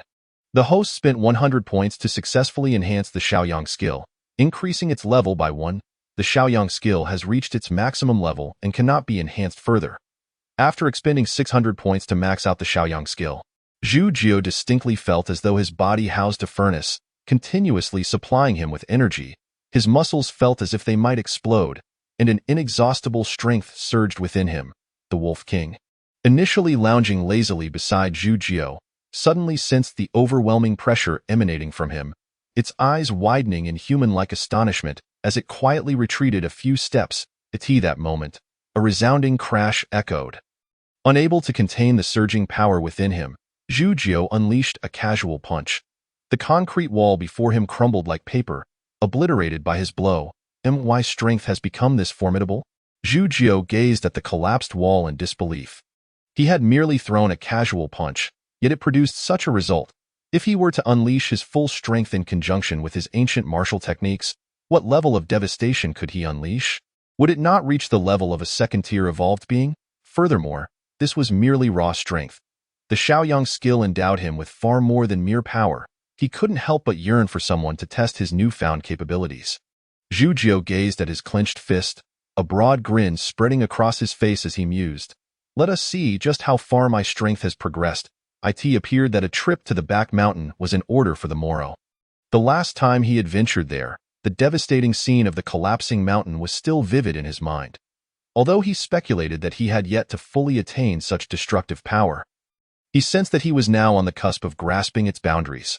With 600 points already spent and over 2,000 remaining, Zhu Jiu, filled with confidence, continued to allocate his points without hesitation. Host consumes 50 points, Heart Monkey Skill Level 1. Host consumes 50 points, Heart Monkey Skill Level 1. Heart Monkey Skill has reached maximum level. Further upgrades are not possible. Upon reaching the pinnacle of the Heart Monkey Skill, Zhu Jiu felt an unprecedented sharpness in his thoughts. Problems that had previously eluded his understanding were now effortlessly resolved with a mere hint. Not only that, but he also discovered that his senses had been greatly heightened, allowing him to hear the sound of a snowflake landing with remarkable clarity. Realizing this, Zhu Jiu swiftly turned his gaze to the distance. His eyes sparkled with vitality, and he could see clearly the happenings several streets away. Is that not Su Yun? Zhu Jiu suddenly exclaimed, spotting a familiar figure frantically fleeing 1,000 meters away, pursued relentlessly by 5 masked men clad in black among them. 1 wielded a bow, 2 carried shields, and the last 2 brandished spears. Even in their pursuit, the 5 men subtly formed a formation. The shield bearers at the forefront, the spear wielders next, while the archer lingered at the rear, continuously loosing arrows to constrain Su Yun's escape route. At this moment, Su Yun was visibly battered, blood seeping from numerous wounds, his face pale, clearly a sign of overexertion. Meanwhile, the 5 pursuers remained unhurried, methodically wearing down Su Yun's stamina. 5 first-stage evolvers, clad in standardized attire. What a grand display to chase after Su Yun, Zhu Jiu murmured, his gaze sweeping over the scene until he noticed a Zhao character emblazoned on the chests of the 5. Ah, I see now, Zhu Jiu chuckled. It seems this fellow is taking the fall for me. While others might be oblivious to the underlying reasons, he was acutely aware, especially since Zhao Feng and Zhao Xiu were currently confined in his cell. The strength of these 5 men, combined with Su Yun, offered him an excellent opportunity for practice. With a light chuckle, Zhu Jiu leapt onto the back of the Wolf King and, with a gentle pat, surged toward the group. Chapter 56. The might of a single fist on the street. The Zhao family's 5-man team trailed closely behind Su Yun. They neither drew too near nor fell too far behind, providing the archer with ample space to unleash her skills. The archer, a short-haired woman of striking figure, though her face was obscured, exuded a hint of allure evident from her eyes, positioned at the rear of the formation. She drew her bow with one arm, squinting to aim at Su Yun, and murmured, "This fellow is surprisingly formidable. He truly lives up to the Su family's bloodline. Go escape so far while injured." And without compromising his agility, had it been anyone else, he might have truly evaded capture. Enough with the chatter, you old hag. The burly man at the forefront, wielding a metal shield, replied impatiently, "If it were up to me, I'd shoot him with a single arrow and we could take the body back as proof. I've got to return home to keep my wife company. Foolish brute, what good would killing him do?" "Our objective is to retrieve young Master Xiu," the archer retorted, rolling her eyes. "Regardless, this game of pursuit should come to an end." She licked her lips, her gaze fixed on Su Yun's right leg as she prepared to release her arrow. However, at that moment, a massive silver beast surged into her line of sight, charging towards their formation. "What is that? A silver wolf beast? Such speed!"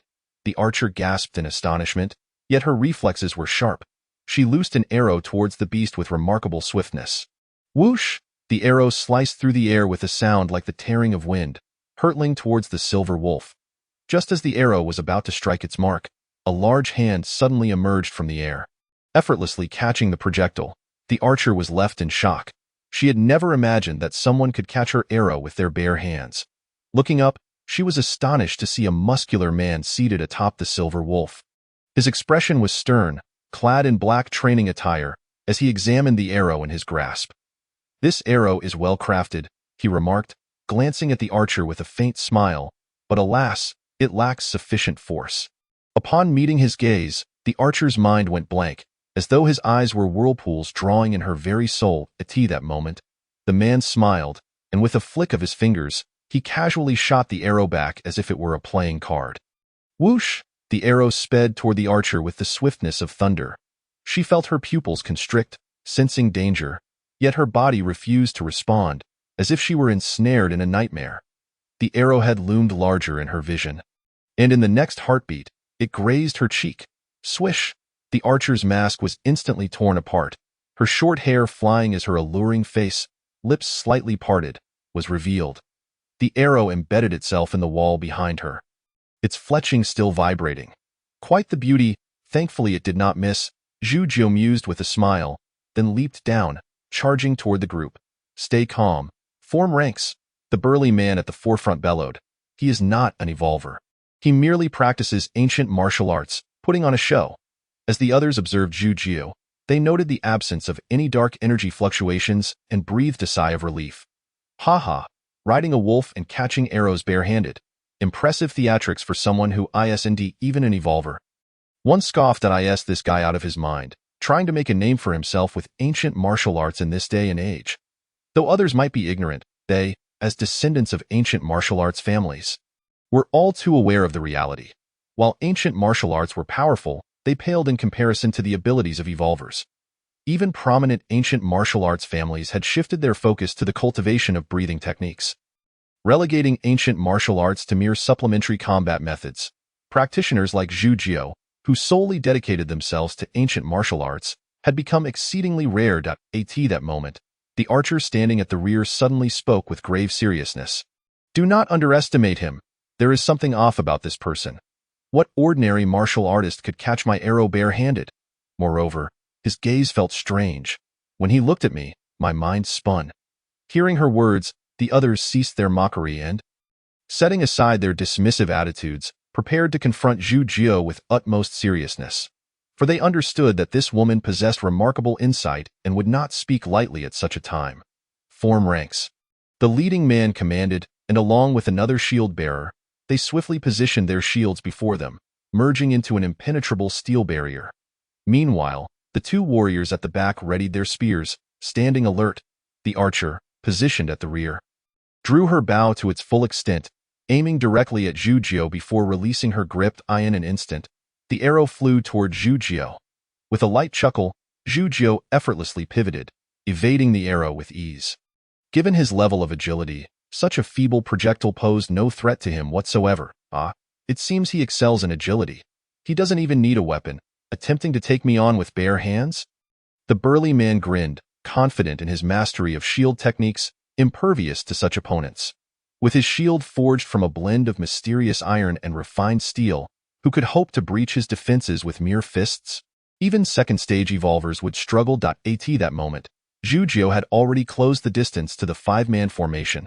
"Prepare, spear-wielders, strike!" The burly man shouted. As soon as his command fell, the two spear-wielders thrust forward, their weapons darting like furious dragons aimed directly at Zhu Jiu. Their intention was to limit his movement, forcing him into a frontal confrontation.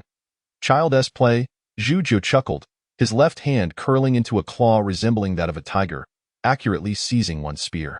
With a sharp crunch, the metal spear was effortlessly snapped in two. Simultaneously, his right hand made a swift motion, latching onto the other spear, and with a quick flick, the spear slipped from the grasp of its wielder as if electrified. Zhu Jiu, with his left hand forming a tiger's claw and his right executing the 8 trigrams palm, exhibited a perfect balance of motion and stillness, embodying the demeanor of a martial arts master. The meticulously trained formation of the Zhao family was effortlessly dismantled before him. After seizing the spear, Zhu Jiu cast it aside disinterestedly, turning to the imposing shield before him with a smile. "Just the opportunity one need to test my current strength." With that, Zhu Jiu clenched his fist tightly, producing a sound akin to the explosion of air within his palm. In the next heartbeat, he swung his fist with tremendous force. Boom! The immensely sturdy black iron shield was effortlessly shattered by his strike, sending the 5 individuals behind it flying helplessly through the air, collapsing to the ground, unconscious and unaware of their fate. With a single punch, the Zhao family's battle formation was obliterated. Quite intriguing, yet it ends there. Zhu Jiu shook his head, dismissing the 5 unconscious figures on the ground, and turned to Su Yun, a light chuckle escaping his lips. Brother Su, we meet again. Chapter 57. The cells are insufficient. Su Yun stared blankly at Zhu Jiu, his eyes reflecting a mix of evasion and disbelief. He had witnessed Zhu Jiu's explosive display of strength that had effortlessly dismantled the Zhao family's 5-man team. He had never anticipated that Zhu Jiu possessed such formidable power. The force of that punch had clearly reached the level of a second-tier evolver. At that moment, Su Yun's thoughts were tumultuous. He had initially regarded Zhu Jiu as merely a subordinate, even considering him somewhat ungrateful. Yet, in the blink of an eye, Zhu Jiu had unleashed the prowess of a second-tier evolver. Brother Su, why haven't I seen old Su? Zhu Jiu approached with a warm demeanor, exuding the camaraderie of a good brother. Old Su. Su Yun paused, letting out a sigh. The Zhao family suddenly sought us out. To buy me time, old Su stayed behind alone to hold off the others from Zhao family, allowing me to escape first. Staying behind alone to delay the Zhao family? Zhu Jiu raised an eyebrow, astonished. But old Su is a second-tier evolver. Did the Zhao family send a second-tier evolver to deal with you? Indeed, Su Yun replied, anger bubbling within him. They claimed Zhao Xiao was missing and dragged me into it. Once I contact my family, I will ensure the Zhao family pays the price. He then added, by the way, Zi, do you have your communicator on you? I had mine destroyed by the Zhao family's tricks. Brother Su, your communicator is also gone? Zhu Jiu suddenly laughed. That makes things easier. Huh. Su Yun was taken aback. Zi, what do you mean? He suddenly felt that Zhu Jiu's smile had taken on an odd undertone. Nothing much, Zhu Jiu grinned broadly, revealing white teeth in a dazzling smile. I just want to invite you over to my house for some tea. With that, Zhu Jiu moved swiftly, closing the distance to Su Yun, and with a sudden strike, delivered a knife-hand blow to his neck. Su Yun's face was one of disbelief as he collapsed to the ground in an instant.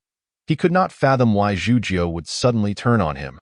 The direct lineage of the Su family, along with the 5 evolvers from the Zhao family. Zhu Jiu tossed all 6 individuals onto the back of the Wolf King, a smile gracing his face. A little exercise? And I've even captured a few people to take back. Tonight was not in vain. He called for the Wolf King and headed straight for Lin Shui School. Shortly after Zhu Jiu's departure, the battle-scarred old Su arrived at the scene, surveying the chaos with a furrowed brow. The young master and those 5 pursuers' footprints vanish here, old Su calmly deduced. Ahead, there are traces of another person's footprints, along with that of a wolf. Judging by the signs of battle, it appears both the young master and the Zhao family's 5-man team were dispatched without any resistance. Thus, the opponent should also be a second-tier evolver. Given my current state, encountering a second-tier evolver would likely result in an unpredictable outcome. Since they have taken the young master, it indicates he still holds value to them, so there shouldn't be any immediate danger. I must contact the family and then wait for an opportune moment. Having made up his mind, old Su quickly followed Zhu Jiu's footprints, swiftly vanishing into the darkness. Upon returning to Lin Shui School, Zhu Jiu first delivered the captured individuals to the prison. The young girl guarding the cells widened her eyes in disbelief upon seeing Zhu Jiu bring in 6 more. Another 6? And one of them is a beautiful sister? Boss, did you go robbing? Don't talk nonsense, Zhu Jiu retorted, exasperated. I was doing a good deed. He continued. These 5 in black are a group chasing after this one in white. Upon witnessing the injustice, I had to intervene and eliminate those 5. I see, the girl said, blinking her large eyes, then curiously inquired. But boss, why did you knock out the one in white too? That one in white is no saint, so I took action for the greater good. Zhu Jiu waved his hand. Now hurry and cuff them, separate them for detention. We must have Fatty interrogate them one by one later to prevent them from colluding. With that, Zhu Jiu strode out of the prison, leaving the girl to ponder further. Watching his hurried retreat, the girl couldn't help but chuckle. After leaving the prison, Zhu Jiu made his way towards his room. As he walked, he contemplated Zhao Feng, Zhao Xiao, plus today's 5 and Su Yun. Altogether, That would require 8 cells. If this continues, the cells will soon be insufficient. With an increase in personnel, it seems necessary to prepare 1 or 2 additional buildings. Moreover, food, water, clothing, and weapons also need consideration. These issues must be resolved promptly. The mere thought of all these problems awaiting resolution left Zhu Jiu feeling overwhelmed. Managing over 300 subordinates meant he was responsible for their sustenance, which amounted to astronomical daily expenses. He decided to convene a meeting tomorrow to explore ideas from the team.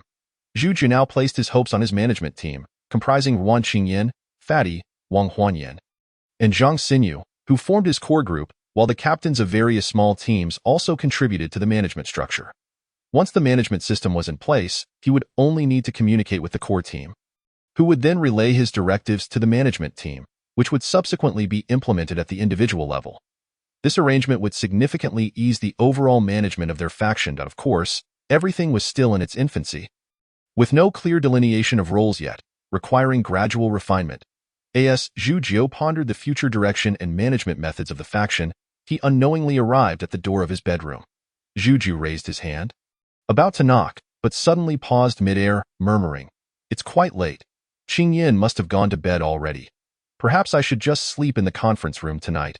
Considering that Ruan Qingyan labored tirelessly in the laboratory each day, Zhu Jiu felt reluctant to disturb her, so he retracted his hand, preparing to leave.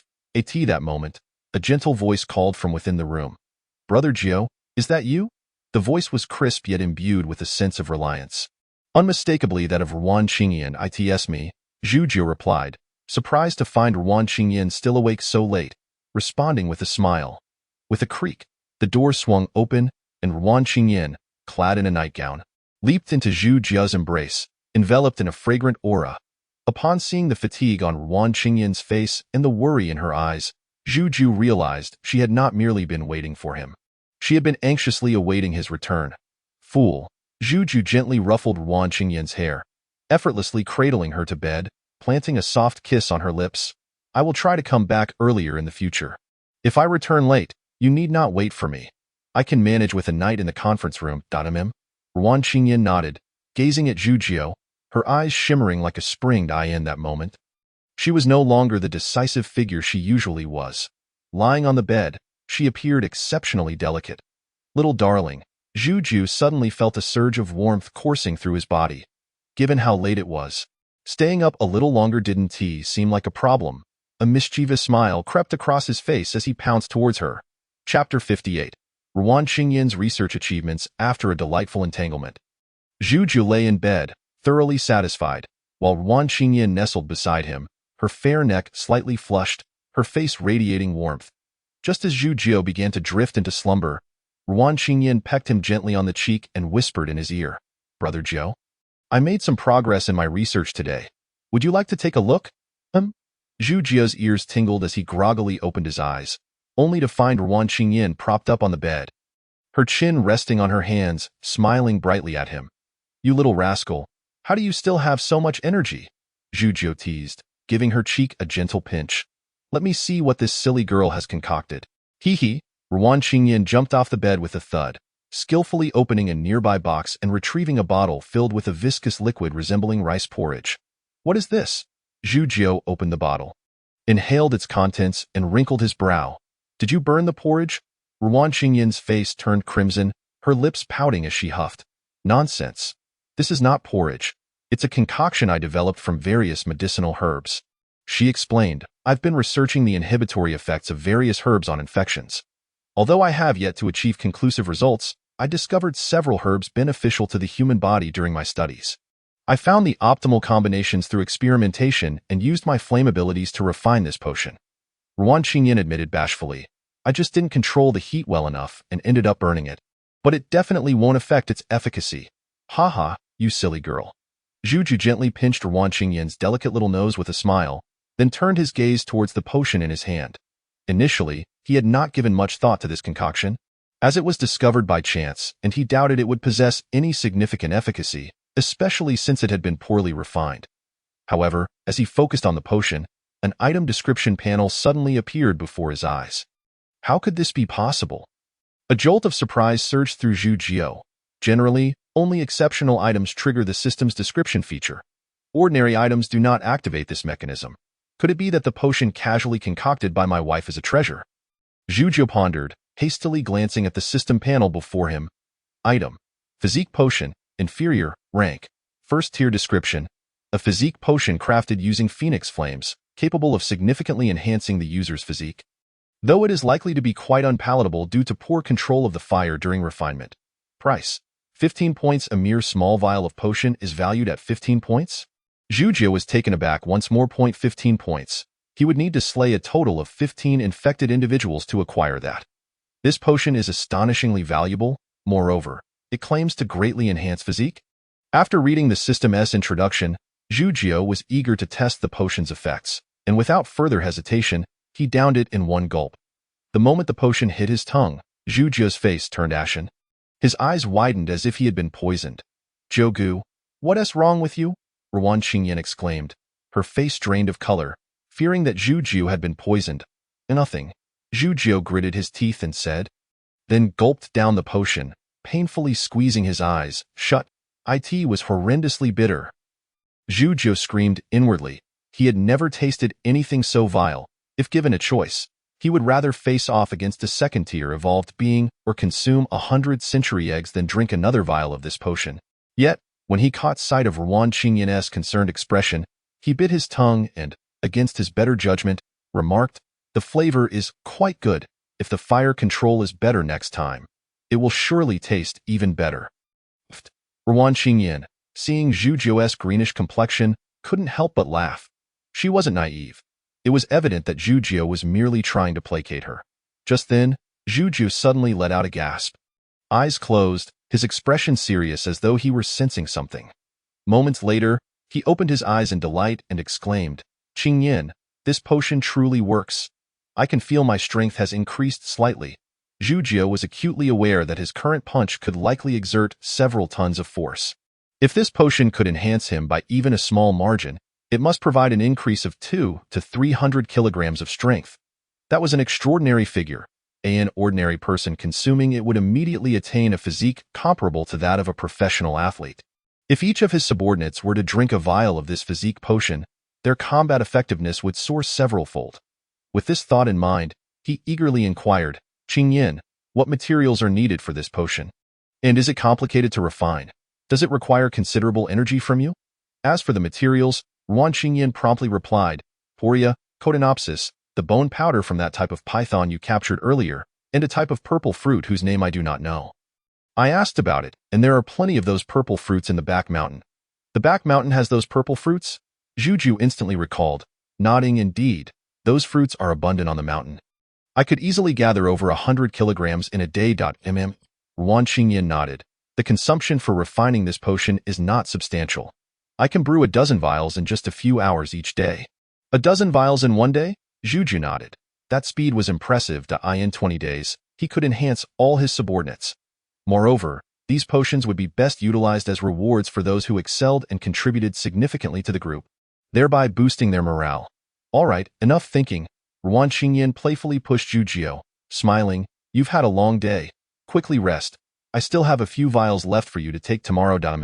All right." As soon as his body hit the bed, Zhujiu felt an overwhelming wave of drowsiness, his eyelids heavy, and soon he drifted into a deep slumber. Watching Zhujiu sleep soundly, Ruan Qingyan's face softened with a gentle smile, though a hint of barely perceptible fatigue lingered in her eyes. Refining this potion required prolonged use of phoenix flames, especially since her mastery over her abilities was still not proficient, leading to considerable energy depletion. Creating a dozen vials a day was an exhausting endeavor. However, she kept this to herself. Ruan Qingyan nestled against Zhujiu's chest, feeling his strong heartbeat, murmuring to herself, "Silly boy, you work so hard every day. I wish to share some of your burdens. I don't want to be a burden to you. Therefore, I will give my all. Even if I can only assist you a little, it would be enough to satisfy me," she whispered, gradually falling asleep atop Zhujiu. Unbeknownst to her, once she had succumbed to slumber. Zhujiu, who had been deep in sleep, slowly opened his eyes, caressing her back and covering her with a blanket. "Silly girl," Zhujiu's eyes held a glimmer of tenderness. "How could you ever be a burden to me? You are my reason to resist this cruel world." Chapter 59. The Enchantress. Early the next morning, While Wan Qingyan was still in a deep slumber, Zhu Jiu had already risen and tidied up. After ensuring she was covered with a blanket, he took the remaining vials of evolution potion and quietly stepped out of the room. It was just 5 o'clock. Dawn had not yet broken, and the moonlight cast a hazy beauty upon the snow-covered ground, creating a picturesque scene. As Zhu Jiu was about to prepare some breakfast, he suddenly noticed a few youths practicing martial arts in the courtyard. They were diligently executing the simple footwork techniques he had taught them previously. The youths practiced each move with great seriousness, their eyes brimming with focus. Despite the frigid weather, they had already begun to break a light sweat. Zhu Jiu watched for a while, a smile spreading across his face. He chose not to disturb them prematurely, but instead committed their appearances to memory. It had been a long time since he had encountered individuals so dedicated to martial arts practice. Upon arriving at the cafeteria, Zhu Jiu saw Zhang Xinyu and Wang Huanyan busily preparing breakfast with a few young girls. After snacking on a little food, he called Zhang Xinyu over. "What's up, Brother Zhu?" Zhang Xinyu adjusted his glasses, greeting Zhu Jiu with a bright smile. Although he had become an evolved being and was no longer nearsighted, he still wore a pair of frames, the reason for which he never disclosed. "This is for you." Zhu Jiu handed the physique potion to Zhang Xinyu, saying, "This is a potion crafted by Qingyan. It can enhance the user's physique. I drank 1 vial, and it likely increased my strength by 200 to 300 kilograms. With no side effects." Zhu Jiu added silently in his mind that its terrible taste didn't count. 200 to 300 kilograms. Zhang Xinyu gasped in astonishment. His current strength was only around 400 to 500 kilograms, and the thought that drinking a vial of this potion could increase his strength by such a staggering amount was mind-boggling. "Brother Zhu, isn't this potion incredibly precious?" Zhang Xinyu quickly returned it to Zhu Jiu. Shaking his head insistently, "Such a valuable potion should be used by you. We can gain strength by simply eating more meat." Zhu Jiu was both amused and exasperated by his response, and he replied, "The increase of 200 to 300 kilograms is meaningless to me, so this potion is of no use to me. What I need from you is to swiftly assemble a combat-capable team. You need not worry about anything else. I will take care of that." With that, he handed the physique potion back to Zhang Xinyu. He then continued, "Xinyu, there are a few more matters I need you to handle. Our team has expanded from dozens to hundreds of people, and inevitably, some ill-intentioned individuals may have infiltrated. Therefore, all storage rooms for resources within the building must be tightly controlled to prevent exploitation. It would be best to separate the warehouses from the living quarters, designating 2 dormitory buildings solely for accommodations, while this teaching building will serve exclusively as a warehouse for storing food, water, clothing, fuel, timber, and weapons. Assign small teams to patrol the hallways daily to ensure no resources are mishandled." Upon hearing Zhu Jiu's directives, Zhang Xinyu promptly took notes, anxious not to overlook anything. Once Zhu Jiu saw that he had finished recording, he nodded and continued, "I ventured out last night and eliminated all the infected and mutants within the Lin Shui campus. There should be no infected left in the school now. Arrange for people to dispose of the bodies of these infected individuals promptly, deciding whether to incinerate them or otherwise. Ensure to take precautions during the transport process to avoid infection." Zhang Xinyu was momentarily stunned upon hearing that Zhu Jiu had eradicated all the infected. But after a moment, he quickly responded, "Understood, Brother Zhu. I will arrange it immediately. In a rush." Zhu Jiu shook his head. "Let me finish speaking. Although the infected in the school have been eliminated, there are still many infected roaming in the southern city. If we do not seal off the school promptly, more infected will certainly slip in. Additionally, there are many survivors outside, and some may have ulterior motives. The original protective measures of the school are insufficient against such individuals. You have arranged for individuals to venture to the back mountain to fell trees, thereby increasing the density of the fence and completely enclosing the school.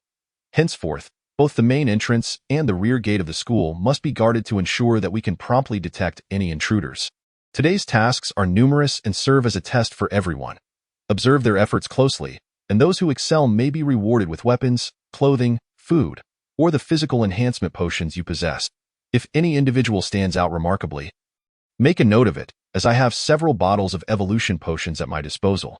Our power continues to grow, and you should privately discuss how to refine our management system or propose any good suggestions. For many hands make light work. Well then, best wishes, my brother." Zhang Xinyu nodded in agreement, stating that he would remember everything you said and would handle it immediately. Indeed, Zhu Jiu added, "Remember, It is essential not only to work, but also to practice martial arts without delay. Understood, Zhang Xinyu replied with a grin, quickly rushing off to make arrangements. At that moment, the stout fellow approached, yawning, and glanced at the hurried Zhang Xinyu, inquiring of Zhu Jiu. Old Zhu, what's going on? Did you inject this kid with some sort of adrenaline? Zhu Jiu chuckled and shook his head. Fatty, I captured a few individuals yesterday, and they are now locked up. These individuals are scions of ancient martial families, and a few are from prominent clans. They are likely privy to significant information. Later, you should interrogate each one and take note of what they say. Oh? Fatty circled Zhu Jiu, inspecting him up and down, exclaiming, impressive. Old Zhu, you managed to capture a few from prominent families? Do tell me which clans. I am eager to learn. Observing Fatty's demeanor, Zhu Jiu smiled wryly. 2 from the Zhao family of Nan City, and 1 from the Su family of Beigua. You think they qualify as scions of prominent families? Fatty suddenly froze, his frivolous expression vanishing, replaced by a serious countenance. But this state lasted less than a second before he reverted to his former demeanor. This is extraordinary. The Zhao family of Nan City is a millennia-old lineage, and the Su family of Beigua is among the foremost ancient martial families, wielding immense power. You have captured scions from both families. This is remarkable, Zhu Jiu replied. Well, I have brought the individuals back. It is now up to your skills to extract information from them. I have other matters to attend to, so I shall take my leave. With that, Zhu Jiu turned and exited the teaching building. As for why Fatty was knowledgeable about the aristocratic families, Zhu Jiu was not surprised. He had long suspected that Fatty hailed from an extraordinary background, likely a scion of a certain clan. However, Fatty had never disclosed this, nor had Zhu Jiu inquired. Watching Zhu Jiu depart, Fatty's expression grew serious, the frivolity completely gone. The Su family of Beigua, the family of that enchanting woman Su Qingyi, has made contact so swiftly. Preparations must be expedited. I cannot allow old Zhu and that enchantress to meet again and repeat the past mistakes. With that thought, Fatty turned and hurried towards the prison cells. Chapter 60. The enchanting Su Qingyi. Once all arrangements were made, Zhu Jiu left the cafeteria and returned to the entrance of the teaching building. At this moment, several youths were still practicing martial arts, panting and glistening with sweat, yet their movements had begun to show some finesse. Well done, Zhu Jiu remarked as he approached, noticing one youth whose punching posture was somewhat improper. He gently adjusted the boy's arm, smiling. However, martial arts cannot solely be honed through practice. Real combat is essential as well. How about it, lads? Shall we head to the back mountain for some practical training? The youths, thrilled at the prospect of engaging closely with Zhu Jiu, flushed with excitement. For these martial arts enthusiasts, encountering Zhu Jiu was akin to meeting their idol, especially with him personally instructing them. Absolutely. I want to go too, boss. Let me join. As the youths eagerly volunteered, Zhu Jiu chuckled and asked, How brave are you? Are you daring enough to ride the wolf beasts? Wolf beasts? One boy's eyes lit up. I'm daring. I've always wanted to try. Good. Then follow me, Zhu Jiu replied, leading the way towards the back mountain. Upon reaching the school's rear gate, the Wolf King awaited with the pack. Spotting Zhu Jiu, the Wolf King affectionately bounded over, nudging Zhu Jiu's large hand with its soft, silvery fur. Ha ha! Zhu Jiu mounted the Wolf King, patting its head with a hearty laugh. Lads, follow me. With that, he rode off on the Wolf King towards the back mountain. The youths, steeling themselves, also mounted the wolf beasts, which surged forward, creating a gust of chilly wind and swirling snowflakes. Meanwhile, in the interrogation room, Fatty sat across from Su Yun, reclining with his legs crossed, munching on a roasted rabbit leg and leaving grease on his lips. You insufferable fat fool, what do you intend to do? Su Yun said coldly. Where is Zhu Zi? Bring him to me. I demand to know why I am being held here. Since Zhu Jiu had warned that Su Yun was dangerous, the young girl tasked with guarding him had treated him with special consideration. Currently, Su Yun was tightly bound, writhing on the ground, his face flushed with anger, resembling a red caterpillar. I am a scion of the Su family of Beigua. If my family learns you've kidnapped me, none of you, including the Zhu family of Jiangnan, will escape unscathed. What a bold claim! Upon hearing the name of the Su family of Beigua, a cold glint flashed in Fatty's eyes as he sneered. I, Fatty, have dealt with your Beigua Su family before. With that, he casually tossed aside the rabbit bone and delivered a forceful kick to Su Yun's abdomen. Ugh! Su Yun doubled over, gasping. only to look up in horror as another kick came crashing down. Boom, bang, clatter. I'll teach you about the Bagua Su family. Will you confess or not? Will you confess or not? Without hesitation, Fatty launched a barrage of kicks, leaving Su Yun dizzy and feeling as if his insides were shifting. Stop! Stop! Su Yun curled into a ball, urgently calling for a halt, then cautiously turned to Fatty, his face pale and trembling. What do you want to ask? Just ask away. I will confess to everything, now that it's more like it. Fatty huffed, retracting his foot. Since you are a scion of the Bagua Su family, what is your relationship with Su Qingyi? Her. Su Yun appeared to recall something terrifying, shuddering as if he dared not even utter her name. After a moment, he gritted his teeth. She is the most exceptional and also the most terrifying scion of our Su family. At that time, in Bagua, within an ancient castle. Outside, the biting cold wind howled. Yet inside the castle, a warm fire burned brightly. The walls of the castle were adorned with various abstract paintings, predominantly in shades of crimson and black, conveying a sense of twisted horror that made one feel uneasy. Within the castle lay a grand bathroom, the bathtub itself spanning over 1,000 square meters, akin to a swimming pool, exuding a hazy steam. Inside the tub, a graceful figure glided through the water, her body obscured by floating rose petals, revealing only the occasional delicate arm, cascading black hair, and an exquisitely beautiful face that could bring nations to ruin. If there were truly a beauty that could take one's breath away, it would be one of two possibilities: the vast expanse of a starry sky or this enchanting visage. The mere sight could render one breathless. With a splash, the stunning woman approached the edge of the bathtub, rising gracefully, her hair cascading as droplets flew, revealing her breathtaking form. "Young lady, it's time to get dressed," a blushing maid standing by the pool said, her head bowed, too shy to look directly, hurriedly offering a black robe. "Oh, the little maid is shy," the enchanting woman teased. The stunning lady smiled as she spoke, delicately lifting the little maid's chin with her verdant fingers before gently pinching her cheek. Observing the maid's startled eyes, reminiscent of a frightened fawn, the lady erupted into a melodious laugh. She then donned a pure black bathrobe, leaving only her exquisite collarbone and a pair of jade-like feet exposed. The graceful curve of her collarbone was enough to incite envy among all women, while her delicate feet, with toes as lustrous and round as the finest pearls, were utterly captivating. As the enchanting woman dried her hair, the little maid timidly ventured, "Young miss, while you were bathing, a message arrived from the clan, requesting your presence in South City." "I shall not go," the lady replied without a moment's hesitation. "Those old fossils merely wish to send me away to create an opportunity for their useless grandson to ascend. It is out of the question." But, the maid lowered her head, saying, "They mentioned that young Master Su Yun has been captured, facing an opponent suspected to be a second-tier evolver, and not just one, but several. Elder Su has sustained injuries and refrained from taking action for fear of alarming the enemy. A second-tier evolver. Su Yun is truly pathetic.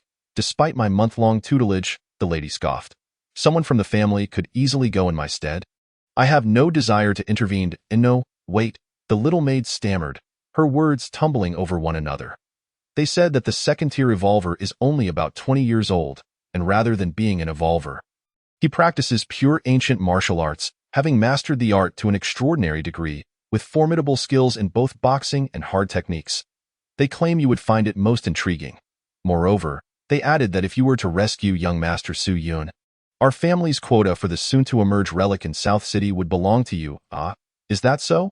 The stunning lady chuckled. "Those old fossils are certainly bleeding profusely. If that is the case, I shall reluctantly make the journey. Clear out the relic and rescue that little waste, Su Yun." As she spoke, she shed her bathrobe and donned a set of regular attire, adorned with a delicate space ring, casually inquiring, "Location and details about the target?" "The location is the outskirts of South City, Linshui Academy. The target is named Zhu Ziyi, who claims to be a disciple of the Zhu family from Jiang'an. However, we have investigated and determined it is likely a false name. This individual excels in Bagua palm, Bagua body techniques, hard techniques, boxing, and weaponry, possessing combat strength akin to a second-tier evolver, though we are unclear about their exact ranking among second-tier evolvers. That is of no concern." The beautiful maiden patted the lazily lounging blue-striped cat at the door, grinning. "Before me, Su Qingyi, All below the third tier are but waste. With that, she pushed open the ancient castle doors in the next moment. The blue-striped cat reluctantly opened its eyes, letting out a mewl before transforming into a massive blue-striped tiger with wings. Its physique remarkably agile. I'm off. Be good and wait for my return. Without looking back, Su Qingyi leapt onto the tiger's back, giving its head a pat, and in the next instant, they soared into the sky. How swift! The young lady is truly impressive, the little maid remarked, watching Su Qingyi's retreating figure. Her eyes filled with envy. Truly a once-in-a-century talent of the family. She is nearly on the verge of becoming a third-tier evolver. Yet the maid glanced down at her own feet, pouting in frustration. Though she is so slender, with such a tiny waist and legs, her figure is simply enviable. With that, she huffed back into the castle. Chapter 61. Global frenzy of evolution at this moment, in the outskirts of South City. Behind the school, boom! Zhujiu expressionlessly retracted his fist as a colossal first-tier evolved wild boar collapsed before him, its brain shattered by his hidden strength. This evolved wild boar stood 2 meters tall and measured about 4 meters in length. Its dense flesh weighing nearly 2,000 kilograms, several times larger than a typical wild boar. Boss, that punch was incredibly fierce. Is this also ancient martial arts? The young men behind him gazed wide-eyed at the display, chattering excitedly. This technique derives from Wing Chun, which itself originates from ancient martial arts. What I just used was hidden strength. Zhujiu explained with a smile. Hidden strength, in essence, is the concentration of power released over a very short distance. Akin to the inch punch in Wing Chun, where force erupts within mere inches. When cultivated to a profound level, one can unleash hidden strength. While it may appear that the recipient of hidden strength has suffered no visible injuries, their internal organs could very well be shattered. Take this wild boar, for example. Its tough skin and thick flesh would ordinarily require considerable effort to subdue. However, with hidden strength, I was able to obliterate its brain in an instant, resulting in its swift demise. All right, you lot, stop gawking and get to work. Once your foundational skills are sufficiently honed, I will teach you a few techniques, Zhujiu said, casually tossing the 2-ton wild boar onto a massive sled he had crafted, which was being pulled by several evolved wolves, specifically designed for transporting goods. At this point, the sled was already laden with evolved boars, evolved deer, and a few smaller evolved creatures, nearing full capacity. We've caught enough prey for today. I will catch a few evolved rabbits to take back for you to practice your skills. Zhujiu chuckled to himself.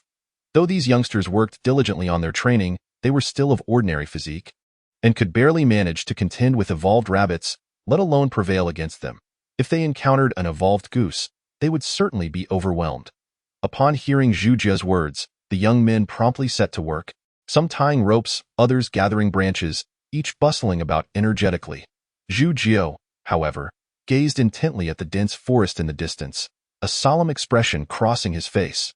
The trees appeared to have grown even larger since his last visit. The signs of life within the forest were unmistakable. Some trees had succumbed to the harsh cold and had frozen to death, while the remaining trees thrived on increased sunlight and nutrient-rich soil, flourishing at an accelerated pace. Not only that, but some trees even exhibited signs of evolution. Certain broadleaf plants, once characterized by large leaves, were now gradually narrowing their foliage, with some even secreting a layer of oil on their branches, suggesting a transition towards coniferous characteristics.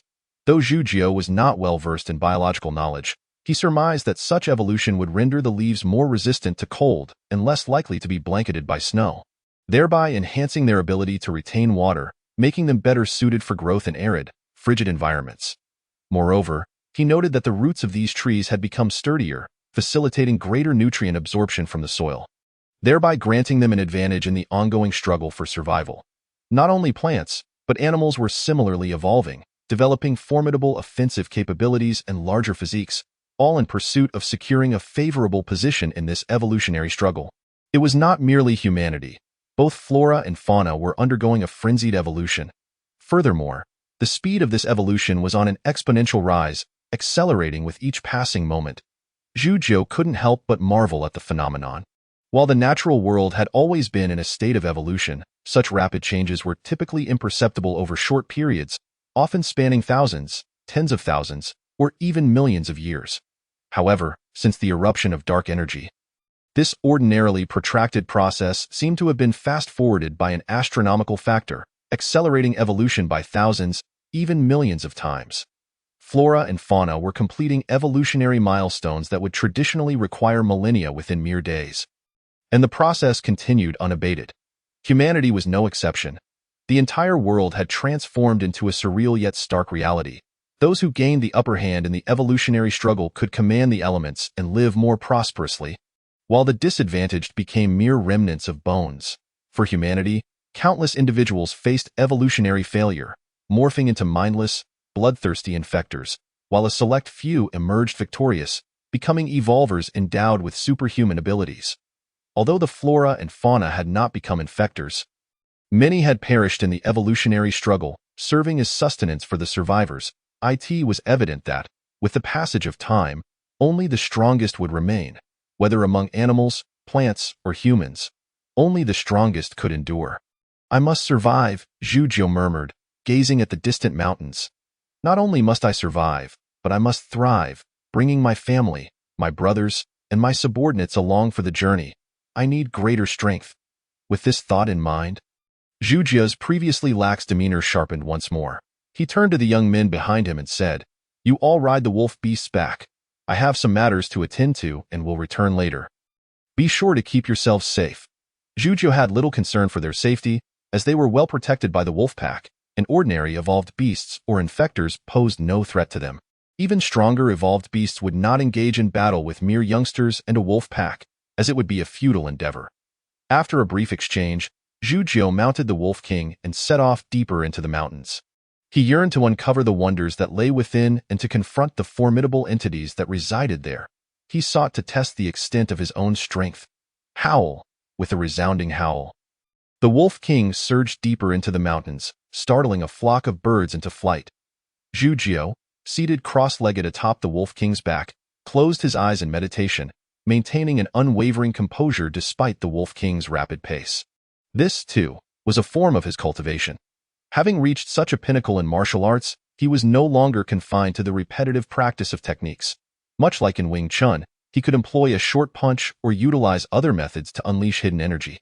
The techniques were merely vessels. The true objective was to achieve his goals through them. This represented a higher realm of martial arts. At present, with abundant points and enhanced strength, he pondered how to break through to the second tier. Zhujiu contemplated, feeling that he had reached the zenith of the first tier in every aspect: agility, skill, physique, power, spirit, and internal energy. Yet, he had yet to discern the path to advancing to the second tier. The system offered no second-tier martial arts for purchase. Zhujiu sensed that if this continued, his strength would soon hit a bottleneck, a most unfavorable situation. What should he do? Just as Zhujiu was deep in thought, the Wolf King suddenly came to a halt, its fur bristling in response to a formidable presence. Zhujiu opened his eyes to discover a dark cave not far away. Echoing from within were thudding sounds, as if something terrifying lurked inside. Chapter 62. Self-created second-tier ancient martial breakthrough. What is that sound? Zhujiu furrowed his brow and leapt down from the Wolf King. Whatever resided in that cave clearly instilled great trepidation in the Wolf King. With this thought, Zhujiu drew the mysterious iron sword from his back and cautiously approached the cave entrance. As he neared, the sounds emanating from within grew increasingly distinct. Wait! Zhujiu's expression shifted, and he suddenly leaped aside. Boom! Just as he jumped, the ground beneath him erupted, and a terrifying creature burst forth. Zhujiu quickly retreated, focusing his gaze on the creature, which turned out to be a colossal tortoise beast. What manner of tortoise is this, so large that it can burrow underground? Sensing the pressure, Zhujiu summoned all his focus, fixating on the fearsome tortoise beast before him. The creature's shell stood nearly a meter high, covered in thick, metallic-like armor that suggested incredible hardness. Its head and limbs were similarly adorned with heavy scales, and aside from those, strange, thick armor similar to its shell material encased its limbs and tail. An eerie sight, far removed from that of a typical tortoise species. Iron-eating rock tortoise tier. Second description: a rock tortoise that consumes metallic ores, possessing formidable bite and digestive capabilities. Its shell has become indestructible from long-term consumption of metal. The rock tortoise has forsaken the advantages of amphibious creatures, unable to swim, yet is exceptionally adept at burrowing, delving deep underground in search of metal veins. An iron-eating rock tortoise? Skilled at burrowing? Consuming metallic ores? Zhu Jiu inwardly marveled. This creature was far more formidable than any ordinary tortoise. At that moment, the iron-eating rock tortoise suddenly chomped down on a nearby rock, shattering it, then flung the fragments toward Zhu Jiu with a swift motion of its neck. Crack, crack! Zhu Jiu dodged the incoming attack, the rock shards smashing against a massive tree behind him, creating bowl-sized craters in the trunk. The force was comparable to that of large-caliber bullets, if not more. Zhu Jiu was taken aback. The strength of the iron-eating rock tortoise exceeded his expectations. If its casual stone projectiles possess such destructive power, how formidable must its true combat capabilities be? Is this the strength of the second tier? Such ferocity, Zhu Jiu thought, a smile spreading across his face, excitement surging within him. He yearned for a powerful opponent to gauge his own strength. The iron-eating rock tortoise was an opportune challenger. You are indeed strong, Zhu Jiu proclaimed with a grin, then charged at the iron-eating rock tortoise, swinging his mysterious iron sword downwards. But I am even stronger. Crack! The iron-eating rock tortoise, possessing immense strength and a terrifying bite, moved somewhat sluggishly, especially in the presence of a martial artist of Zhu Jiu's caliber, making it easy prey. Zhu Jiu swiftly maneuvered to its side, targeting its weakest defense, and struck at its front limb. However, despite its slow movements, the iron-eating rock tortoise's self-defense was remarkably swift. It instantly retracted its limbs and head into its shell. The protruding thick armor on its limbs and head fit perfectly with its shell, sealing it off like a door, leaving no opportunity for attack. Zhu Jiu was momentarily stunned. This creature is far too evasive. The iron-eating rock tortoise's evolutionary path was clearly focused on survival. Its speed was absurdly slow, and aside from its terrifying bite, it lacked offensive means, yet its defensive capabilities were extraordinary. Had it invested all its skill points in defense, Zhu Jiu had no time for further contemplation. He leapt atop the tortoise's shell and struck down with his iron sword. Crack! A crisp sound echoed as only a white mark appeared on the shell, rendering it virtually unharmed. Zhu Jiu felt that even if he managed to slice through the shell, it would still be impervious. Zhu Jiu was left speechless. Just when he was brimming with fighting spirit, he encountered such a creature, leaving him unable to find a point of attack. No, the iron sword won't suffice. Perhaps I should try hidden energy. Zhu Jiu suddenly recalled the lessons he had imparted to a few young men earlier that day, mentally chiding himself for forgetting his own teachings on hidden energy. With that thought, Zhu Jiu resolved not to hesitate any longer and delivered a powerful punch against the tortoise's shell. Boom! The shell remained intact, but the ground trembled beneath him. Again, Zhu Jiu declared, fully activating his iron cloth technique. His physique surged, towering over 2 meters, muscles bulging with a bronze sheen, resembling an ancient bronze giant. Not enough. I can become even stronger. Zhu Jiu's voice deepened, resonating with the sound of metal. The next moment, he activated his Shaoyang technique, feeling as though a furnace within him was ablaze, his bronze body taking on a faint red hue, particularly his fists, which emanated visible heat waves. This is my full strength. Zhu Jiu grinned, unleashing a punch towards the iron-eating rock tortoise's back. Boom! The impact of this punch was several times more powerful than the last. As he struck, the ground erupted, fissures spiderwebbing across its surface. The iron-eating rock tortoise emitted a muffled groan, clearly injured. Looks like your shell isn't as indomitable as I thought. Zhu Jiu laughed heartily, his wild enthusiasm surging as he continued to rain down fists upon the tortoise shell, producing resounding echoes. The creatures of the forest fled in panic from the immense commotion.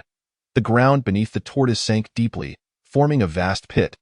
Zhu Jiu's fists quickly became bloodied and mangled from the relentless strikes. Yet he remained undeterred, showing no signs of stopping. In the midst of this fierce onslaught, he entered an enigmatic state, perceiving not a battle but a refining of his martial arts with each punch. The disparate powers within him began to merge. Iron cloth, Shaoyang, Wing Chun, Bagua blade. All of these ancient techniques were pushed to their limits. Under extreme pressure, they underwent an unprecedented transformation within his body, fusing into a wholly new form of ancient martial art. Detected. Host entering a state of enlightenment. Ancient martial arts beginning to merge. Fusion of ancient martial arts complete. Original techniques have vanished. Host acquires self-created second-tier ancient martial art. Fiery Sun Golden Body Technique. At this moment, Zhu Jiu was in a frenzied state, entirely oblivious to the changes occurring around him. Yet, in the instant the ancient martial arts coalesced, Zhu Jiu suddenly felt a surge of power within him. Flowing seamlessly and harmoniously, boom! Seizing this state, Zhu Jiu unleashed a punch, resulting in a tremendous explosion. The ground erupted as if struck by a missile. The iron-eating rock tortoise let out a wretched cry. Its insides shattered, limbs and head collapsing in a lifeless heap, utterly defeated. The force of that punch was terrifyingly immense. Chapter 63. Astonishing gains having slain the iron-eating rock tortoise with a single punch. Zhu Jiu gradually emerged from his frenzied state. Did I just break through? He marveled at his bloodied fists, feeling the immense power contained within, his heart racing with disbelief. The coveted second-tier realm he had longed for, sought after in vain, had been attained in such an extraordinary manner. Upon this realization, Zhu Jiu hastily glanced at the system panel. Host. Zhu Jiu, light injury, title, Martial Arts Master. You have entered the realm of technique approaching the Tao. Having created a second-tier ancient martial art, truly deserving of the title Martial Arts Master, Ancient Martial Art, first level of the Radiant Sun Golden Body Technique. The Radiant Sun Golden Body Technique is a second-tier ancient martial art created by the host. To advance to the second level requires the expenditure of 1,000 points and 100 kilograms of first-tier metal. Heart Monkey Skill Level 9.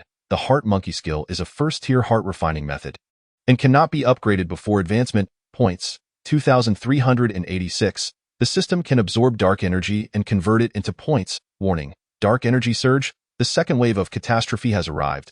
Please prepare to face the calamity. Indeed, Zhu Jiu exclaimed excitedly. I have truly entered the second tier, and my title has transformed from an entry-level martial artist to a martial arts master. During the first tier, I barely possessed second-tier combat strength. Now my power must surely exceed that of an ordinary second tier. Feeling the tremendous surge in his strength, Zhu Jiu's heart brimmed with ambition. This was not merely due to the increase in power, but also because of the system's affirmation. Having attained the title of Martial Arts Master, by the way, I have yet to explore the formidable aspects of this Radiant Sun Golden Body Technique. With this thought, Zhu Jiu accessed the system to examine the effects of this ancient martial art. Ancient martial art. Radiant Sun Golden Body Technique. Second tier. Description. An ancient martial art created by martial arts master Zhu Jiu, integrating boxing, external skills, internal skills, and sword techniques into one, transcending the limitations of external and internal skills, using the organs as a furnace and transforming metals into sustenance, shaping the body from within to become as indestructible as refined gold. Using the organs as a furnace, transforming metals into sustenance, crafting the body to be as unyielding as refined gold. Zhu Jiu secretly marveled. What a powerful ancient martial art. This is precisely how ancient martial arts ought to be. Fists that can subdue mountains and rivers, feet that tread upon the sun and moon. This is the essence of ancient martial arts. Although I have yet to reach this realm, as long as I continue my cultivation, I shall eventually attain these feats. Zhu Jiu clenched his fists, filled with motivation, and turned his gaze towards the iron-eating rock tortoise at his feet. This moment, the tortoise lay motionless, having met its demise. Ah, this creature fed on metal ores, did it not?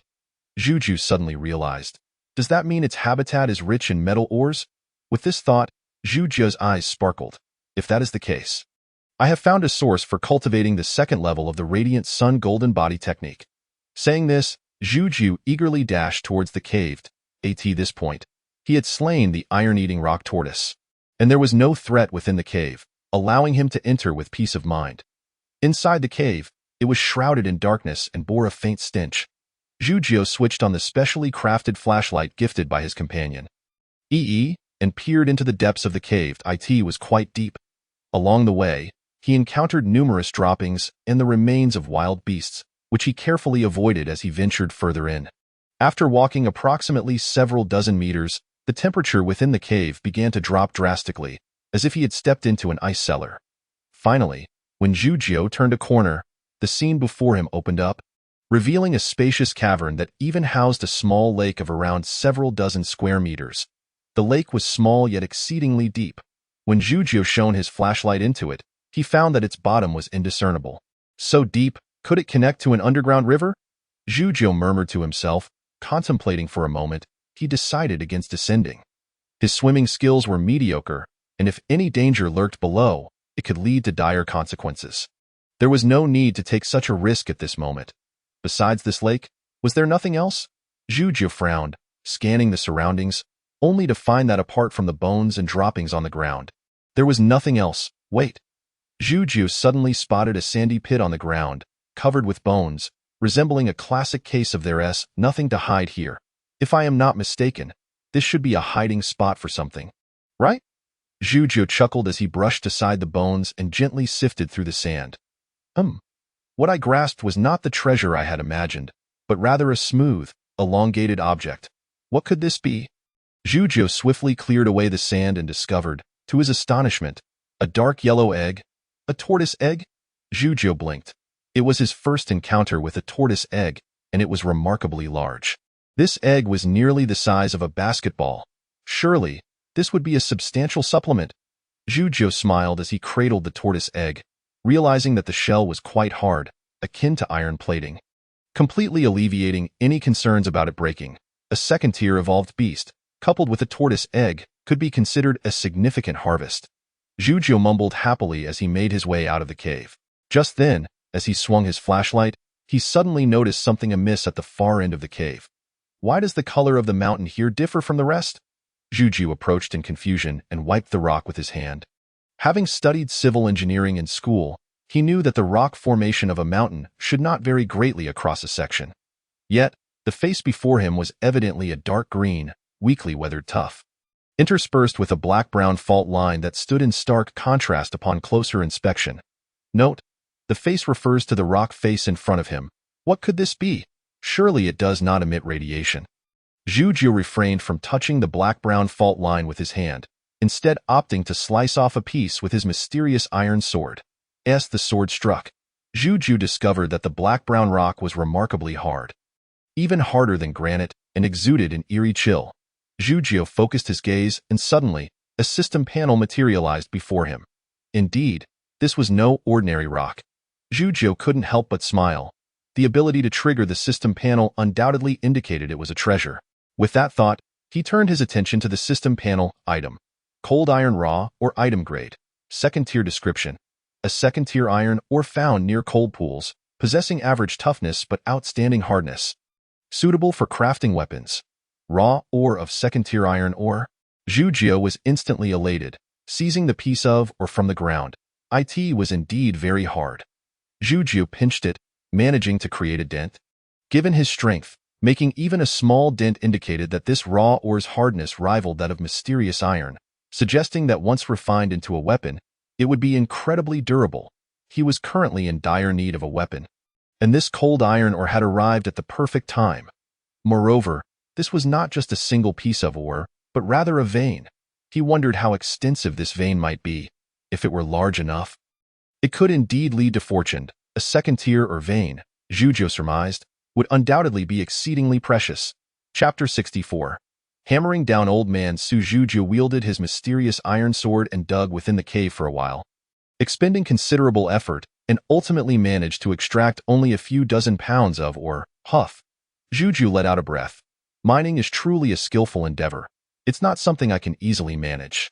After some contemplation, he decided it was best to return first. He could arrange for someone to handle the mining later. After all, he had many people at his disposal now.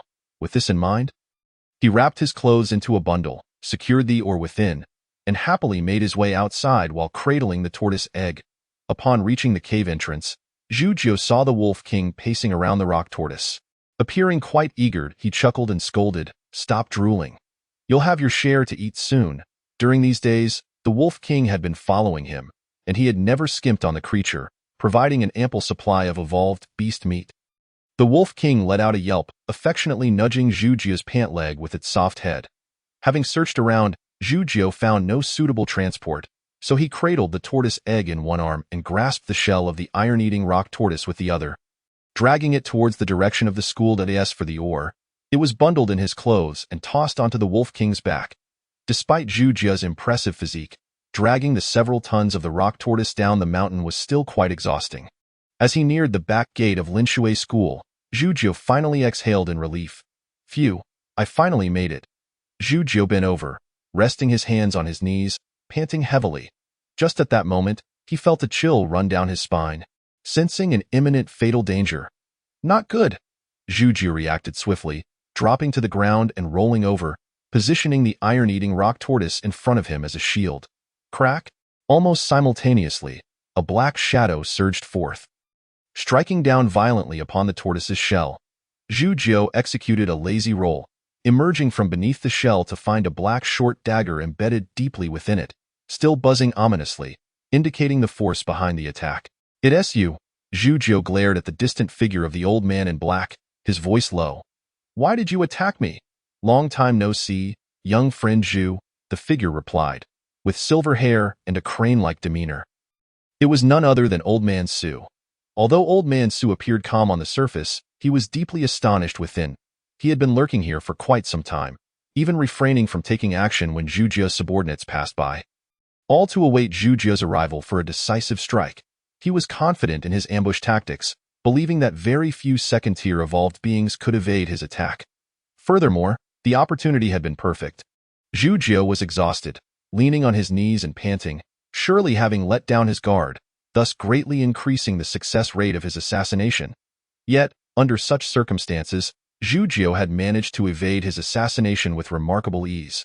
As if he had foreseen his ambush, the realization struck Old Man Su with regret. I should not have acted so recklessly. Waiting for Miss Qing Yi to join forces would have guaranteed success. In the present moment, instead of eliminating Zhu Zi, they have inadvertently alerted the snake in the grass, which may prove detrimental to subsequent actions. However, with matters having reached this point, there is no room for retreat. Elder Su clasped his fists solemnly and remarked, last time, I exchanged a blow with young friend Zhu. Today, I come to further appreciate your esteemed skills. As he spoke, Elder Su raised his right knee before him, his hands forming claws, one high and one low, palms facing forward, his body slightly bent, resembling a fierce tiger descending the mountain. The martial arts of the Northern Kingdom, infused with the essence of our Huagua's tiger fist. You old rascal, Zhu Jiu said, twisting his neck with a series of cracking sounds, grinning as he added, am I being too greedy?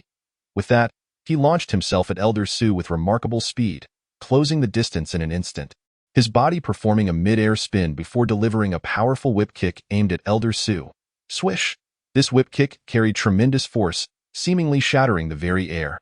Yet, Elder Su suddenly displayed a smile. Ah, young friend Zhu is still too youthful. His practical experience is lacking, he chuckled, as his claws sliced through the air towards Zhu Jiu's legs with a fierce wind. Having engaged in combat for many years, he was acutely aware that such a sudden leap attack, while appearing sharp, was fundamentally flawed. When one is suspended in midair, they are in their most vulnerable state. What seemed to be a formidable whip kick from Zhu Jiu was, in Elder Su's eyes, riddled with weaknesses. Just as Elder Su's claws were about to grasp Zhu Jiu's legs, he felt confident that in merely half a second, he could snap Zhu Jiu's tendons and incapacitate him.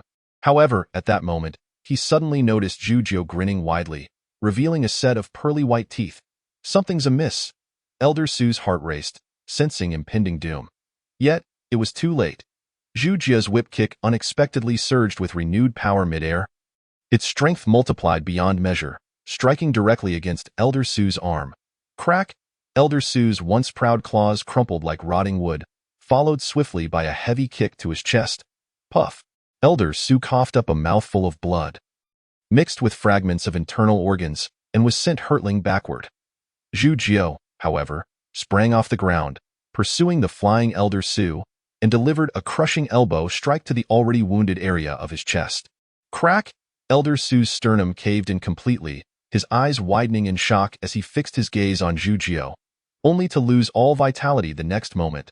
A dignified second-tier evolver, a figure of some repute, had met his demise at the hands of Zhu Jiu upon their first encounter. Come forth, all of you. Zhu Jiu spoke indifferently, not even glancing at Elder Su's lifeless form. Clap, clap, clap, from a nearby abandoned shop. The sound of applause erupted, followed by the emergence of several figures, all clad in tight leather attire adorned with various metallic trinkets, reminiscent of motorcycle enthusiasts. The group consisted entirely of young women, each appearing to be around 17 or 18 years old, their figures encased in leather, exuding a striking allure. Such a handsome young man, yet so ruthless in his actions, even against an elderly gentleman. Remarked the most forward of the women, heavily made up yet possessing commendable features, albeit distorted by her exaggerated cosmetics. But your fierce temperament is very much to my taste, and you seem quite skilled. Wouldn't you agree? As she spoke, the heavily made-up woman approached Zhuzhou, reaching out to touch his chest.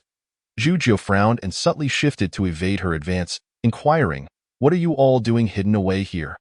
Just to exchange empty words?" "Certainly not," the woman replied haughtily. "The recent stirrings at Linshui School have caught the attention of our dragon brother. He sent me to convey a message. Either you offer tribute regularly, and in return, Dragon Brother will protect you, or," she paused, licking her lips, "you can prepare to clean your neck before meeting your end." "Tribute?" Zhuzhou dismissed the latter part of her statement, confusedly asking for clarification on the term. "Indeed, tribute," the woman replied, rubbing her fingers together in a motion reminiscent of counting money. "You shall provide food and people to our Dragon King Hall weekly, and in exchange, you will become our subordinate force. Under the protection of our Dragon King Hall." "Ah, so it is as I imagined." Zhuzhou restrained a chuckle and asked, "What is the strength of your dragon brother, and how many are in your, Dragon King Hall? What is their power like?" A different individual responded, a punk girl with dyed pink hair, exhaling smoke rings disdainfully. "Our dragon brother is an evolver, able to transform into a divine dragon, capable of smashing through walls with a single punch. Don't let your sturdy build fool you. Our dragon brother could crush 10 of you with but one hand. Moreover, in addition to him, there are 8 powerful guardians in our Dragon King Hall, one of whom is Danjia, right here." As she spoke, the punk girl looked up at the heavily made-up woman with admiration, clearly referring to her as Danjia. 8 plus 1, a total of 9 evolvers, with one suspected to possess dragon-related abilities. Zhuzhou nodded with a smile. "Quite interesting." As the words left his mouth, he suddenly unleashed a powerful punch into the abdomen of the heavily made-up woman before him. The woman was sent flying, crashing to the ground, her head tilted at an unnatural angle, blood gushing forth. She was beyond saving. Detection indicates the host has eliminated a first-tier evolver. The host has acquired a human series killer evolution potion. 1 bottle of evolution potion secured. Zhuzhou grinned as he withdrew his hand, glancing at the remaining individuals, his teeth gleaming white as he smiled brightly. 8 bottles remain. Chapter 65. A new atmosphere. Moments later, Zhuzhou dragged the corpse of the iron-eating rock turtle back towards the school. Elder Su's body had been discarded in the snow, covered with snow to form a grave, marked with a tombstone inscribed with his name. Though Elder Su was an enemy, Zhuzhou held a degree of respect for him, recognizing his loyalty and shrewdness. Their paths, however, had diverged irreconcilably, necessitating a distinction between life and death. As for the women, Zhuzhou dismissed them entirely, leaving their bodies where they lay, unconcerned. And that so-called Dragon King Hall, which sought to extort him for tribute, could be easily extinguished, a mere band of clowns, hardly worthy of consideration. Soon, Zhuzhou entered the school, dragging the iron-eating rock turtle's carcass. The evening sky was dimming, yet the scene within the school appeared revitalized. Previously, only the snow in front of the teaching building had been cleared. Now, the entire campus was immaculate, the snow completely removed, revealing the tidy asphalt pathways that looked remarkably inviting. Zhuzhou's gaze swept over the campus, where hundreds were bustling about, some handling the corpses of evolved beasts, others practicing martial arts, while still others were transporting various items. Each person was engaged in their tasks, creating a lively atmosphere. As the setting sun cast its golden rays, the campus radiated a picturesque scene. As if the apocalypse had never occurred, that moment, a loud shout suddenly erupted from the security hall beside Zhuzhou. "Boss, welcome back." Zhuzhou instinctively turned to see a familiar subordinate. Robust in stature, standing at attention and saluting him. Zhuzhou smiled and nodded, continuing toward the teaching building, thoroughly pleased with the atmosphere within the school. Everyone had work to do, everyone had food to eat. Each individual displayed a sense of ambition. All of this made Zhuzhou feel that his recent efforts had not been in vain. The struggles and battles he had endured were entirely worthwhile. He had not merely gathered a group of subordinates who could only consume his resources. Rather, he had built a force of his own from the ground up. The thought that the entire school was territory he had fought for with his own fists, and that these industrious hundreds were his subordinates, filled Zhu Jie with a profound sense of pride. "Boss, you've returned." At that moment, Zhang Xinyu, who had been directing the others, spotted Zhu Jie from a distance and hurried over to salute him. "Report, boss. The tasks you assigned have been largely accomplished. All the corpses of infected individuals on campus have been cleared away. To prevent attracting more infected, all the bodies have been disposed of in the nearby Huachin community. We have also added protective barriers around the campus, constructed from a combination of wood and metal, effectively sealing off the area. Tests indicate that these barriers can withstand ordinary infected individuals. Additionally, all key positions within the school have been assigned dedicated personnel, and there are specialized teams responsible for patrolling. Any intruders will be detected immediately. The teaching building designated for storing supplies has been cleared, and the materials have been transferred inside, with personnel appointed to guard it. The dormitories and other teaching buildings are still being cleaned, but they should be completed before nightfall. I am still following up on the training of personnel, but due to the short time frame, results have yet to be significant. Report completed. As he spoke, Zhang Xinyu saluted and turned his gaze towards Zhu Jie. After listening to Zhang Xinyu's report, Zhu Jie felt a slight surprise. Within just a day, Zhang Xinyu had remarkably accomplished nearly all the tasks he had assigned, and he had done so with such finesse that it astonished him. It is well known that while an individual can work efficiently alone, directing others to perform tasks is a formidable challenge. Zhang Xinyu's ability to simultaneously manage hundreds of people and maintain order is indicative of exceptional organizational skills. "Xinyu, you have done splendidly," Zhu Jie said, patting Zhang Xinyu on the shoulder. He had initially intended to reward Zhang Xinyu for his outstanding performance, but he found himself at a loss for what kind of reward to offer. "It was nothing extraordinary," Zhang Xinyu exclaimed, unable to conceal the joy radiating from his face. Noticing the turtle egg in Zhu Jie's hand, he curiously inquired, "Brother Zhu, what is that you are holding?" "This?" Zhu Jie smiled. "This is a turtle egg, laid by the second-tier iron-shell turtle behind me. I plan to stew it into a nourishing soup." "A turtle egg?" Zhang Xinyu blinked in curiosity. "Can it be hatched?" After a moment of contemplation, Zhu Jie responded, "It should be possible." Having cultivated the heart monkey technique, his mental acuity far exceeded that of ordinary individuals, allowing him to sense the faint spiritual energy emanating from the egg. It was evident that the little creature inside was still alive. "Can it really hatch?" Zhang Xinyu examined the egg closely, his affection for it evident. Zhu Jie chuckled softly, surprised by Zhang Xinyu's fondness for such an item. Suddenly an idea struck him, and he said, "Xinyu, it seems you have a keen interest in this. Then this egg is yours. Find a way to hatch it." Without further ado, he pressed the turtle egg into Zhang Xinyu's hands and strode away with the iron shell turtle. "Thank you, Brother Zhu," Zhang Xinyu called out excitedly, cherishing the egg as he wiped it carefully. A hint of nostalgia flickered in his eyes. Once, there was a girl with a high ponytail who had a small turtle and promised him a baby turtle if it ever hatched. However, after the apocalypse struck, he never saw that ponytailed girl again. Yet, he could vividly recall her youthful smile and the lively bounce of her ponytail. "Are you still alive? When will we meet again?" Zhang Xinyu murmured, holding the turtle egg tightly. At that moment, Zhu Jie had already delivered the iron shell turtle to the kitchen, entrusting it to Wang Huanyan for preparation, while he turned to seek out Fatty.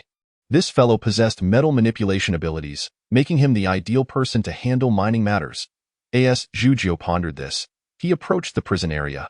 Just before he opened the door, a shrill scream erupted from inside the cell, chilling him to the bone. In a way, could Fatty be administering severe punishment?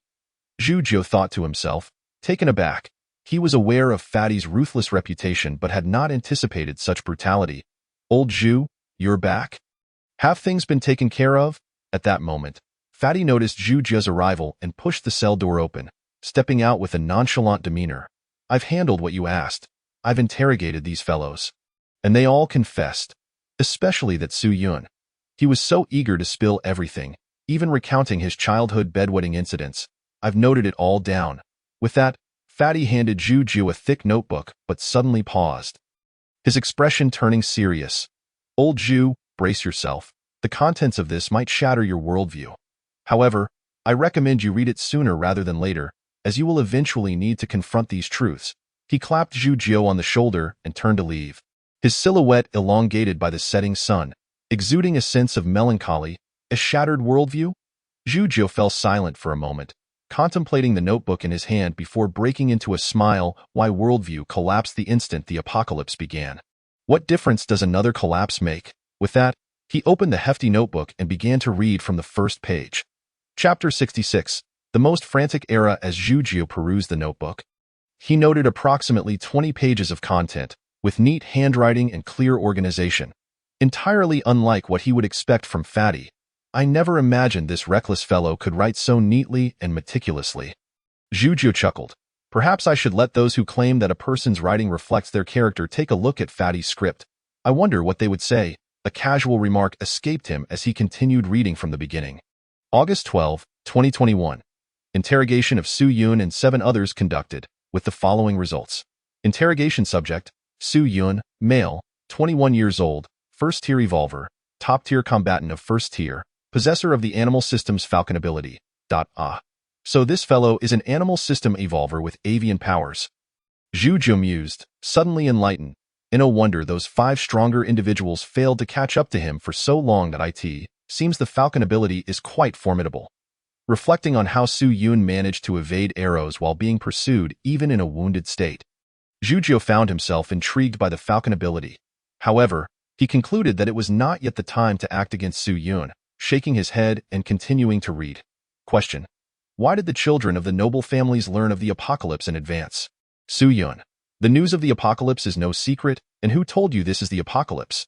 If you have studied biology, you should know that the natural world experiences periodic life explosions.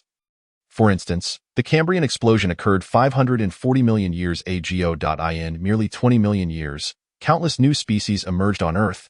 Chordates, brachiopods, arthropods, and many more appeared within this short span. Research indicates that under normal evolutionary rates, it could take hundreds of millions of years for the animal kingdom to progress to this stage. Yet, these species came into being in just 20 million years.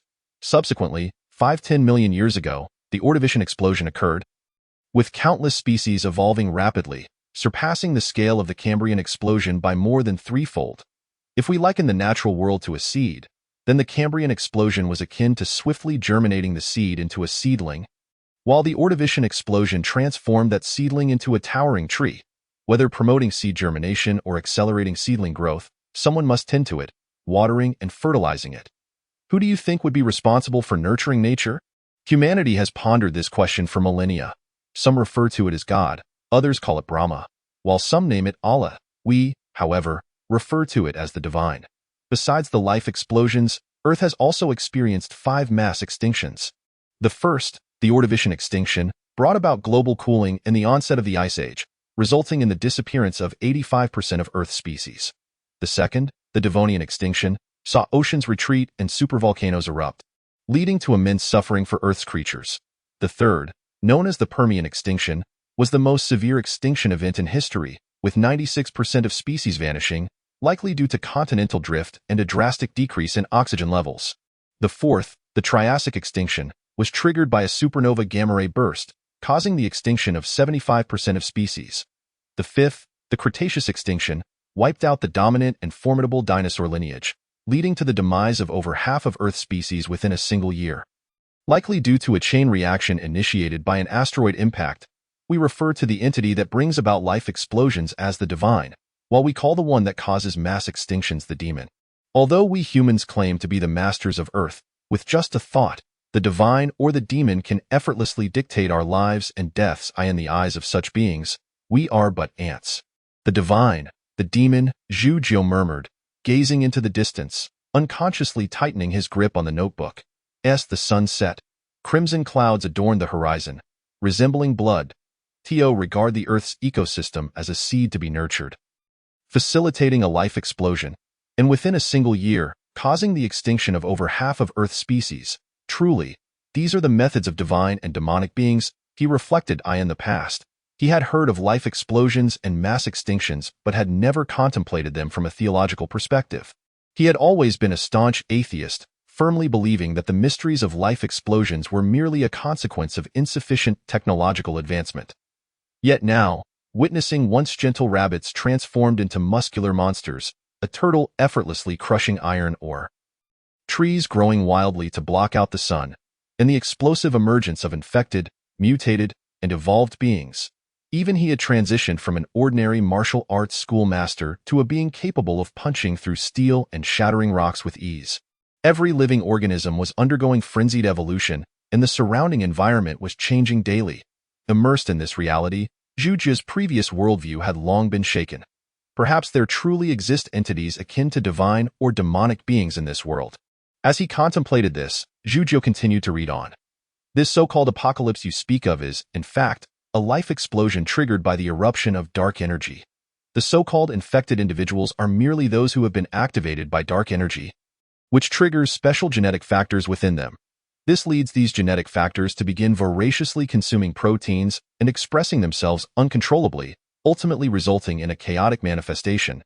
A small fraction of these individuals have developed antibodies during this tumultuous process, enabling them to inhibit the self-expression of these genetic factors. Rather than succumbing to uncontrollable infection, they have instead acquired extraordinary abilities. These individuals are known as the evolvers. The remainder, however, are simply less sensitive to dark energy and have not stimulated their internal genetic factors. Yet, this is merely a matter of time. As the concentration of dark energy escalates, all ordinary individuals will inevitably face this threshold, marking an essential path in human evolution. They will either fail and become infected or succeed and transform into evolvers. Humanity has never possessed a third option. Furthermore, dark energy has existed in the world for millennia, albeit in such scant quantities that it posed no threat to the life of the natural world. However, there are certain locations where dark energy is particularly dense, such as the Bermuda Triangle, the Devil's Triangle in the Atlantic, the Java Valley Cave in Indonesia, and the Shenangjia region in China, an uninhabited area. Beyond these, there are numerous places that remain undisclosed. These areas rich in dark energy have long been occupied by various major powers, nurturing strategic talents, what we now refer to as evolvers, awakeners, and the extraordinary. Yet, just a few years ago, the foremost scientific institutions across nations simultaneously detected abnormal fluctuations in dark energy, which became exceedingly unstable. This sudden anomaly raised alarms among the upper echelons of various countries, and major factions had already prepared in advance. Nevertheless, the ensuing dark energy eruption still inflicted losses beyond expectation. Not only did ordinary individuals suffer greatly, but even those of us who were well prepared also incurred substantial casualties. This eruption was unusual.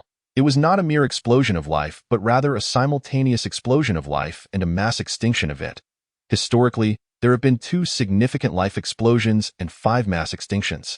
Now, we are concurrently experiencing the 3rd explosion of life and the 6th mass extinction. We are living in the most tumultuous era in Earth's history. Chapter 67. Mystical Realms and Ruins. Upon absorbing this information, Zhu Jie felt as if his heart had plunged into an ice cavern, rendering him unable to focus on the subsequent content. The sheer force capable of annihilating the majority of species on Earth in such a brief span, whether it be the work of some malevolent deity or a natural catastrophe, is truly terrifying. Although Zhu Jie is confident, he is keenly aware that, with his current strength, he likely pales in comparison to the apex predator of the Jurassic period, the Tyrannosaurus rex. That extinction event eradicated all dinosaurs from the Earth, and no matter how formidable he may be, could he withstand the cataclysmic forces of tectonic upheaval or an asteroid impact? In an instant, Zhu Jie felt as though all his efforts were futile. Akin to an ant attempting to shake a tree or a mantis trying to stop a chariot, a fleeting thought of surrender crossed his mind. However, at that moment, a wave of mental energy surged through his mind. This was the heart monkey skill. The heart monkey skill activated autonomously, bringing a refreshing clarity to Zhu Jie's mind, causing his earlier thoughts of abandonment to vanish without a trace. Was this the manifestation of a heart demon? Zhu Jie murmured in a moment of trepidation. I never expected that merely reading Su Yun's testimony would evoke such a heart demon within me. A heart demon is not some esoteric concept. It is simply a collection of negative thoughts. For instance, one might feel that their goals are unattainable, leading to an involuntary urge to give up, or they may grow weary of a task after prolonged engagement. As articulated in the heart monkey skill, The intention is like a white dragon horse, while the heart is akin to Sun Wukong. To achieve extraordinary accomplishments, one must master their restless heart and errant thoughts. Otherwise, how could they possibly traverse the martial path, let alone reach its pinnacle? Zhu Jiu exhaled deeply, calming the tumultuous emotions within him, and resumed perusing the notes. Indeed, after dispelling the heart demon, he found that the content of the notes no longer evoked the previous sense of horror and dread. Even the most alarming information could now be viewed as a trial in the martial journey, a challenge to be surmounted. These individuals were certainly not captured in vain. After a brief moment, Zhu Jiu closed the notebook, a smile gracing his face. Through the interrogation records of these individuals, he had gained a profound understanding of the doomsday information, now articulated with clarity. The previously perplexing questions had been answered. No wonder there had been no news from the military since the onset of the apocalypse. It turned out that most military forces, including the mainstays of ancient martial families, had ventured into the exploration of mystical realms. The so-called mystical realms are, in fact, alternate dimensions. According to the testimonies, numerous locations on Earth are connected to these otherworldly spaces, through which dark energy permeates. These connection points serve as the entrances to mystical realms. There are many entrances to mystical realms on Earth, some of which are quite renowned, such as the Bermuda Triangle, Shenanjia, and uninhabited areas. However, these large entrances have all been occupied by national-level forces treated as strategic resources for their countries. Only smaller entrances are occasionally allocated to formidable organizations, such as ancient martial families or other significant factions. Securing a mystical realm entrance allows members of one's faction to bask in the richest dark energy, thereby achieving the fastest evolution. Yet, it also carries inherent risks. As dark energy erupts, these mystical realm entrances gradually open. Some entrances connect to the desolate outskirts of alternate dimensions, which pose minimal danger. However, others lead to the territories of otherworldly forces. And once opened, both factions can traverse into each other's domains, inevitably leading to bloody conflict. Thus, mystical realm entrances are akin to double-edged swords. It is said that some minor factions have already been annihilated by the forces of the alternate dimension, with beings from that realm breaching into Earth through these entrances. The nature of these otherworldly beings remains a mystery. Zhu Jiu harbored curiosity about the appearance of creatures from alternate worlds. This information is highly classified, a closely guarded secret among major factions, and cannot be gleaned from communication devices. However, the mystical realms still seem distant to me. According to these accounts, only the top-tier evolvers, or even those at the awakener stage, qualify to vie for even the smallest entrance. Lacking a family or faction behind me, attempting to seize a mystical realm entrance on my own may take quite some time. Zhu Jiu sighed inwardly. He yearned to witness the vistas of the otherworld, but alas, opportunity eluded him. Yet, suddenly, Zhu Jiu smiled and thought, though the mystical realms may be far away, the ruins lie much closer. According to the interrogations, the reason so many prominent families have sent their descendants to Nanqing is due to the detection of fluctuations indicating the presence of ruins. The origins of these ruins are unknown, yet they have appeared on Earth numerous times. Each time ruins manifest, they typically give rise to one or more formidable individuals. According to these testimonies, if one can seize a significant opportunity within a ruin, ascending to the pinnacle of evolvers becomes a near certainty, significantly increasing the chances of breaking through to the awakener stage. The rationale is simple. Ordinary individuals can generate antibodies and utilize dark energy to become evolvers. Conversely, evolvers seeking to break through must shatter the genetic shackles, known as the gene lock. Within these ruins lie various methods and treasures to unlock these genetic barriers. Therefore, even if one enters the ruins as a first-tier evolver, they may emerge as a second-tier or even higher. Should one obtain numerous advantages, they could easily break through to the fourth tier after assimilating these benefits. Fourth-tier evolvers represent the highest echelon of the evolutionary stage, constituting core combat forces within major families. As for the higher awakener stage, it encompasses figures of paramount importance, akin to the stabilizing force of ancient martial families, and breaking through is no simple feat. Even with access to the opportunities presented by the ruins, one can only enhance their likelihood of awakening. Zhu Jiu shook his head, retracting his thoughts, and spoke softly as he gazed into the distance. Since the ruins are located in Nanqing, I must certainly stake my claim. The emergence of ruins is random, with unpredictable timing and specific locations. The only certainty is that these ruins are within the Nanching area. By that logic, I still have a chance to secure a share of the spoils from these ancient martial families. With so many benefits to be had within the ruins, I cannot afford to miss this fortuitous opportunity. Just as Zhu Jiu was contemplating, hurried footsteps echoed in the corridor. He turned to find Zhang Xinyu rushing toward him. "What's the matter, Xinyu? Why the rush?" Zhu Jiu inquired with a smile. "Brother Zhu?" Huff Zhang Xinyu panted, yet his face shone with a radiant smile. "While our people were out searching for resources, they stumbled upon a survivor gathering point. They told me there are at least 100 people there, and it's not far from the school. Brother Zhu, we are currently in desperate need of personnel. Should we recruit them? A gathering point of over 100 individuals?"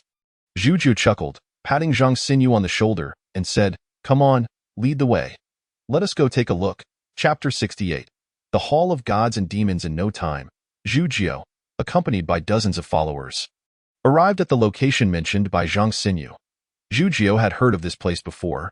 It was an alley near Linshui School. It was said that this area was originally filled with low-rise bungalows, belonging to a less developed region. However, with the rapid development of Nanching, housing prices in the city center soared, prompting many to forego purchasing homes there, opting instead to invest substantial sums in this area to acquire land, demolish the old structures, and build new residences. Some chose to live there, while others converted the properties into ancestral halls. Consequently, the area now boasted numerous grand residences inhabited by affluent individuals, having transformed into a legitimate wealthy district. Not long ago, Zhu Jiu had spotted a strikingly beautiful wealthy woman in her 20s, elegantly striding into one of these grand homes in a luxurious Maybach. At that time, he was merely an ordinary martial artist, unable even to afford a car worth hundreds of thousands. Reflecting on these memories and glancing at the Wolf King beneath him, Zhu Jiu could not help but smile and shake his head. The past felt like a distant realm. Dismissing further thoughts, Zhu Jiu rapped on the imposing door of the residence before him. Flanking the entrance were 2 stone lions, exuding a stately presence, above which hung a plaque inscribed with the words, "Huang Residence." After a prolonged moment of silence with no response, Zhu Jiu ceased waiting and decisively pushed the door open. As he swung the door ajar, he was met with a dozen pairs of eyes fixated upon him. These individuals had been gathered around a fire, indulging in their meal, completely oblivious to the sound of the door being knocked. However, upon seeing Zhu Jiu stride in, accompanied by his well-equipped followers riding formidable wolf beasts, and the imposing Wolf King covered in silvery fur, the onlookers were taken aback, hastily rising to their feet, seizing whatever makeshift weapons were within reach, and eyeing Zhu Jiu warily. Though they referred to them as weapons, they were little more than sticks, sickles, or wrenches. In stark contrast, virtually everyone on Zhu Jiu's side wielded sharpened swords and blades, expertly crafted by Fatty, showcasing remarkable quality. The makeshift tools of the others paled significantly in comparison. "Who are you, gallant ones, and what brings you to the residence of Huang?" A middle-aged man at the forefront inquired in a deep voice, his gaze cautious. This man, adorned with antique bracelets and dressed in an attire that exuded an air of distinction, was evidently someone of wealth or status, likely a government official or entrepreneur. In times past, such individuals were the lords who commanded respect and influence. Yet now, as he surveyed the throng of Zhu Jiu's followers, his voice faltered slightly, revealing a lack of confidence. In this apocalyptic era, might dictated authority. The old ways held no sway. There is no need for concern. We come not to provoke nor to rob. Zhu Jiu reassured him with a smile. We are from the vicinity. At this juncture, Zhu Jiu paused, suddenly realizing that his faction lacked a name. Surely, he could not identify himself as merely a force from Linshui School. Doing so would diminish their gravitas. That moment, a thought struck him regarding the self-proclaimed Dragon King Hall he had encountered earlier, along with the deities and demons referenced in his notes. A name sprang to mind, and he uttered without hesitation. "We are from the Hall of Gods and Demons. I am Zhu Jiu, the Hall Master, here to invite you to join us." The declaration left the dozen individuals opposite him in a state of bewilderment. Not only them, but even Zhu Jiu's followers, including Zhang Xinyu, were equally stunned. Where did this Hall of Gods and Demons come from? Were they not associated with Linshui School? When did they transform into the Hall of Gods and Demons? However, as Zhang Xinyu repeated the name in his mind, he suddenly found it quite imposing. Coupled with his recollections of Zhu Jio's formidable presence during battle and his almost frenzied demeanor, the name Hall of Gods and Demons seemed to resonate with Zhu Jio in an inexplicable manner. Zhu Jio noticed the shifting expressions on the faces of the gathered individuals, yet maintained his composure as he continued. Our Hall of Gods and Demons currently boasts over 300 warriors. We are well supplied with food, clothing, fuel, and weaponry, and our territory is exceedingly secure, impervious to infectors and aberrants. We are in a phase of expansion, and I shall grant you 1 minute to consider whether you wish to join us. With that, Zhu Jio fixed his gaze on the middle-aged man, awaiting his response. Young brother, Hall Master Zhu? The middle-aged man said cautiously, if we choose not to join your esteemed faction, you will not resort to violence against us, will you? Of course not, Zhu Jio replied, shaking his head. There was no conflict of interest between them. He had no intention of slaughtering them simply because they chose not to join. Very well, the middle-aged man conceded, lowering his stance.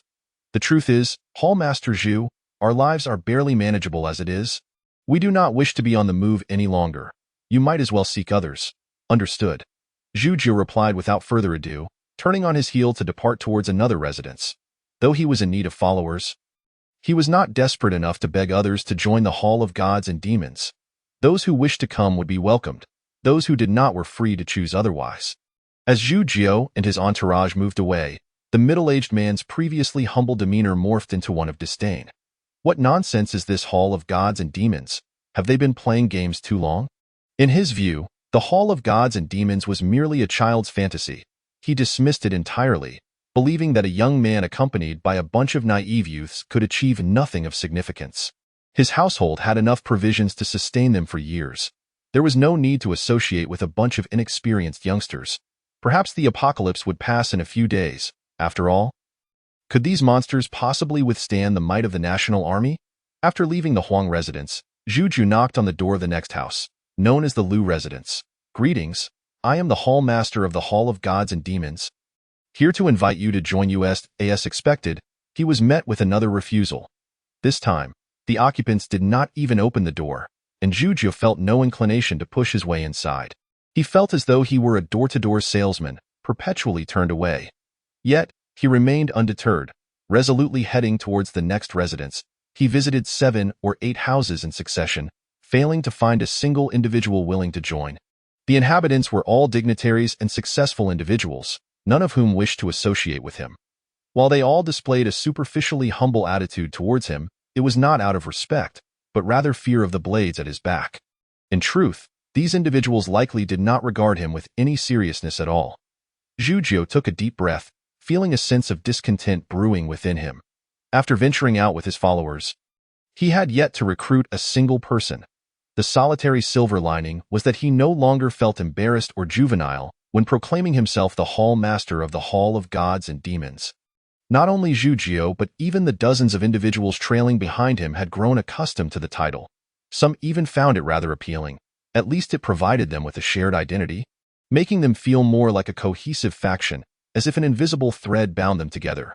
Knock, knock, knock. Zhu Jio rapped on the door of the next residence, once again announcing, Greetings, I am the Hall Master of the Hall of Gods and Demons. Here to invite you to join us.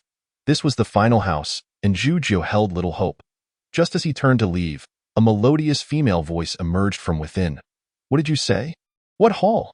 The next moment, the door swung open, revealing 2 long, slender legs. Encased in flesh-colored tights, the legs led to a striking figure clad in a sky-blue down jacket, her oval face and physique exuding remarkable beauty. The instant Zhu Jio recognized her, he was momentarily stunned. It was none other than the affluent young woman he had previously seen, arriving in her Maybach, before Zhu Jio could utter a word. The young woman exclaimed, her eyes sparkling, Wow, a handsome guy. Handsome guy. What did you say about a hall? Are you the Hall Master? I want to join. Zhu Jio paused, taken aback, observing the young woman's starry-eyed demeanor. He vaguely sensed that her enthusiasm might not align with his original proposition. Nonetheless, it sounded close enough. All right, joining is what matters, he thought, shaking his head and smiling at her. Welcome to the Hall of Gods and Demons. I am Hall Master Zhu Jio. Chapter 69. Such a life for 30 years following their conversation, Zhu Jie learned of the young woman's identity. Her name was Du Jin, hailing from Jiangnan province, over 1,000 kilometers away. She had attended Nanqing University, dropping out in her sophomore year to pursue business, and was now living alone in Nanqing. Nanqing University was one of the premier institutions in Huaguo, with countless students vying to gain admission. Yet, Du Jin treated it with nonchalance. In truth, she had certainly proven herself capable. Dropping out in her sophomore year, she started from scratch in the media business. Now, after 3 years in commerce, her net worth exceeded 100 million. Her car and residence were all acquired through her own efforts, marking her as a true winner in life. Upon hearing Du Jin's self-introduction, Zhu Jie regarded her with astonishment. Her credentials were astonishing. Something seems amiss, Zhu Jie mused internally. This girl doesn't appear particularly astute. Rather, she seems like a naive, love-struck young lady. Indeed, Du Jin's earlier behavior did not align with that of a prodigious young woman who had amassed a fortune from nothing. At that moment, as if sensing Zhu Jie's thoughts, Du Jin leaned in and asked, "Hey, what are you thinking about? Do you not feel that I am merely a lovesick girl, entirely unlike a top student from Nanda?" Zhu Jie was momentarily taken aback. He had not anticipated that Du Jin would be so perceptive. Yet, he nodded and replied, "Indeed, you are somewhat different from what I had imagined." Suddenly, Du Jin smiled, tucking a strand of hair behind her ear with her ring finger, and said with her crimson lips slightly parted, "You need not overthink it. In truth, I have been observing you ever since you knocked on old Huang's door. Despite having dozens of people with you and being well-equipped, if you had chosen to act, you could have easily eliminated everyone in this alley. Yet, you did not. You faced us with an overwhelming advantage. In this time of chaos, you could have done as you pleased." Under such circumstances, being repeatedly rejected without a hint of annoyance and maintaining such an air of nonchalance speaks volumes of your absolute confidence in yourself. Perhaps, in your eyes, whether we join you or not holds little significance. Moreover, you are fully aware that we possess food and supplies, yet you choose not to seize them, even displaying a certain disdain. This indicates that you are not in want of resources or, rather, that acquiring them poses no challenge for you. Furthermore, those around you obey your every command, their gazes filled with admiration and fervor, confirming their deep-seated loyalty to you. When considering all these factors, it becomes evident that you command a formidable force. You lack for nothing, neither food nor supplies, nor weapons or mounts. You are the leader of this power, exuding immense confidence and earning the trust of your subordinates, which speaks to your character. In such a situation, why would I not choose to ally with you? Du Jin declared confidently. I believe I can create value for you, and I trust that you will not treat me poorly. Thus, joining your faction far outweighs the prospect of waiting for rescue here. With that, she extended her hand towards Zhu Jie, saying, "Boss, from now on, I shall follow you." At this moment, Du Jin was a far cry from the lovesick girl she had previously appeared to be. She was a completely transformed individual. Zhu Jie gazed into Du Jin's eyes, and after a brief moment, he smiled gently. "You truly are a talent. Welcome to the Divine Demon Hall." "All right, thank you, boss," Du Jin replied nonchalantly, retracting her hand as if unfazed by Zhu Jie's lack of a handshake, even sticking out her little tongue playfully, appearing rather quirky. Zhu Jie observed all of this, forming a general assessment of Du Jin in his mind. Extremely intelligent, remarkably perceptive, and highly skilled in performance and disguise. From the lovesick girl at the beginning, to the shrewd woman thereafter, to her current quirky demeanor, Zhu Jie could not discern which was her true self, or perhaps none of them was. Accepting her as a subordinate would undoubtedly be a gamble. If utilized wisely, it could yield tremendous rewards. However, mishandling the situation might invite disaster. Nevertheless, Zhu Jie was unconcerned, for in this apocalyptic world, strength ultimately prevails. As long as he possessed overwhelming power, he had no fear of his subordinates harboring ulterior motives. "Du Jin, is it just you here?" Zhu Jie inquired after a moment of contemplation. "If there are others, they should join us. The stronghold of the Divine Demon Hall is quite close." "There are a few others," Du Jin replied, glancing back before looking at Zhu Jie. "The situation is somewhat complex. Come with me to take a look before we decide." With that, she began to walk towards the house.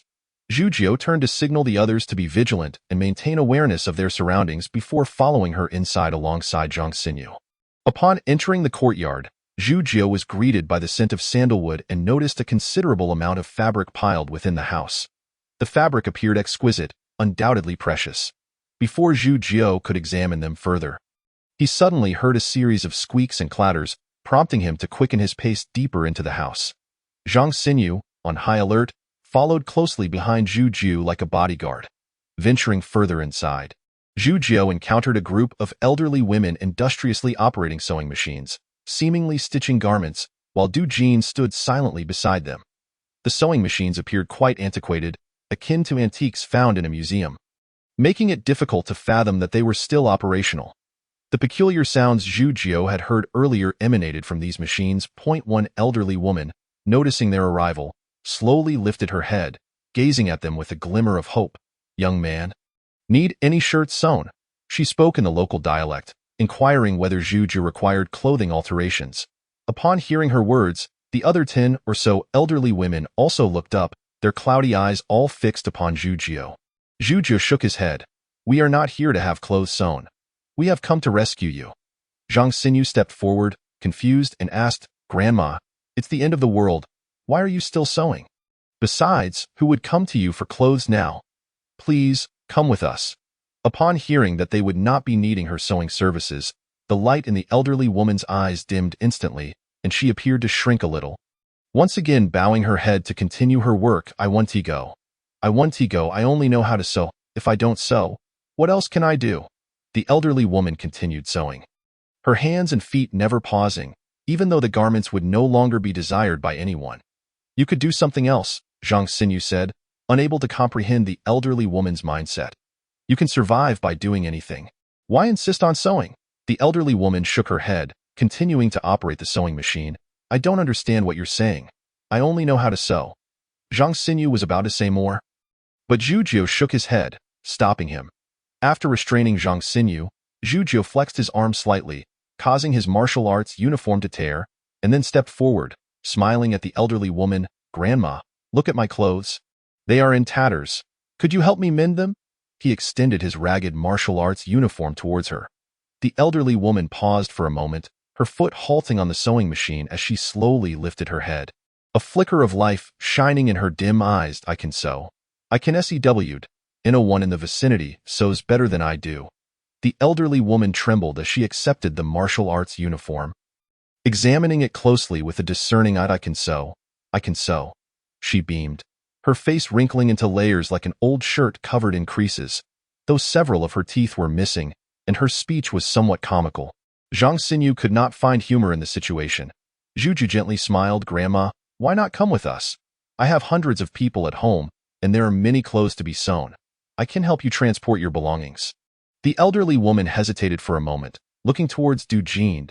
Du Jin smiled and nodded encouragingly, cheerfully stating, "5 Grandma. This person is my boss, and I intend to accompany him as well." Upon hearing Du Jin's words, the elderly woman was overjoyed, exclaiming, all right, young man, I assure you, no one around here sews better than I do. Then I shall rely on you, Grandma," Zhu Jiu said with a smile, helping the elderly woman don a thick coat and guiding her towards the exit. Zhang Xinyu called in others to assist the elderly women and to pack up the old sewing machines in the courtyard. Zhu Jiu and Du Jin stood together, while 5 Grandma busied herself with her beloved sewing machines. "So, boss, what are your thoughts?" Du Jin asked, observing the bustling crowd with a smile. "These elderly women are the remaining residents of this area. They have always made a living by sewing for others. However, when the wealthy began acquiring properties here, the original residents sold their homes and moved away, leaving only these elderly women behind. With the surrounding houses abandoned, no one sought their sewing services, and they lost their means of livelihood. I happened to be looking to acquire a property, so I negotiated with them, providing them with a dedicated space for living and sewing, while they agreed to sew clothing for me. I recall you mentioned you were in the media business."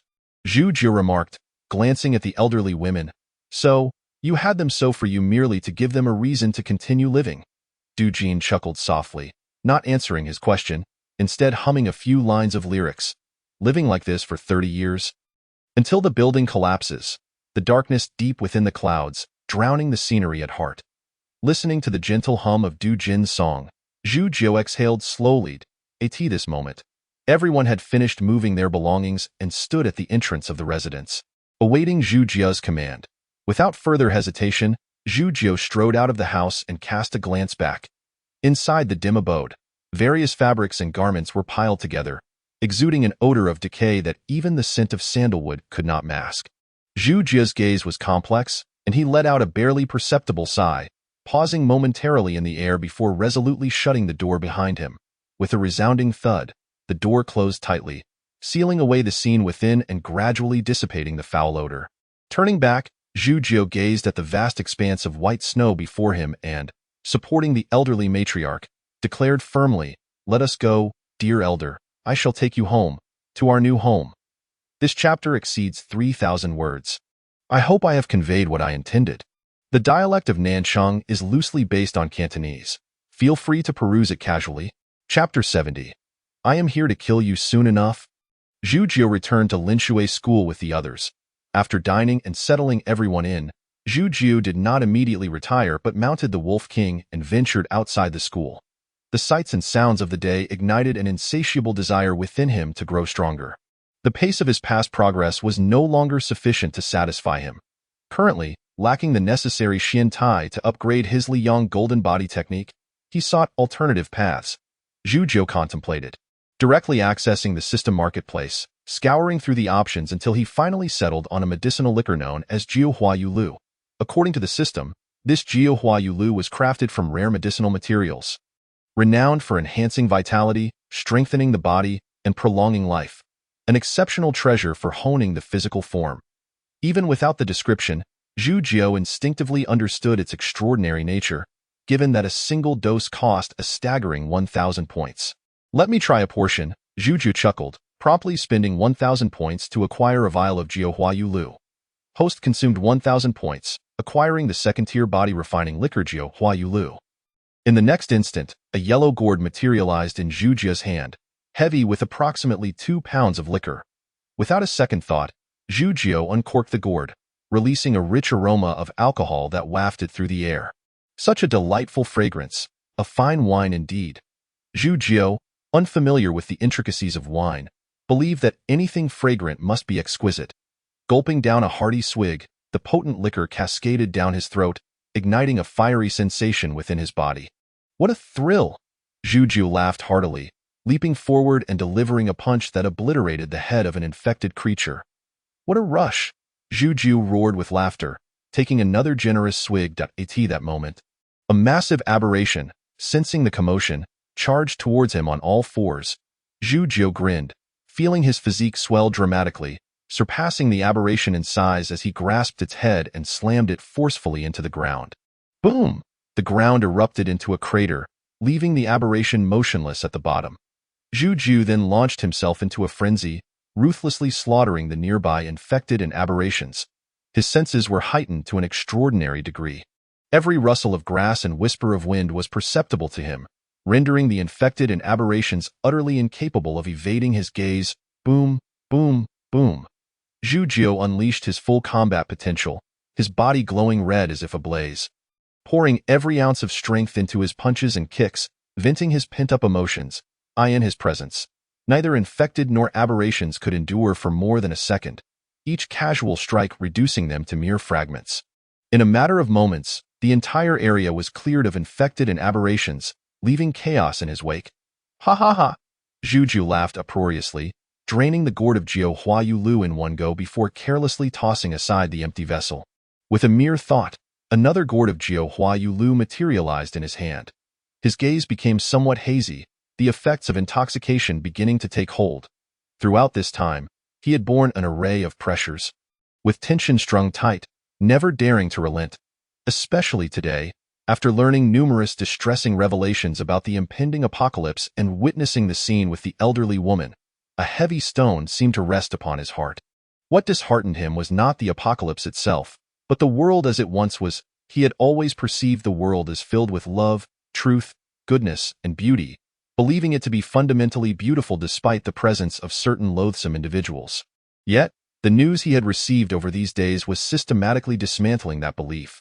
For the first time, he realized that the wealthy could purchase an entire mansion on a whim, leaving the elderly next door bereft of their means of survival. Some were born into wealth, effortlessly driving luxury cars and residing in opulent homes, while those elderly folk, having toiled their entire lives, still labored at sewing machines just to scrape together a meal. The upper echelons were aware of the abnormal fluctuations of dark energy and the impending disaster, yet for the sake of so-called societal stability, they withheld any information. Meanwhile, billions of ordinary lives were sacrificed for this hollow notion of stability. To those in power, the lives of billions were reduced to a fleeting remark. We never anticipated the dark energy would erupt so swiftly. The losses were unforeseen, even for our formidable factions, which suffered significant casualties. Perhaps all along, ordinary lives were not regarded as lives at all. In the past, Zhu Jiu had heard a saying, "If your father makes a mistake, my father loses his job." He had once dismissed it as a mere jest, but now he grasped the grim reality behind those words, realizing that the truth was far more brutal. A single misjudgment by the elite could lead to the loss of billions of lives. The apocalypse? Ha! Zhu Jiu emitted a laugh tinged with madness. If this is the apocalypse, then what do we call the society that has already been obliterated? To me, that is the true apocalypse. As he spoke, he prepared to take another hearty swig from the gourd of Jiu Hua Yu Lu. However, at that very moment, a cold voice suddenly rang out from nearby. "Hey, kid, I've tolerated you for long enough, mumbling away over here, and now you still wish to drink my liquor." As the words fell, a slender figure leaped down from a nearby rooftop. Zhu Jiu, still dazed from the alcohol, looked up to find a stunningly beautiful woman clad in a black, gauzy dress. At first glance, his heart nearly skipped a beat. Though he prided himself on his self-control in matters of attraction, the woman's beauty was beyond description. She was simply breathtaking. Previously, Zhu Jiu had often wondered what the four great beauties looked like. And upon seeing this woman, he felt suddenly that Yang Guifei, Shi Shi, Diao Chan, and Wang Zhaojun paled in comparison, even failing to measure up to her. Why bother naming the four great beauties when one such as her suffices? "Hey kid, what are you staring at?" The stunning woman approached Zhu Jiu, a blue cat perched on her shoulder. She extended her hand towards him, her voice clear and demanding, "Give me the wine." Only then did Zhu Jiu snap back to reality, furrowing his brow as he regarded her. "Who are you?" he inquired, tossing the gourd of liquor towards her. The fact that she had appeared here without his notice suggested a terrifying level of skill. Despite her slender form, Zhu Jiu sensed an unprecedented aura of pressure emanating from her. His instinct screamed at him. This woman is dangerous. Thus, without hesitation, he relinquished the gourd. What a fragrant wine! The beautiful woman caught the Jiu Hua Yu Lu, her eyes sparkling with delight as she tilted her head back and drank deeply in the midst of swirling snow. The enchanting figure in her black, gauzy dress stood in the snow, drinking with abandon. The liquor trickled down her chin, cascading over her delicate neck, gliding past her exquisite collarbone, and ultimately disappearing into the depths of her flowing black dress. Witnessing this mesmerizing scene, Zhu Jiu found himself torn. He felt confident that if he unleashed his full strength at that moment, he could likely eliminate this stunning woman in an instant.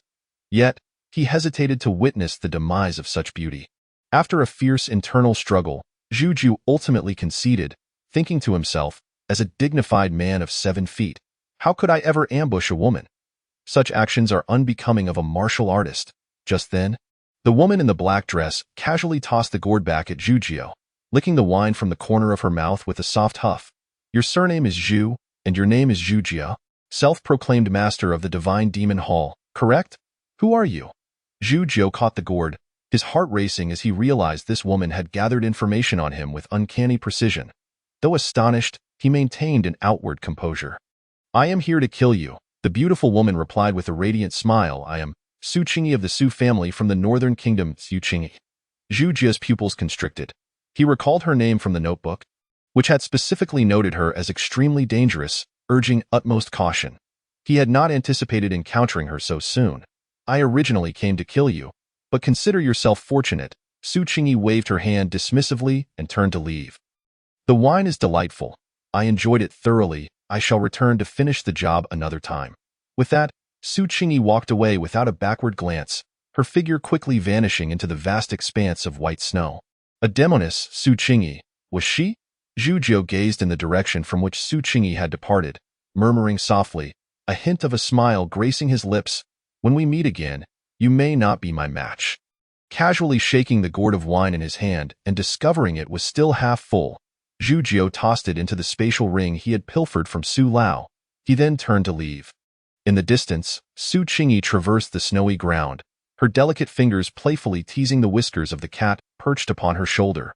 She mused aloud, "Xiao Yu, what do you suppose that fellow was continuously muttering about? Was the human society of the past truly the apocalypse?" A pensive expression adorned her exquisite face.